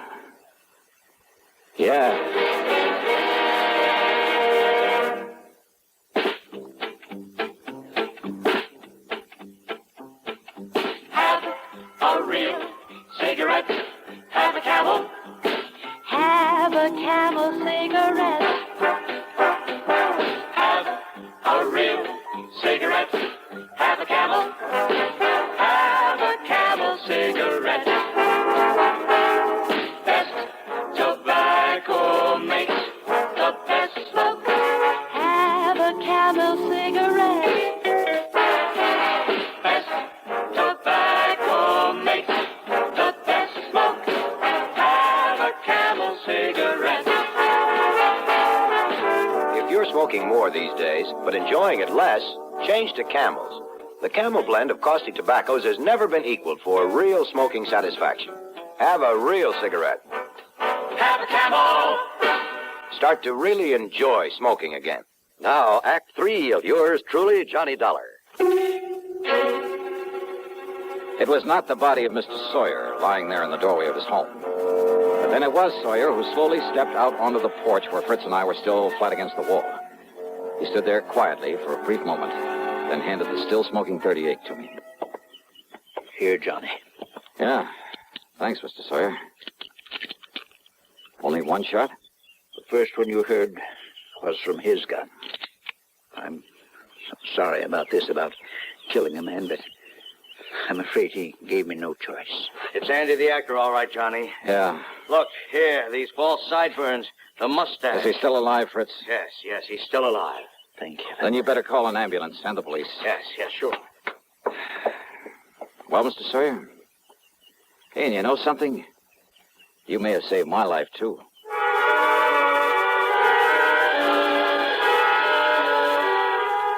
I followed the ambulance into the hospital in the hope Andy the actor would come, too. There were some things I wanted to ask him about the girl, the actress, who'd call me on the phone to hold me at my apartment until he could carry out his planning as Mr. Sawyer. But Rinaldi stayed unconscious, so I took a cab back to my place. That's item 3, $1.50. As I walked up to the door, a man from the phone company came around the side of the building. Hey, excuse me, aren't you Mr. Johnny Dollar? Yeah, that's right. Oh, I've been hoping you'd come home. You want to check your phone for me now? Oh, something the matter with my phone? Oh, there sure was. Huh? Yeah, somebody put a tap on that line of yours. You wouldn't have any way of knowing it, but So that's we it. have ways of knowing down at the phone company. Yeah, so that's how Andy and the girl, whoever she is, got to know our voices. Yeah, a lot of people think they can get away with tapping a phone line, Yeah, but sure. believe me, Mr. Dollar, they can't get away with it for long. They took off the line in the basement. Do you have any idea who might have done it? Yeah, and no. What? Well, Andy the actor, for one. What's But that? who the girl is? Hey, Mr. Dollar, what are you talking about? Oh, nothing you need to worry about. Oh, sure, whatever you say. But now if you'll go inside and dial somebody and see if you get them okay. You see, I got a handset still hooked up to it. Yeah, I'll do that. Oh, and the cops have already been notified, so if they come around asking questions... Okay, thanks.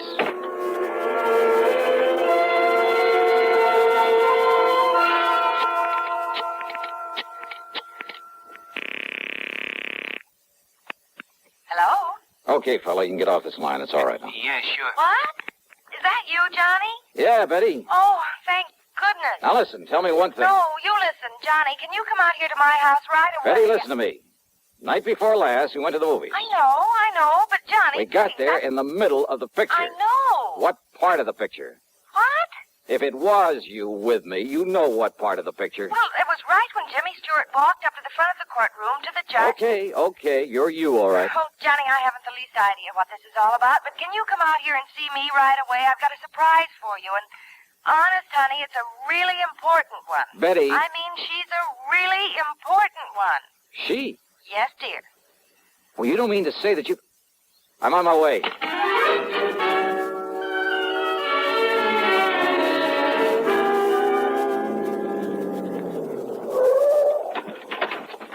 Hi, dear. Come on into the house. Now listen, Betty, if this is some kind of a honest, gag... Engine, honey, cross my heart, but listen. Yeah? I came home from the office early. Uh-huh. I had to walk the last couple of blocks because I ran out of gas. Yeah? All of a sudden, you and somebody else came charging up in a car to that house across the street. You were here where then? that nice old Mr. Sawyer You were lived. right here? Yes, but I suddenly got too busy to call at you or anything. You see, I was just letting myself in through the back door. Okay, now, this surprise you talked see, about. I'd forgotten my key to the front door, so I had to sneak in the back one. I always leave that key under the mat. Honey, will you get to the point? But the key wasn't there. And the back door was already open. Oh, go on. I started in quietly, and then I heard a couple of shots over there at Mr. Sawyer's house. Yeah? And Johnny. Yeah. There in my living room, standing behind the drapes of the front window and with a gun in her hand, was this girl. The girl.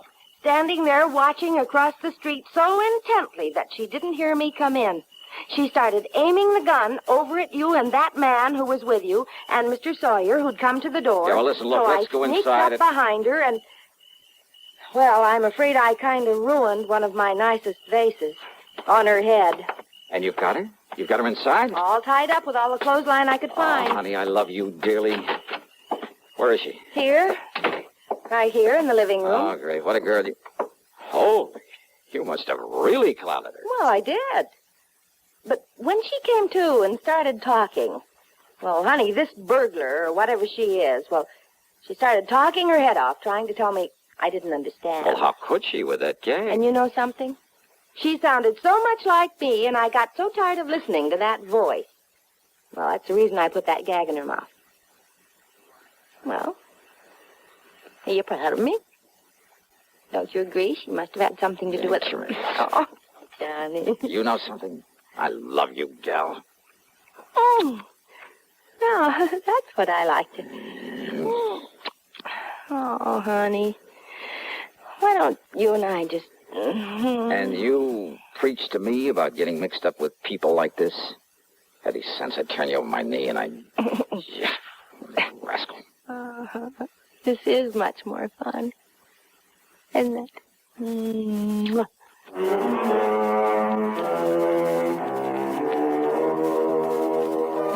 What a gal. And maybe someday... Yeah. Expense account total including... That's funny. Something or someone seems to have somehow diverted my attention for the moment from anything as trivial as an expense account. Trivial? Yours truly, Johnny Dollar.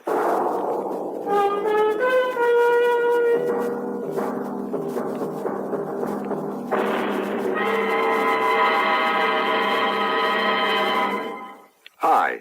Maybe you'll recall this tuneful reminder of times past.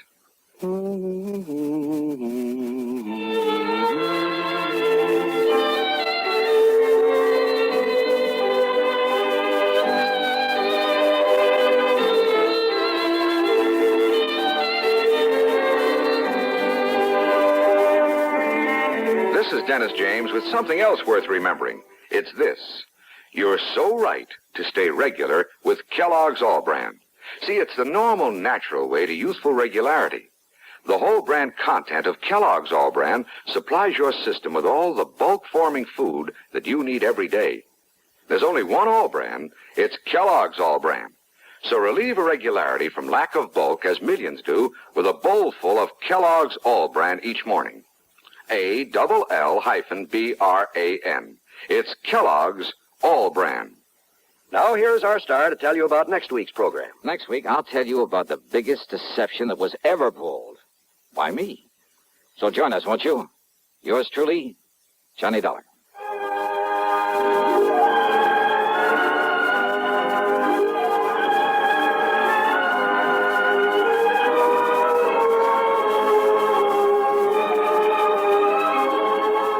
Yours truly, Johnny Dollar, starring Bob Bailey, originates in Hollywood and is written, produced, and directed by Jack Johnstone.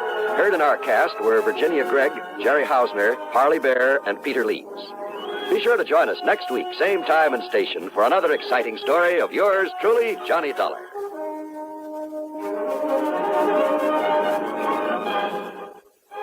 This is John Wall speaking. Suspense is next on the CBS Radio Network. You know, Dooley, I've been reading up on hypnosis. Come here and let me try it on you. I'm an officer of the law and don't approve of making a man divulge his secrets. However, I'll stand by in case there's criminology involved. I just want to clear up some of his problems, Officer Suggs. But I haven't got any problems. I'm the soul of contentment. Maybe that's your trouble. You're too contented. Lie down, Dooley. You're going to sleep. I feel so good. He's under my influence. Now, little tyke, get up. Go straight to the beer of your choice. Astounding.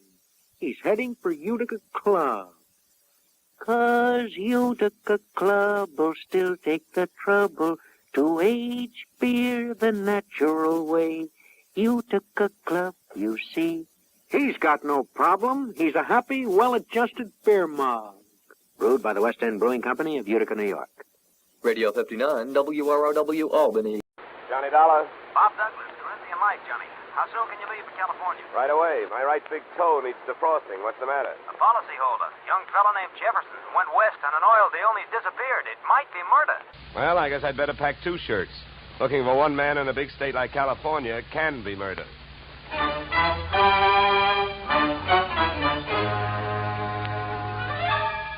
Edmund O'Brien in the transcribed adventure of the man with the action-packed expense account. America's fabulous freelance insurance investigator. Yours truly, Johnny Dollar.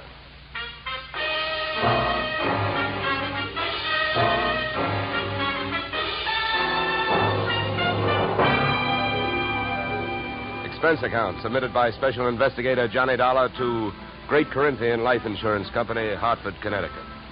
The following is an accounting of my expenditures during process of search for your missing policyholder, youthful millionaire Alec Jefferson, or how they were drilling for oil, for what they struck was me. Expense account item 1, $186.13. Airfare, Hartford to Los Angeles. Item 2, $15. Hire car, airport to office of Rebel Wildcatters Incorporated on potential oil land in the Newhall Saugus district. I arrived at 9:30 a.m. A handful of dirt dentists were hard at it, drilling at a rig not 30 feet from the shack-type office. Pull it over, will you? Better stand by, driver. My man may not be here.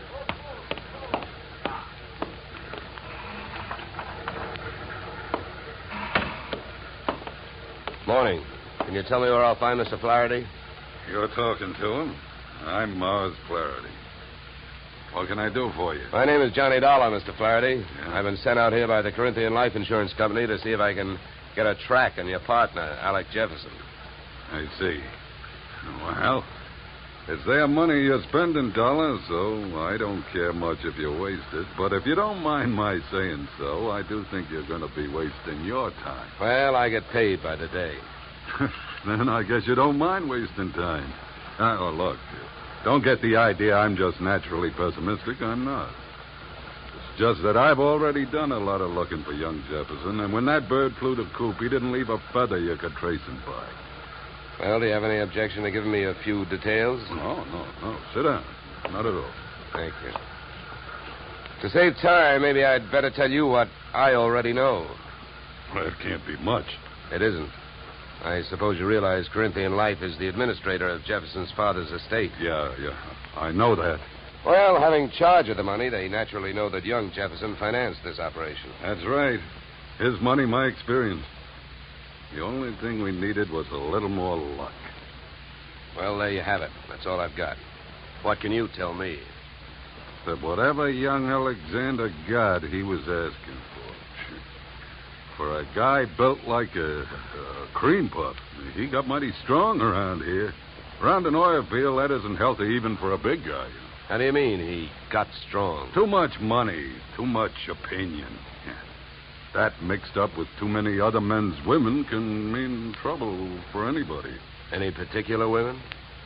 Too many. Mind telling me who they are?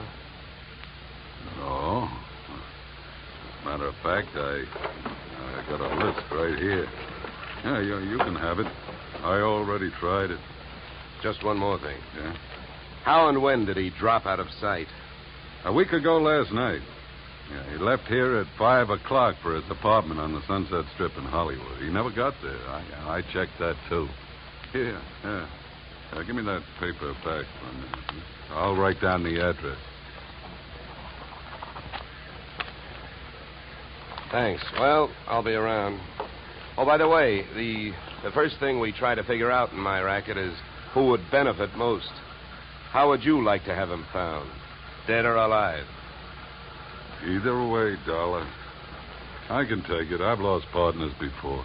I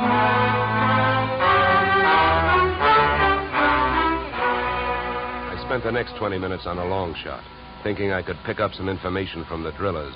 But it was a long shot that missed. Those guys wouldn't have told me it was a nice day. The outdoor life having got me nowhere, I decided to give the indoor type a try. First stop, Jefferson's apartment on the Sunset Strip.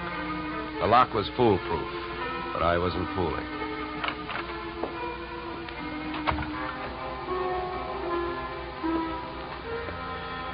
The joint was decorated in a lovely shade of hangover green. A series of alcohol rings from the bottoms of glasses carrying out the motif on all flat surfaces.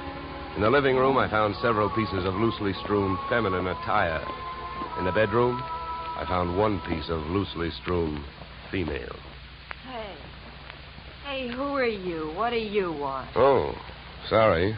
I understood this was Alec Jefferson's apartment. It is? Oh. You can drop your eyebrows, mister. I'm his wife. I beg your pardon? You heard me. I'm Mrs. Alec Jefferson. Pass me that robe, will you? Now to make coffee? Yeah, why? Well, how about making me some while I go put on a face? I guess so. You'll probably have to wash the percolator. To me, the best grounds for divorce would be coffee grounds and an unwashed percolator. So I washed it. I also made the coffee, wondering the while how she had made the matrimonial grade. Right then and there, I'd have given her the Bad Housekeeping Award. She looked like the kind of a girl who could get into a beauty contest, but like she'd never win it. Any way you looked at her, she was a new complication. Your coffee's ready. Yeah, thanks. Good. Find any clean cups? No, but I washed, too. Here. Thanks. Now, would you mind telling me who you are? I'm an insurance investigator. I'm looking for your husband. Well, we should find him. I could use some money. How long have you two been married? Few weeks. Why? Routine question. Tell me, when was the last time you saw him? I was waiting here for him the night he disappeared. Any witnesses? If I need him. Okay. Tell me this. Do you have any idea why he disappeared or where he is? Not the slightest. Do you know a man named Morris Flaherty? Yeah. Yeah, I sure do. How well? I was his girl. So? By the way, have the police come to you yet? No, I went to them. You see, I'm the one who reported Alec missing. Do you know whether they've come up with anything? Nothing much. Up until now, he's just a missing person. They put Alec's picture on a television every night. I don't know that they're doing much else. They keep calling him a Caucasian. Look, please don't get so hysterical about this. It makes you so hard to question. Huh? Oh, nothing. Oh, I get it. Excuse me if I seem dense this morning. Morning. It's 3 in the p.m. All right, so everything about me's wrong. That's right. Look, you can think that I married him for his money if you want to. Suppose you're used to suspecting everybody of everything. But have you heard? There are two sides to every marriage. Do I look strong enough to have carried him to the altar? I never weighed him. But answer me this. If he swept you off your feet, why did he pull a fade out in the middle of the honeymoon? What should I know? Maybe he'd never seen a dame without makeup on before and had to go someplace to think it out. I wonder if there's anything to eat. I'm hungry. Look, I think I'd better be going. I'm not much of a cook.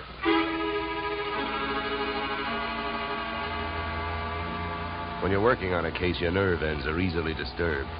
So when I left the house and saw a hard-top blue Plymouth parked opposite the apartment, mine clanged an alarm. In the car sat an equally hard-topped man reading holes in a newspaper. I gave him the slow walk-away and quick turn treatment, and I caught him with his newspaper down. Then I had to go into my act. Why, George, you old son of a gun. Huh? Oh, my gosh, it's good to see you. What are you talking about? My name ain't George. What? Well, I'll be. What you know is I came out of the house, I got half a look at you, and as I started to walk away, the face registered. Why, mister, you're a dead ringer for an old school pal of mine, George Pfeiffer. How do you like that? Look, come here. Let me take a closer look. Come here. All right, look out. Sleep tight. Okay, Sleeping Beauty, over you go. I'll drive. I turned the car up into the Hollywood Hills, found an empty house with a for sale sign out front and a garage out back, and drove in. His wallet was bulging with everything but money and information. An ID card gave his name as Philip Wilkins, his occupation as private detective. The next fact I came up with was that Mr. Wilkins was a light sleeper. He came to find me still fishing through his wallet.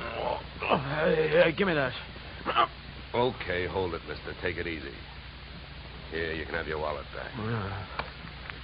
Now, keep calm, and everything's going to be all right. If you don't, I'll have to give your whiskers another dusting. All right, look, what's the big idea?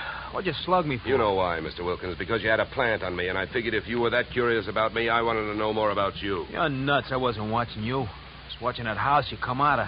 There's a dame in there that I'm getting paid to tail. I can't afford to be convinced of that. Who hired you? I'm not telling. You or anybody else, Mr. Dollar. Oh, word travels fast.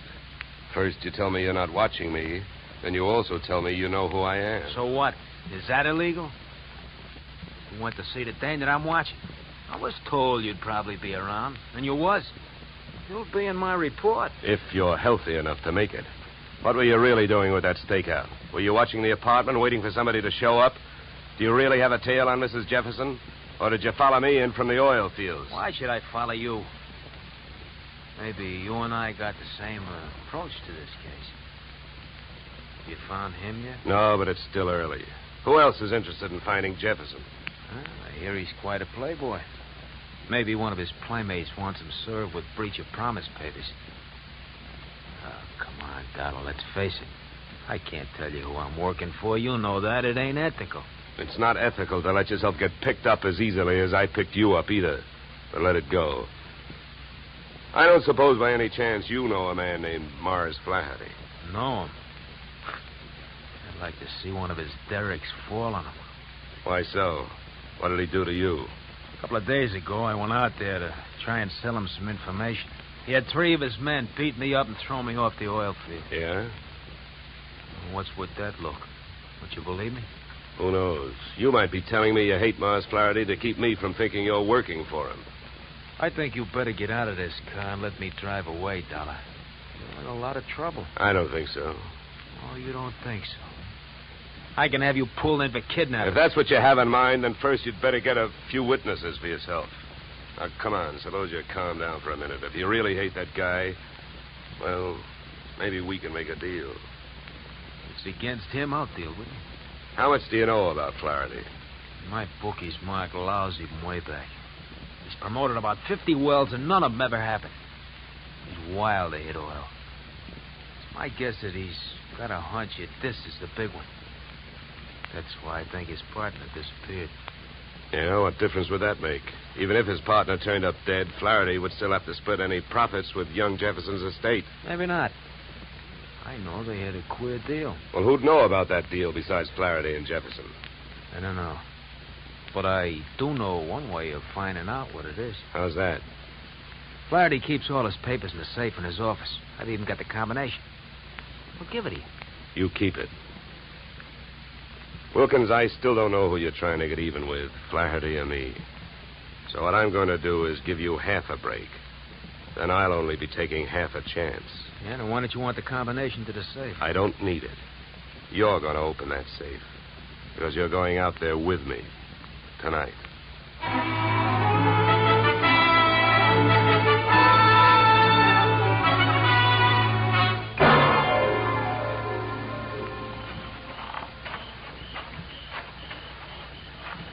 Here. This window. Okay. Now, here. You handle the glass cutter. Right. Now, look. Here's what we do. I'll wet this suction cup. Get a grip on the glass, see? Now, you cut around the outside edge, and I'll lift the paint out in one piece. Lesson number 1, straight from the burglar's handbook.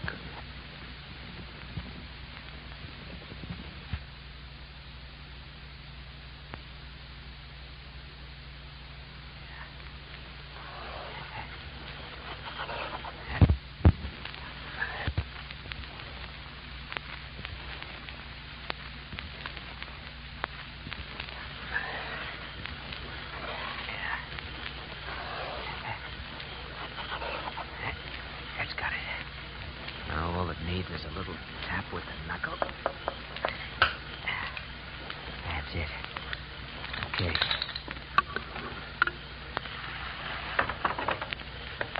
All right, in we go. You first. Okay.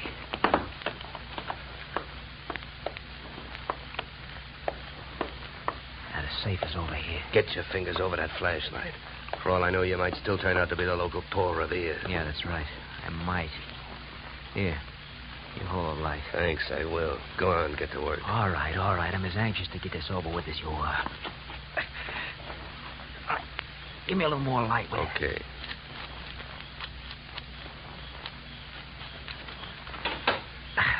There you are.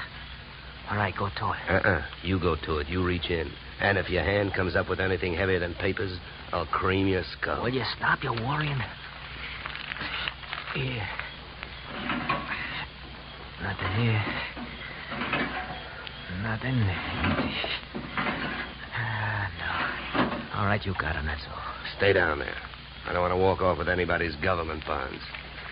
Here. I got all I want. You put these back. All right.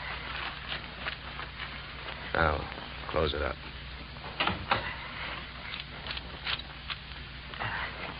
All right, now, come on. Let's get out of here. Just a minute, Wilkins. I gotta have a good look at these papers. You can look at them later. Come on, let's go. Look, this I'll give you for free. And it's the difference between being a $4 a day private detective and a $10 one. What you've got printed in your memory, nobody can take away from you. So hold your horses while I take a look at this partnership agreement. All right. But hurry up, will you? Got a couple of watchmen around here.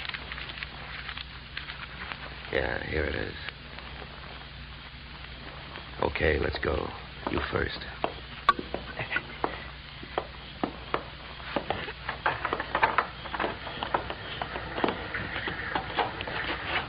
Okay, back to the car. Make it fast and easy.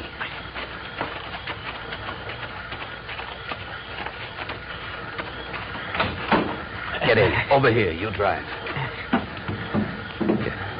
You know, Wilkins, I had a clammy feeling for a while back there that we weren't going to make it. Don't go starting any celebrations. You didn't make it.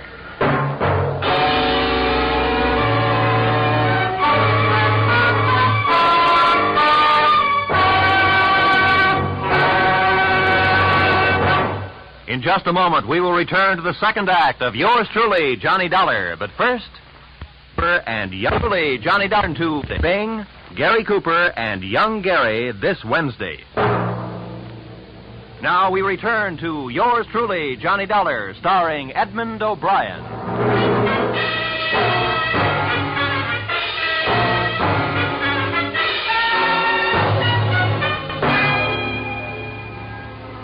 There I was, wearing a gun muzzle for a back collar button. My left leg picked up the nervous vibrations of my front seatmate, Philip Wilkins. Mars Flaherty in the back seat was so close I could almost identify the brand of the bourbon he'd been drinking. I suppose you got what you went into the office after, huh? I not only got it, I memorized it. And it makes you look bad. Yeah, then I don't have to explain to you why I don't want you two guys or the paper running around town on the loose. Well, it's a corporate paper. That means it's on file somewhere. So what difference does it make? Start the car. Where are we going? To my house. Go ahead, get going. Okay, Wilkins, you better roll. What's at your house? The reason that paper makes a difference right now. The guy you came here looking for showed up. Alec Jefferson, where is he? He's where we're going. My place. Well, and I guess maybe my employers have got nothing to worry about. Nothing but paying off on his life insurance. Alec Jefferson's dead.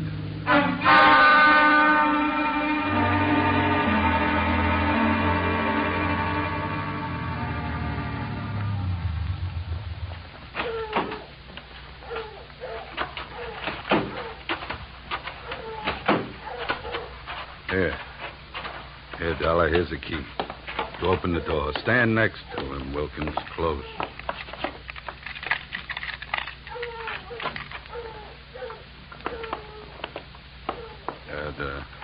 The light switch is on your right. There's your boy, Dollar. Died young, didn't he? Yeah, the thing is, it looks like he died in my house. Now, what do I do now? If you're putting on an innocent act, you're doing pretty good, Flaherty. How's the rest of it going? I've been around killings before, so I know how the rest of it goes. The cops take one look at this, they grab me, and before that happens, I got some work to do. So have I been around killings before. And I know how the rest of your story goes. You came into your house and you found him. Somebody hit Jefferson over the head with that piece of firewood to get rid of him and make you look guilty. You're being framed. Huh? The next chapter reads you've got 8 witnesses to prove you were at a church social at the probable time of death. That's the way I wish it read, but I haven't got any witnesses. I've been on the loose out in the hills ever since I saw you this morning. Oh, yeah? What are you, a nature lover? An oil man. In my racket, you never stop sniffing. When I came back and found him here, I headed it for the office. I wanted that paper you got out of the way for the time being. Would that gun of yours object if I looked the body over? Help yourself. Thank you. Any idea how long he's been dead, Dollar? Oh, hard to tell. Feels like quite a while. Could have happened before I met you. What do you mean by that? Nothing. Hey, Flaherty. Huh? You ever see this before? What is it? An earring? No, let me see that. Yeah, hands off. Don't touch it. That's another $4 detective move. You don't touch evidence. You draw a mental picture of it. What are you trying to do? Involve yourself or uninvolve a client? How about it, Flaherty? Do you have any idea who that earring belongs to? Maybe one of the dames on that list you gave me, huh? I wish I could get away with lying to you, Dollar, but I don't think I'm in a position to try. Huh? It belongs to Ada. Oh? Jefferson's wife? Not legally. What do you mean? I married her in Mexico in 45. She must have liked the scenery. She took Jefferson down there and went through a ceremony with him 2 weeks ago. Without divorcing you? That's right. You guys really turned out to be partners. Now, about that earring. How do you know it belongs to Ada? Well, it's one of a set I bought for her about 6 months ago. Well, I might as well tell you. They'd find out anyway. Uh-huh. Well, I don't suppose you're in the mood to let me do what I want to do. What's that? Call the police? No, not yet. Well, I'll tell you one thing. With this piece of evidence that just turned up, you're wasting your time holding on to us. What you should be doing is getting to Ada before she flies the coop.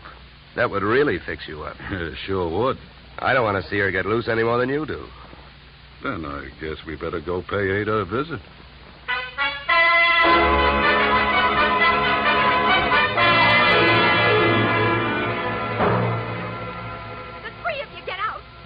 All you got is one lousy earring, and if you think I'm going to stand here and listen to you try to pin a murder on me, you're nuts. Mars never bought me anything. He never gave me any earrings. How about it, Flaherty?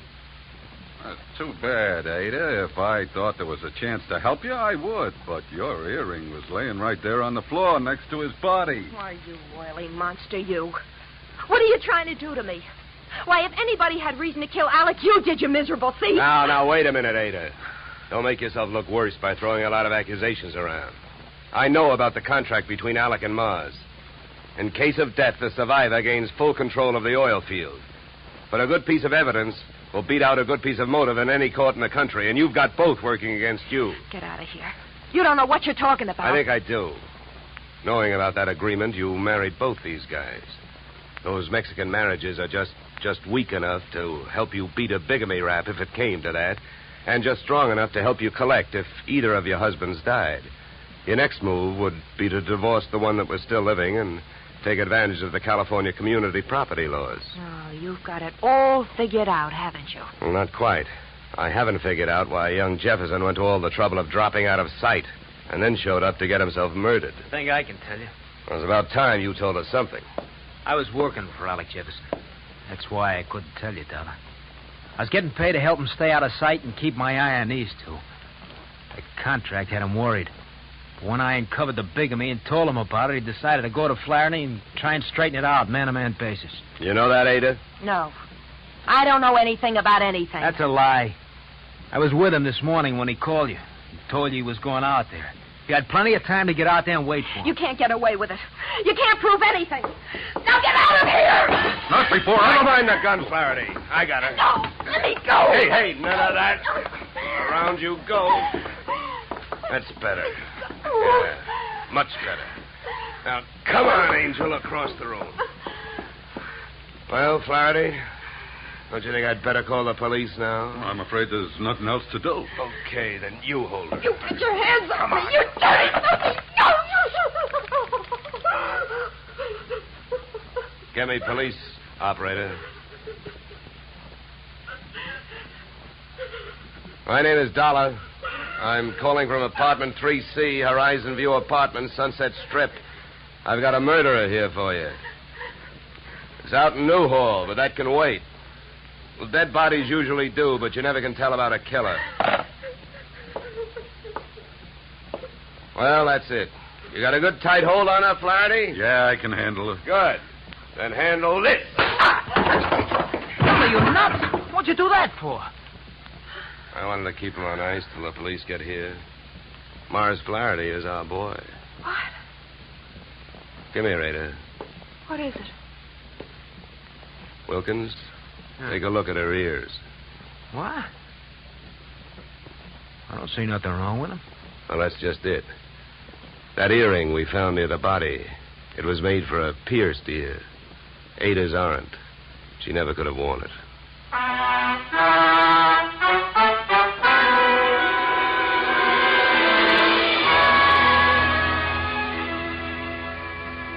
Moral? If Flaherty had been a nice enough guy to buy jewelry for his wife when he had her, he wouldn't have bought the wrong kind of earring when he wanted to set her up as a patsy. The police traced his purchase of same to a Main Street pawn shop. But what really nailed him was the biggest switch of all. Since the murder weapon was a shaft of rough bark firewood, there were no fingerprints on it. But by the same token, there were weapon prints on Flaherty's fingers. A batch of tiny splinters under the skin.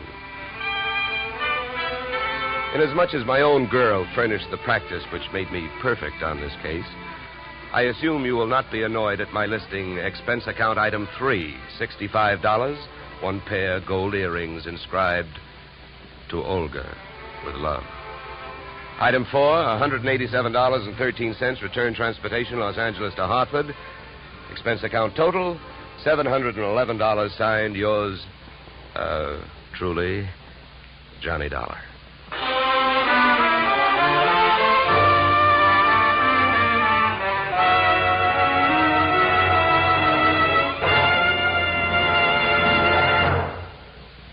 Yours truly, Johnny Dollar, stars Edmund O'Brien in the title role and is written by Paul Dudley and Gil Dowd, with music composed and conducted by Leith Stevens. Edmund O'Brien can currently be seen starring in the Harry M. Popkin United Artists production, DOA. Featured in our cast were Michael Ann Barrett, Ed Max, and Tony Barrett.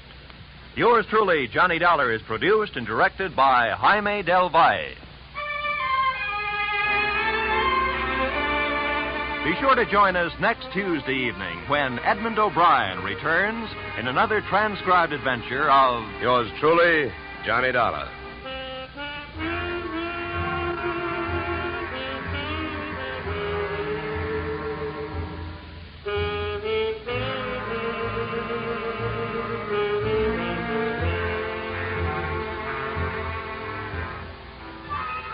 Blizzards in the western states, floods in Texas, hurricanes in Florida, tornadoes in Louisiana. Wherever disaster strikes, the American Red Cross stands ready to lend assistance. The Red Cross helps victims not only at the terrifying moment when disaster strikes, but also in rehabilitation. This is just one of the many nationwide activities of the Red Cross.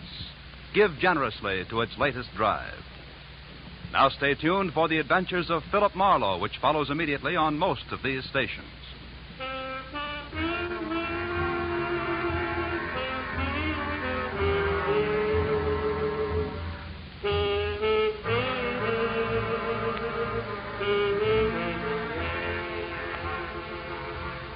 This is CBS, where yours truly, Johnny Dollar, meets adventure next Tuesday night, the Columbia Broadcasting System.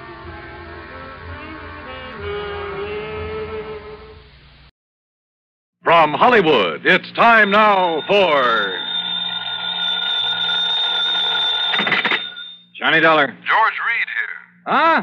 Hey, now listen, George. If Floyd's of England keeps handing me cases, how can I work for the other insurance companies? Well, what I'm calling about this time isn't really a case. So what? As long as the company pays my expense account and maybe a nice little fee to boot? Fee?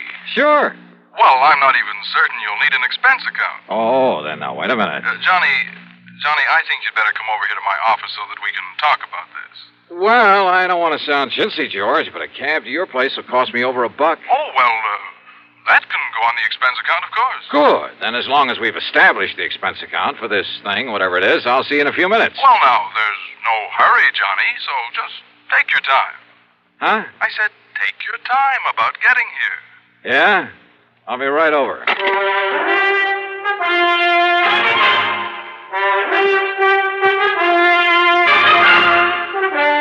Bob Bailey in the intriguing adventures of the man with the action-packed expense account.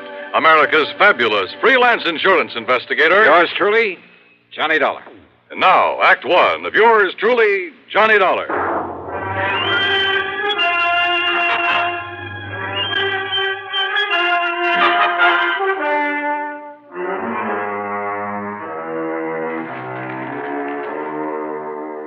expense account submitted by Special Investigator Johnny Dollar to Floyd's of England, North American Office, Hartford, Connecticut. Following is an account of expenses incurred during my investigation of the cautious Celibate matter.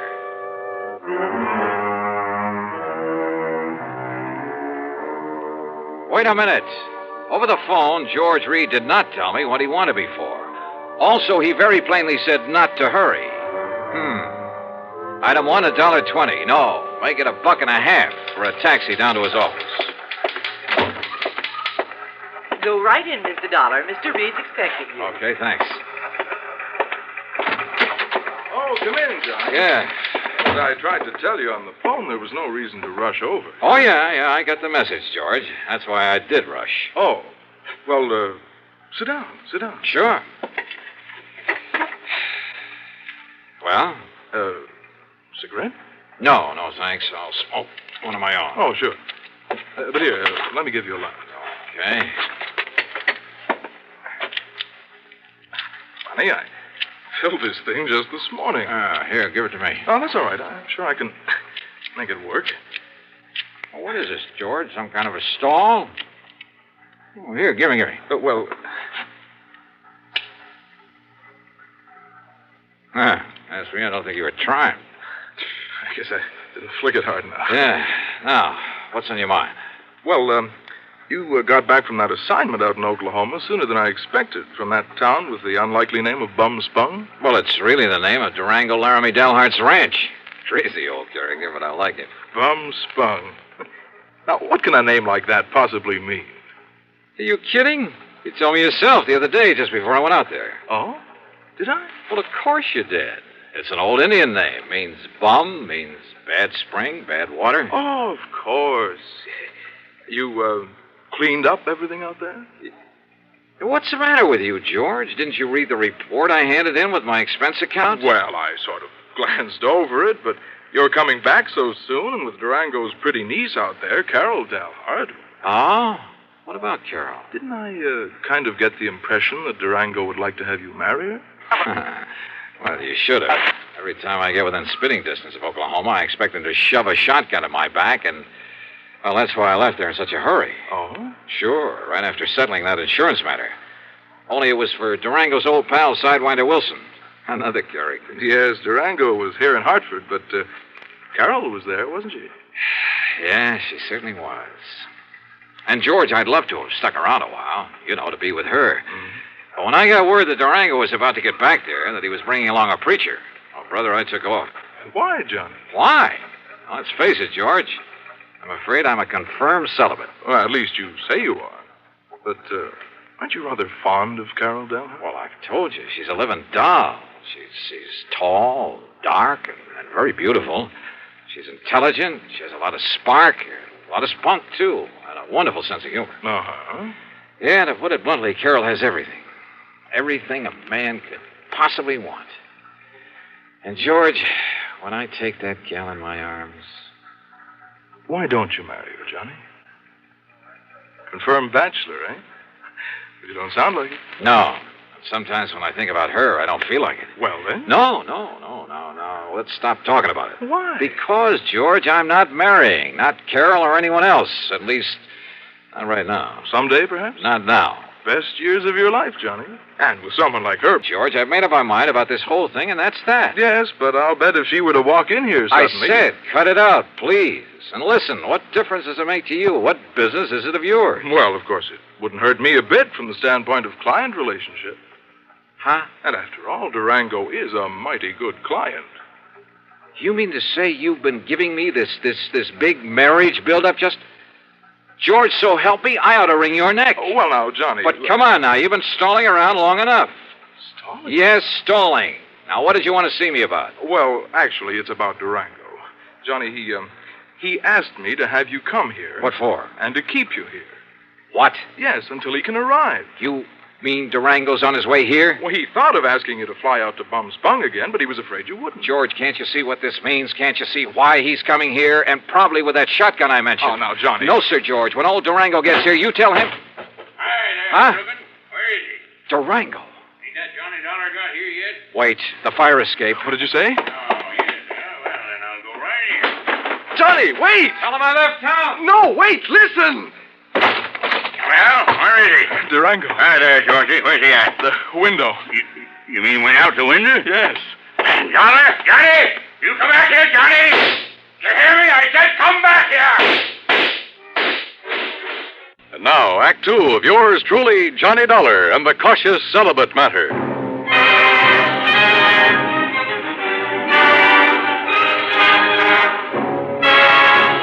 Needless to say, when that wild old character, Durango Laramie Delhart, started shooting at me in the window of the office building, well, I really made time down that fire escape. And I didn't stick around to see how he was going to square himself with the police. Because before I could even reach the nearest corner, a couple of prowl cars pulled up in front of Floyd's of England and out piled half a dozen cops, all pulling their guns. No, sir. I grabbed a taxi. That's item 2, and it comes to $5 even for the fastest ride I could get to my apartment. Because Durango's presence in Hartford can mean only one thing. Yes, sir. He was still obsessed with the idea that I should marry his niece, Carol Delhart. Sure, I care a lot for Carol.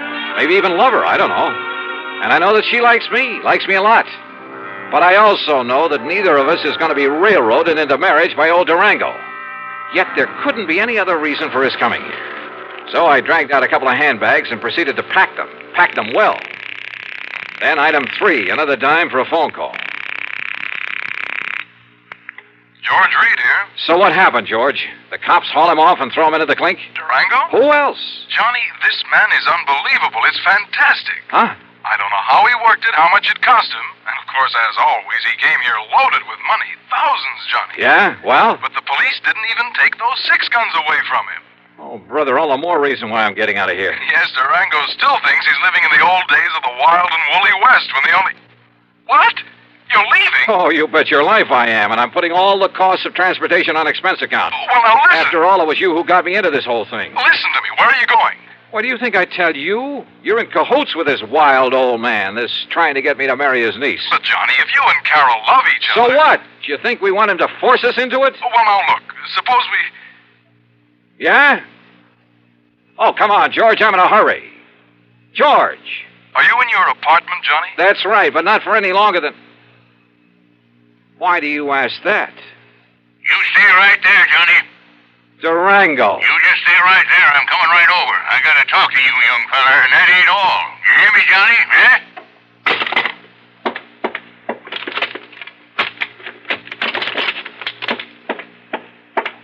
California, here I come. Thanks to the late hour, I was able to get a plane without any trouble, though I half expected to see Durango come tearing out to the field with those crazy 6 guns blazing before we took off. Incidentally, I used the name of Bailey when I grabbed my ticket, just in case. Oh, and incidentally, George, item 4 is a $146.85 ticket to Los Angeles. It's on my American Express credit card, but believe me, brother, I'm collecting from you. You may have to pay for a lot of travel before I'm through with this thing.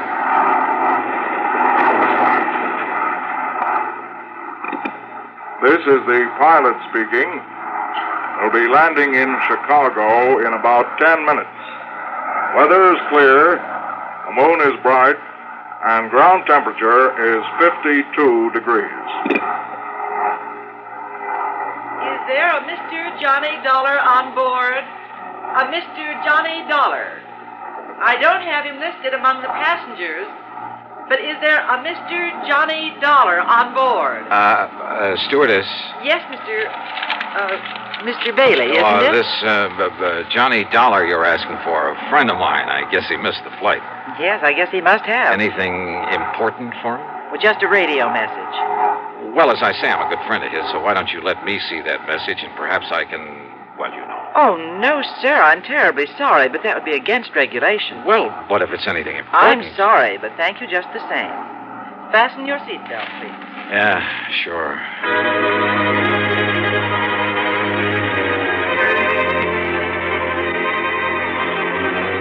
When we landed in Chicago, I was tempted to grab a telephone, call George Reed, and ask him if Durango had given up the chase. For I knew that by now George must have realized he'd have to be on my side in this whole silly business. But during the stopover, I didn't even risk leaving the plane. Finally, we took off again, and I managed to sleep for a while. But all I could dream about was Durango chasing me. through streets and alleys, across the plains, on foot, on horseback, in a car, a boat, a train, and all the time firing those handguns at me. Wild, fantastic dreams. By the time we got to Los Angeles, I was a physical, mental wreck. But I knew that for the time being, at least, I was clear of Durango. So, after picking up my bags, I elbowed my way through the crowd to the taxi stand. Excuse me, please. Pardon me, ma'am. Sorry. Thank you. Taxi! Taxi! Hey, taxi! Here you are, Johnny. I hired this here now fancy limousine for you and me. Huh? Say, you ought to took one of them new jet flights like I done. Durango. Would have got you here a lot quicker. Durango, listen. Well, Sir Johnny, I finally catched up with you, didn't I?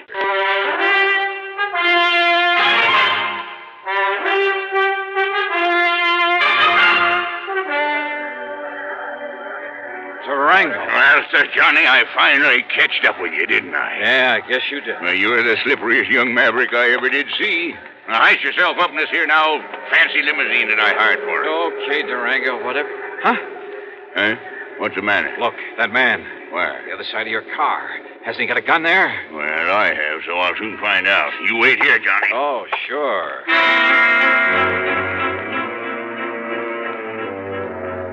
I dropped my bags and tore back onto the passenger ramp. By jumping over a fence, I was able to climb on board an airliner that was about to leave. By flashing my credentials at the stewardess, I kept her from throwing me off, and in a couple of minutes we were in the air. Yes, sir, and headed for Portland, Oregon. The plane fare is item 55620. And to prove I'm not kidding about the company paying my expenses on this wild trip, item 6 is $425 for my 2 leather handbags and all the clothes I'd packed in them. So what happened at Portland? You won't believe it. But Durango was there and waiting for me. Sure, he chartered a plane, and because of the stops that my flight made along the way, he got there first. But I saw him in time. Johnny, here I am! Over here, Johnny! By jumping another fence and doing 100 yards in something like 9 seconds flat, I managed to find a taxi stand. Item 7, $35 for a wild ride through the streets of Portland, because I knew that somewhere in back of us, Durango was in hot pursuit. We finally ended up at a private airstrip out north of town. Item 8, $200 for the plane I chartered. And I told the pilot just to go anywhere. But according to regulations, he had to report his course and destination. So I knew that sooner or later, Durango, who's nobody's fool, and more important with all his money, would be on my tail again. I racked my brain trying to figure out some way, trying to think of someone who could possibly... Yeah, someone. And then it occurred to me. There was someone.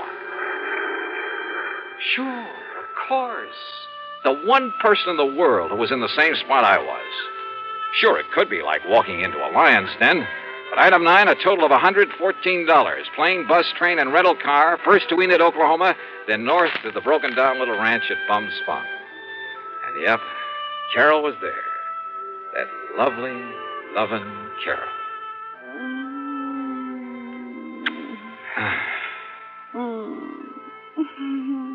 Oh, easy, gal, easy. You don't like to be kissed? Oh, I do. Johnny. Well, I love it, honey, and you'd know it. But listen, has Durango been here? Oh, Johnny, I don't know where that old goot went. Yeah, well, I do. He went to Hartford. Hartford? Yeah, Hartford, gunning for me. That crazy old man is so set on having us get married, Carol, Well, that he... sure he is, but to go all the way to... Well, now, that's just carrying things too far. Yeah, I think so, too. I mean, if he thinks that by waving a 6-gun around... Listen, Johnny Dollar, I'm real gone on you. You know that. Well, yeah, and I think you know how I feel about But that doesn't mean that just because old Durango wants it that way, we've got to get hitched up together. No. At least not right away. So if he thinks he can shotgun you and me and... Oh, no. Durango! I knowed he'd be coming back to you, Carol, so now we really celebrate. Durango, you crazy coyote! Now, Durango, you stop that. You put down that gun and listen to me. Well, he's going to marry you, ain't he? Well, ain't he? No, Durango. No? No, at least... Well, not now. And in spite of the way you've chased me all the way across the country. Yes, Durango. Well, sure I chased you, but not on account of Carol, Johnny. Huh? Well, sure. I hope all the time at some time you and her will get married up together. Well, then? But I give up trying to force you kids doing it. Huh? Well, I just figure when you're ready, well, then you will. But going to Hartford and chasing me that way. Huh? Oh, that. Yeah, that. Well, that wasn't nothing, Johnny. It's just that when you was out here last week and you kept my old pal Sidewinder Wilson from getting murdered, Sidewinder's my oldest pal, Johnny, my best friend. Yeah, that's true, Johnny. And when you passed on the word that he was the one that found out about that killer, well, Johnny, what do you know now? He's the new chief of police down there at Fairweather. Yeah, well, bully for him, but I still don't see... So you being so good to him, I just wanted you to know I appreciate it. So, what I went to Hartford for was to give you this. Holy... Some of them's a bit dirty, crumpled up, and got some... But when I counted right, there ought to be $10,000. There you are. Gee, Durango. Well, Durango, I don't know what to say. Yeah, you don't have to say nothing, Johnny. Just enjoy it. But are you sure you wouldn't like me to have the preacher come up from Enid and no, I guess not.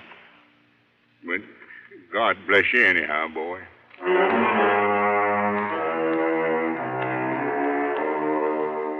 This time I did stay over for a couple of days. Yeah, and if I ever do take the leap... The expense account? Well, George, I'll still argue with you about it, but that's all. And the total, $1,053.45. Yours truly, Johnny Dollar. Here's our star to tell you about next week's story. Next week, a string of holdups, and behind them all is... Well, why don't you listen, find out for yourself. Join us, won't you? Yours truly, Johnny Dollar.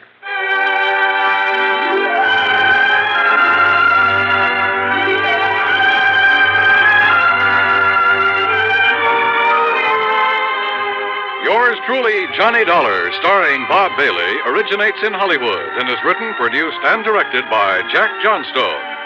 Heard in our cast were Virginia Gregg, Gene Tatum, John McIntyre, and G. Stanley Jones. Be sure to join us next week, same time and station, for another exciting story of yours truly, Johnny Dollar.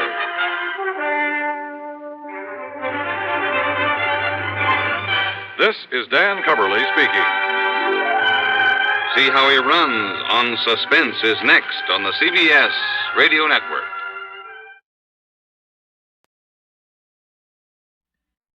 From Hollywood, it's time now for Edmund O'Brien as... Johnny Dollar. Oh, yes. This is Inspector Sailor, Scotland Yard. Oh, yes, Inspector. Thanks for calling back. I understand you've been assigned to Scott jewel theft investigations? Yes. Inspector Finley's been taken ill. I was given the case this morning. As a matter of fact, I just received the file with your requested telephone. Well, that puts us about abreast then, Inspector. I got in from the States last night. I'd like to get together with you so we could compare notes. Yes, splendid. Could you come to my office? At your convenience. Well, then, why don't you come right over? But first, Mr. Dollar, tell me, did the insurance company send you to London in the belief that the yard is no longer competent? What? We've been reminded, you know, that our reputation has fallen off badly since the Stone of Scorn is stolen. But perhaps you and I shall have better luck, huh?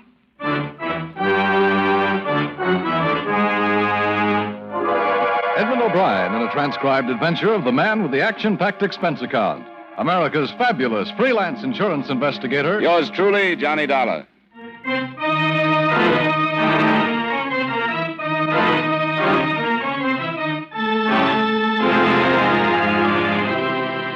Expense account submitted by Special Investigator Johnny Dollar to Home Office Financial Surety Company, Hartford, Connecticut. The following is an accounting of expenditures during my investigation of the Hatchet House theft matter. Expense account item 1, $432.50, airfare and incidentals between Hartford and London, England. I arrived in the evening and learned by phone that the original inspector assigned to the case had been replaced.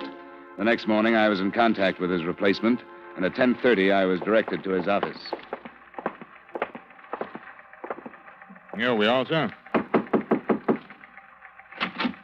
Inspector Sailors? Yeah? Mr. Dollar, sir. Oh, yes. Come in, Mr. Dollar. Thanks very much. All right, you are, sir.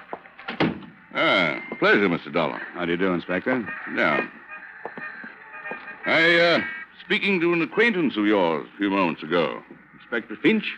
Oh, yes. Yes, I worked on a case with him over here last year. How is he? Oh, quite well, thank you.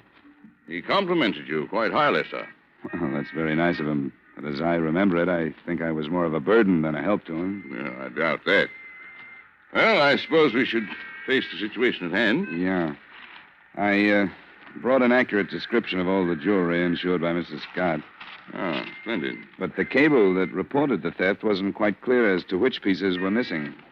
Well, Inspector Finley's information on that score is quite accurate, I think. Yeah, here we are. Oh, thank you. And he's covered the methods used in the commission of the crime quite thoroughly, I think. I'm going to spend the afternoon in Crime Index. I should probably be able to link the method with a few of our known criminals. Gentleman's investigation, huh? I suppose so. Rather tedious, but quite often successful. I'd like to see Mrs. Scott myself, if it's all right with you. Oh, of course. I shall arrange a car and a driver for you. Will early afternoon be suitable? Well, thanks, but there's no reason to go to that bother, is there? Isn't she staying here in London? No, she let a place near Seven Oaks in Surrey, about 20 miles south of here. Quite an historic establishment, I'm told. It's called Hatchet House.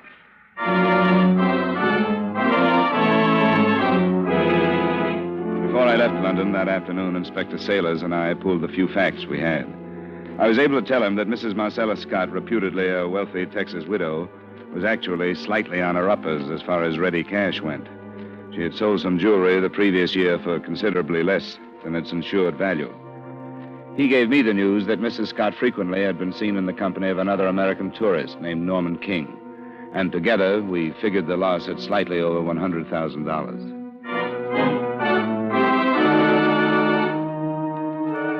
Hatchet House was a medium-sized pile of ivy-draped masonry just on the northern fringe of Seven Oaks. In addition to history, it boasted some seclusion, being set back from the road in the middle of a walled garden. Mrs. Scott was in the village, but was expected back momentarily, and would I care to come in and wait? The library is quite comfortable if you'd care to go in there. In a minute, thanks. Your name is Garrett? Yes, sir. You've been employed here during Mrs. Scott's whole stay? Oh, yes, sir. She bought my services from the other side. I'm not without recommendations in Seven Oaks, sir. And you must know pretty well who's been in the house, at parties and so on. I'd say so, sir. But they've all been genuine people. Class, you know. I wouldn't say that any of them would stoop to thievery. How many other servants are there? 2 that live in. There's Millie Hankey. She's a maid. There's old Mr. Minns. He's the gardener. He's got a cottage out back. Mrs. Scott was entertaining night before last when the jewelry was stolen. Had she hired any extra servants? No, sir. Oh, thanks, Garrett. Oh, there's Millie. Millie, come here, do. Here's an American gentleman to see you. How do you do, sir? You're Miss Hankey? Yes, sir. He's come all the way from the other side, Millie, about Mrs. Scott's jewels being stolen. It's a scandal, that's what it is. But I don't suppose you'd say it's the only one. Watch your tongue, Millie. Watching it. I'll be in the pantry, sir, if I can be of any more service to you. Thanks, Garrett. I will want the names of the people who were here the other night. Right, sir. I'll write them on a paper. He's got a nerve telling me to watch my tongue. A scandal's a scandal, genuine people or not, and he knows it. Just what did you mean, Millie? I suppose a servant's paid to keep her eyes open and her mouth closed. But I haven't been a servant long. I'm only a village girl from Penrith, but I know right from wrong. You don't approve of some of the things? No, I don't. And I'm going to leave when I get married. Maybe next month. Congratulations. Thank you, sir. He's a good man. I'm sure of that. So big and strong. Lots of fun. We'll have an inn of our own someday, and I won't have to be a servant anymore. I wish you a lot of luck. Thank you, sir. I want you to know, Millie, that anything you say to me will be kept in strict confidence. Yes, sir. You look like the honest kind. Now, what things especially didn't you approve of? Something that's caught your eye could be important. I don't know, but one thing. Being a widow at her age, it's indecent, that's what. And I've seen them making jokes in front of the photo of her poor dead husband. He was older, you know. Yes, I knew that. I can't say she hastened his end. But I can't say she's sorry he's buried and gone either. Who made jokes in front of his photograph? Mr. King. Norman King. He was here the night of the theft, wasn't he? The night of the theft. He's been here more than he's elsewhere. He's a filthy leech, if you ask me. I'm only a country girl, but there's a look in his eyes I didn't mistake. Not for a moment. He's slimy. I wish you'd think about the party night before last, Millie. You were here on the ground floor through most of it, weren't you? Yes, sir, the whole drunken time. I wish you'd try and remember if anybody went upstairs and stayed long enough to have gone into Mrs. Scott's room and forced open the drawer and stolen the jewelry. I'll try, sir. Don't mistake me. We aren't sure that's what happened. It could just as well have been an outsider who knew a party was going on and had a way of entry, or even somebody passing by who found the rear door unlocked. I'll try, sir. Thanks, Millie. I won't keep you from your work any longer. I'll just wait in the library for Mrs. Scott.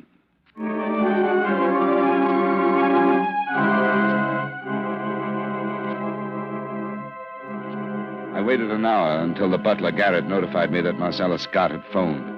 She had met some friends in the village, had driven to London with them, and wouldn't return until the next morning. I could find her any time after 9 that night at Claridge's Hotel. I spent another 20 minutes with the servants and left for London and Inspector Saylor's office.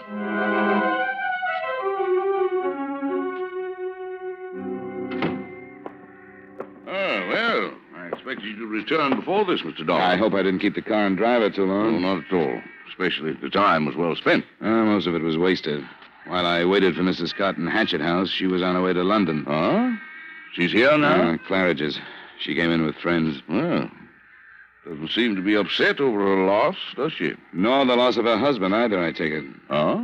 I'm interested in the association between her and this Norman King. I see. Then you did have a talk with Miss Mildred Hankey, the maid, hmm? Yes, I did. Why? Did you? No. Inspector Finlay did. What did he say about it? Well, she suffered from an insane hate or jealousy because of this Mr. King. I didn't see it quite that way. That she berated the friendship shared by Mrs. Scott and him. This is what he jotted down. Investigate possibility of collusion between Hankey girl and King. Well, as I said, I didn't see it that way, but maybe he hit something. Perhaps. King's from New York. I'm going to make a phone call, see what I can learn about his background. In the meantime, I hope to meet him. At least I think he's here with Mrs. Scott. You're going to see her, then? Her message was that I could any time after 9. I plan to be available about 2 minutes after. I shall be interested to hear. Did you get anything from your files? Nothing. Dreadfully and absolutely nothing.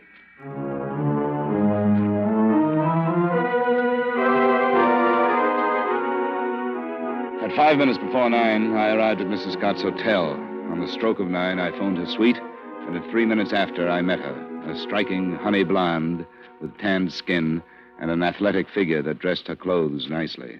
I'm sorry I missed you in the country, Mr. Dollar. It's all right. I should have phoned. I suppose you're here to save what money you can for the insurance company in case my things aren't recovered. Insurance companies don't operate that way, Mrs. Scott. They can afford not to. Please sit down. Thank you. It's the expected thing, I guess. But I suspect one of the servants had something to do with it. Do you have any special reason for that suspicion? Oh, they're strange people. I don't know anything about them. I've had them 2 months, and I've never been comfortable with them around me. Anything else? Well, the more I've thought of it, the more it seems to make sense. The house was full of people to be suspected. One of them could have taken advantage of that. The men at Scotland Yard say that it took between 15 and 20 minutes to force that drawer open the way it was done. Did you miss either of your servants for that length of time? Not that I remember. It got a little confused by 11 or so. Do you suspect anybody else? Any of your guests? Oh, good Lord, no. Most of them have a lot more than I do. Did you know Norman King in the States, or did you meet him here? Are you telling me suspect Norman? I asked when you met him. Why? I wondered if you knew him well enough to know he has a record as a forger. I don't believe it. Checks. He signed the name of another widow. Copy of the record is being mailed to me. I don't care. Doesn't make any difference. Norman didn't steal my jewelry. He wouldn't do that to me. I wonder how many times the other widow said that. You don't understand me. Norman and I are the same kind of people. You don't think I married a 70-year-old Texan for love, do you? Well, Norman's made up his mind what he wants out of life, too. He's talked about it. He doesn't care how he gets it, but he wouldn't take it from me. Sure. Well, I wanted to meet you, Mr. Scott, and I have. Norman King checked into the Dorchester yesterday. He checked out today, and now Scotland Yard can't find him. If you hear from him, maybe you'd better let us know.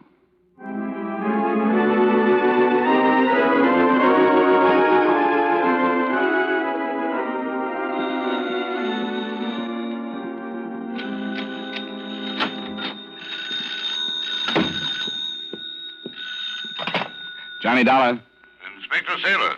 Oh, hello. I'm sorry I took so long to answer. I just got up to my room. Yes, well, I spoke to the clerk at the desk. He thought you might be going up now. Asked him to ring. You saw Mrs. Scott? Yes, I didn't learn much, but I don't think she's mixed up in it. No. Well, perhaps I have some news for you. What's that? I just received a report of a killing in Limehouse. The constable described a piece of jewelry found at the scene, and it corresponds quite closely to the description of Mrs. Scott's emerald brooch. Oh? Who was killed? No identification yet. A man. I'm driving over. I wondered if you'd like me to pick you up. Yes, I would. I'll be waiting in front of my hotel.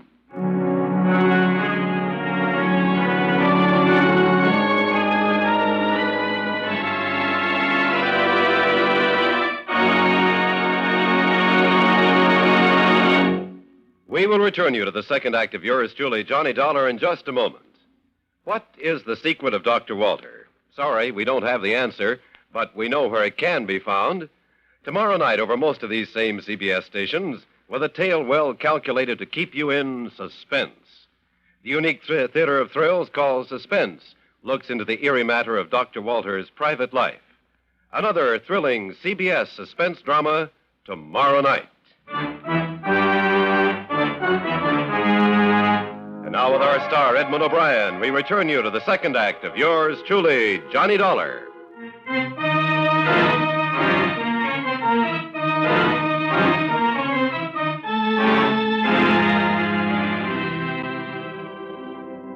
By the time we got to the dismal Coldwater flat near the Thames, the inevitable crowd had gathered in the street.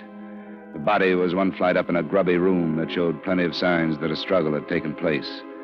The man obviously had been killed by a blow on the back of the head. He'd been identified by the landlady as George Kenzie, the renter of the room. It was a bootblack who discovered the body. Said this George Kenzie owed him some money and wouldn't pay. He came up here tonight and found him dead. I found the brooch myself just under the chair there, sir. Oh, yes. Thank you, Constable. Right, sir. I'll be outside. Here now, you people that don't belong here, don't crowd the corridor. Move along now. Come along, move along. Is there any doubt in your mind, Mr. Dollar, that this is Mrs. Scott's brooch? Not at all. Look, the jeweler's mark on the back. Well, then, we've made some progress. I hardly think we'd be so fortunate as to find the 4 remaining pieces here. No. Offhand, it looks like there was trouble over dividing the loot, and the winner took the rest, don't you think? Quite possibly. Norman King? I'd feel better if he was found. So would I. Matter of fact, I wish you'd keep your American criminals in America. We've quite enough to keep us busy without them. Hello. I haven't done nothing. I was going to Mr. Kinsey's digs of me own free will, and I don't need no help from nobody. Not half, you don't. Miss Glory Stokes, Inspector. She said she'd come to pay a visit to Mr. Kinsey, but she made off the other way when she heard the news. Well, come in, Miss Stokes. I will not. Not with him lying there like that. Very well. Constable, ask Miss Stokes if she'll please accompany you to the yard. Mr. Dollar and I will see her there.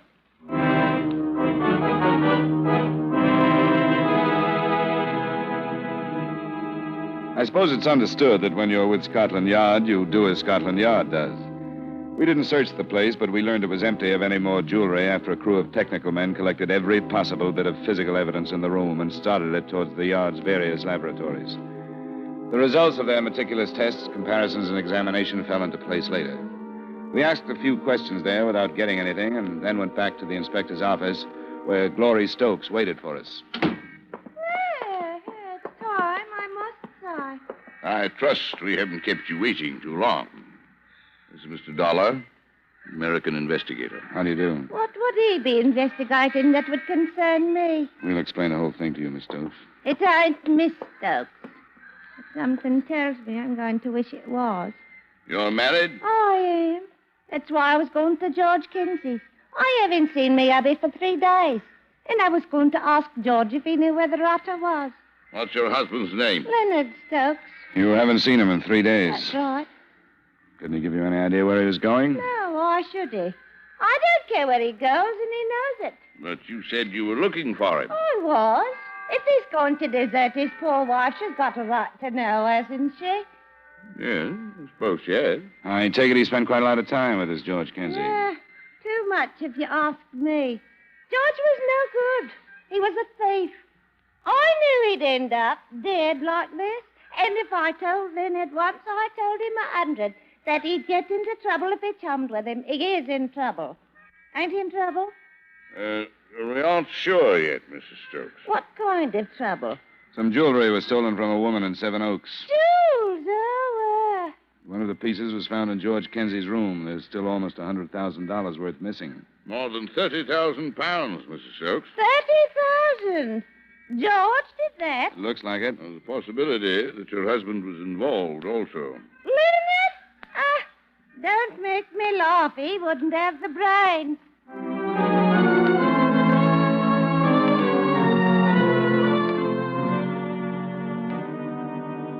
The next morning, armed with pictures of both Stokes and the dead man, Inspector Sailors and I drove back to Seven Oaks. He dropped me at Hatchet House and went on to cover the village himself. Mrs. Scott received me in the library.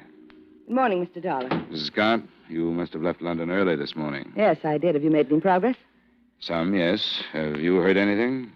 I was very unhappy after you left last night. Why? Did you suddenly get lonesome for your jewels? I think you know why. I made a confession to you. I let you see what I really am. I never do that. It's all in confidence. Forget it. I've been trying to. I got a radiogram from Norman King. It arrived here late yesterday afternoon. Did you notify Scotland Yard? No, I know you asked me to, but I didn't think it was necessary. He's on his way back to New York. He wouldn't do that with stolen jewelry, would he? It would be stupid, but I'll want the name of the ship. I'll give it to you. He inferred that he knew his record would come to light because of the theft and that he'd feel better leaving England before he was asked to leave. He's a stupid, irresponsible dunce. Yeah. I have some photographs I want you to look at. Here, I'll spread them out on the table. Who are they? Pictures of this man may not be quite lifelike because he was dead when they were taken. Who is he? His name is George Kinsey. He was found beaten to death last night. Your emerald brooch was on the floor near him, so we're assuming he was killed because of your jewelry. You ever seen this man around here? No, not that I remember. I want you to remember one way or the other. It's possible that this man just received the stolen property from someone else, but if we can find somebody in the house or in the village who recognizes him, then we'll feel sure that he actually was the thief, or one of them anyway. I'm trying to be sure. What about the other one? I don't think I've seen either of them. And if you'll leave the room, I'd like to talk to your servants. You're going out of your way to be nasty. You thoroughly despise me, don't you? No. What I dislike is the fact that the physical part of you wasn't matched up with some mental apparatus that deserved it. Why? You asked me a personal question, Mrs. Scott.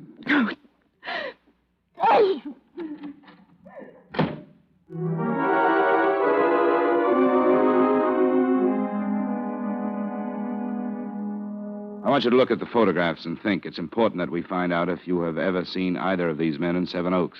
Which one is deceased, sir? This one. How large was he? A little under 6 feet. Miss Hankey? I don't like looking at them, sir. I don't think I've seen either one of them, though. There's something about this one, sir. George Kinsey? Was he plump? No, I don't think you'd say plump. He was heavy, stocky. There's something about him, sir. Can't put my finger quite on it, but there's something. Could he have made deliveries here? Who brought the luggage, Millie, the day after Mrs. Scott arrived? Oh, I don't think it was him. Or this one either. They had their own lorry with a sign on it. Have you forgot? I'm sure of it, sir. There's something about this one, but I can't remember what. Well, thanks very much, both of you. If you do remember something, please notify Scotland Yard.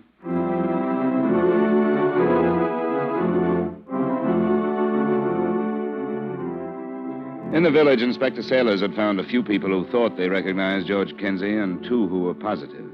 None of them had recognized Leonard Stokes. So by the time we had left Seven Oaks, we were fairly sure that Kinsey had been actively involved. But since he was dead, Being sure didn't mean any progress.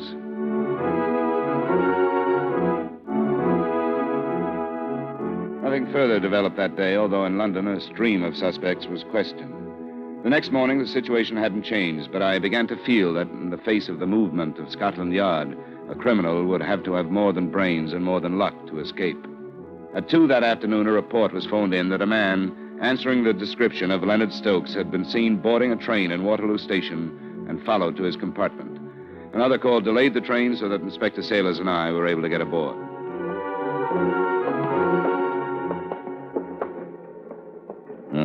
Here we are. If you don't mind, Mr. Elmer. It's your island, Inspector. Yes, thank you. Scotland Yard. What? Are you Leonard Stokes? Am I who? No, I'm not. Who are you then, sir? Well, I don't see how you have a right to You go... must have identification. Let me see it, please. All right. I'm Leonard Stokes. Who's he? An American, Mr. Dollar, sent here to recover Mrs. Scott's stolen property. You know where it is, Stokes? Answer him. It's all right. All right, I know when I'm beat. Yes, I know where it is. But I didn't kill George. How did you know he was dead, Mr. Stokes? Well, I tried to telephone him. That's how I found out. He was killed because of the jewelry, wasn't he, Stokes? I don't know. I don't know why he was killed. When was the last time you saw him, Mr. Stokes? Tuesday night. You went to Seven Oaks? I went to Seven Oaks, yes. Look, I'm willing to cooperate. Inspector, I'll tell you my part of it. Well, that will make it a great deal less difficult for all of us. Yes, sir. Well, he asked me to go to Seven Oaks with him. I didn't know what he was up to. I thought we was just going for a little drive. Out of 5 pieces missing, Stokes, we found 1 in Kenzie's room. Now, if you know where the rest of them are, you must have known what he was up to. Well, if I had, I wouldn't have gone. That's the truth. Before I knew it, he stopped off at this Hatchet house and told me to wait in the motor. He must have explained why he stopped. Well, he said he had a friend to see, a gardener. Gardener at Hatchet House? That's what he told me. He came back in a while, and then we drove off. And you still didn't know what was happening? No. When did you? When it was too late. On the road back to London, he told me. He told me whether I knew it or not, I'd just stolen some jewels. Well, I thought he was joking. Then he showed them to me, and he says, "Who's going to believe you, Len boy, when you say you didn't know nothing about it?" Oh, what could I do? What did you do? I drove back to London. Why was there only 1 piece of jewelry in Kenzie's room? Well, that's all he took. Said he wanted to give it to a chum. And you took care of the rest of it? Well, I was afraid to do anything else, sir. He kept telling me I was complicated in it.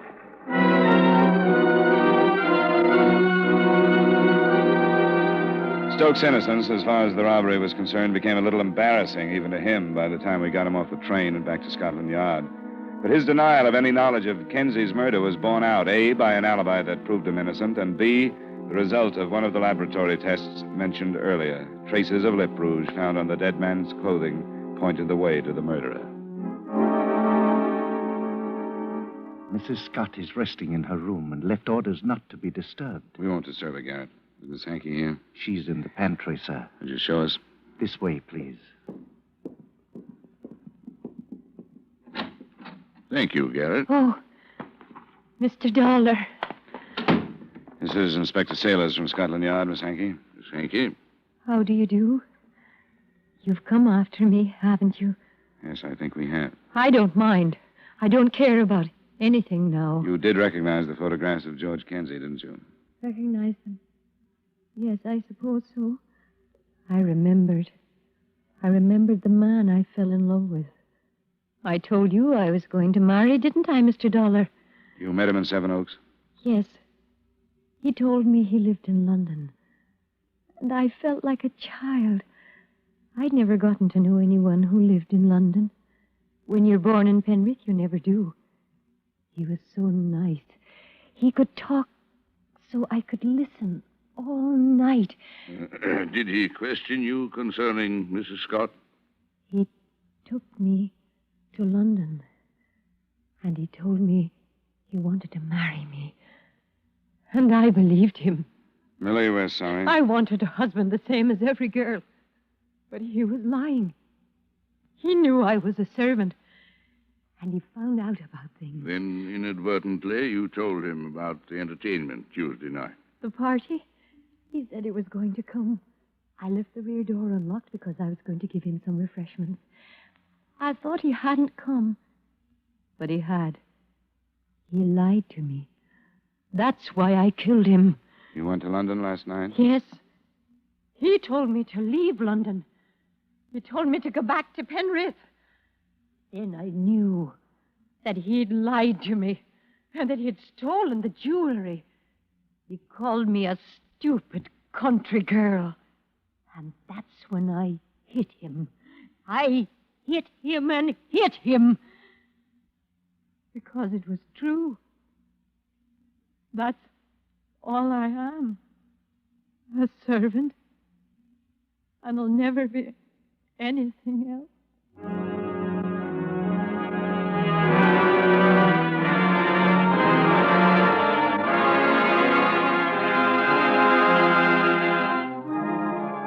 Expense account item 2, miscellaneous, $317.75. Item 3, same as item 1, transportation back to Hartford. Expense account total, $1,182.75. Remarks? The jewelry was recovered, but in spite of its value, that didn't seem too important. The importance, as I saw it, lay in the complete reversal of values. Mildred Hankey, who only wanted goodness, had found badness. And Marcella Scott? Marcella Scott left for Capri the following day. Yours truly, Johnny Dollar.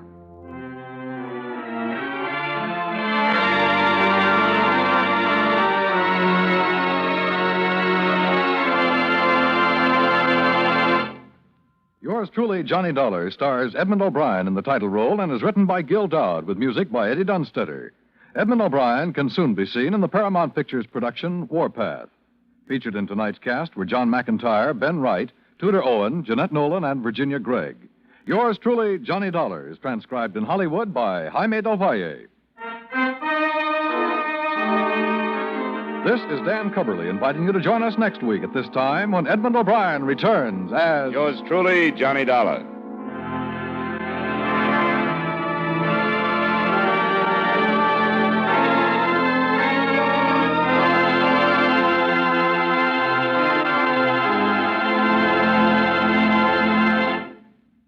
Tonight's the last Bing Crosby show of the season on CBS. What's more, Ken Murray, his pretty blonde songbird, Laurie Anders, and folk singer Burl Ives are all on hand to help the groaner ring down the curtain. Stay tuned for the Bing Crosby Show next on most of these same CBS stations.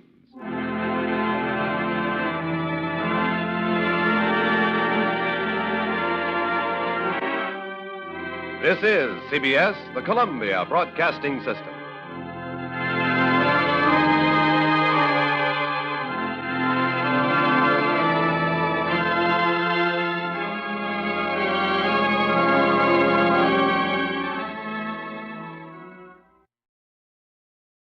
From Hollywood, it's time now for... Johnny Dollar. Fred Wills of Surety Mutual Limited, Johnny. Oh, hi, Fred. What's on your mind? At the moment, San Francisco. Oh, nice town to have on your mind. What's new out there? That's what I hope you're going to tell me. What do you mean? Johnny, there's an importer out there named Andrew Foreman. We're carrying a $50,000 policy on his life. So? So have you ever heard of an importer getting exported? I don't get you, Fred. I'm afraid that's what's happened to Foreman. Last night he disappeared. I'm on my way.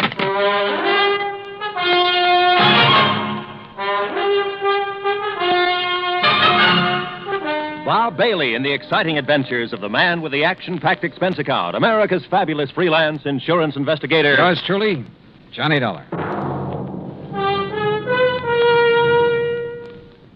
And now, Act One of yours truly, Johnny Dollar.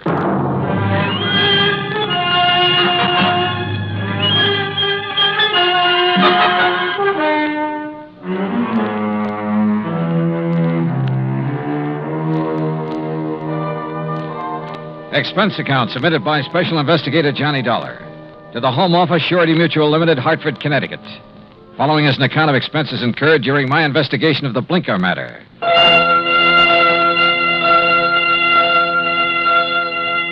Expense account item 1, $178.50, transportation and incidentals to San Francisco.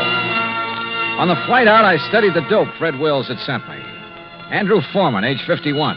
Occupation, importer. Health, good. Judging from the hefty premium he had to pay, his importing business must be okay. Wife, Marcia Foreman, age 35. 16 years younger than her husband. And Marcia was the sole beneficiary. My plane landed about 8 in the morning. An hour later, I was at the foreman's apartment. It was spacious, modern, with a lot of glass and the kind of view of the bay that you had to pay plenty for. Yeah, there was money written all over the place, and Marcia Foreman looked right at home. I'm just having coffee on the terrace, Mr. Dollar. Won't you join me? Oh, thanks. I could use some. Out here. Oh, you've sure got a beautiful view here. Yes. I never get tired of watching the bay, the ships. There's always something going on. Oh, here you are. Thanks. What is it, Mr. Dollar? Oh, I'm just looking up the bay. Alcatraz? Yeah. Such a grim-looking place. Yeah, it's a real exclusive club. But I managed to get a couple of new members into it. I don't think I care for the kind of job you have, Mr. Dollar. Trouble wherever you go. Suppose we talk about your troubles. All right. I told the police all I know when I filled out the missing persons report. But I'll go over it again for you. If you don't mind. Your husband disappeared the night before last. Yes, that's right. What time? I'm not sure. Oh? Around 9 o'clock that night, somebody came to see him. A strange sort of man. How do you mean strange? Well, he was dressed in rough clothes, a seaman's jacket. He said he was an old friend of my husband's. Did he give you his name, Mrs. Foreman? Only Blinker. Blinker? Yes, he said that's what everybody called him. I guess because he kept blinking his eyes very rapidly. I see. Well, I showed this Blinker person into the den where my husband was and left the two of them together. Uh-huh. A few minutes later, my husband came out and told me he was going to drive Blinker downtown and find him a hotel room. So I went to bed. I was tired and went right to sleep. And? Well, my husband and I have adjoining bedrooms. When I went in to call him yesterday morning, he was gone. The bed, it hadn't been slept in. I called his office thinking he might have decided to work late, but they hadn't seen him. Then you called the police. Yes. Mrs. Foreman, had your husband ever mentioned this man Blinker before? No, I'm quite certain he hadn't. Can you describe him? Well, he wasn't above medium height. Age, maybe in the 40s. A scar on his right cheek, a thin nose, and dark, rather beady eyes. I'm afraid that's the best I can do. Well, considering that you only got a brief look at him, I'd say that was a pretty complete description. Mr. Dollar, do you think this person Blinker could have done anything to my husband? I don't know, but I'm sure the police are looking for him. Just one more question, Mrs. Foreman. Suppose Blinker had nothing to do with your husband's disappearance. I'm afraid I don't follow you. Oh, well, what I mean is, can you think of any reason at all, why your husband might want to disappear? No, Mr. Dollar. Absolutely not.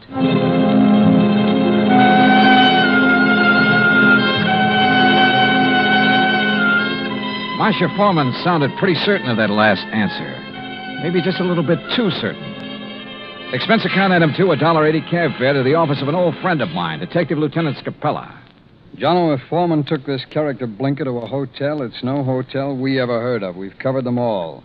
You think Blinker could have killed Foreman? It's a possibility. What's another? Maybe there is no Blinker. Yeah, Scapella, I thought about that, too. Jono, didn't it hit you there was something strange about Mrs. Foreman's story? She said she let Blinker in the apartment. She showed him to the den.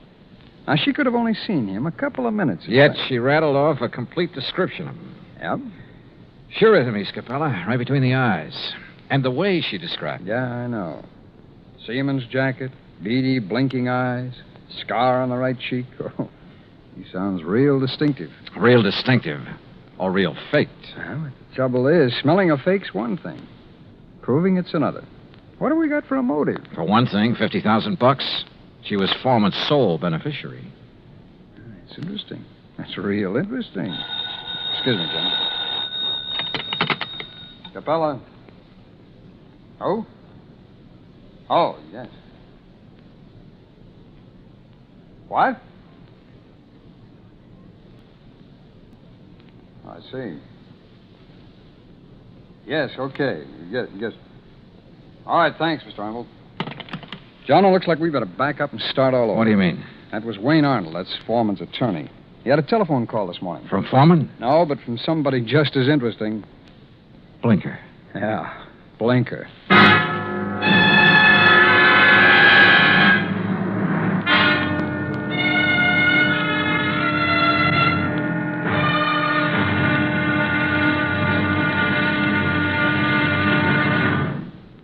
Act Two of yours truly, Johnny Dollar, in a moment. And now, Act Two of yours truly, Johnny Dollar, and the Blinker matter. Like Scapella said, we had to back up and start all over again. Just when we talked ourselves into thinking Marcia Foreman's story about Blinker was phony, her missing husband's lawyer phoned and told us he'd just heard from Blinker. Item 3, $1.70, cab fare to the office of Wayne Arnold, Foreman's attorney. I met him just coming out his door. Did you wish to see me? Mr. Arnold? Yes. I'm Johnny Dollar. Oh, yes, the insurance investigator. Mrs. Foreman told me you'd been questioning her. Look, I'm sorry, but I'm in rather a hurry. I have an appointment, and I'm late for it. Sorry, but this will only take a minute or two. I was in Lieutenant Scapella's office when you phoned a while ago about this man Blinker, Mr. Arnold. Oh, yes. When did you hear from him? Just a little while ago. I called Marcia Foreman right away, and she thought I ought to call Scapella. What did Blinker say on the phone? It was a strange conversation. He sounded nervous, excited, almost out of breath. Said he wanted money, $10,000. If he didn't get it, he'd... And that's as far as he got. He stopped suddenly, said he'd contact me later, then hung up. What do you make of it, Mr. Dollar? I don't know. Could be he's holding Foreman for ransom. That's what it sounded like to me.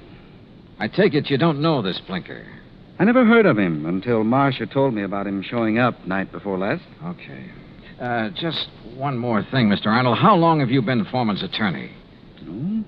3, 4 years. Why? Any reason you know of why he might want to disappear? None that I can think of. Another woman, maybe? I doubt it very much. How about his importing business? As far as I know, it's in excellent shape. Okay.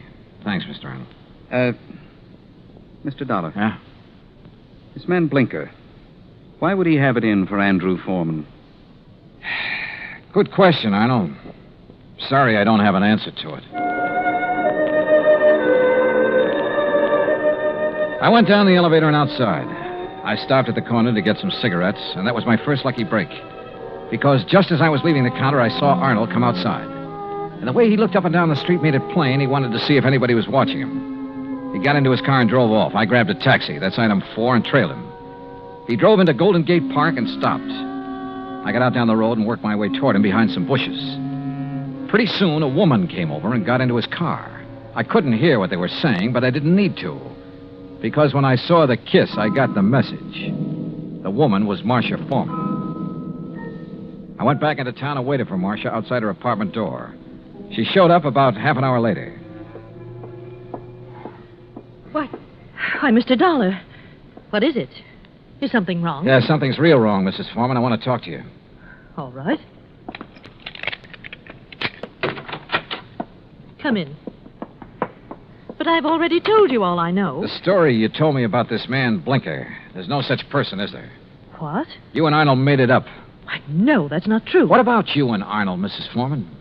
I don't know what you're talking about. Well, then tell me, did you enjoy your visit with him in Golden Gate Park an hour ago? Oh, that. Yeah.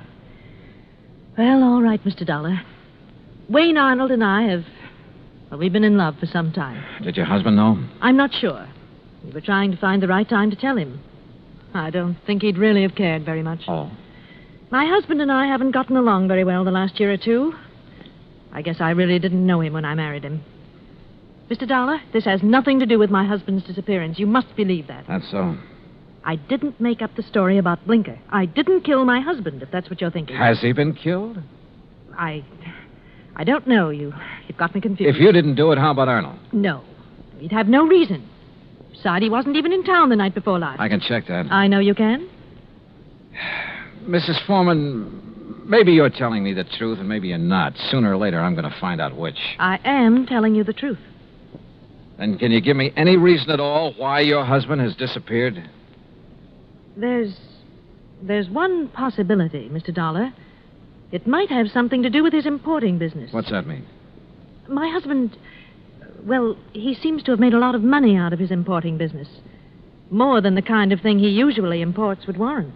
What does he import? Oh, trinkets, curios. From the Orient, mostly. Have you a key to your husband's office? Yes. Let me have it. I want to take a look around. I went over the papers in Foreman's office and found out his last shipment had come in 3 days ago on the Indian Princess. Mrs. Foreman had said Blinker was wearing a seaman's jacket. I headed for the waterfront, but the ship was gone. Near the pier was a beat-up eating place called Gus's Cafe. A woman with an apron came over. She was about 6 feet tall and almost that wide. What can I do for you, buddy? I want to talk to the owner, Gus. That's me. You're Gus? Short for Gussie. What's on your mind, buddy? Johnny Dollar. I want some information. You a cop, buddy? No, I'm not a cop. You look like a cop. Now listen, that freighter that shoved off from this pier, the Indian Princess. Docks there regular. You know any of the sailors from her? Just about all of them. They all come in here. Hey, look, Gussie. Gus. Okay, Gus. You ever happen to hear of a sailor named Blinker? Sure. You know him? Sure. About medium height, scar on the right cheek, blinks his eyes all the time? I said I know him. What do you want, an affidavit? Oh, Gussie, you're the most beautiful thing that's happened to me all day. That's what they all tell me, buddy. But flattery don't get 'em a thing. Might help you, though. You're kind of cute. Yeah. Look, did Blinker sail on the Indian Princess? Nope. Then where is he? Fact is, I don't know. Blinker's disappeared. Act 3 of yours truly, Johnny Dollar, in a moment. And now, Act 3 of yours truly, Johnny Dollar and the Blinker Matter. Then you don't have any idea where Blinker is now, Gus? Not the slightest, buddy. Oh, great. Then I'm right back where I started from. Blinker was mixed up in something, all right. What do you mean? The Indian Princess docked the other night. Blinker come in here for a cup of coffee. That's one thing the sailors around here all miss when they're out to sea. My coffee. There's no one makes coffee like me. Why, there's nobody on the whole coast. Yeah, I know. About Blinker now. Well, he seemed pretty pleased with himself. Said he was onto something good. Did he say what he meant by that? No. Just sat there looking pleased with himself. Oh, yeah. He showed me the elephant. Said it was going to make him a lot of money. What elephant? He had a carved elephant about 6 inches high. Must have picked it up somewhere. Maybe he was going to sell it. I don't know. Foreman imported curios from the Orient. His last shipment came in on the Indian Princess. That elephant could have been part of it. Foreman? Who's he? Never mind. Well, I wonder where I go from here. I wonder what I'm going to do with all Blinker's stuff if he don't show up for it. Maybe I'm... What did you say about Blinker's stuff? What stuff? I got a back room where I let the boys keep their gear when they're ashore. You've got Blinker's things there now? Sure have. Why didn't you tell me? You never asked me. In the back room, I went through Blinker's sea bag. Near the bottom, I found a carved elephant. An ordinary-looking elephant, until I twisted one of the legs loose. It was hollow, and inside a little paper packet full of white powder. Suddenly, the whole deal slid into place, and just as suddenly, the whole deal made me slightly sick. Now I wanted to see the rest of those elephants real bad. According to the records in Foreman's office, the shipment was in a warehouse. I went outside and over to the pier. Johnny. What? Oh, Gus. Come here a minute, Johnny. Look, I'm in a hurry. Thanks for everything. I'll see you later. You got time to see this? Over here, near the pier. Wait a minute. Yep. It's a body, all right. One of the boys just fished it out of the water. I sent him to call the cops. Looks like it's been in the water quite a few hours. Gus? Yep. It's Blinker, all right. I knew I had to work fast now. I headed out on the pier for the warehouse. Once I thought I heard footsteps somewhere behind me. I stopped and listened. There was no sound.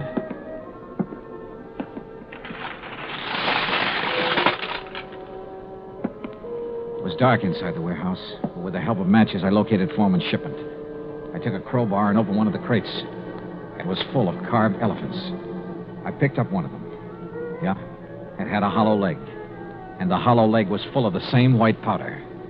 I hit the floor fast. The shot had come from over near the door. I eased my gun out and waited. 5, 10 minutes went by. I kept quiet. Then suddenly a shadow loomed up near the crates. We saw each other at the same time.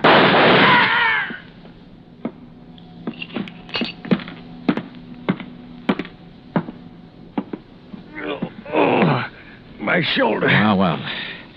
The missing man himself, Andrew Foreman. Look, Blinker found out what you were importing in those carved elephants. He tried to blackmail you. I don't know what you're talking about. Oh, sure. You probably told him you'd pay off. That's when you drove him downtown night before last. Then you tried to kill him, but he must have got away. I tell you... You called your lawyer, tried to put the squeeze on through him. but he had to hang up in a hurry. You were probably getting close. You finally caught up with him, didn't you, Foreman? Look, you've got no proof of anything. Why should Blinker try to blackmail me? Like I say, he found out about the narcotics in those hollow elephants. It was put there without my knowledge. You have no proof I was involved. You know, Foreman, it doesn't much matter. You've got even bigger troubles than that staring you in the face. I don't understand. Blinker's body has been recovered from the bay. I wouldn't know anything about that. You've got no proof of that either. No. There were 2 bullet holes in Blinker. 5 will get you 10. The slugs in him came from this gun of yours. The gun? Yeah. This is something that can be proved. Well? All right. I just didn't have any choice.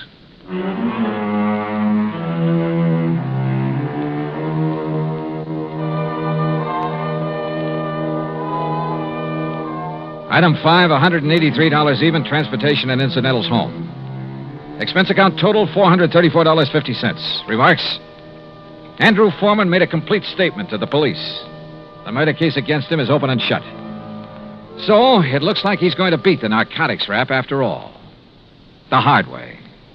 Yours truly, Johnny Dollar.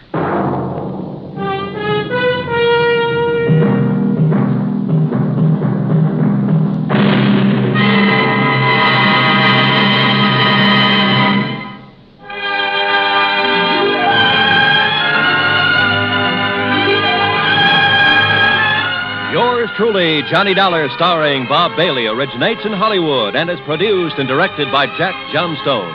Today's story was written by Robert Stanley.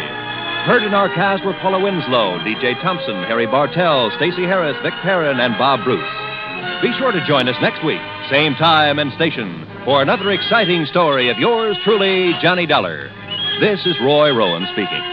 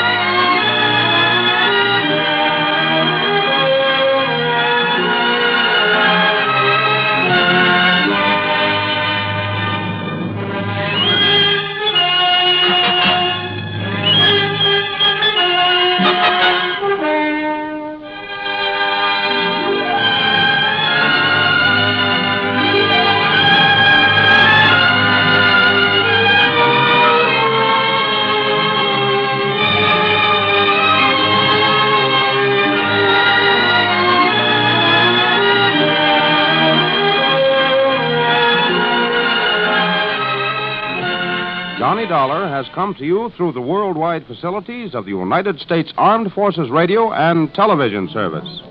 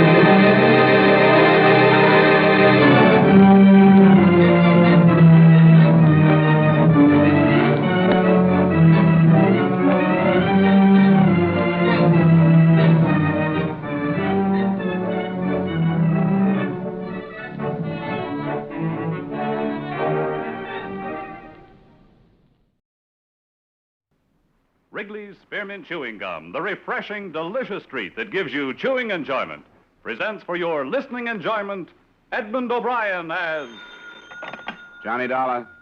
Hello, this is Bruce Yule, the Lockhart estate. Yes, Mr. Yule. Thanks for calling back.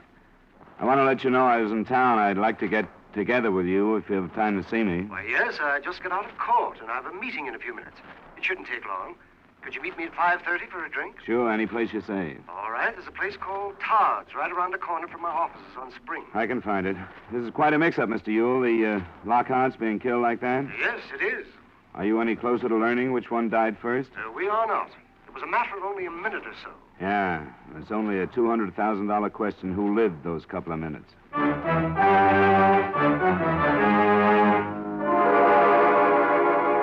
The makers of Wrigley's Spearmint Chewing Gum bring you Edmund O'Brien in a transcribed adventure of the man with the action-packed expense account, America's fabulous freelance insurance investigator. Yours truly, Johnny Dollar.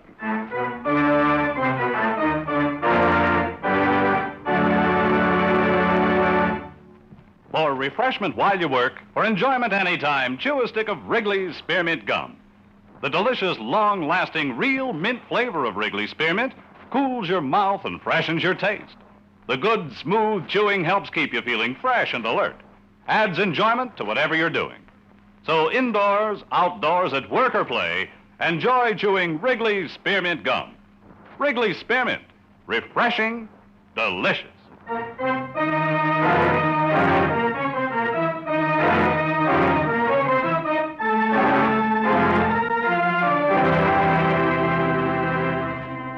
Expense account submitted by Special Investigator Johnny Dollar to Home Office, Washingtonian Life Insurance Company, Hartford, Connecticut. The following is an accounting of expenditures during my investigation of the Horace Lockhart matter. Expense account item 1, $8.90, fare and incidentals between Santa Barbara and Los Angeles. Your Los Angeles agent found that I was on a case in Montecito and saved you some $200 in fare from the East Coast to Los Angeles by bringing me down from Santa Barbara. At 5:30 that same afternoon, I met Mr. Bruce Yule, attorney for the Lockhart estate. You lead off, Mr. Dollar. I'll answer any question I can. So far, I know the bare facts. I tried to get some information from the police, but everybody told me to call some other office. You must have called the local authorities? Yeah, shouldn't I have? Mr. and Mrs. Lockhart were killed in county territory, so it's under the jurisdiction of the sheriff. I was way off then. I was almost up to the highway commissioner when I quit. Well, we have a fairly complicated system here. The Lockharts were killed on the Coast Highway, north of Malibu. They were returning from a visit to Santa Barbara when their car was either forced off the road or went out of control. Crashed through a guard fence and over a bank. What time of night was it? It was about 2 in the morning. Now, the actual report was phoned in by the operator of an all-night garage on the highway. But the man was notified by a young woman. She said she had seen the accident happen, had stopped, and gone down to look at the car. But that's where our information stopped. Yeah. Am I right that she did tell somebody that one of the Lockharts was still alive then, but that she didn't say which one? That's correct. That's what she told the garage operator. His name is Gallagher. And the whole thing hangs on this girl. What's been done to locate her? Well, we put ads in the classified sections of all the papers. It happened only night before last. I'm certain she'll call in before long. I hope so. How often do you look at the classified section, Mr. Yule? Well, certainly we can hope that she has friends she's talked to about the accident. And even if she doesn't see it, why, somebody will and tell her about it. The man in the garage. You said his name was Gallagher? Yes, Patrick. Thanks very much, Mr. Yule. I think I'll rent a car and go out and see him.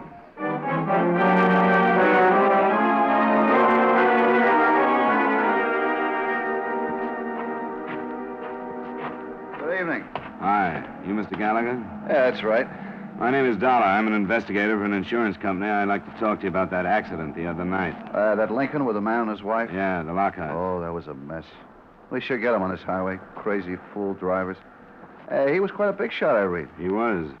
What I want to find out about is the girl who reported the accident to you. I don't know anything about her. She busted in here all excited and told me about it, and then she left. Never saw her before, and I haven't seen her since. What exactly did she say? You remember? What do you mean? I'd like to learn her exact words if you remember them. What's so important about her? We're looking for her. I'll explain it to you. but do you remember what she said? Not her exact words, maybe. She told me about the accident. She said there were two people in the car, and she said one of them was dead, but she thought one was still alive. Can you be sure that she didn't say, I think the man is still alive, or I think the woman is still alive? No, I don't think she said that. Did she say there were two people in the car, or a man and a woman? Yeah, I'm not sure. I didn't think anything about that. All I was thinking was calling the police. As a matter of fact, I was asleep. She woke me up, shaking me, and talking about it. It took you a couple of seconds to come to your senses then, I suppose, huh? Yeah, I guess so. She left, and I called the police. But it's just possible that she might have mentioned the man or the woman still being alive. Well, yeah, maybe, before I was awake.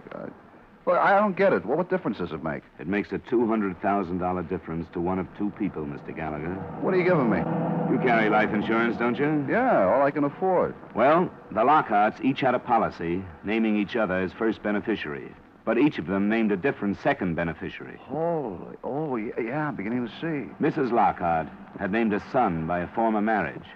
So if she survived her husband in that crash, even for a minute or so, she became his beneficiary for that length of time.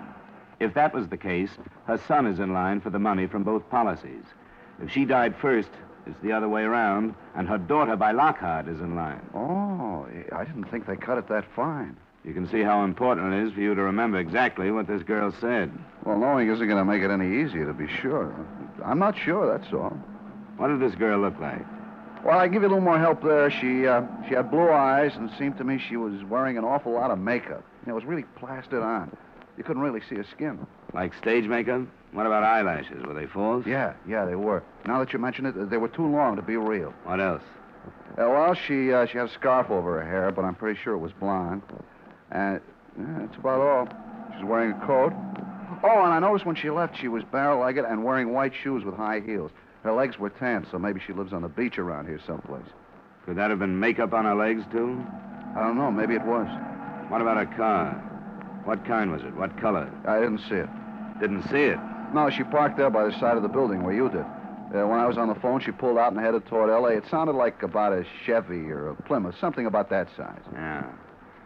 Well, thanks, Mr. Gallagher. If you think of anything more, I wish you'd call me. I'm at the Holmby Hotel on Wilshire. I'll leave my card.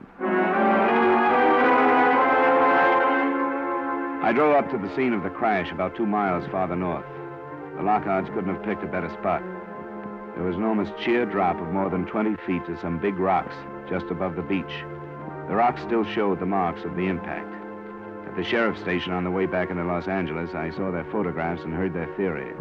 The car hadn't been forced off the road. The tire marks it left made it appear that either the driver had fallen asleep or that the crash had not been accidental.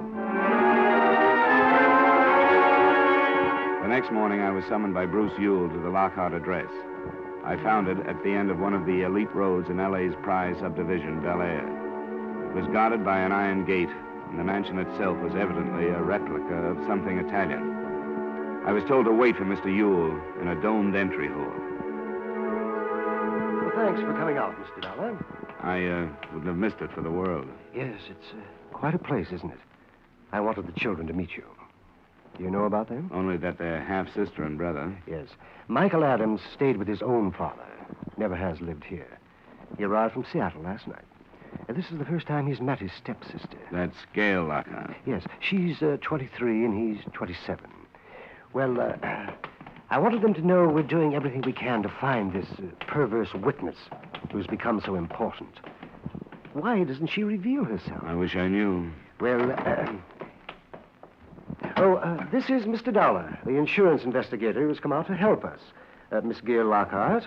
How do you do? Miss Lockhart. And Mr. Michael Adams. Oh, hey, Mr. Dollar. Nice to meet you, Mr. Adams. You both have my sympathy. Oh, I think Miss Lockhart deserves it more than I do. I'm no more than a stranger. I don't even remember my mother.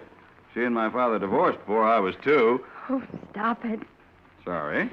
Mr. Ewell, I don't have to stay, do I? May I go to my room? Why, yes, Gail, if you want to. I do. I can't talk about it anymore.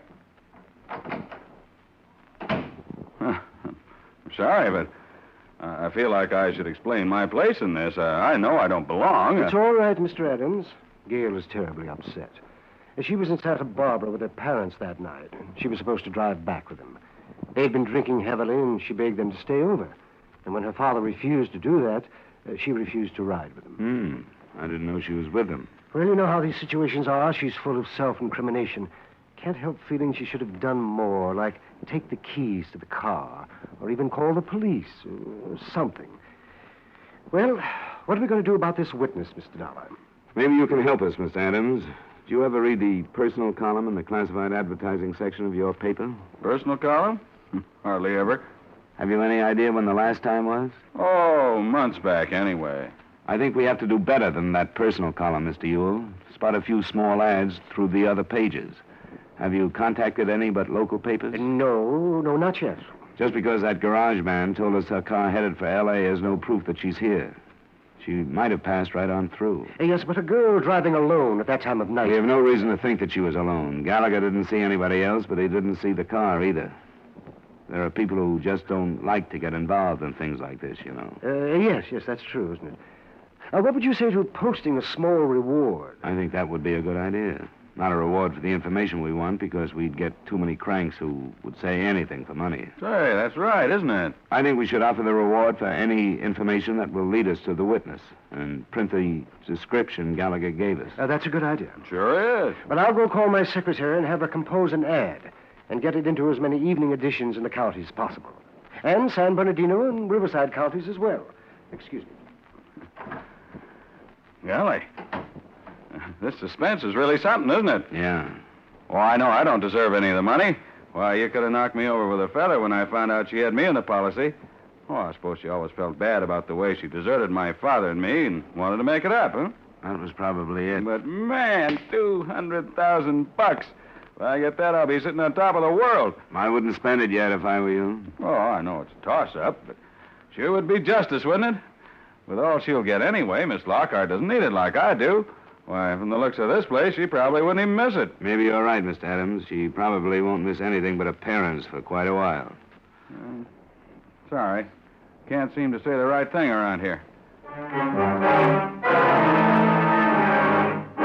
practical Mr. Adams had to wait along with the rest of us. The second day, the reward was increased. It was increased the third and the fourth day until it stood at $1,000. There it stayed for fear somebody was sitting on the information and watching the price of it go up. A few newspaper and radio reporters played it up on the mystery woman angle, but the actual $200,000 question we wanted to ask her was never let out. We had some worthless reaction, but on the seventh day, we got what we figured was our first break. An apartment house manager phoned Bruce Ewell, and I went out to talk to her. Well, it's not me alone, Mr. Dollar. A few of my tenants have mentioned it, too. We're all curious about this mystery woman, you know. Uh-huh. Well, this is Tuesday, and that awful accident happened a week ago Sunday, didn't it? That's right, Mrs. Brewer. To be exact, about 2 Monday morning. Well, at 10 o'clock that morning, one of the girls who'd been living here left with almost a whole month's rent to live out, Susan Lee. Oh? Would you say she fit the description in the papers? Now, that's why I decided to call. We'd share the reward, but I'd do the talking. Because... especially the theatrical makeup that was mentioned. Susan was a dancer in the naughty 90s nightclub on Santa Monica Boulevard. A specialty dancer, as she put it. Did she own a car? That was another thing. The ad mentioned a Chevy or a Plymouth, if she had a Plymouth. It was very interesting, Mrs. Brugger. Did she say where she was going? Well, she said she'd found a better job in another town, but when I asked her where, she changed the subject. She was hiding something. Made no arrangements for mail? Well, I asked her about that, too, and she said she'd come back and pick it up as soon as she could. I think she was in trouble. Has any mail come? Well, nothing much. A couple of bills. This one today. From a photographer. A photographer? That might really help. Why, yes, he must have taken a picture. Let's see the return address. Oh, wait till I tell the girls. Oh, I hope it's her. Why, I never even knew anybody who ever won a reward before. It was her. As a matter of fact, things developed quite nicely for the next hour and a half, anyway. At the garage, Gallagher positively identified the girl in the print I took him from the photographer. So at that point, that's what we had, a picture and the name of our witness. The rest of it wasn't so good. It looked like she'd taken a sudden run out for reasons and places unknown. With a 7-day start, she could have reached almost any place in the world.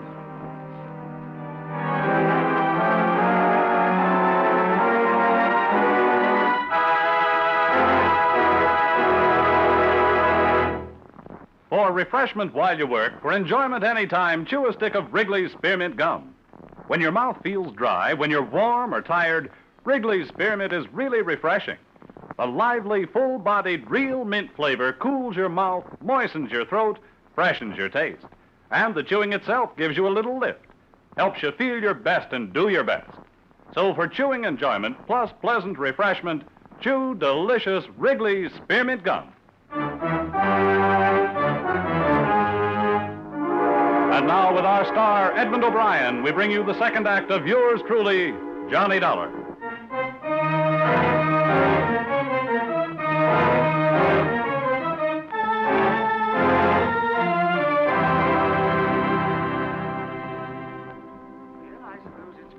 Of a kind, but it doesn't help us very much, does it? No, not yet, Mr. Yule, but it's more than we've had. One thing I'd like to suggest. Yes? I think we should leave the reward ads running just as they are.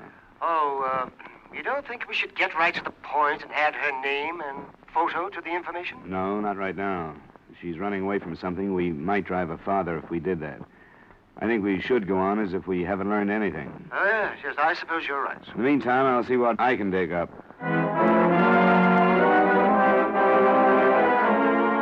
The Santa Monica Boulevard Club where Susan Lee had worked was open, but almost empty at 3 that afternoon when I went in. Just the bar was in operation, but a series of larger-than-life-sized posters on the wall promised entertainment nightly by outstanding personalities of the dance. I found the manager in his office. What was the name again? Dollar, the bartender, told me where I might find you, Mr. Cobley. I'd like to talk to you about a girl named Susan Lee. Well, what about her? Come on in, come on. I can spare a few minutes. Thanks. You a cop of some kind? Private one. Why? You expecting some? No, not especially. Except the way Susan dropped out of sight all of a sudden and the way you come in asking about her. What's up, anyway? I was hoping you could tell me. I'm working for an insurance company. All I want with this Lee girl is a statement about an automobile accident she witnessed. Oh, hey. Is this what's been running in all the papers? Yeah. We've been trying to find her for a week. And it's Susan? That's right. What a dope that makes me. And a lot of other people around here. Are you sure? A guy identified her picture. Why didn't I think of that? You know why? Because the papers gave the idea that this dame was coming to Los Angeles from some town up the coast. That's all we know, that she was driving south. How could Susan be driving any place up there at 2 in the morning? Our last show here was at 1:15. I'm more interested in knowing where she is now. I take it you don't know. No. Her contract had another week to run, but she called me one morning a week or so ago and said she was sick and could she quit. Was that a Monday morning? Well, I can find... Yeah, sure it was. She called me at home. We're closed on Mondays. Hey, I think I got something for you. What? Well, one of the other girls picked up a pay for her. She wanted to quit, she told me, and I don't make any trouble with the girls who want to leave. And then she wanted Lamine to pick up her check. Well, I said that'd be okay if she sent a note authorizing it, and she did.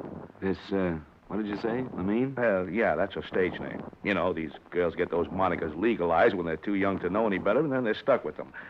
Lamine Dunn.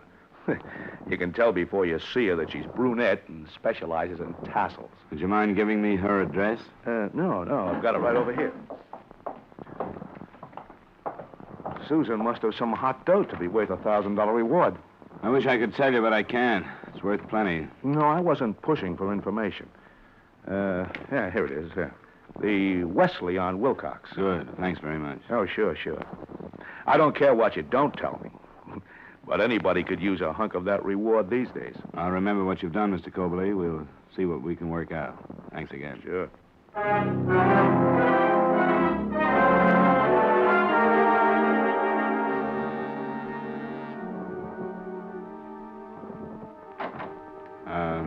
Are you Miss Dunn? Yeah? I suppose you've read the papers like everyone else. I'm the insurance investigator who's looking for that girl. She turns out to be Susan Lee. Oh, well, come on in. What have I been sitting on, anyway? You know what we want her for.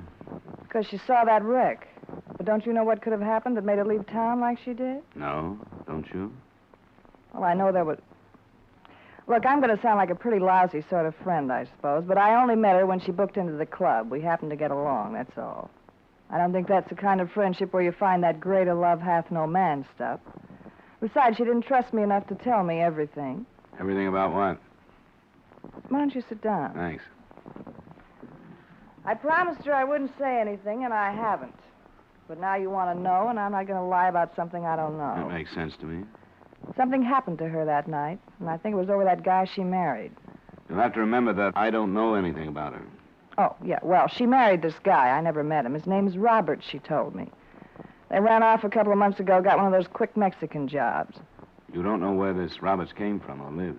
All I know is it must have been a dandy marriage. She still lived in her apartment, and maybe once or twice a week she'd leave after the last show and run up the coast and meet him. She said he traveled a lot. And I believed it, but not the way she meant it. She sounds a little naive for her profession. No, she isn't. Wasn't. I guess everybody really takes a fall sooner or later. But she came here that night, or morning, I guess it was 3:30. She still had her stage makeup on. She said something happened. She had to get out of town. That's all she'd say. She mentioned seeing the accident? No, just kept on saying something happened. Something awful happened. She had to leave town. Could she have caused that accident? The police say no other car was involved. Oh, then it must have been that husband. You know his full name? Yeah, it was Phil. I heard her say that. Philip Roberts. It's probably a common name, but we'll get on it. You talked to her the next day, you know, about a paycheck? Yeah, she phoned me, and she told Mr. Cobley she was sick because she didn't want him to ask questions about why she was leaving. So I went down and got her check. I met her in a drive-in joint on Santa Monica, and the same thing, and making me promise not to tell anybody. You have any idea where she might have gone? Yeah, I have. Where? Once a week, every Sunday, Susan used to get flowers. She used to say they were from some masher in San Diego. She'd tear up the card and let the flowers dry up on her dressing table. A bouquet came that Sunday night, and she didn't even unwrap it. It was one of those what's the future nights for me. I was figuring how many years I had left in the racket, wondering what had made me go wrong with the way I spent all the time I'd been in it. Well, I was real gone. When Susan left, I took her flowers and brought them home, and I read the card. It said, as usual, if you ever need me. That's where she's gone. Do you know, or are you guessing? Both, I guess. I met one like that when I was Susan's age. That's where I should have gone. Maybe she did. I still got the card with the name of the florist on it.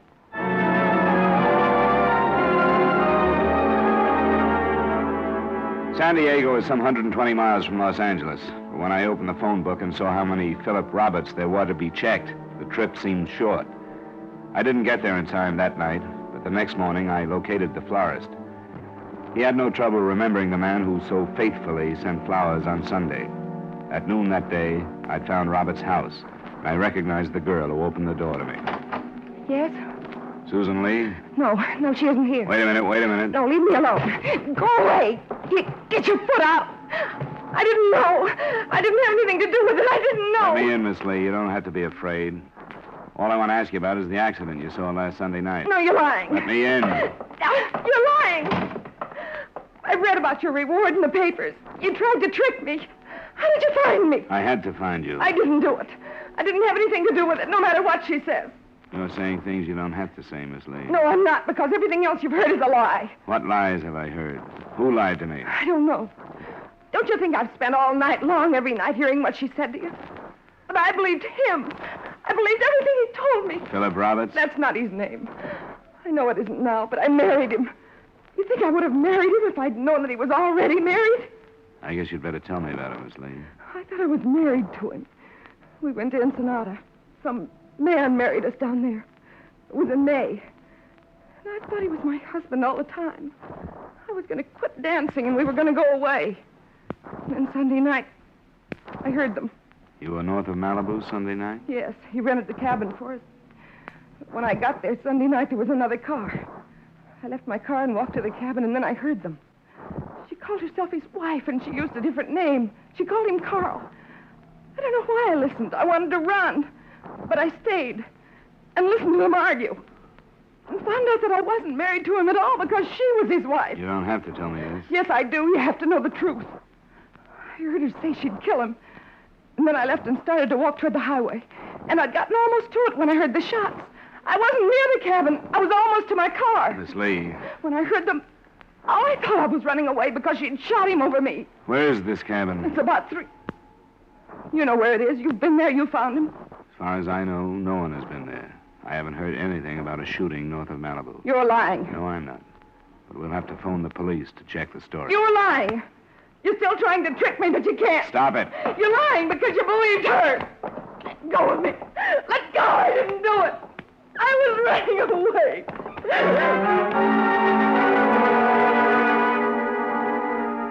It took some time to digest it. I called the police and saw Susan Lee on her way back to Los Angeles with them, and then called Bruce Ewell. By the time I had driven back, he'd spent a half hour with the girl and had gotten the report of the police who visited the cabin. I was called to the Lockhart home for the second and last time, and together with the 2 prospective beneficiaries, I heard what the lawyer had to say. Oh, it's a pathetic story. This man entered a bigamous marriage contract with Susan Lee. His first wife followed him to the cabin. She didn't know about the marriage, but she suspected something. At the height of the argument, she shot him and then turned the gun upon herself. Miss Lee was afraid to surrender as our witness. They're both dead? Well, I'll be... Yes, but actually that's none of our concern now. This tortured girl did witness the accident. And in spite of her own problems, stopped to give what aid she could, which of course was none. Did you get a statement from her, Mr. Ewell? Yes, I'm afraid I did. Before a notary public, Susan Lee swore that the person who was alive at the time she viewed the wreck was Mrs. Lockhart. I knew it. Hot dog. Shut up. Make him stop. Get him out of here. I can't stand it. Here, now, here. Let me take it to you. It's really true? Yeah, I guess it is, if Ewell says so. Man, $200,000. And for what? For being born to the right mother. That's what I call profit on a small investment. Yeah, I guess that's right. $200,000. Why, I bet I can invest that and live like a gentleman the way I've always wanted to. I wonder how much this house costs. Nothing like this in Seattle, but I might show them a thing or two.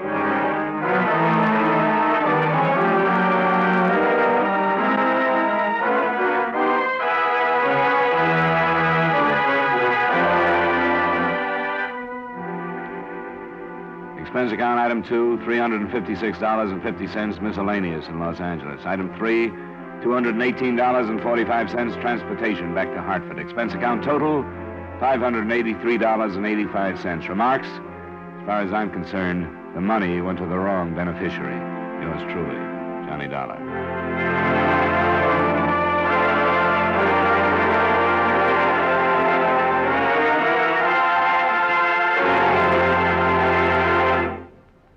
Remember, friends, for refreshment while you work, for enjoyment any time, chew a stick of Wrigley's Spearmint Gum.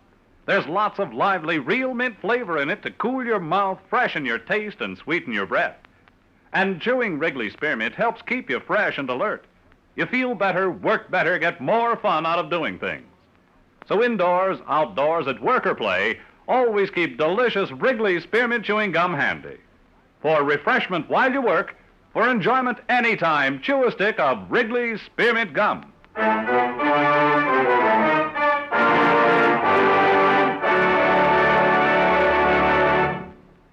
Yours truly, Johnny Dollar, brought to you by Wrigley's Spearmint Gum, stars Edmund O'Brien in the title role and is written by Gil Dowd with music by Eddie Dunstetter.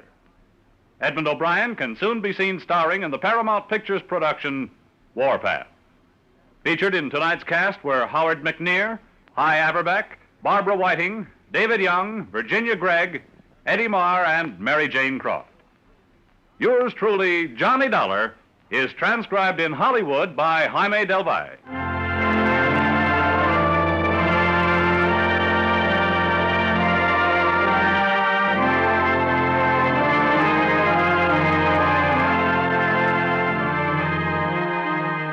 The makers of Wrigley's Spearmint Chewing Gum hope you've enjoyed tonight's story of Johnny Dollar and that you're enjoying delicious Wrigley's Spearmint Chewing Gum every day. We invite you to join us again next week at the same time when, from Hollywood, Edmund O'Brien returns in another adventure of... Yours truly, Johnny Dollar.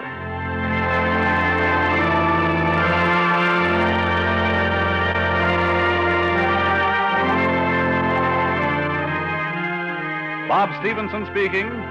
This is the CBS Radio Network.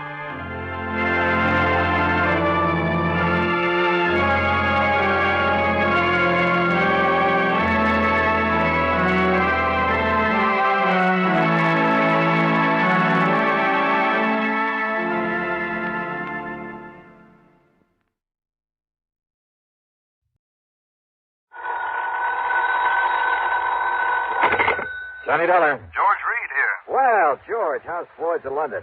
And how are you holding up in this hot weather? Johnny, all I can say is I wish I could make a trip to France at somebody else's expense. Now, what's that supposed to mean? I just received a transatlantic telephone call, collect, by the way, from that underworld friend of yours in Paris. De Marsac. Louis de Marsac. Yes. Calls himself Le Chagris. That's right, the Gray Cat. Well, why he ever chose to call himself that, Because at night all cats are gray. So he's hard to see in the dark. Well, figure enough for yourself. Paris after dark. De Marsac knows more about the dark alleys and sewers and back streets. But what did he call you about, George? He wants to talk to you about the Olney diamond. The what? $750,000 worth of diamonds, a necklace that was stolen from the Earl of Olney during a recent visit to the United States. Le Chagris has a lead on him? He wouldn't say, but if he has, you can get them back. Believe me, we shan't quibble over your expense account. Including whatever may be necessary to grease the palm of de Marsac? His information usually comes pretty high, you know. I understand that. And a bit of an allowance, shall we say, for my own entertainment while I'm there? Well, now, don't go overboard, Johnny. George, I'll be in touch.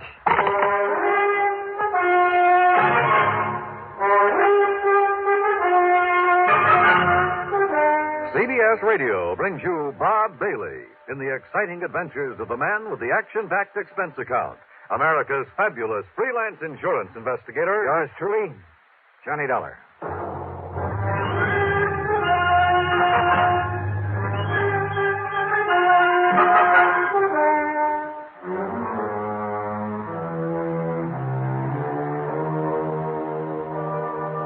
Expense account submitted by Special Investigator Johnny Dollar.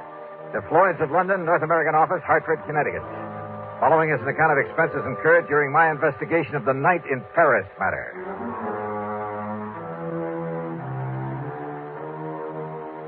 Expense account item 1, $12 even for a call to Paris, France.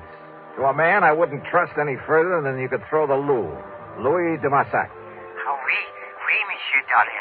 This is your oldest, your dearest friend, the Chagris. Oldest and dearest friend, huh? But of course. One of the crookedest, chiselingest connivers I ever met. Oh, but no. George Reed says you have some information about the Olney diamonds, which means you've got your hand out, as usual. Oh, believe me, mon ami.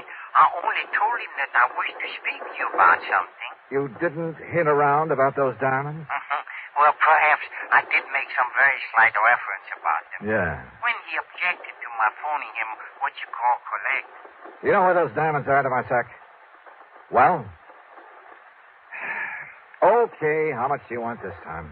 Monsieur, you are speaking of money? What else? Mon ami, you hurt me. You touched me to the quick. Oh, sure. How much? Well, one might think that I slave and suffer and risk my life on your behalf only for money. How much, de Marsac? Say, $10,000 American. Yeah, well, it was nice to talk to you. See you around sometime. No. Wait. The only diamonds are worth millions. Millions of francs, not dollars. But if I could tell you where you may find them? In that case, I might be willing to part with, say, 1,000, maybe 1,500. 5,000? If I actually get my hands on them, I'll give you 2. 4? 3,000, that's final. 3,500? Goodbye, de Marsac. No, 2,500. I said I... Huh? 2,000. 2? Okay, $2,000. Yeah, then I think what you say crossed myself up. Yeah, I'm sure you did. But do not worry, mon ami. Do not worry. I will do the same for you. Yeah, I'm sure you will. Now, listen, if I take a plane out of New York a little after 9 tonight, I should get there tomorrow at 5:45 p.m. Paris time. Maybe. I'll hang my hat at the Hotel of Bois. You know where that is? But of course. Then I'll pick you up at that hovel of yours at the end of the, Rue de Pas de la Moule. Yeah, the Rue de Pas de la Moule. And you bring the money for me? I'll be there. Expense account item 2, $1,000 worth of American Express traveler's checks. 428 of it went for plane fare, Hartford to New York to Paris. The flight was uneventful, except for the person who occupied the seat next to me. Annette was her name, Annette Dubon. And brother, well, she's 25 or 6, I guess. Tall, brunette, and beautiful. Apparently has money of her own. I decided this trip to Paris wasn't a bad idea at all. Johnny Dollar? Yeah. Oh, I know who you are. You're the insurance investigator I hear about all the time on the radio. Well, don't look so shocked about it. Shocked. I'm thrilled. Tell me all about you. Oh, I'd a lot rather talk about you. Plan to be in Paris long? Oh, a couple of weeks, I guess. Just sort of a vacation. And I'm all alone, so I don't have any definite plans. Ah. Have you, Johnny? I have now. You certainly don't beat around the bush, do you? You know something? I like that. Well, good. Where'll you be staying? The Joy Sang. All right, then as soon as I get things cleared away, I'll call you. Are you over here to work on some kind of a case? No, just to see an old friend of mine. Are you by any chance staying at the Joy Sang? The Lavoie. It's over on... I know where it is. And as soon as you're free, you'll call me, too? Are you kidding? Well, about that time, the stewardess, bless her heart, came around with a champagne. So, what with one thing and another, the time passed quickly. Then, at exactly 5:45 p.m. Paris time, we landed at Orly. Item 3, 5:20 American for a taxi to my hotel, after dropping Annette off along the way.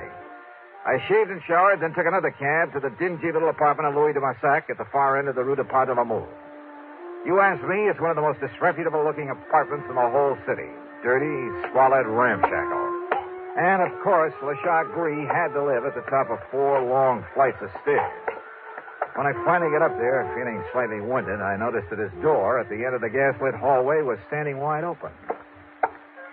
What? De Marsac. Louis de Marsac. Hold.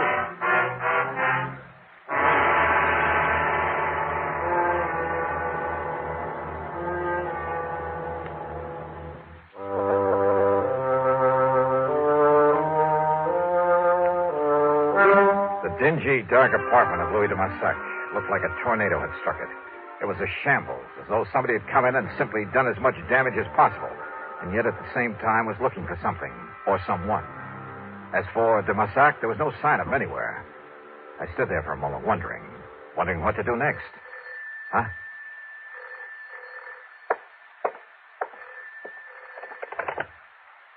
Hello. Yeah? Monsieur Dollar? Who are you? Now listen. Oh, do you mind telling me what under the sun happened to this joint of yours? Listen, please. You have turned on the lights? No, but there's enough light coming up to the street. Yeah. Now you must get out of there. Oh? Yes, come quickly and meet me here. Now, please, you will do that? Well, where are you? You're alone? Yes, I'm alone. Then you must leave before somebody finds you there. Like who? There is no time to talk when you meet. Come, please, and meet me here. But where? I'm at the cafe chez Macabre. Chez Macabre. Yes, it's in Saint-Germain-des-Prés. What you call beatnik. Okay, I'll find it. Do not delay now. You may be in danger. Yeah, sure. I'll grab a taxi. Huh? Who are you? Au revoir, cochon. Oh, no, you don't. Monsieur. No. Hello. C'est bien, pig.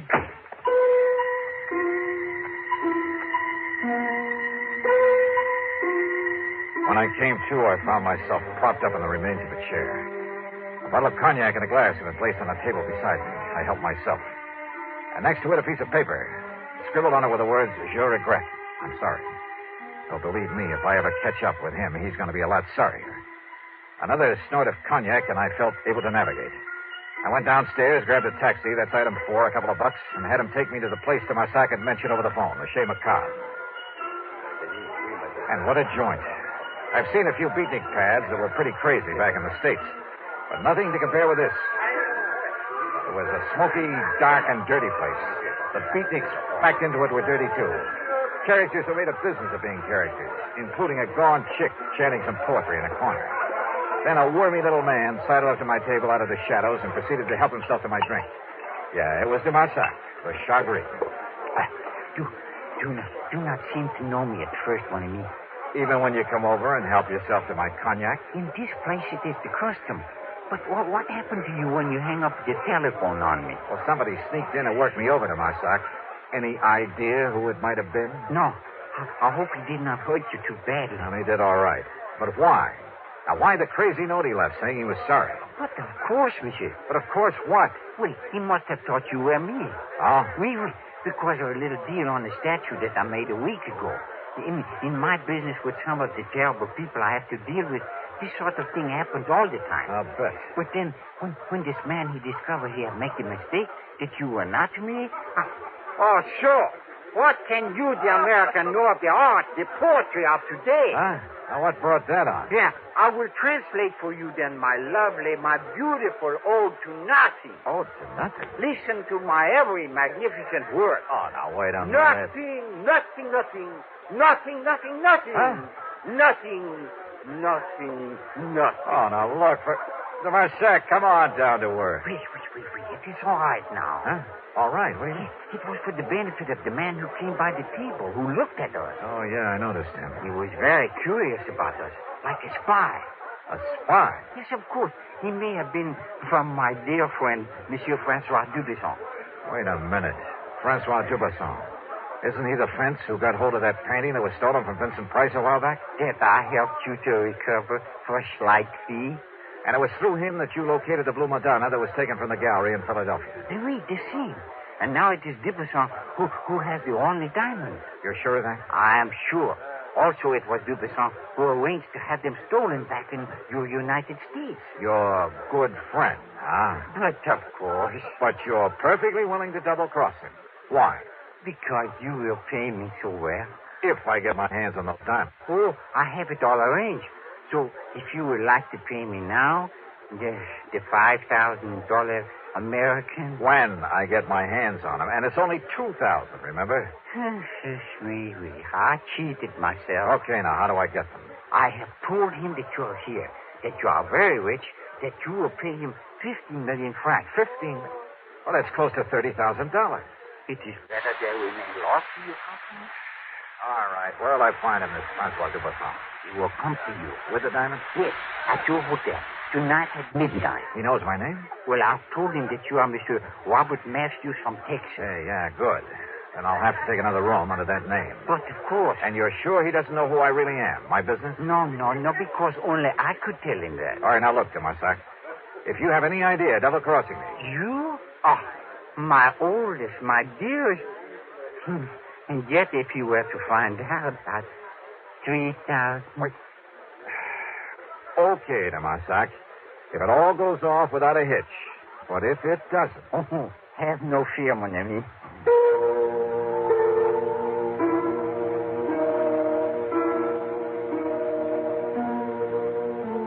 Sure, it was a kind of shady deal to make, to have to make.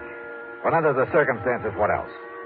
And people simply don't realize how most of the crimes in this world are solved. Not by Sherlock Holmes type of detective work, not by the kind of stuff you read in the mystery magazines, but through informants. And one way or another, they all have to be paid off. Otherwise, well, look at this case. If Dubesson were to know who I really am, I'd stand a chance of not only losing the case, but my life as well. On the way back to my hotel, I began to wonder again about the man who'd attacked me there at Demarsac's apartment, who'd apparently been there before, looking for someone, or for me. Did he really think I was Demarsac?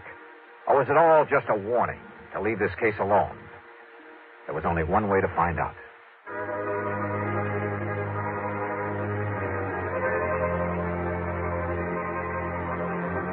Back in my hotel, I arranged for another room under the name of Robert Matthews from Texas, USA. It was a room adjoining my own with a connecting door. In it, using my best Texas drawl, I'd meet Francois Dubesson when he came at midnight with the Olney diamonds. 15 million francs, Demarsac had told him.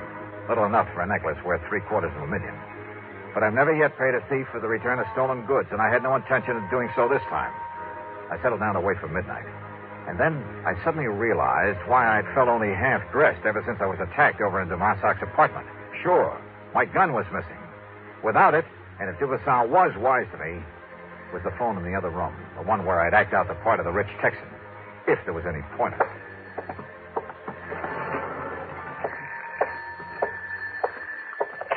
Hello. Monsieur Matthews? Yep. My name is Dubesson. Francois Dubesson. Say, I've been waiting to hear from you. You are alone, monsieur.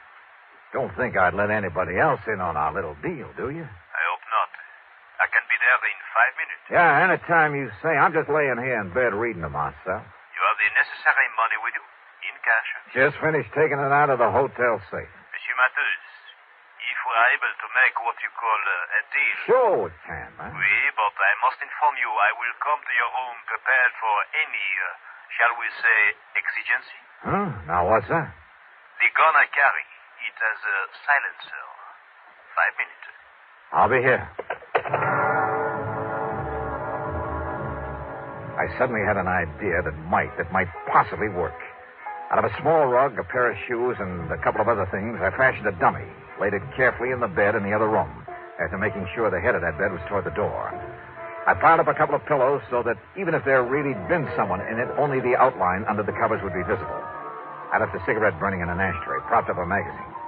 From the doorway, then, it looked like someone lying there, reading and smoking. I hoped. I unscrewed a light bulb, then stood behind the slightly open adjoining door.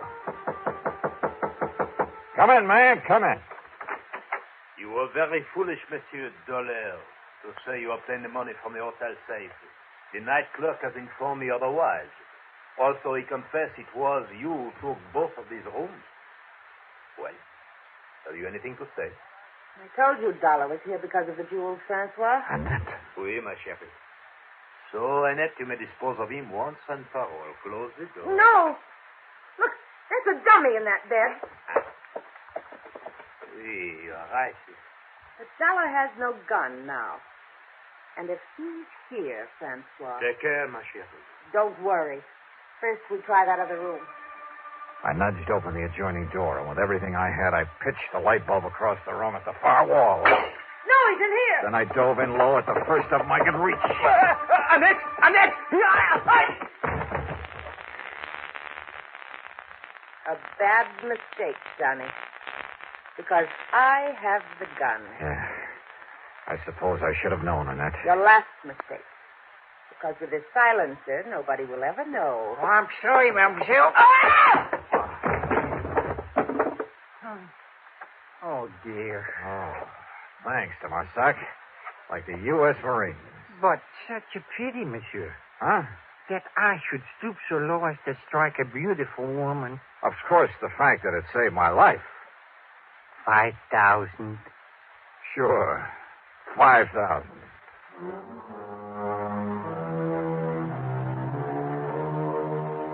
Of course, there'll be some fancy international legal procedure necessary, but I'm sure the company can arrange for return of the necklace to the United States.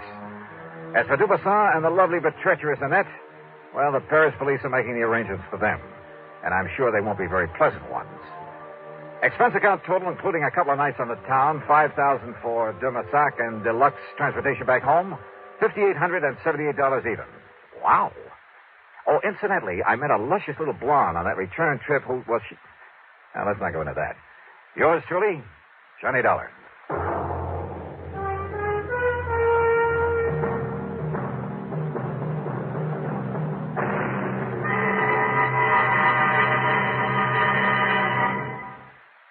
Here's our star to tell you about next week's story. Next week, a foggy night on the Embarcadero in San Francisco. In the shadows, a killer. Join us, won't you? Yours truly, Johnny Dollar.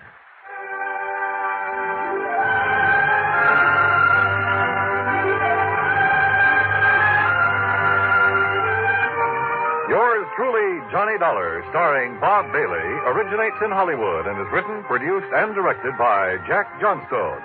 Heard in our cast were Virginia Gregg, Forrest Lewis, G. Stanley Jones, Tony Barrett, Bill James, and Gus Bays. Be sure to join us next week, same time and station, for another exciting story of yours truly, Johnny Dollar. From Hollywood, it's time now for Edmund O'Brien as... Johnny Dollar. Ralph waiting again, Johnny. I'm glad I caught you before you left. It was almost 2 hours before my plane leaves. What's on your mind? Another cable just came in from Manila. The amount taken in the burglary is roughly $75,000. That's dollars and not pesos. Dollars, yeah. They mentioned that a clerk has dropped out of sight. Native? An American. Name's Blake. Daniel Blake. Blake, all right. Now, that's all so far. What's your hotel in Manila? Do you know yet? Yeah, the Hotel Tondo. Tondo. Good. I'll get word to you there if I learn anything you can use. Well, good luck on the trip.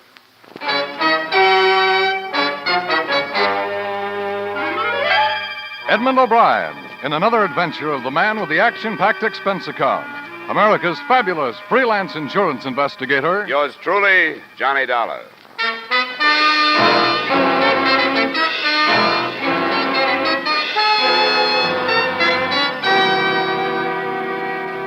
Expense account submitted by Special Investigator Johnny Dollar to Home Office, Columbia All Risk Insurance Company, Hartford, Connecticut. The following is an accounting of expenditures during my investigation of the Woodward, Manila matter. Expense account item 1, $1,850 airfare and incidentals between Hartford and Manila.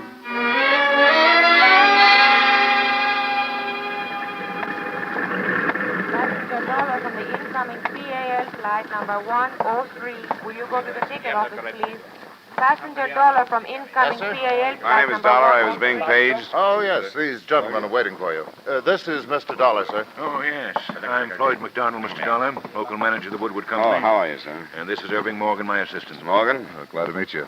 I've made arrangements to have your luggage sent to your hotel if you'd like to do it that way. Irving and I can drive you right in. Fine. That's darn nice of you. Well, I know how it is. At least I don't want to bother with details after a long flight like that. You'll give me your luggage check, sir? Oh, yeah. I'm right here. Thank you. Well, that's all, I think. The car's right outside. We can give you the details of the burglary on the way in. He told me very little that I didn't already know. The store he managed, one of Manila's largest hardware stores, was part of the American-owned Woodward chain.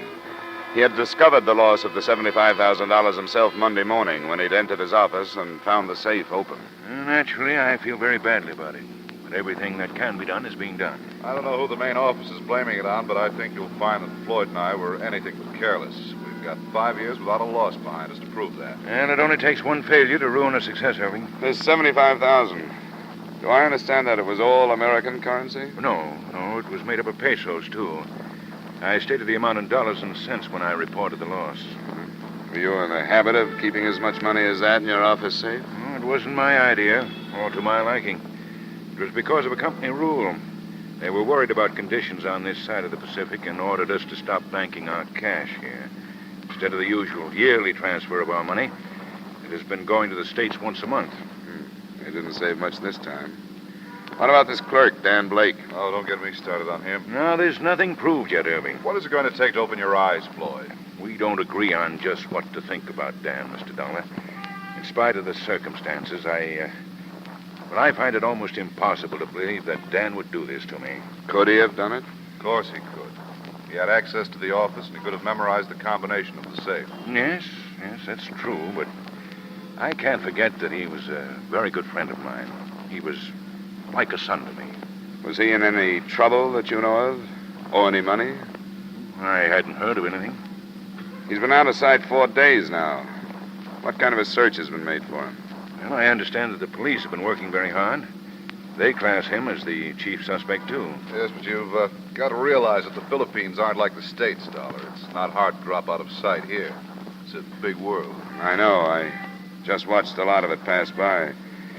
Well, as soon as my luggage arrives and I can get into a fresh suit, I'll contact the police, see what they've got.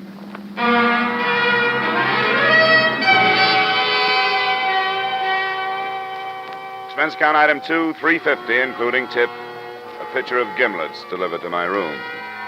While I waited for my baggage to arrive, I relaxed in front of a window. My hotel was 2 blocks from Manila's Great Bay in a section called El Puerto. From my room, I could see enough of the Orient, the native craft working the harbor, to give even a common hardware store burglary an atmosphere of intrigue. Expense account item 3, 80 cents cab fare to police headquarters, where I was shunted into a side office to wait for the sergeant in charge of the Woodward case. He finally showed up. Sergeant Malvar, you wait for me? Yes, my name is Dollar. I know. You come to talk of my burglary. You are a policeman? Well, not quite. I've been hired by an insurance company to learn what I can about it. What do you wish to learn from me? Whether you've made any progress. Have you gotten any place with your search for Dan Blake? Dan Blake? No, I do not look for him now. Oh, you don't? No. I have captured the thief. Oh? Who is it? Miguel No Soledad. You've recovered the money? He will not say where it is yet, but he will say. Tomorrow, maybe. What evidence do you have, Sergeant? He cannot say where he was that night of the burglary. Is that all? He's by profession a thief. He was arrested while he was robbing another store last night. Does he speak English? Oh, yes. Wonder if I could talk to him. Maybe he's afraid to confess to the police, and maybe I can get him to talk. All right. You come with me.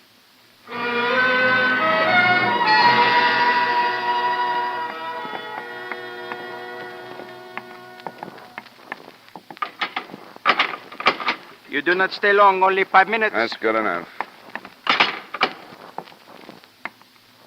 Miguel? Who are you?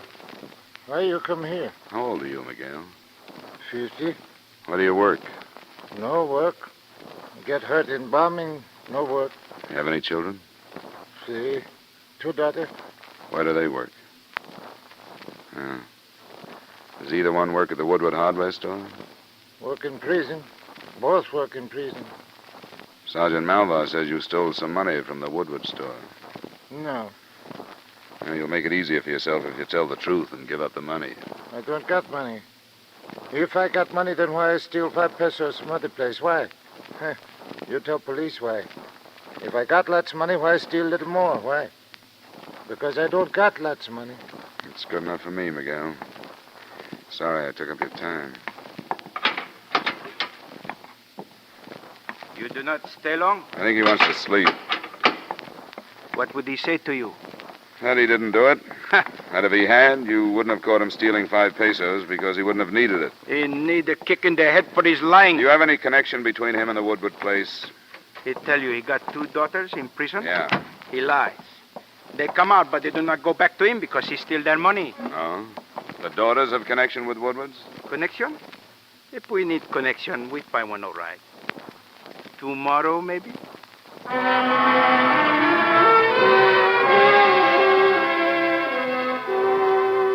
I had an idea Sergeant Malvar's philosophy reasoned that it was a lot easier to grill the wizened little prisoner than it would be to continue the search for Blake. But I left him to his own devices and cabbed to the Woodward store. I was told that neither Floyd McDonald nor Morgan were in, but that a secretary would help me. Oh, how do you do, Mr. Dollar? I knew that you were coming out. My name is Charlotte Page. Floyd McDonald's my uncle. Oh, I didn't know that. He had to go out to Ermita with an order for a house that's being built there. Can I help you in any way? I wanted to look at the office, find out where the safe was. Oh, I can show you. All right, I'll check this door first. Good stout lock. Have to have a key. Is this the only entrance? Well, the one window there, but it's in a blank wall. Mr. Dollar, I know you've been here only a little while, but have you learned anything?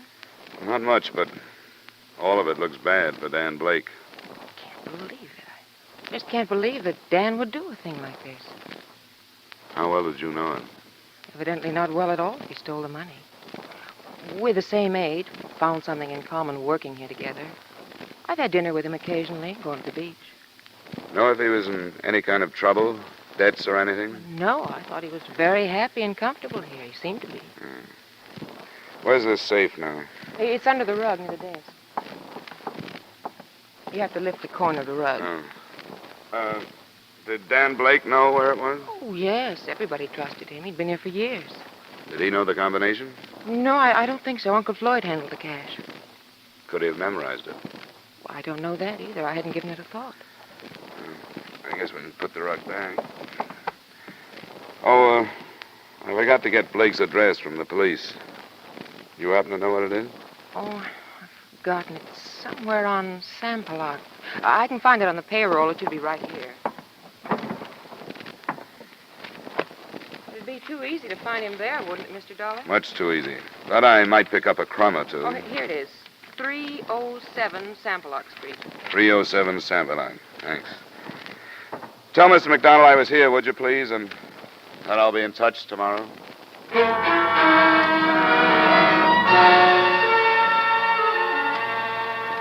There was a fair biography of Dan Blake in his rooms. I learned that he was born in Duluth, Minnesota, 26 years ago, that his father wrote him occasionally, that he had sailed with the Merchant Marine during the war and had made a few inter-island trips after that. Floyd McDonald had said he was a student of the Philippines, and that was borne out by photographs and receipts from steamer and airlines.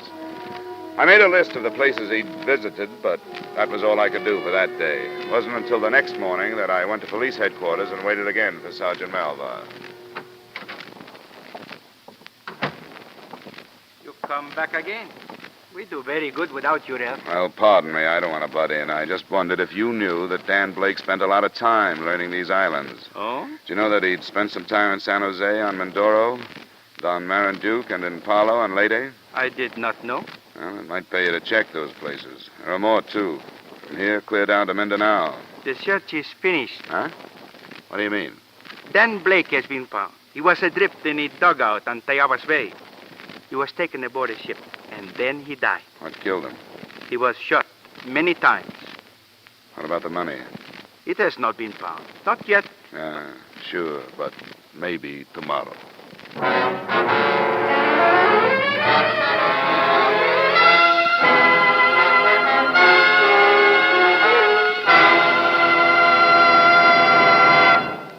We'll return you to the second act of yours truly, Johnny Dollar, in just a moment. With winter in the wind, driving becomes more hazardous every day. Not as much for you in your car as for the people walking across the street or along the edges of a highway. A shoe touches a tiny strip of ice. Someone loses his balance, falls in the wrong direction, and there is sudden death. Check your car carefully. Make sure your brakes are good. Make sure your tires have a heavy tread. Check your steering wheel. Someone's life may depend upon the efficiency of your automobile, upon the care of your driving. Now, with our star, Edmund O'Brien, we return you to the second act of yours truly, Johnny Dollar.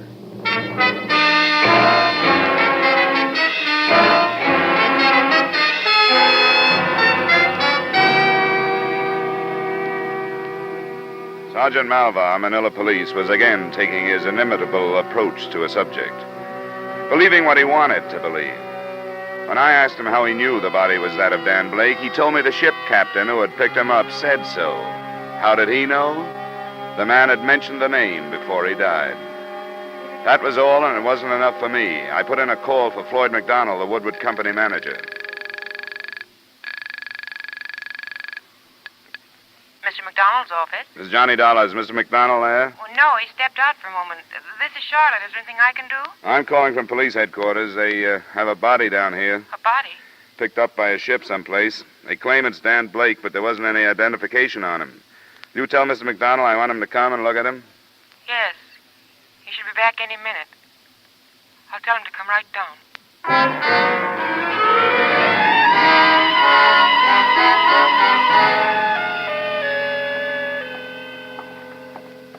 When did this develop, Dollar? And why wasn't I notified? Nobody was notified, Mr. McDonald. Sergeant Malva was playing it close to his chest. And where is Sergeant Malva? Didn't tell me where he was going. He left word that we could look at the body, and he left. My name is Dollar, Corporal. See, you go in. Thanks. I know this is unpleasant, but we have to find out. Good Lord. Is this Dan Blake? Yes. Yes, it's Dan. Cover him up, please. Where did they find him? In a dugout canoe. Someplace called Tayabas Bay, I think. Yes. Tayabas Bay, southwest of here. Who found him? A man by the name of Kovar. He's the captain of an inter-island schooner. Could we leave here? Yeah, sure. What happened, do you know? Well, not firsthand. He'd been shot in the back 4 times. He was alive for a short time after Captain Kovar picked him up. The money has not been found.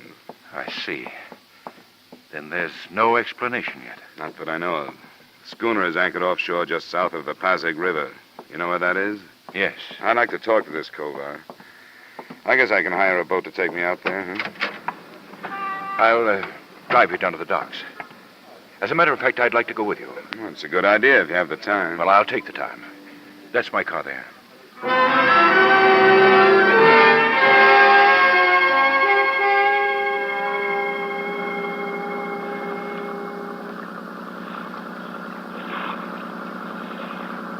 That must be the boat.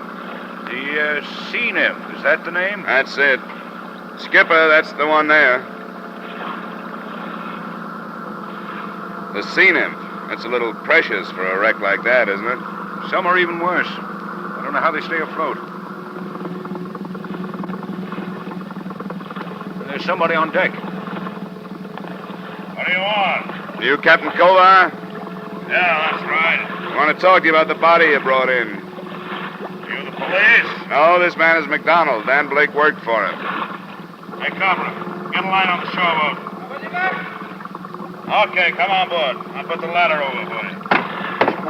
Watch it now. She's got quite a pitch today. Go ahead. Right.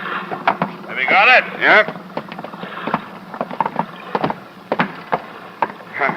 My name is Dollar, Captain. I'm working on the burglary for an insurance company. Yeah, come on in the cabin. I'd like to learn about that burglary. All that police sergeant would tell me is that I got the money and I better give it to him. Well, that'll take some doing. Yeah, take the chairs, you two. I'll take the bunk here. Well, now, what's this all about? There's a little over $75,000 missing. He didn't have anything when I picked him up. He was in a dugout canoe? That's right. Looked like a Moro craft to me. Oh, I see what you mean. No, it was empty. I looked it over. How long did he live? Oh, 15, 20 minutes. Maybe not that long. I don't think taking him aboard did any good for him, but I didn't know. Did he say anything about the shooting? Nothing that I could understand. What did he say? I told you I couldn't understand. Just some noise. But you were able to understand his You're name. beginning to sound like that police sergeant, mister, and I don't like it. I thought I was doing right when I brought that boy Now, in. wait a minute, Captain. I wish I'd left him there. Police right now are getting papers to search my ship, and now you stop. I'm not making any accusations, but you were the last person to see him alive. I'm interested in what he said. Well, he said Blake. Blake. That's all I can understand. Tell you the truth, I wish I'd left him there. But you know what I think? What's that? If he went from Manila to someplace on Tayabas Bay where he had his dugout, plenty could happen. It's about 60 miles. You heard about our Hucks, our rebels? Yeah, I've read about them. They're a bunch of cutthroat scum, and they don't think twice when they get the chance to kill an American. $75,000, so much the better. What do you think, Mr. McDonald? Well, certainly a possibility. The Hucks are active. I guess there's not a chance of putting our finger on it if that's what happened. Not a chance. All right. Then let's leave that possibility until the last.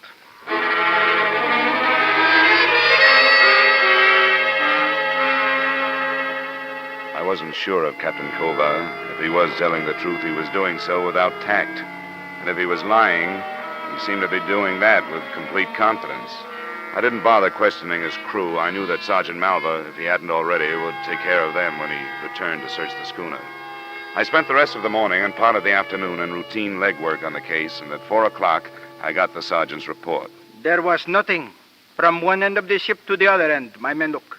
I know it is there, but it was not found. Did you talk to the crew? Yes, I talked myself to them. They do not hear Dan Blake say anything. The captain is the only one who hear him. What have you done with him? What is there I can do? Nothing. I leave his ship, and that is all. Huh? What now? What now? There is nothing now. So the Hawks killed him. Then that is all. I learned a few things about Floyd McDonald this afternoon. So? He's up to his neck in debt. Did you know that? So? I don't know about the Philippines, but in the States, it's an old pitch to have a patsy found full of bullets, but without the missing money. I do not know what you say. And maybe it looks like Dan Blake is the thief when somebody else is. I haven't been able to find a reason for the kid to have done this. Now I find that McDonald needed money. I did not know that. It would not be wise for me to question him. In Manila, Mr. McDonald is not the man to suspect. He is known as a man with honor. Yeah, so I gathered. That's probably why he could get so far into debt.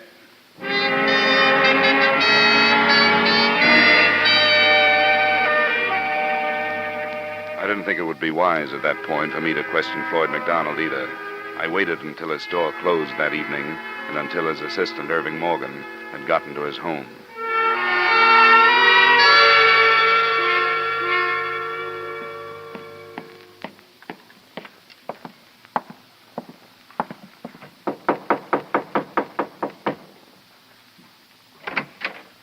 Good evening, Mr. Morgan. Oh, hello, Mr. Dollar. I've been thinking about you. Come on in. Thanks. Well, how's it going? It's hard to tell. From what I hear, the money's gone. For good. Did McDonald tell you that? Yeah, isn't that right? Maybe. I don't make it a habit to go around switching the values of national problems, but it's occurred to me that These Hucks could be pretty handy people to have around. I don't get you. Well, when a killing outside the city can't be explained any other way, it's marked off to the Hucks. Oh, you don't think they shot Blake? I'm not as sure of it as everybody else seems to be. Just what do you mean, Mr. Dollar? How much did you know about McDonald's personal life? Well, I see him socially, if that's what you mean. We're good friends. Does he owe you any money? Seems to me that's a very personal question. I have to ask that kind once in a while. I've learned that McDonald owes a lot of money to a lot of people. 1,000 here, 1,500 there. Loans, gambling debts. He'd be ruined if this became common knowledge, Mr. Dollar. He'd lose his position, everything. How far do you think McDonald would go to save himself? Are you telling me you think Floyd arranged this theft? Well, it's something to think about. And killed Blake to Oh, no, he didn't. You're sure of that? He couldn't have. He's not that kind of man. He might be desperate, yes, but he'd never do a thing like that.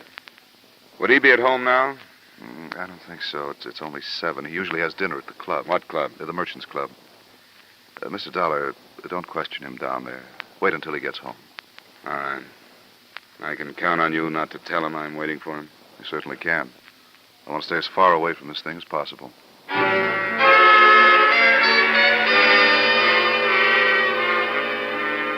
An hour and a half later, a cab dropped me in front of Floyd McDonald's home. The residence, at least, was a picture of propriety.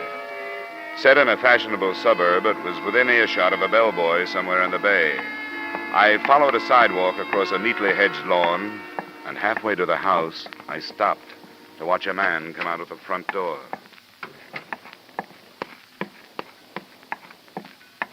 Captain Culver. Who is it? What do you want? What are you doing here? Forget it. Oh, I can't. What's your part in this? Never mind. Forget you saw me. Come here. Culver. Get up. Get up. Culver. Culver.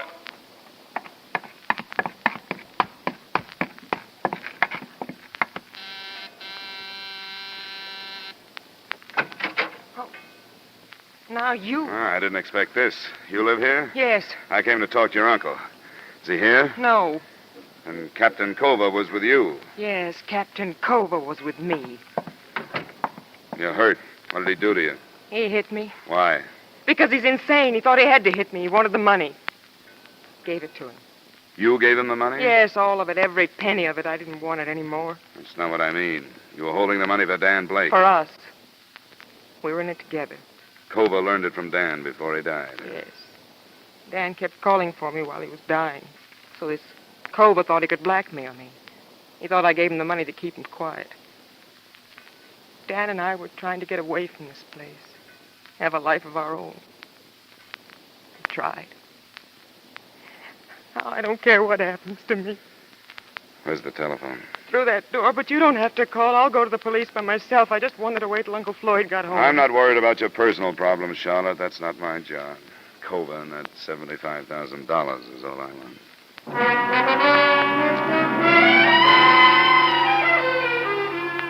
I tried not to waste a minute, but time slipped by. 15 minutes on the phone, 25 to get back to Manila. When Sergeant Malva finally arrived at the harbor police dock, a boat was ready for us. Come as quick as I can. His ship is not at anchor? I checked it. He moved out about 20 minutes ago. We go then. Kami ay handa na.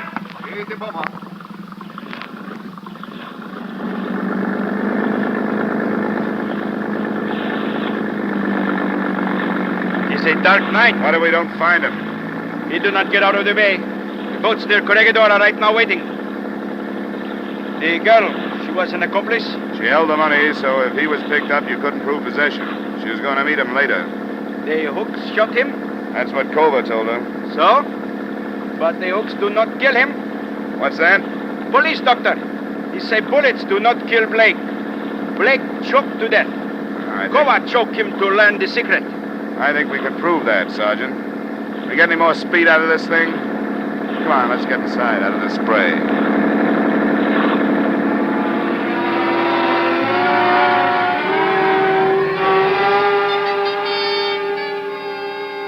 A 20-minute start isn't much when a schooner with auxiliary power is matched against a police boat. With our speed and the beams from 4 searchlights fanning out around us, we covered every possible course that Culver could have set. It took us less than 30 minutes. Come on! Already. We go outside. Yep, there she is. Now I show this man we are strong. But I need more! We fire in front of him. That's slowing him down. He cursed me, that man, when I searched his ship. Now Sergeant Malvari cursed back. But I need more!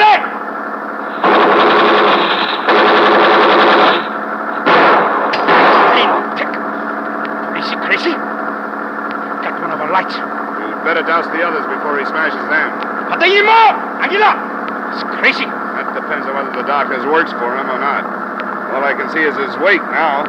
Do not get away. Tayo pamanik sa barko nila! We move in right now. Go on board. That engine started. He's shouting something. Captain, come on! There is no use to fight. We come aboard. Alfred, get that engine started. Get it started. The crew's turning on him. You won't, won't you? All right, you won't.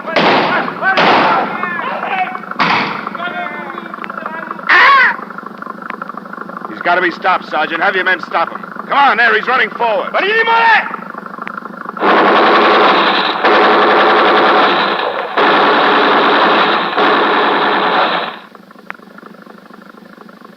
You are my witness. The officials do not like the killing of accidentals.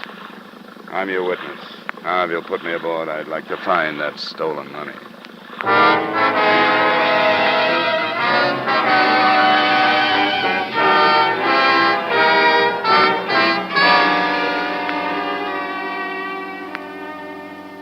Expense account item 3, $230, blanket item covering hotel, transportation, etc.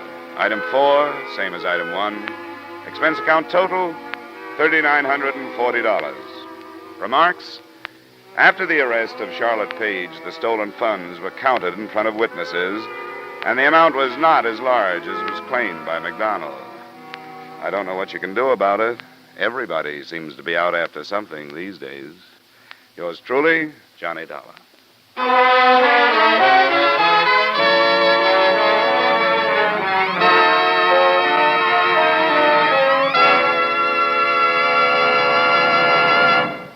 Yours truly, Johnny Dollar, stars Edmund O'Brien in the title role and is written by Gil Dowd with music by Wilbur Hatch. Edmund O'Brien's latest picture is the Paramount Pictures production, Warpath. Featured in tonight's cast were Bill Conrad, Lillian Baeff, Robert Griffin, Bill Johnstone, Hy Averback, and Jack Crucian. Yours truly, Johnny Dollar, is produced and directed by Jaime Del Valle. This is Dan Cubberly inviting you to join us next week at this time when Edmund O'Brien returns as... Yours truly, Johnny Dollar.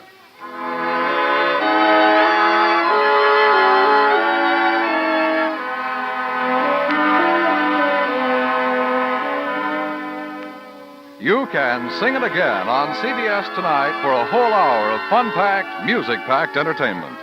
And maybe Dan Seymour will be calling you to solve one of the tuneful little riddle songs that lead to a chance at radio's largest cash jackpot, $5,000, plus $10,000 more in wonderful prizes. Alan Dale, Judy Lynn, Bob Howard, the Riddlers, and Ray Bloch's orchestra are on hand to sing and play the riddle tunes leading up to Dan Seymour's coast-to-coast calls. Be listening again later tonight when Sing It Again comes along on most of these same CBS stations. Now stay tuned for Von Monroe's Caravan, which follows immediately on most of these same CBS stations.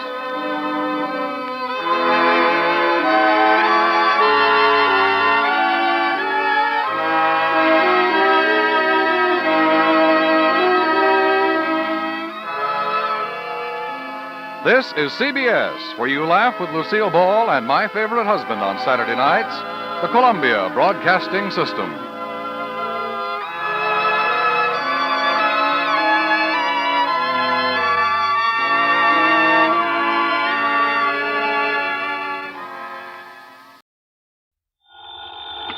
Johnny Dollar.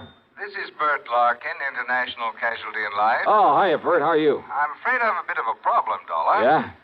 Yes, involving some $300,000. Wow. Will have to be distributed very shortly. Oh, well, easy. Bert, just send me a check. Forget the whole thing. You're testing, of course. Oh, well, now, how could you say a thing like that? Well, what about this 300 G's? You expecting a policyholder to kick the bucket? Exactly. Oh, though I wouldn't put it so crudely. Oh, well, maybe expecting him to be knocked off, huh? Oh, no. His name is Mr. William Makepeace Everly. Yeah? He lives out in the old Piney Woods section. Oh, yeah, that's a pretty well-to-do part of town. Exactly. And Mr. Everly is quite wealthy. Well, he'd have to have something to carry that big a policy. Exactly. I've just learned from his doctor, Dr. Thatcher, that he has only a very short time to live. Well, just what am I supposed to do about it? I don't know. You don't know? All I know is that Mr. Everly wants you out to see him immediately. And beyond that, Hey, Bert, there's something funny about this. I'm inclined to agree with you, Dollar. But will you do it right away? Sure, why not? But I wonder.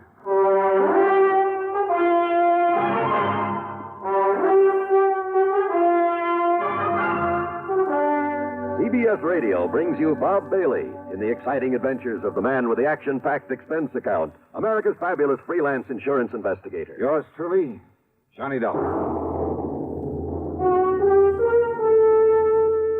Get the really light refreshment. This is where I talk, Kay.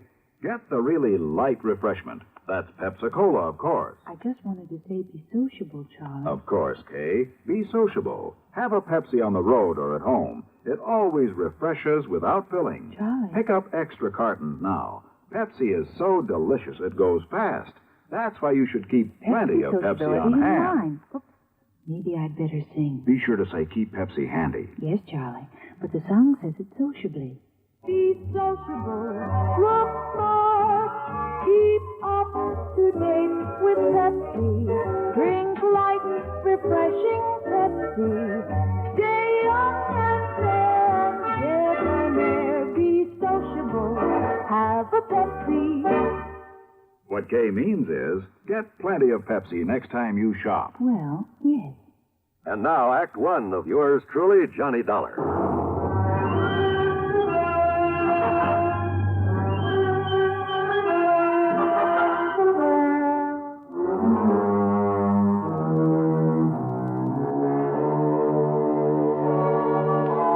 Expense account submitted by Special Investigator Johnny Dollar to the International Casualty and Life Insurance Company, Hartford, Connecticut. Following is an account of expenses incurred during my investigation of the Harried Heiress matter. Expense account item 1, $4.85 for a tank full of gas, and I drove to the Everly address at the edge of Piney Woods. It was a beautiful old place in a setting of tall oaks and sycamore trees that spread protectively over and around the rather large frame house, with its slate roof, its cupolas and dormers and broad porches.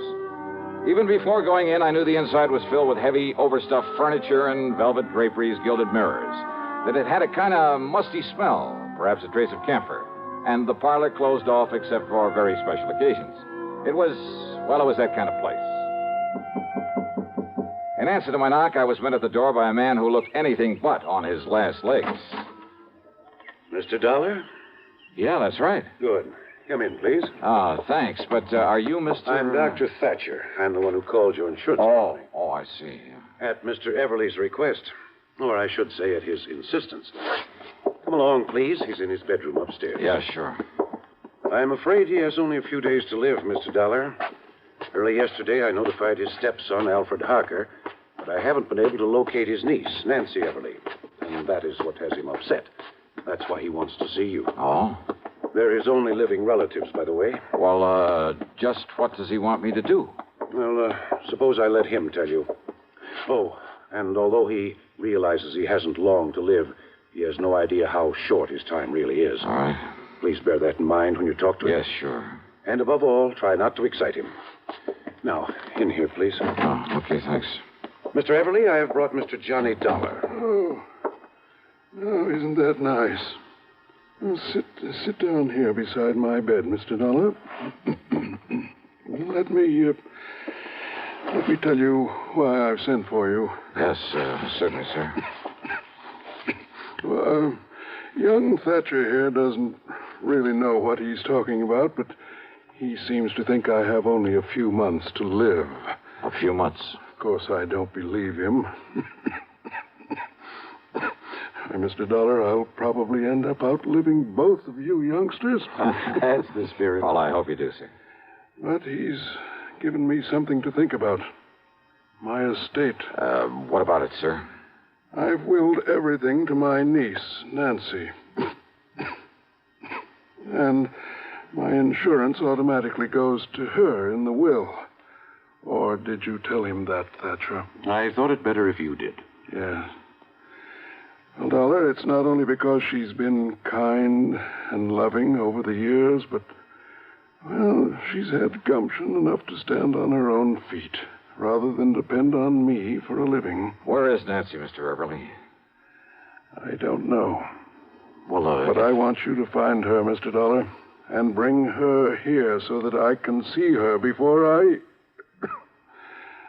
Well, now, I still don't believe this young sawbones, but I... Yes, I think I understand, sir. And she is your only heir, your only living relative? I told you, Doctor. My only heir.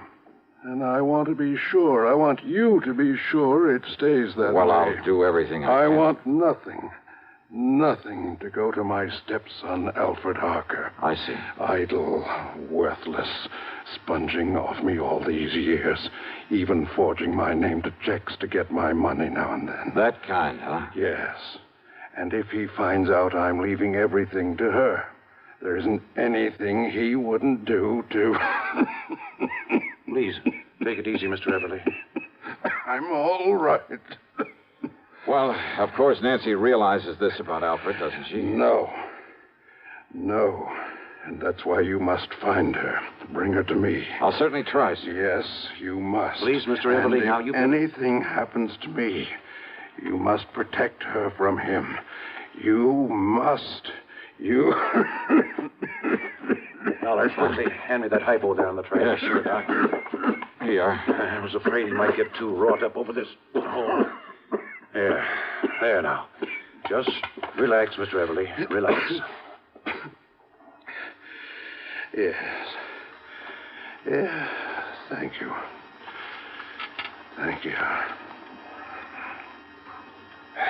Well, now he'll sleep for a while. I was afraid he might get too excited. Yeah. And it sure looks like I got my work cut out for me. I'm afraid so. At least this Alfred Harker doesn't know that his stepfather's money, his insurance... I'm afraid he does, though. What's that? I didn't realize... Realize what? But when I called him and told him Mr. Everly was dying... You told him Nancy is the only heir? Yes, and I shouldn't have. Have you any idea at all where I might start looking for Nancy? No, Dollar, I'm afraid not.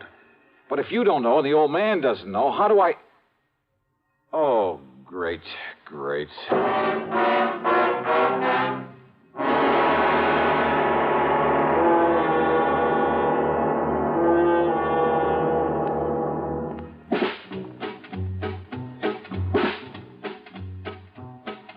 Have a real cigarette.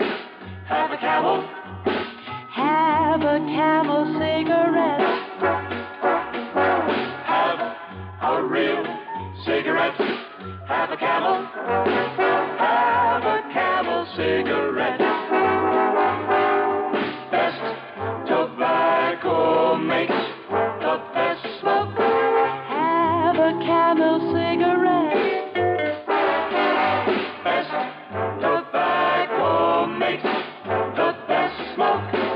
Have a Camel cigarette. If you're smoking more these days, but enjoying it less, change to Camels. The Camel blend of caustic tobaccos has never been equaled for real smoking satisfaction. Have a real cigarette. Have a Camel. Start to really enjoy smoking again. And now, Act Two of yours truly, Johnny Dollar.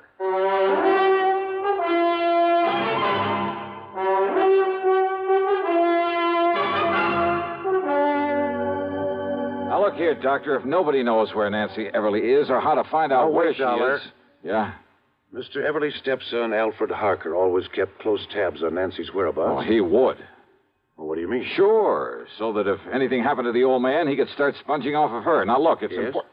Well, Mr. Everly said she doesn't know what a rotten character Al is. That's true. Because of his sweetness and light attitude, Mr. Everly never told her. Well, if he had, he wouldn't have to be so worried about what Alfred might try to do to her to get the estate. Very true. Unless I can get to Nancy first, she'll be a sitting duck for him. If only I hadn't told Alfred he's not included in the Well, inheritance. you didn't, that's that. Yet, if Mr. Everly's will specifies that Nancy's to be the sole heir... Oh, you never heard of a will being broken? Well, yes. Okay. Where can I find Alfred? Well, he lives in a rooming house on the other side of town. Yeah, I'll write the address down for you. Yeah, do that. And remember, Dollar, he's not only bad, but clever.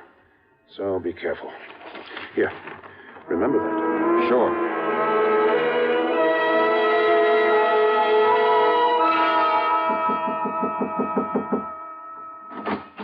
You looking for that young Mr. Harker, mister? Yeah, that's right. Yeah, well, he ain't there. I'm the building super. And where can I find him? Don't ask me. All I know is he packed a couple of bags yesterday morning and left. All right, look here. I'm a private investigator. My credentials. Okay. If you'll just let me get into Harker's apartment. Oh, here. Here, this 5-spot be of any use to you? Oh, now, you know better than to ask that, young fella.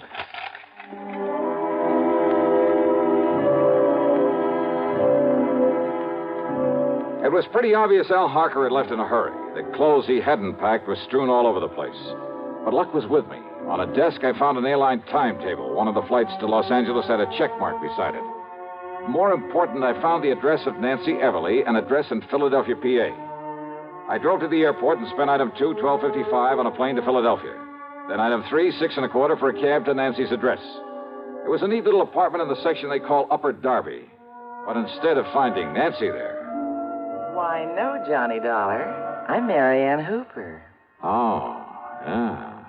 Now, Miss Hooper... But I know Nancy Everly from the office where we work together. Well, where can I find her, Miss So when she moved out of town, I agreed to take over the lease on this nice apartment. Won't you come in? She moved out of town, you say? Mm-hmm. Where? Well, she was transferred. She was a copywriter, you know. For whom? The name of the company you work for? Hardin, Carmen, and Fisher. Oh, yeah, the ad agency. Mm-hmm. And they sent Nancy out to their Los Angeles office just a few weeks ago. Then Alfred must have found that out. Why don't you come in just a minute, Johnny? It's awful chilly out here. here. Hey, listen, do you have her address in L.A.? Well, no, but maybe at the office. All right, okay, thanks. Thanks Johnny, very much. has she done something wrong? No, she hasn't. What?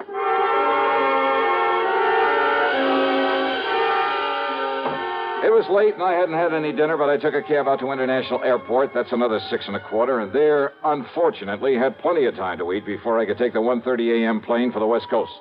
The meal is item 5, $3 even. Item 6, $161.60 plane fare to L.A. Item 7, another $6.25, taxi into the office of Hardin, Carmen, and Fisher, where I had to wait for the joint to open up. Then I talked to the receptionist. No, Mr. Dollar, Nancy isn't here. Oh, then I'll go out and grab some she won't breakfast. Be in at all today. Oh, when does she come in if you... What did you say? I said she isn't coming in today. Why not? Well, I don't know. Oh, then give me her address. Yes, certainly. It's 1308 Pandora Avenue out in West Los Angeles. Okay, thanks a lot.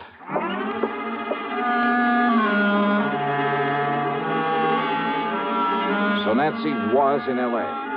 Al Harker had come to L.A. And Al knew he'd get none of Mr. Everly's estate unless... Unless what? Oh, I hadn't the least idea. But I knew that he was clever, which meant there was no time to waste in getting hold of Nancy.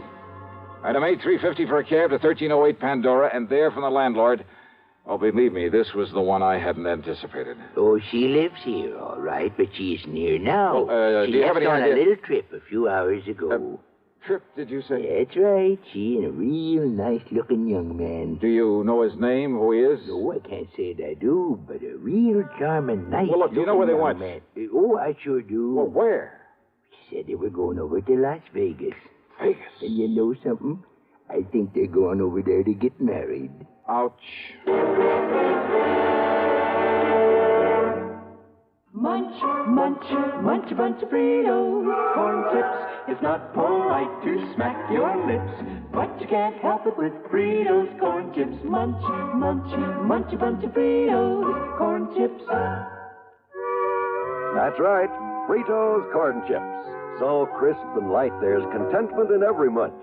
Serve them at outdoor parties, as a snack or with dips. Fritos corn chips are so good with cold drinks, everyone will want to munch a bunch. Fritos have a flavor no other kind of chip can match.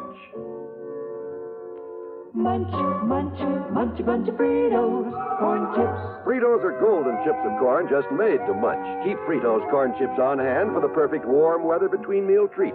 Tuck a bag in every lunch, picnic or otherwise. Serve them with sandwiches, salads, all summer meals. Fritos corn chips are full of good, crisp, refreshing flavor. Fritos, Fritos corn chips. Munch, munch, munch a bunch of Fritos, corn chips. Now, back to yours truly, Johnny Dollar, and the Harried Heiress matter.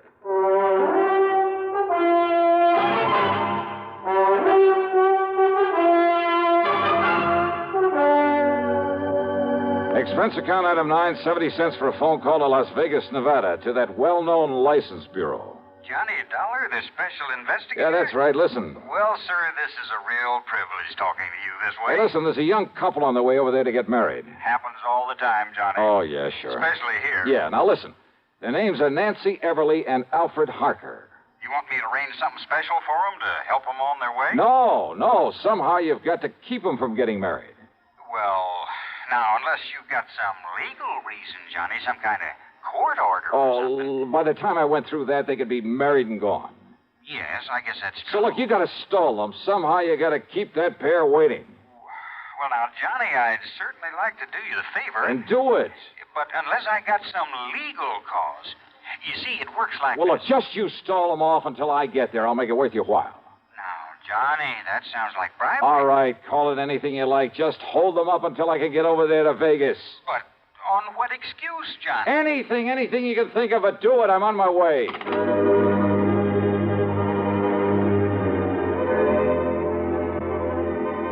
Alfred Harker's plan to get hold of the Everly fortune was all too obvious. All he had to do was marry Nancy, and he'd have it automatically. Item 10, $7.50 for a fast taxi out to Lockheed Air Terminal in Burbank. And how come we didn't pick up a lot of tickets for speeding along the way? I'll never know. That driver really earned his tip. Item 11, $200 even for a charter flight to Las Vegas. And I knew the kids had had plenty of time to get there ahead of me. Item 12, $1 for a cab into the license bureau. And I'm sure honored to meet you, Johnny. Yeah, and you say they've already been here and gone, huh? Now, I tried to stall them here just as long as I could. Oh, yeah.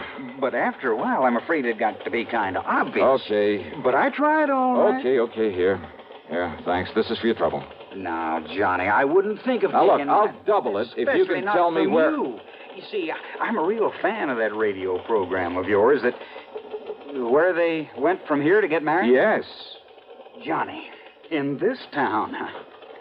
Yeah, well, they left here on foot, so it must have been somewheres in the neighborhood. Okay. So, would you like a list of the places around here where they can, commit matrimony? Yeah, let me have it, will you?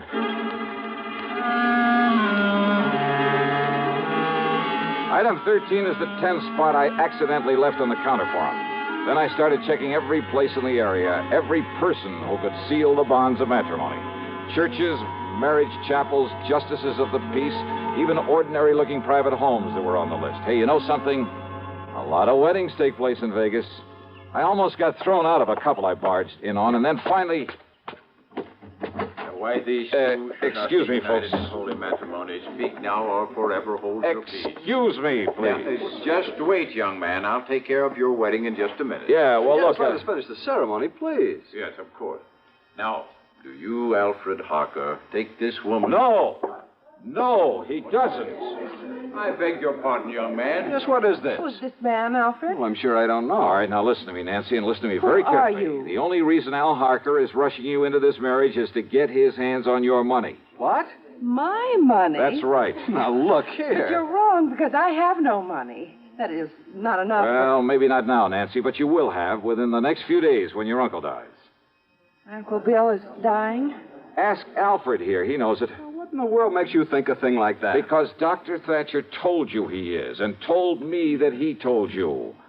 William Everly's dying, all right, and you know it. Alfred, why didn't you... Quiet, darling. Just let me handle it. And Al, you know something else that Nancy doesn't know? That Mr. Everly isn't leaving you 1 cent, that everything goes to her. So the quickest, surest way to get your hands on that estate is to marry her. Now, look here. Alfred, this isn't true, is it? I can explain everything, Nancy. Oh, I'm sure you could, Al. But you won't need to. You just listen to me, Now, mister. Nancy. If what you say is true, why did Uncle Bill write to Alfred and beg him to marry me? That it's the one thing he's always hoped for. Who told you that? I saw the letter myself. Alfred showed it to me.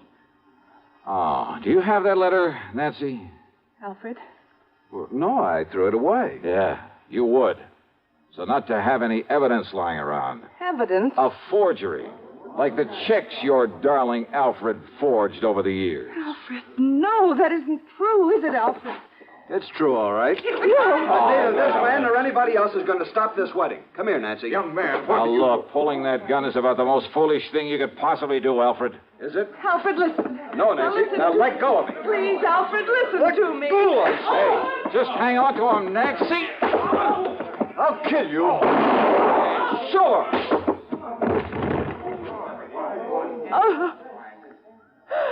Oh, I'm sorry, Nancy. Terribly sorry.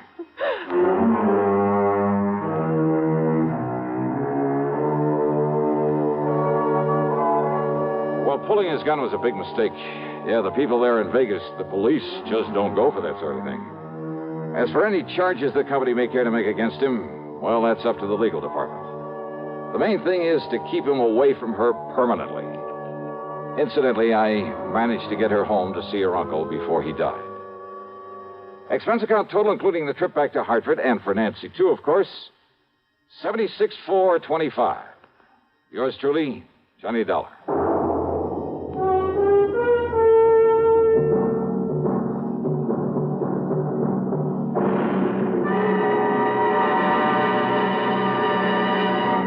Hi, this is Dennis James with a longtime favorite.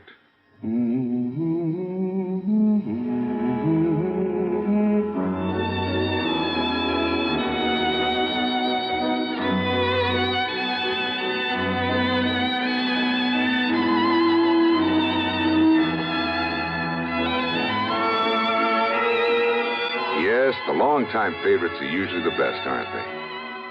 And one favorite folks have relied on over the years is Kellogg's All Brand. Since 1919, America's favorite natural laxative cereal. Kellogg's All Brand is the safe, gentle way to overcome irregularity caused by lack of bulk in your diet. It tastes good, too, and it never gets mushy in milk. There's only one All Brand, Kellogg's All Brand. So relieve constipation the way millions do with Kellogg's All Brand. ALL-BRAN. Yes, you're so right to stay regular with Kellogg's All Brand. Try it, okay? Okay. Now, here's our star to tell you about next week's story. Well, first, let me shout a word of welcome to the network, to station KFBK in Sacramento, California. Glad to have you with us. Next week, I'm called in to help a small company that's involved in the race to conquer outer space. And I'm sure you know there are plenty of people in this world who go to any lengths to put a crimp in this project. But in this case, the man behind all the trouble turns out to be a real surprise. The case I'll tell you about is called the Flask of Death Matter. And believe me, there's lots of excitement and suspense. So join us, won't you? Yours truly, Johnny Dollar.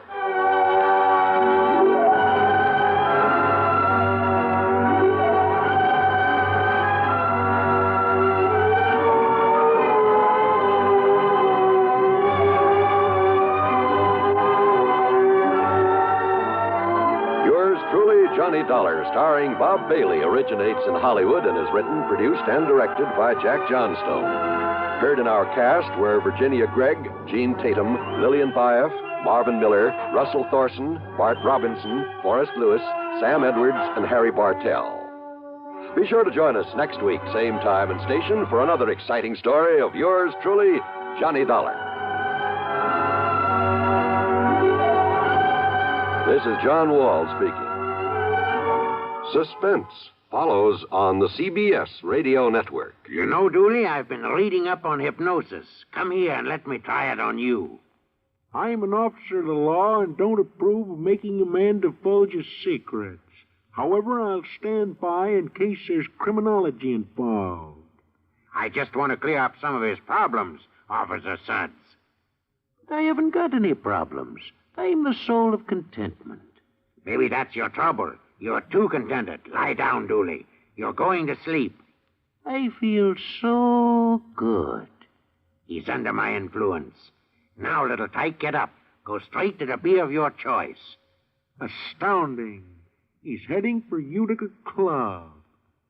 'Cause Utica Club will still take the trouble to age beer the natural way. Utica Club, you see.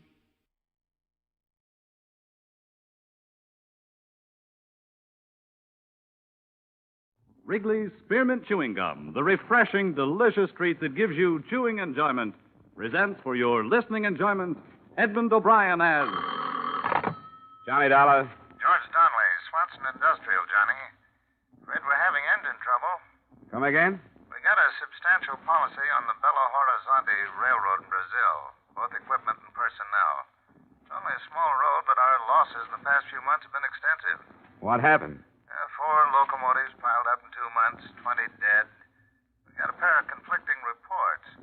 Looks like either insurance fraud or murder. With my luck, George, it's probably both.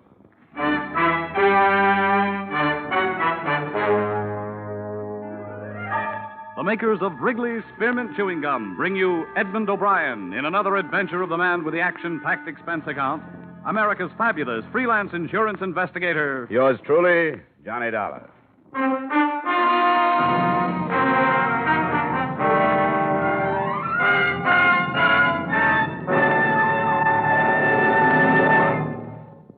To make every day more enjoyable, treat yourself often to refreshing, delicious Wrigley's Spearmint Chewing Gum. Here's a taste treat you can enjoy indoors, outdoors, at work, or at play. The cool, long-lasting mint flavor refreshes you. The smooth, steady chewing helps keep you fresh and alert. Adds enjoyment to whatever you're doing. Wrigley's Spearmint Chewing Gum. Healthful, refreshing, delicious.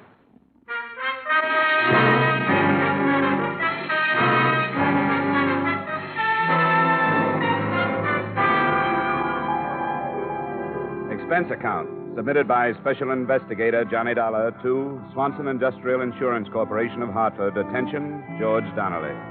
The following is an accounting of my expenditures during investigation of the Belo-horizonte Railroad matter. Expense account item 1, $500.38, transportation Hartford to New York to Rio de Janeiro. I found the executive offices of the railroad, all right. Avenue Graca Arana, 392.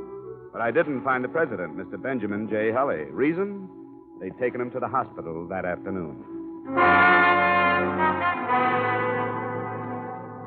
A nurse at the Santa Maria told me that Benjamin Hulley had left strict orders that the minute I came in, I should be admitted to his room. I found him propped up in a bed. There was the smell of alcohol and boiled milk. Ulcers. Peptic or duodenal, we don't know. Nobody knows. The end product of acid indigestion. Insurance? You'll have ulcers, too. Probably. It starts with heartburn, then the gnawing pain before meals. Then all of a sudden you've got them. The disease of the businessman. Hey, maybe we'd better postpone our talk for a while. Now, what's the difference whether I think about it or talk about it? This way, get it out of my system. Otherwise, it eats at me. Consider yourself a treatment. Well, we'll cut it short. I can give you a condensed version. 4 locomotives, 20 dead. But what am I giving you this for? You've got reports. 2 of them. One said accidental. The other said equipment had been tampered with. Ridiculous. Accidental. How could it possibly be accidental? 4 in 2 months. Easy, Mr. 4 Hulley, in 2 months. Easy. Listen to the facts. One engine caved in a wooden trestle over the Rio dos Valles. A trestle that had held up for almost a half-century. 2 dead. Only cabin tender, luckily, could have been a freight. Another derailed at Bom Despacho. 2 more collided off a siding a few miles west of the port of Vittorio. Accidental, my foot. Who sent you the accidental report? Myers, Henry Myers, foreman of the roundhouse at Belo-horizonte. That stupid, moronic, idiotic, blundering fool? You're going to pop something carrying on like this, Mr. Hulley. If you don't calm down, I'm going to get kicked out of here. Don't treat me like a baby. I know what I'm doing. Now, I meant to write a personal letter to Mr. Donnelly thanking him for the checks. They were prompt, very prompt. Your company's to be complimented. We'd rather be informed. Just what kind of a railroad do you run, Mr. Holly? Manganese. Nothing but manganese. A little bauxite, but not enough to cover the bottom of a gondola car. Manganese is our load. And if you ask me, that's the trouble right there. Where? Peter Yaradan. Who's Peter Yaradan? He's beyond description, Mr. Dollar. The greediest, trickiest man I've ever known. I haul manganese for a competitor. At first, he tried to buy me out. I wouldn't sell. Then he used other methods. He spread vicious rumors about Belo-horizonte Railroad stock being worth it. It almost ruined me. How about the crashes? Isn't there any evidence that someone tampered with the machinery? No, none. Whatever proof might have existed would have been destroyed in the crash. Which is exactly why I suspect Yaradan. Why, with this railroad in his hands, he'd control the entire market down here. Well, I think I've taken up enough of your time, Mr. Holly. Mr. Dollar, I'm an old man. I've worked very hard. I started as an engineer with this railroad 25 years ago. Worked myself up to the presidency. Whatever this road is, I've made it. I'd be everlastingly grateful if you'd put Yaradan just where he belongs, behind bars. My job is investigation, not prosecution, Mr. Holly. Take my word, Mr. Dollar, it's Yaradan. Well, before I go any further, I'd like to talk to this Myers, the foreman in Belo-horizonte. Yes, very wise. It's about 400 miles north. I'll have a car and driver waiting for you in the morning.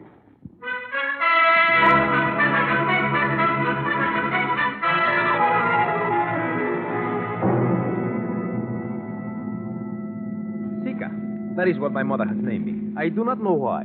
Perhaps after a pig or a cow. My mother named all her children after animals. It is what you might call nickname. Of course, nicknames are terrible things.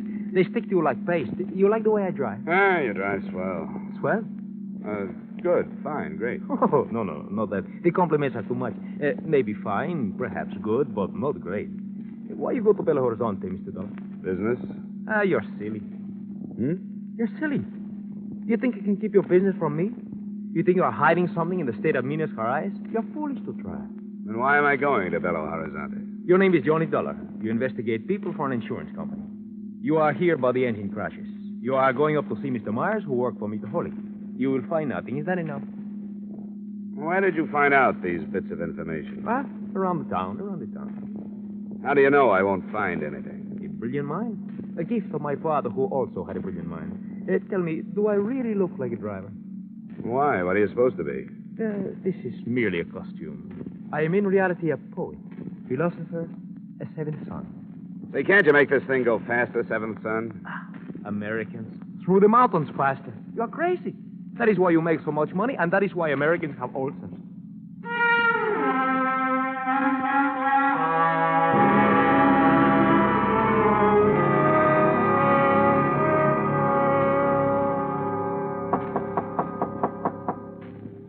Second. Yeah?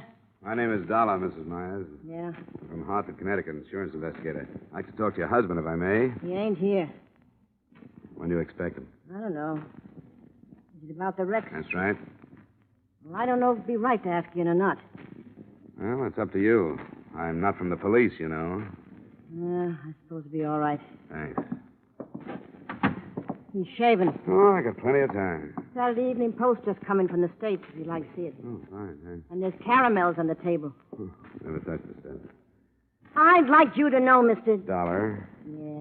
Well, I'd like you to know Henry don't know a thing about this business. I just wanted to ask him some questions about the accident report he sent into our office. He wrote what he seen, and that was all he wrote. I wouldn't be concerned, Mrs. Myers. And no matter what anybody says, Henry had no more to do with the busted pins and them rods than the man in the moon. He checked before it went out of the yard, and he checked just before... Uh-oh. Said enough. Get into the kitchen. I didn't say nothing to him. Go on. I didn't say a thing. She talks a lot. Dollar, did you say? That's right. She talks a great deal for a woman her age. Her parents let her gab all the time. Have a caramel? No, thanks. Hey, what's this about busted pins? Yeah, she mouths. Come on, Myers. If you've got nothing to hide, there's no sense of evading the questions. The pins were sawed. Somebody, I don't know. I should have checked them before they left the yard, but I didn't. That's why you reported the crashes as accidental? All right, I was scared. A man gets scared for his job. How do you know about the busted pins? After the wreck, one of the guys told me. You mean somebody knew the pins were broken, and he let the engine leave the yards? Yeah. Who? Come on, Myers. Who? You'll have to find that out yourself, Dollar. You're in plenty of trouble, Myers. I told you all I'm going to tell you. Now get out of here. Okay. But if you change your mind, I'll be at the San Carlos Hotel. I'll remember that. The San Carlos. All day.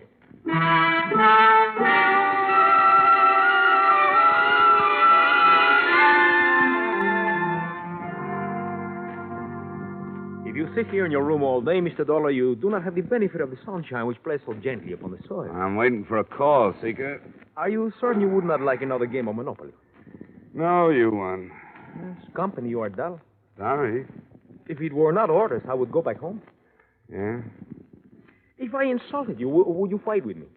Oh, too tired. Even if I call you a coward and a thief? Names will never hurt me. Well, if I... Johnny Dollar. This is Henry Myers, Dollar. Be over here in 5 minutes. I'll give you the stuff you want. Don't move, I'll be there. You want Myers? He feels talkative. Come on, let's go.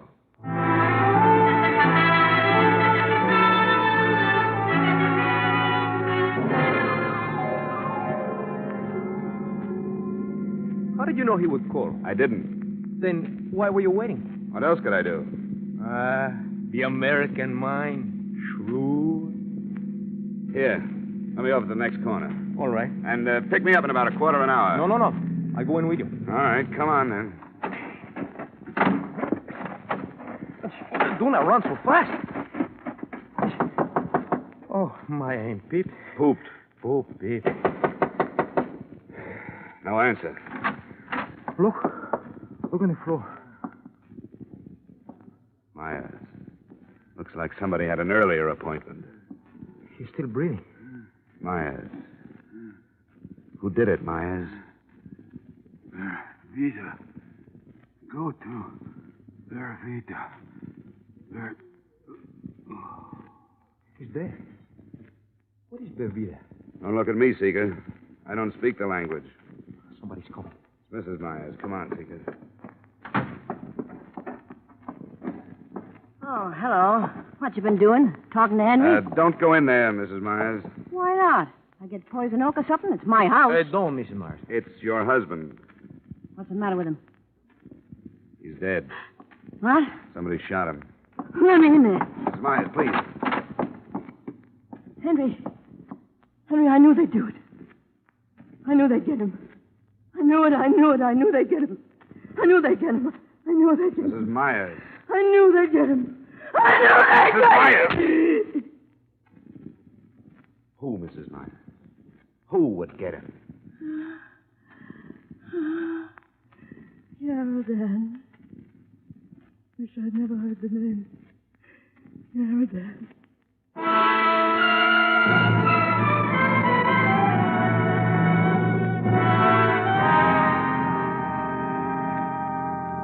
Come on, Mrs. Myers. Now try to remember. What does the word mean to you? Vervita. Is it a town? I don't know. A mountain? A person? Oh, try, Mrs. Myers. Your husband must have mentioned the word to you sometime. Look, if I remembered, I'd tell you, wouldn't I?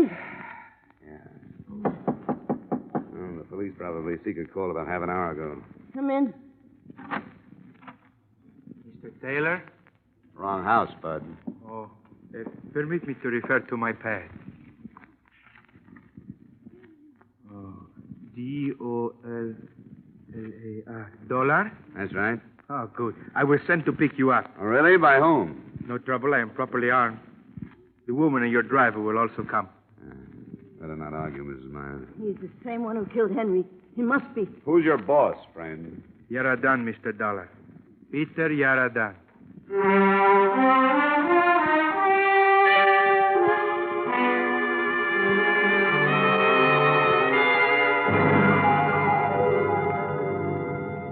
You may go in now, Mr. Dollar. How do you do, Mr. Dollar? Mr. Yaradan? Correct. Be seated, please. I will send my man for something cool. No, thanks, but I'm not going to be here long. You have faith in my tolerance, Mr. Dollar. In your intelligence, Mr. Yaradan. A man of your reputation should know better than to play with guns. At times, a man of my reputation has no choice. Careful, Mr. Dollar. Let's get to the point. Very well. I hear that your investigation is not progressing very satisfactorily. I thought perhaps arrest might gain you a new perspective. I doubt it. Tell me, how is dear Mr. Hatchet? He's not so good. Oh, shame. He tells so many tales that are untrue, he is lucky to be dying of natural causes. Something I hope I should be spared. Just keep piling up that manganese, Mr. Yarden, and you won't have to worry. Is Mr. Holly telling that silly story again? If you mean the one about your wrecking locomotives and spreading false financial rumors, yes. Oh, you don't really believe that nonsense, do you? I'm not paid to believe anything, Mr. Yarden. I'm like an old hound. I just follow my nose. That is not very complimentary. You can take it for what it's worth. I like you, Dollar. Business-minded, dogged, courage to the point of bravado. You would not consider taking a position with me at, let us say, 3 times your present annual income, would you? Funny way to offer a man a job, Yarden. With one finger on the trigger. Well, I would prefer to keep our relationship on this plane until I find out your position. I'm afraid we wouldn't get along, Yarden. You are probably right. And it is such a shame, Mr. Dollar. You could have gotten so much more per hour while you were still alive.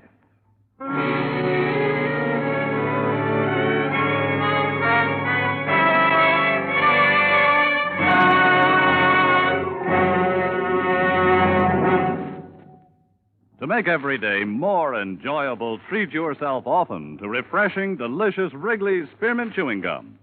A lively, full-bodied, real mint flavor cools your mouth, moistens your throat, freshens your taste.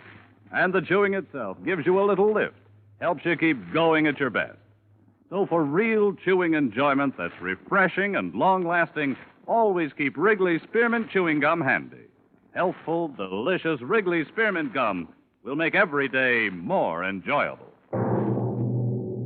And now, with our star, Edmund O'Brien, we return you to the second act of Yours Truly, Johnny Dollar.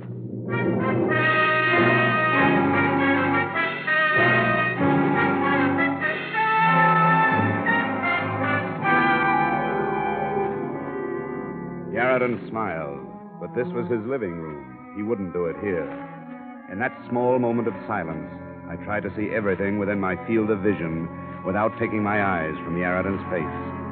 There was the blur of something metal to my right, something that curved toward the ceiling, something a few inches from my hand. I reached out and pushed it over on top of him. The floor lamp landed on his chest, and the shot went wild. I threw my arms in front of my face and jumped out a latticed window. I landed about 10 feet down in Yarden's rock garden, right in the middle of a clump of stubby cactus. I ran out through the open gate, and I didn't stop running until I found myself at the San Carlos Hotel. Expense account item 2, 3, 4, 5, and 6, $30.59 miscellany to tie up the loose ends. For example, telegrams, one to Holly, wishing him better health and asking him for a definition of the word Vervida. 2 more to the police of Bam Despacho and Victoria, requesting reports on the crashes. Another to the company in Hartford, gently hinting at foul play. I wrote a full report of my findings, including names, left it with the notary public at the hotel, and ambled casually back to the large house of Peter Yarden.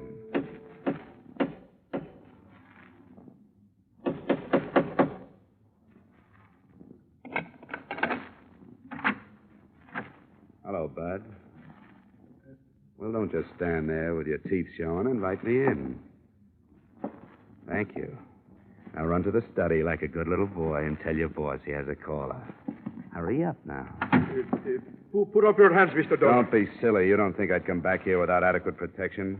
Put that thing away. Come with me.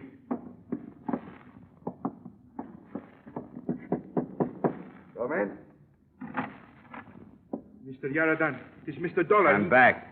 Couldn't leave without getting an apology, Yarden. This is a surprise seeing you again. All right, Flash, you can go. But, Mr. Yarden, last time... It is all right. I will be perfectly safe. Yes, sir. I will be at the door.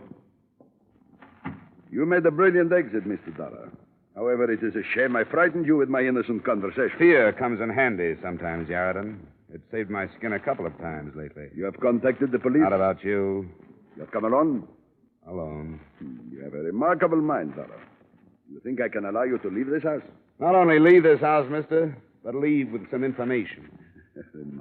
I filed a full report, complete with names, places, and time of day. If I'm not back to get that report in 2 hours, it goes to the police department. And just where did you file this report, Mr. Dollar? That's the little secret right there. I am holding 2 friends of yours, you know. I know. I would exchange their lives for the report. I'm sick of your office, Yarden. You're going to release Mrs. Myers and Seeker, and you're going to tell me all about the word Bervida. How I wish I had a man like you working for me. Bervida, Yarden. Of course, Bervida. But what you are really asking is, did I have any part in the railroad matter? You can answer that one, too. The answer is no. You don't believe me. Go on. The Belo-horizonte Railroad has been on the verge of bankruptcy for 2 years. But Mr. Benjamin Halley is a very stubborn man. I have offered to buy him out 1,000 times.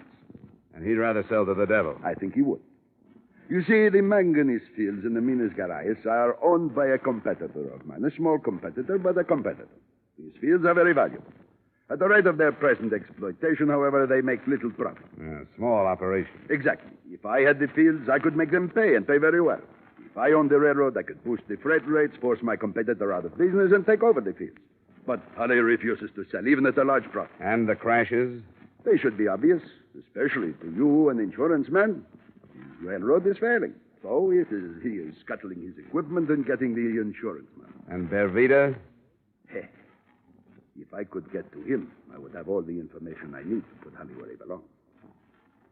Okay, Aaron. I sense something of disbelief in your tone. There are other possibilities. Oh? Right now, I'll keep them to myself. Dollar, I will give you $10,000 not to deliver your report. I'm glad you made that offer, Aaron. That tells me a lot. Tells you what? That you've been giving me a nice mixture of fact and fancy. Now bring Seeker and Mrs. Myers down here. We're going back to the hotel.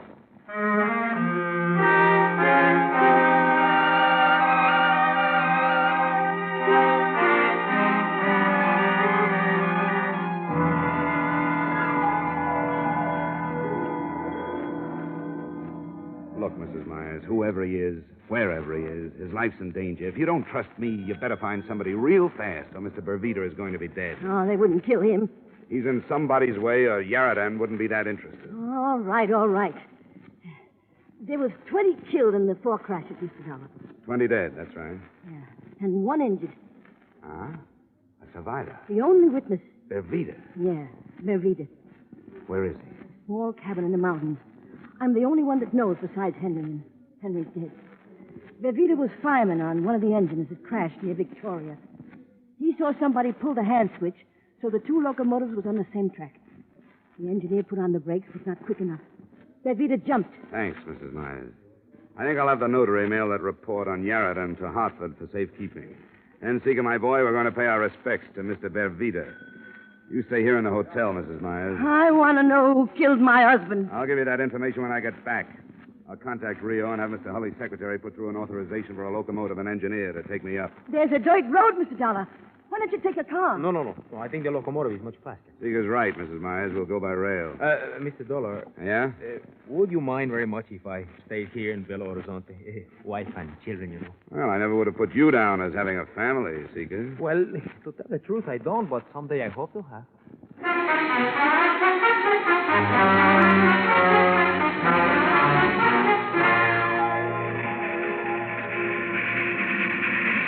Should be around the next curve.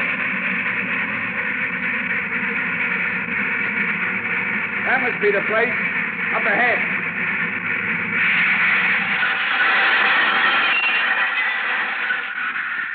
I won't be long. Keep the meter running.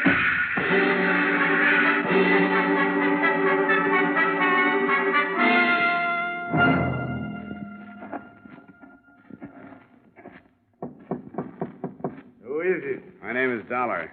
What you want? I want to talk to you. Come in. Hands up. Stay outside, Seeker. Oh, it's late at night. Wolves, foxes. Stay outside. What you want? I've come all the way up here to ask you a question, Mr. Bervida. I won't answer anybody's questions. Even for Henry Myers? What about Henry Meyer? They killed him. Good. I'm glad they got him. As much as I hate them, I hate him worse. He was the one who sought the wheel pins. I'm glad they got him. And who pulled the switch handle? I'm not answering any questions. Go away. Go away or I shoot. Go away. Look out! Down, Mr. Dollar! Who is it, Seeker? It's so dark I could not see. He's running toward the engine. Get that light out. We'll make too good a target at the door. Yes, come this way. He's just guessing, Seeker. Yes, but that was a good guess. I could hear it. Come on, Seeker. Let's get down to that engine. Oh, I wish I had a gun. I wish you had a gun. I wish one of the two of us had a gun. Hey, someone is climbing into the cab. The engine's on ahead. It will not take too long to start. Look. Look, he's dumped the engineer to the ground. The engine is starting. We'll never get there in time. Stop! Stop! He's going too fast. There's a curve up ahead. Much too fast. Look. It can't make the curve.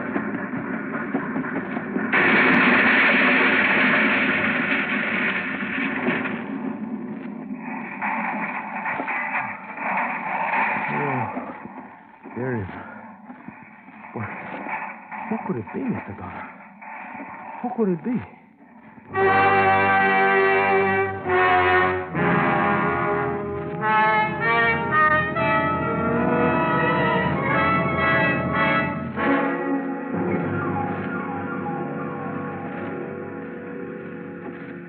There is nothing left of it, Mr. Dollar. Nothing but twisted pipe. Look out. Don't touch it, Seeker. Most of it's still at boiling point. There is no sign of anyone. Yeah, but there was someone in that cab. Must be a trace of them somewhere around here. Come on, let's keep looking. But the boiler exploded.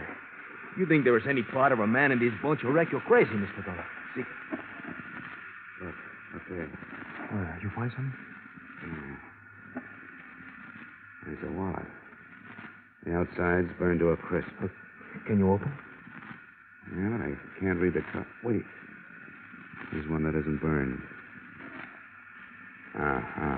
What does it say, Mr. Dollar? It says, this certifies that the holder is a 25-year member of the Railway Engineers of South America. And the name? What is the name? Benjamin J. Hulley, late president of the Belo-horizonte Railroad.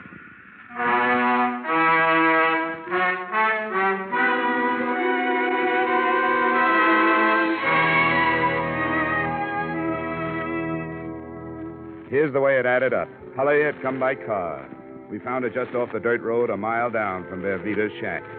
The murder of Henry Myers remains an unsolved case. Police assume someone in the employ of Benjamin Hulley pulled the trigger, but I guess they'll never know for sure. Due to my report and public resentment against him, Yarradan was forced to leave the country. The Belo-horizonte Railroad is now in receivership, but it's still hauling manganese from the interior. I might say this was one case that had me stumped right up to train time. Expense account item 7, same as item 1, $500.38. Transportation to New York and Hartford. Expense account total, $1,492.54. Yours truly, Johnny Dollar.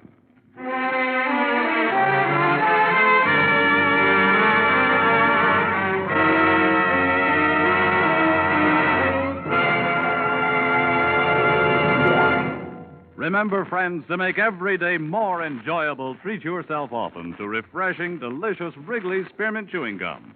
There's lots of cooling, real mint flavor in every stick. And chewing Wrigley's Spearmint helps keep you feeling fresh and alert. You feel better, work better, get more fun out of doing things. So indoors, outdoors, wherever you go, keep some healthful, refreshing Wrigley's Spearmint Chewing Gum handy. To make every day more enjoyable, treat yourself often to delicious Wrigley's Spearmint Chewing Gum.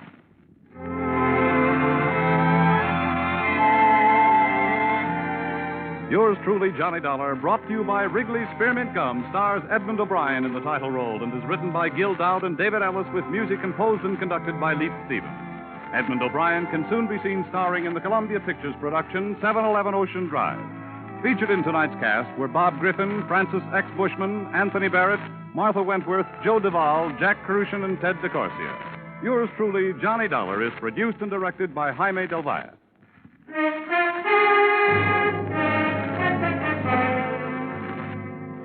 The makers of Wrigley's Spearmint Chewing Gum hope you've enjoyed tonight's story of Johnny Dollar and that you're enjoying delicious Wrigley's Spearmint Chewing Gum every day.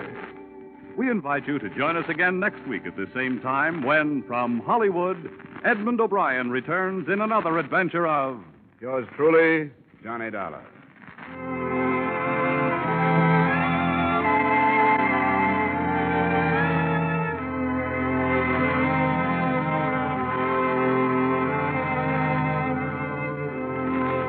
Bob Stevenson speaking.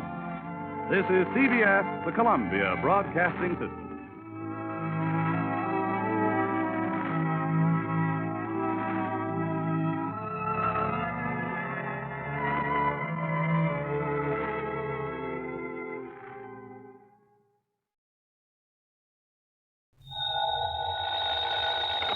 Johnny Dollar. Yeah. What? I said, yeah. Oh, what's that supposed to mean, and who are you? Oh, Johnny, this is Pat McCracken at Universal Adjustment Bureau. Well, hi, Pat, but what's with the crazy dialogue? Oh, that word, that yeah, was most of the conversation I got from some crazy character who just called in. I'm afraid I don't dig you. Oh, he called about 5 minutes ago. Said he'd been trying to reach you, but he got no answer. I was out picking up a morning paper. Who was he, Pat? He wouldn't say. He just gave his phone number. Wait a minute. There's only one man in the world talks like that. Yeah. Yeah. Was the call from San Francisco? No. Oh. Los Angeles. Well, then maybe I was, Well, because the man I was thinking of... Now, wait a minute. Yes, I'm waiting, John. Tell me just one thing, Pat. Well? Have any of your insurance companies been having to pay off on any big fires lately? I mean, out in Los Angeles? On any fires? You'd better start checking with those companies out there. No, wait a minute. Do it, Pat. And I'll lay odds that you get a handful of arson reports. Arson? Yes. Johnny, just because some silly guy calls up and all he says is, yeah. Hey, let me have that phone number he gave you. Oh, Johnny. Come on, Pat. What is it? Hollywood 8, 3142. Okay, now you go ahead and check with your West Coast insurance company. And get ready to pay my expense account to Los Angeles. Are you kidding? Are you trying to tell me that the way some jerk says yeah means arson on the West Coast? Now, don't be silly. You, want to bet? Oh, Johnny. Pat, I'll call you back.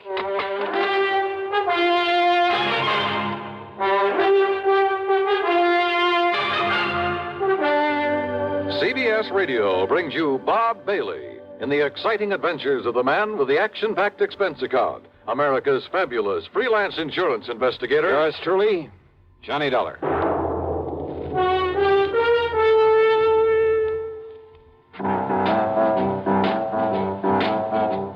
Talk about best-selling records.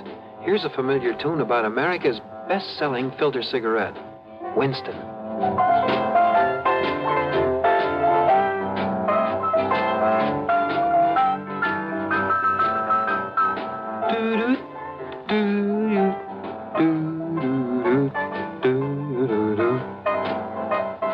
Winston gives you real flavor, full, rich tobacco flavor. And you know, that's because only Winston has filter blend up front. Choice, flavorful tobaccos, specially selected and specially processed for filter smoking. No wonder Winston tastes good, like a cigarette should. Smoke Winston. And now, Act One of yours truly, Johnny Dollar.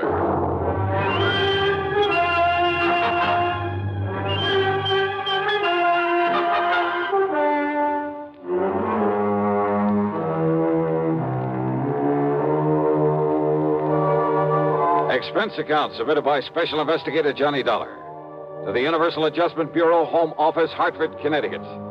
Following is an account of expenses incurred during my investigation of the Burning Desire matter.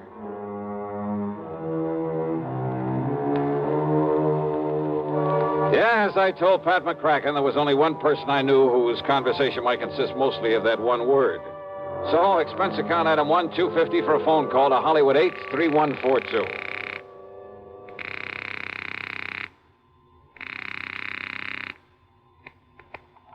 Hello? Hello? Yeah? Yeah, I thought so. Yeah? Smokey Sullivan. Well? Smokey, this is Johnny Dollar. Yeah? Hey, you tried to call me here in Hartford. I was out. You called Universal Adjustment Bureau. I got the message. Here I am. Yeah, Johnny. Only what are you doing in L.A.? Last time I saw you was in San Francisco. Got a job here, Johnny. Legit. Hey, that's the stuff. Pays off, too, doesn't it? Yeah. You're my friend, Johnny. You've done a lot for me. So, when I got a chance to help you... Well, is something doing out there, Smokey, that I ought to know about? A bunch of fires, Johnny. Arson, huh? Yeah. Is there insurance involved? Why else anybody use a torch? Yeah, you got a point there. But do you have any lead on whoever is behind the fires? Yeah. So you better come out here, Johnny. Okay, the first plane I can get. Where'll I find you? 322 South Equity Avenue. South Equity. Okay, Smokey, I'll be there. Yeah. Uh-huh. Now I'll call to Pat McCracken, pack my bag, and... Johnny Dollar. Oh, Johnny, thank goodness. Pat? Yes. I was just about to pack up and Now, call don't you ever get off that phone of yours? I was talking to the guy who Listen to me. Johnny, you were right. Only reason that nobody smelled a rat is because a different insurance company was stuck with each of those fires out there. So until I called them to give me a report... Oh, and listen. I'm listening, Pat. According to the L.A. police, every one of them could have been arson. Okay, I'll grab the first 7 plane. of them in a row, Johnny, that we know about so far. I mean, I haven't got the reports in yet from all the companies, and I'm also waiting for another report from the police. Now, Johnny, your best contact out there... That I've already got. What? Yeah. Oh, you mean that character who called us up? Yeah.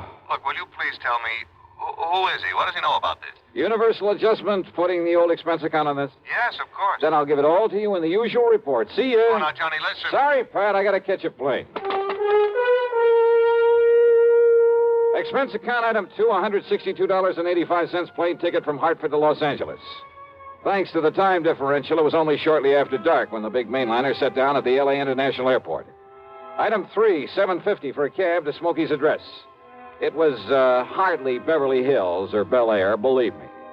322 South Equity was in a beat-up part of a downtown industrial section. A weather-beaten 3-story house with a sign out front that said Boarders by the week a month.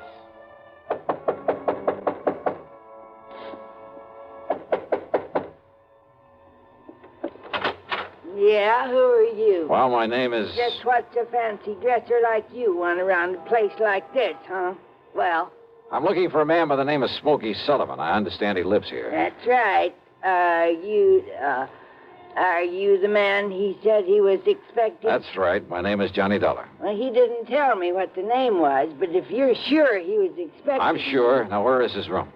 Now, I don't know. Where is his room, please? Well, it's up on the 2nd floor. It's just to the right after you get up the stairs. Okay, now, thank you very much. Well, now, maybe you'd better... It's all right, I'll find it. Thanks a lot. No, what I mean is, I thought you'd already come. I mean, what I mean is...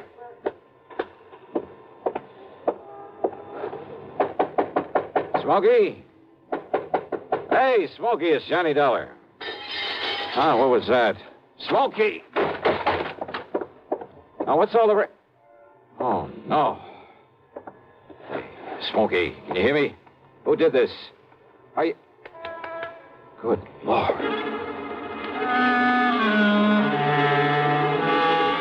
Smokey had really had it. Whoever had beaten him up probably would have killed him if I hadn't come along and scared him away. I looked out of the broken window, but of course it was too late to see who'd done this. Meantime, the landlady appeared, and I had to get me some towels and a basin of cold water.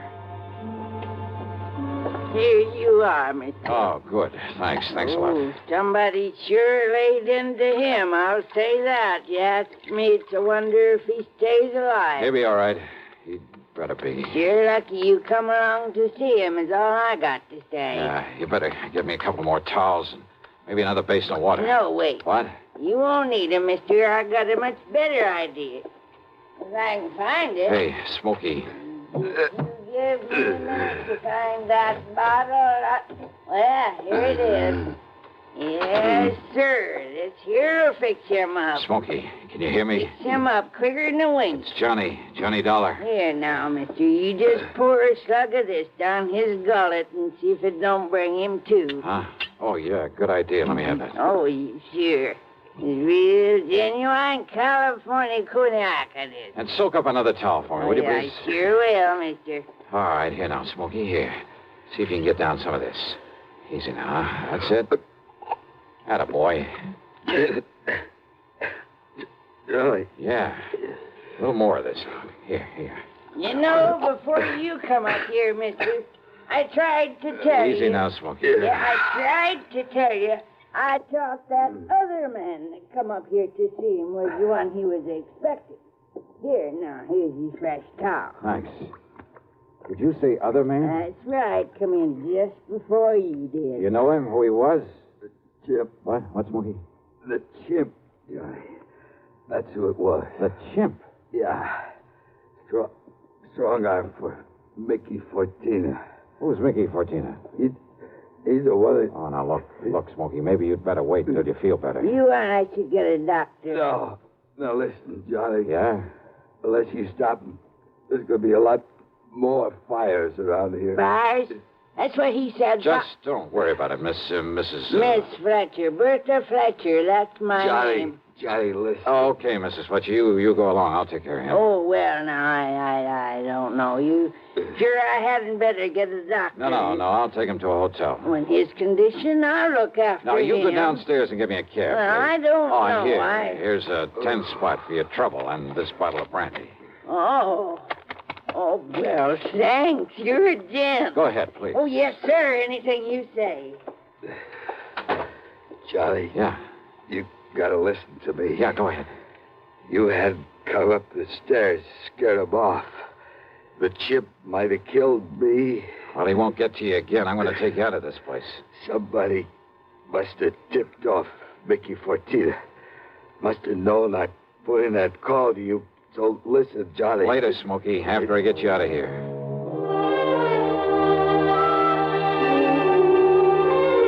Item 4, the $10 to Miss Fletcher. Item 5, $1.50 for a cab to the Statler Hotel, where I had to show my credentials to the room clerk to get a bed for the somewhat mangled Smokey Sullivan. Item 6, $15 to the doctor who came up to the room, and I must admit got him back in a pretty good shape. Then, when the doctor had left us... Yeah, Johnny, all those fires, big insurance, all of them set. 7 of them in a row. So that means by one firebug, No. this Mickey Fortina you mentioned, huh? No, Johnny, Mickey's too smart for that. What? All set by different guys. I don't know who they are, but I see no remains. And the police ain't sure, but I know there was arson. Who's Mickey Fortina? He's a go-between. I seen this happen before. Yeah? Frisco, Seattle, and Denver, a lot of places. He brings in a lot of boys of his own. Everyone got a different way of setting a blaze. So the cops can't tie it up with any local boy whose methods they know. Yeah. Fortina's a go-between? He makes the deal with whoever wants a fire. And the police aren't onto him? What for? He never set a fire himself. Well, I know, but he's the guy that... By the time the arson squad is in, the guy who done it is far away. So there's no witness can prove Fortina set up the deal. And the police have never been able to put the squeeze on whoever made the deal for a fire? And get sent up for it? For being accessory or whatever you call it? Oh, yeah, I see what you mean. Yeah. Fortina sent for me when he found out I was here in L.A. I used to know him, Johnny. Wanted you to be a torch for him, huh? He just asked if I wanted to work for him. And he knew that I knew what he meant. But if you knew that Fortina was operating here... Smokey... How could I prove it? How can I prove it now? Well, maybe I can. But if he finds out I sent for you, Johnny... It looks to me like he already has. Oh, yeah. All right, then. If somebody who wants a fire can get to Mickey Fortina, there must be some way I can. At his office. His what? At his office every night. 1025 South Spring. He has an office for a racket like this? Why, you'd never know it. You'll see. Yeah, I think I'd better see. Hey, Smokey, you... Who's that? You got a gun, Johnny? Right here and ready. Open up in there. This is the police. Police, huh?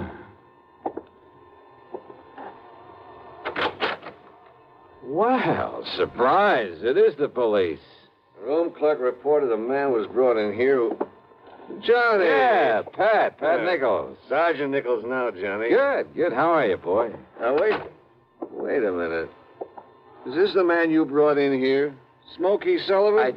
Listen, officer, Johnny, you think maybe Smokey is tied in with this string of fires out here? No, tell him, Johnny. No. You tell him, Smokey, anything you want. Well, no. Look, you know I'm no good at talking to a cop. Yeah, well, Johnny. give it a try. And, Pat, be sure you stick around to keep an eye on him. What? Smokey may need a bodyguard. You. Huh? Yeah. Until after I've made a little business call. Johnny. Now, look, if you're out here because of those fires... Did I say I was? I didn't tell him anything like that, did I, Smokey?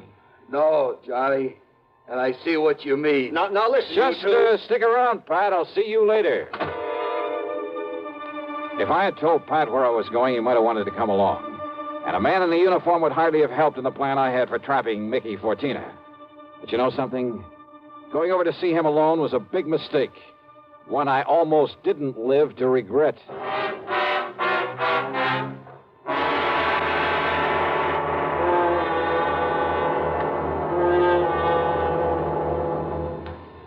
We'll bring you Act Two of yours truly, Johnny Dollar, in exactly 1 minute. Here's Hollywood star Mona Freeman. Who feels like acting with a miserable cold? I relieve cold distress the fast way with 4-way cold tablets. Yes, tests of all the leading cold tablets proved 4-way fastest acting. Amazing 4-way starts in minutes to relieve muscular pains and headache, reduce fever, calm upset stomach, also overcomes irregularity. When a cold strikes, do what I do. Take 4-way cold tablets. It's the fast way to relieve nasty cold distress and feel better quickly. 4-way, only 29 cents. Now, here's a word about another fine product of Grove Laboratories. Had dandruff for years? Now get rid of it in 3 minutes with Fitch Dandruff Remover Shampoo. 3 minutes with Fitch regularly is guaranteed to keep unsightly dandruff away forever. Apply Fitch before wetting hair, rub in 1 minute. Add water, lather 1 minute, then rinse 1 minute. Every trace of dandruff goes down the drain. 3 minutes with Fitch, embarrassing dandruff's gone. Fitch can also leave hair up to 35% brighter. Get Fitch Dandruff Remover Shampoo today. And now, Act Two of yours truly, Johnny Dollar and the Burning Desire Matter.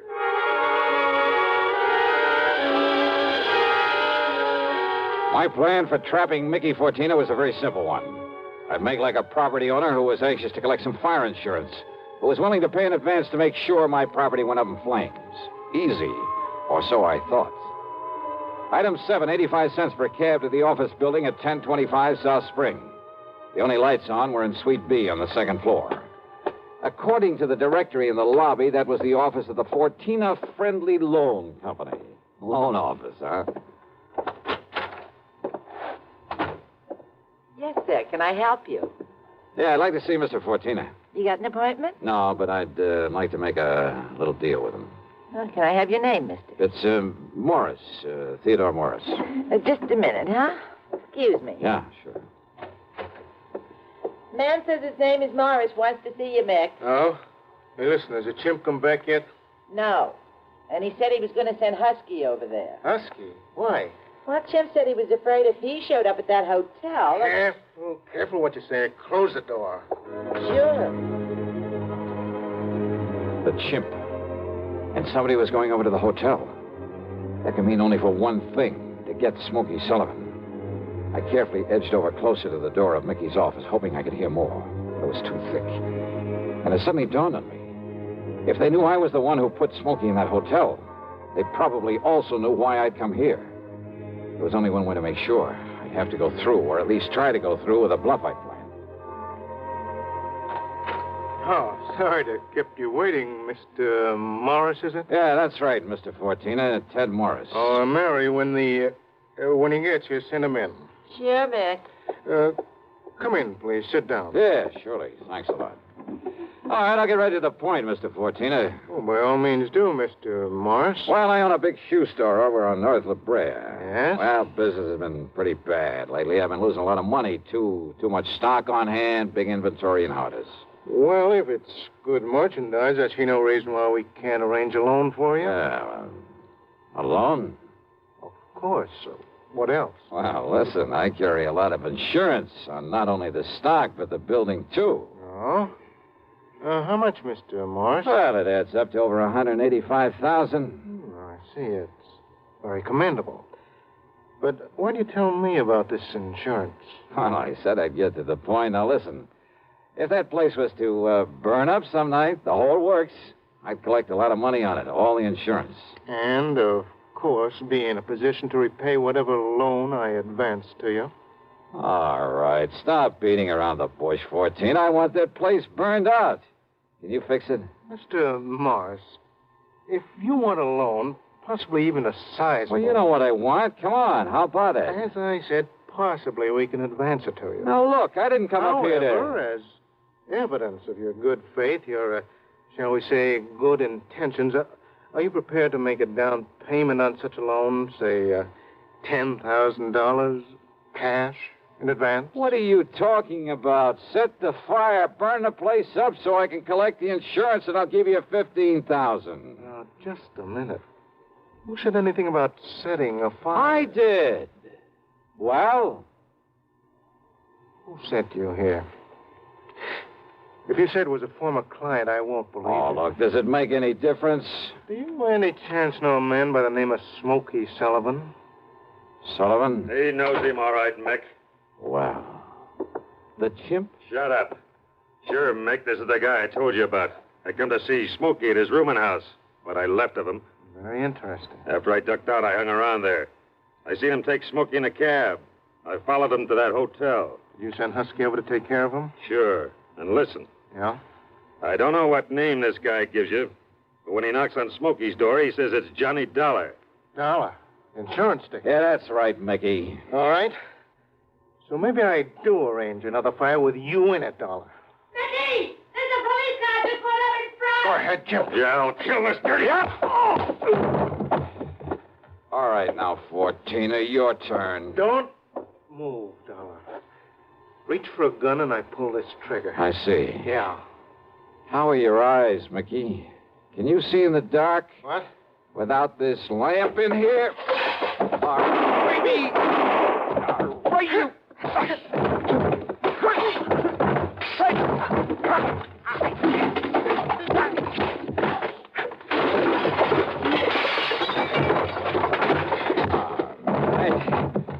Yeah. Wow. I guess Smokey was right at that, Johnny. Hi, Pat. You seem to think you wouldn't need any help around here. You all right, Johnny? Yeah.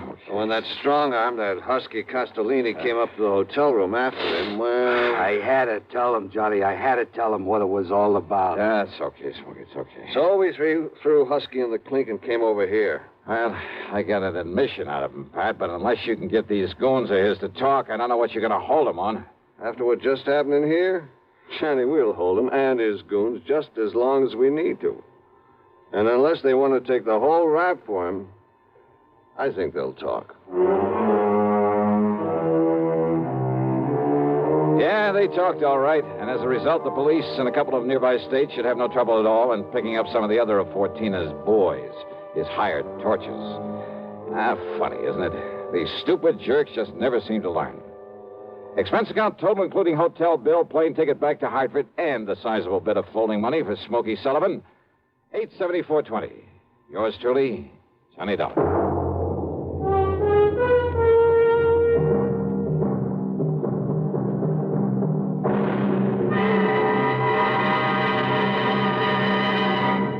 Now, here's a word from our star about the case he handles on next week's program. Thank you, Daniel. It's called the hapless ham matter. And yeah, you guessed it, the ham turns out to be an actor. A really bad one with one of the cleverest methods of committing murder I've ever known.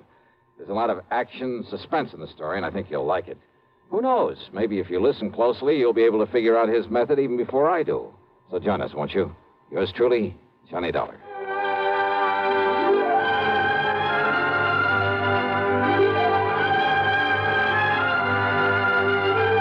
Yours truly, Johnny Dollar, starring Bob Bailey, originates in Hollywood and is written, produced, and directed by Jack Johnstone. Heard in our cast were Virginia Gregg, Gene Tatum, Lawrence Dobkin, Vic Perrin, Paul Duboff, Don Diamond, and Frank Gerstle. Be sure to join us next week, same time and station, for another exciting story of yours truly, Johnny Dollar.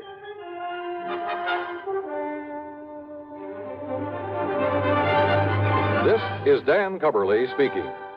Intrigue breeds terror as suspense brings a shady moonlight sail next on the CBS Radio Network. If I should ever become totally disabled, it would be a mighty comfortable feeling to have a check coming in every month regularly. Yes, it's a good feeling to know you have a financial cushion against trouble like that. Well, if you're a veteran with World War II or Korean GI insurance, you can protect yourself. You do it by adding a disability income rider to your present policy. The cost of the extra premium is just a few cents a day. For example, a 40-year-old veteran with a $10,000 term policy would pay only $1.60 a month for the added protection. If you sign up for the disability income provision, it works this way. After you have been totally disabled for 6 consecutive months, VA will pay you every month as long as this condition persists. $10 for each $1,000 of your GI insurance policy. That adds up to $100 a month if you hold a $10,000 policy. Full details about total disability income at any VA office. Radio 59 WROW, first on the dial in Albany, Schenectady, and Troy. Relax, unwind, and step into the golden age of radio.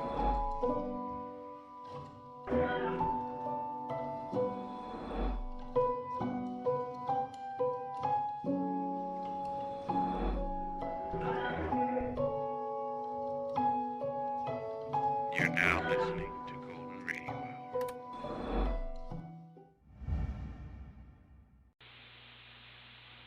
From Hollywood, it's time now for Johnny Dollar. Where have you been for the past 20 minutes? In the shower. For 20 minutes? Okay, so I'm a shiny dollar. So you... Oh. Who's that? Max Green at Assured Equity. Oh, hi, Max. What's on your mind? 7 years ago... Our fathers brought forth, but that doesn't answer my question. Johnny, you ever hear of the Meeks? New England family, stood away on the Mayflower, speak only to their money. That's the Meeks. What about them? No, not about them. It's about Mariah Meek and Lincoln's Gettysburg Address. She's lost her copy of it. Well, it shouldn't be hard to find her another one. That's where you're wrong, Johnny. Huh? It would be very hard. Might cost us $100,000.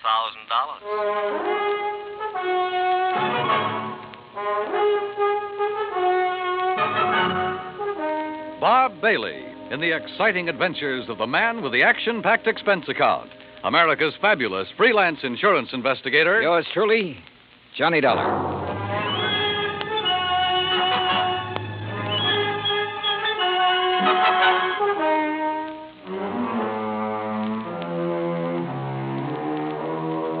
Expense account submitted by Special Investigator Johnny Dollar to the Assured Equity and Trust Company, 325 Scott Avenue, Hartford, Connecticut.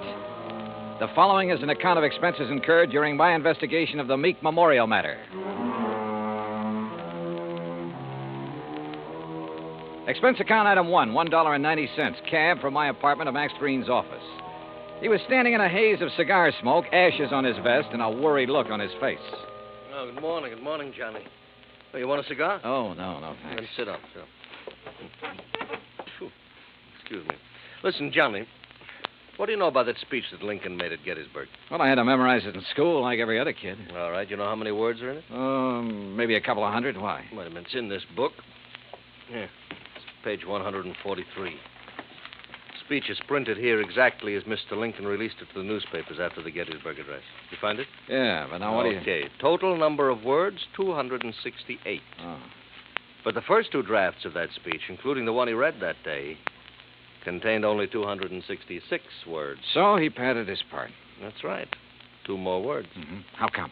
Oh, according to the historians, Lincoln ad-libbed the 2 additional words at the time he read it. Later on, when he made 3 new copies of the speech, he included those 2 words. You with me so far? Keep going, Max. Yeah. All right.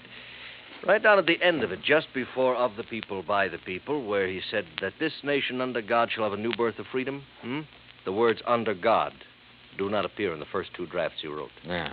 Well, this is all very interesting, Max, but I still don't see what it is or what it has to do with me. Well, Mariah Meek's copy has disappeared. Oh? And, Johnny, that copy happens to contain just 266 words. You mean she owns one of the first 2 original drafts? Handwritten by Mr. Lincoln himself while he was on the train riding to Gettysburg. Wowee. Yeah. Which is, of course, why we insured it for the full amount it cost her, which is $100,000 even. Of course, you made sure it was authentic before you issued the policy. Oh, naturally. Well, who'd she buy it from? An antique dealer down in Richmond, Virginia, a fellow named Jason Penrod. Uh-huh. Well, where's she been keeping it? Under glass. In the Meek Memorial. What's that? Well, she collects Americana, so she had a museum built to keep it in, and she calls it the Meek Memorial. Follows? Follows. Also follows the most expensive item in the collection, the Gettysburg Address, would be the one to disappear. Oh, you're just an old pessimist, Max. You think somebody lifted it? What do you think? It walked out by itself. Okay. So what are you going to do about it? Well, we're going to run newspaper ads. We're going to offer a $10,000 reward for information leading to its return. If anyone answers it, you let me know where you'll be, and I'll refer them to you. Good. When was it taken? The night before last. Is there any kind of market for something that rare? Hard to say, Johnny. A hot camera would be easier to peddle, sure. But a good many wealthy people, like Mrs. Meek, they make a hobby of collecting things, antiques, objects of art, etchings. But whoever took this, or buys it from the thief, couldn't just let everybody see it. Well, it wouldn't matter to some people. They take it and put it in a vault and keep it there. Then what's the point in having it around? Pride of possession. You got something no other collector could own. And, of course, it might not have really disappeared at all. You're thinking of fraud? $100,000 is a lot of cash.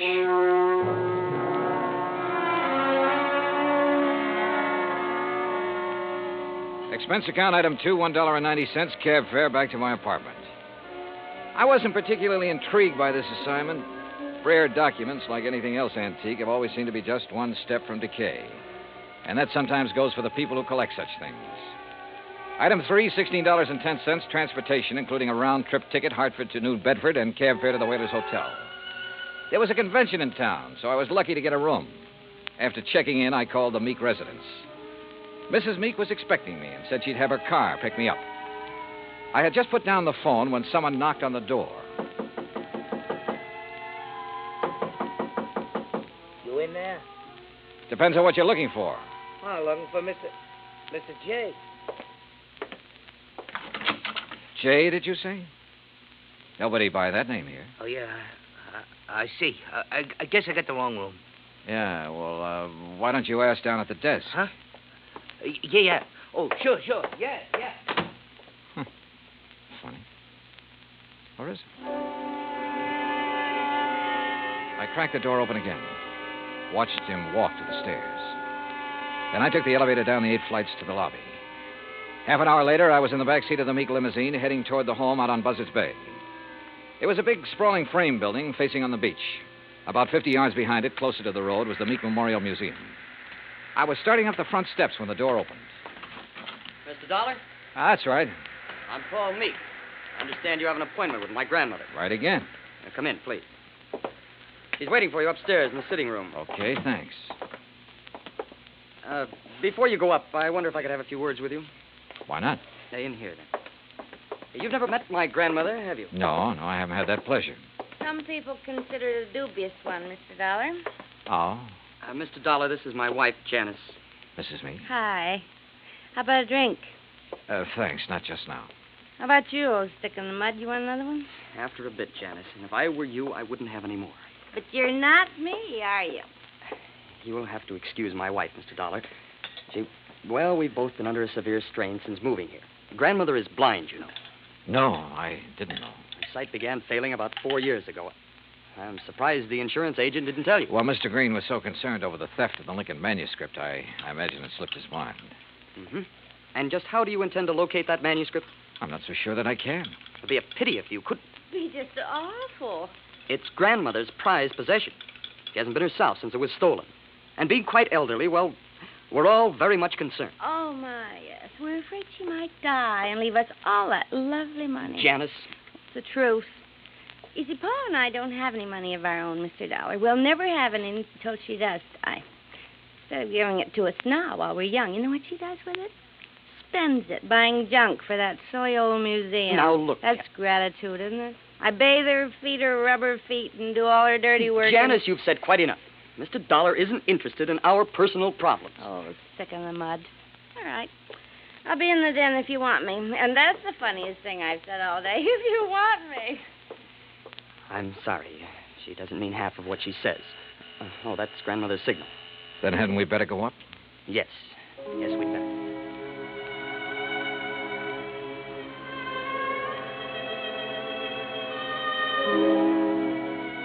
We went up the broad staircase, through a hall, and into a bright, sunny room. Wrapped in an old kimono and shawl, Martha Meek sat in an invalid chair, facing the ocean. Paul introduced us, then sat down quietly near the door. Paul? Paul, I know you're there.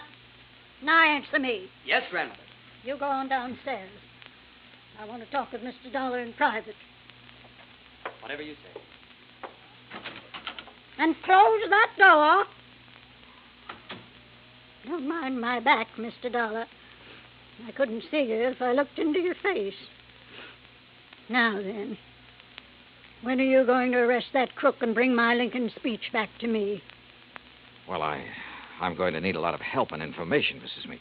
Mm-hmm. What kind of information? Mostly about the museum. Like what?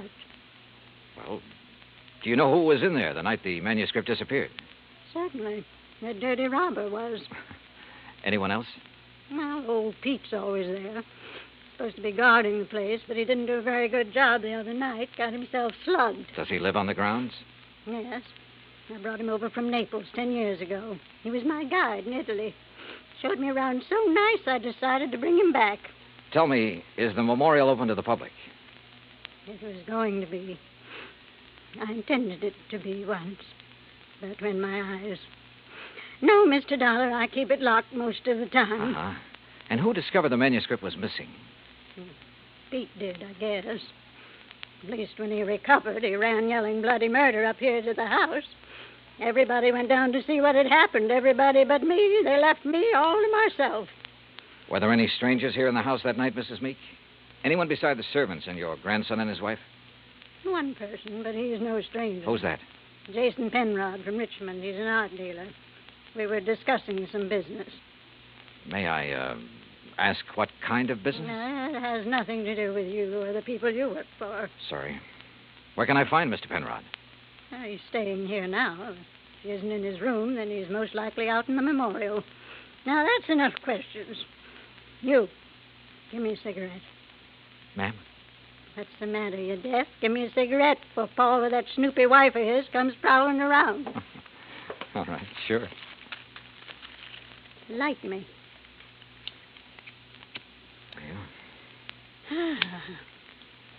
Well, you want any more information, Pete's the one to talk to. All right, thanks.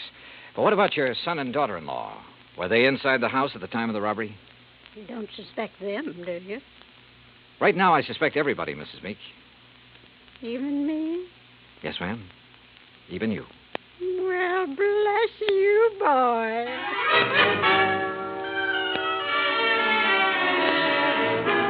I found Pete Vesuvio trimming the shrubbery just outside the memorial building. He seemed quite willing to talk to me. How you say what happened to me, mister? I'm hit out? Knocked out, Pete. Ah, si, senor. And because of this, I do not see anything. Nothing at all, huh? Please, mister, do not use the insult. I am American citizen, first papers. And because of the kindness of my patron, I will soon be second papers. I know by heart the Constitution, United States, Gettysburg Address, pledge allegiance to my flag. Yeah. You know how I know these things which help me be citizen? Because of my lady. She's letting me work in a place where great papers are for me to read. Because of her, I would not hide anything, mister. Okay, Pete, okay. I'm convinced. But I'm sorry I cannot help you, mister. Well, it's not your fault. Hey, you like to hear me say Gettysburg Address? Well... Do it very good. Learn it right from President's own writing. Some other time, Pete. Right now, I have to find Mr. Penrod. Oh, he's inside, mister. Counting the treasures. All of the beautiful things a lady can no longer see. You'll find him in Section L, senor. I found the small, neat-appearing art dealer just where Pete had said he'd be, peering into a glass case crowded with Derringer pistols. He had a notebook under his arm and seemed to be making some sort of inventory. Oh, dear. You gave me quite a fright, sir. Oh, I'm sorry. Well, I wish I could concentrate like that. Oh, well, there's nothing more interesting to me than these fine old pistol things. What histories they must have, Mr. Dollar. Johnny Dollar. Oh, yes, the insurance investigator. Paul told me you were wandering about the place. I suppose you'd like to ask me some questions, hmm? If you don't mind. Oh, no, goodness, no. I understand you were with Mrs. Meek the night of the robbery. That is correct, sir. We heard the shouting. We ran out here just as fast as we could. I was the one who discovered the manuscript was missing. You have any idea how the thief got in here? No, sir, no. Unless someone forgot to lock the front door, or unless he had a key. Well, has Mrs. Meek given out many of the keys? Well, in my opinion, too many. Even I have one. What about Paul Meek and his wife? No, I don't think so. Well, they really aren't interested in the museum at all, Mr. Dollar. Oh. Mr. Penrod, I understand you're quite an authority on antique art and things like that. Well, Isn't taking inventory a little beneath your position? Well, I suppose it is, Mr. Dollar. Last week when I received dear Mariah's wire asking me to do it, I simply couldn't refuse. She's been such a good customer of mine. Well, yes. You have any idea who might have wanted the Lincoln manuscript? Well, I know several persons who'd love to have it. Give most anything, but I don't know anyone with the nerve to break in here and take it by force. You remember where Paul Meek and his wife were when you heard Pete shouting? They were right in here when I arrived. I see. Well, thanks for... Oh, just one more thing. Oh, yes? If you'd stolen the manuscript... Mr. Dollar. A hypothetical question, Mr. Penrod. But if you had, and you wanted to sell it at a good price with the least danger of being caught, how would you go about it? Well, I'd take it abroad, of course. I'd put it on the open market over there. Huh. You aren't planning on going abroad soon, are you, Mr. Penrod? Oh, gracious, no. You know anyone who is? Anyone who, Well, didn't Paul and Janice tell you? Oh, they're flying to Paris Wednesday night.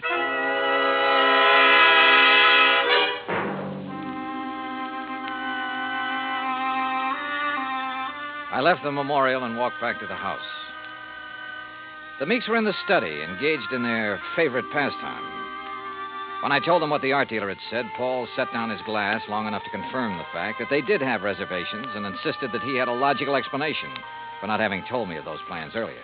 Very logical explanation, Mr. Dollar. Let me handle this, Janice, please. Sure.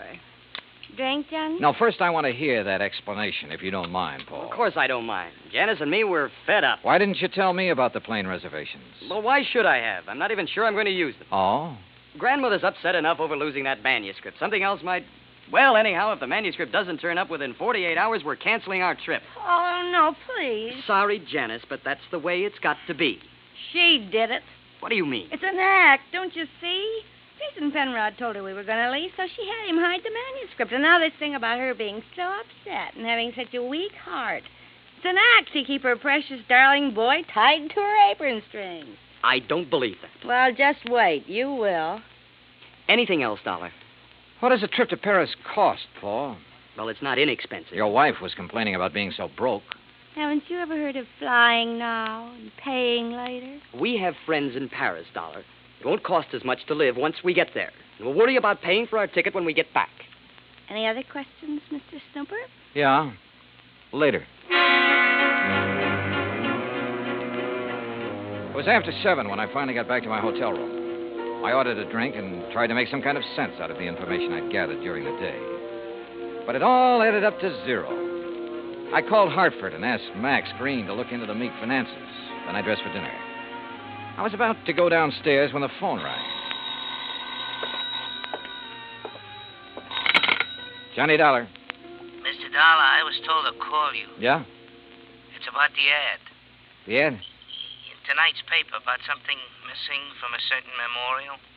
Go on. Well, I called Hartford Collect. They said to call you. Yeah, that's right. Who is this? My name's not important, Dollar, but that 10 grand reward is. You think you can earn it? You meet me tonight, you'll see. Where? In the alley behind the Bourne Whaling Museum. Be there at 9:30 and be alone. You got it? Yeah, I got it. Expense account item 4, 85 cents cab fare from my hotel to the Bourne Whaling Museum. I don't like wandering around dark alleys at night, alone in a strange town. It isn't the best way to stay alive. But at 9:29, I passed the old whaling museum and started down the alley. It was dark, no moon, and it was very quiet. I was about 20 yards in from the street when I saw him, curled up in a ball like he had a stomachache. Only he didn't. Because somebody had made him very dead. I struck a match and turned him over. I'd only seen him once before, but I didn't have any trouble remembering where it had been. Right after I'd checked in, he'd knocked on my hotel room door. By mistake. At least that's what he'd said. After giving a statement to the local police who identified him, I went back to my hotel. Evening, Mr. Dollar. Yeah, say, look, I know it's probably against all your rules, but who had my room just before I checked in? Oh, I couldn't disclose that information, sir. Sorry. Oh, well, so am I. It'd mean a lot for me to know. Maybe even $5 worth. Well, well, sir, if it's that important. Thank you. Now, let's see here. Yes, here it is. Can you read his signature, Mr. Dollar? Yeah, thanks. Just fine. The name I'd seen scrawled on the hotel register wasn't important now. At least not without something more to back it up. There was no law against checking out of a hotel, but there was a law against murder, if it could be proven. And that would be hard to do without finding a motive. So I went back to the Meek house to look for it. I paid off the taxi, that's item 5, and started up the front steps. Oh, hi, Johnny. I thought it might be you. That's so? Mm-hmm. I hope you aren't mad at me for the things I said today. No, not at all. I've been a very bad girl. But everything's going to be all right now. It is. Mm-hmm. Or haven't you heard? Heard what? About dear old grandmother. She's had a real bad stroke. Isn't expected to live. You, aren't a bit sorry, are you? Would you be, if you were me? Dollar, you mind coming up here? No, not a bit, Paul. I was trying to reach you at your hotel. Thank goodness you've come here. Did Janice tell you? Yeah. How is she? Bad. Doctor's given up. Says it's only a matter of hours. She told me to send for you, Mr. Dollar. Oh? I don't know why. I've never been able to figure out a lot of things she did. All right, where is she? In there. Old Pete's with her, but go on in. Thanks. Would they increase devotion to that cause for which they here gave her the last... Who is it? Oh, it's Mr. Dollar, my lady. Hello, Mrs. Meek. Oh, thank you for coming, Mr. Dollar. I go now. No, wait. Mr. Dollar, you have a moment, haven't you? Of course. I promised Pete the last time I visited the museum. I promised I'd let him recite some of the things he's learned while working there. Haven't been able to keep that promise till now.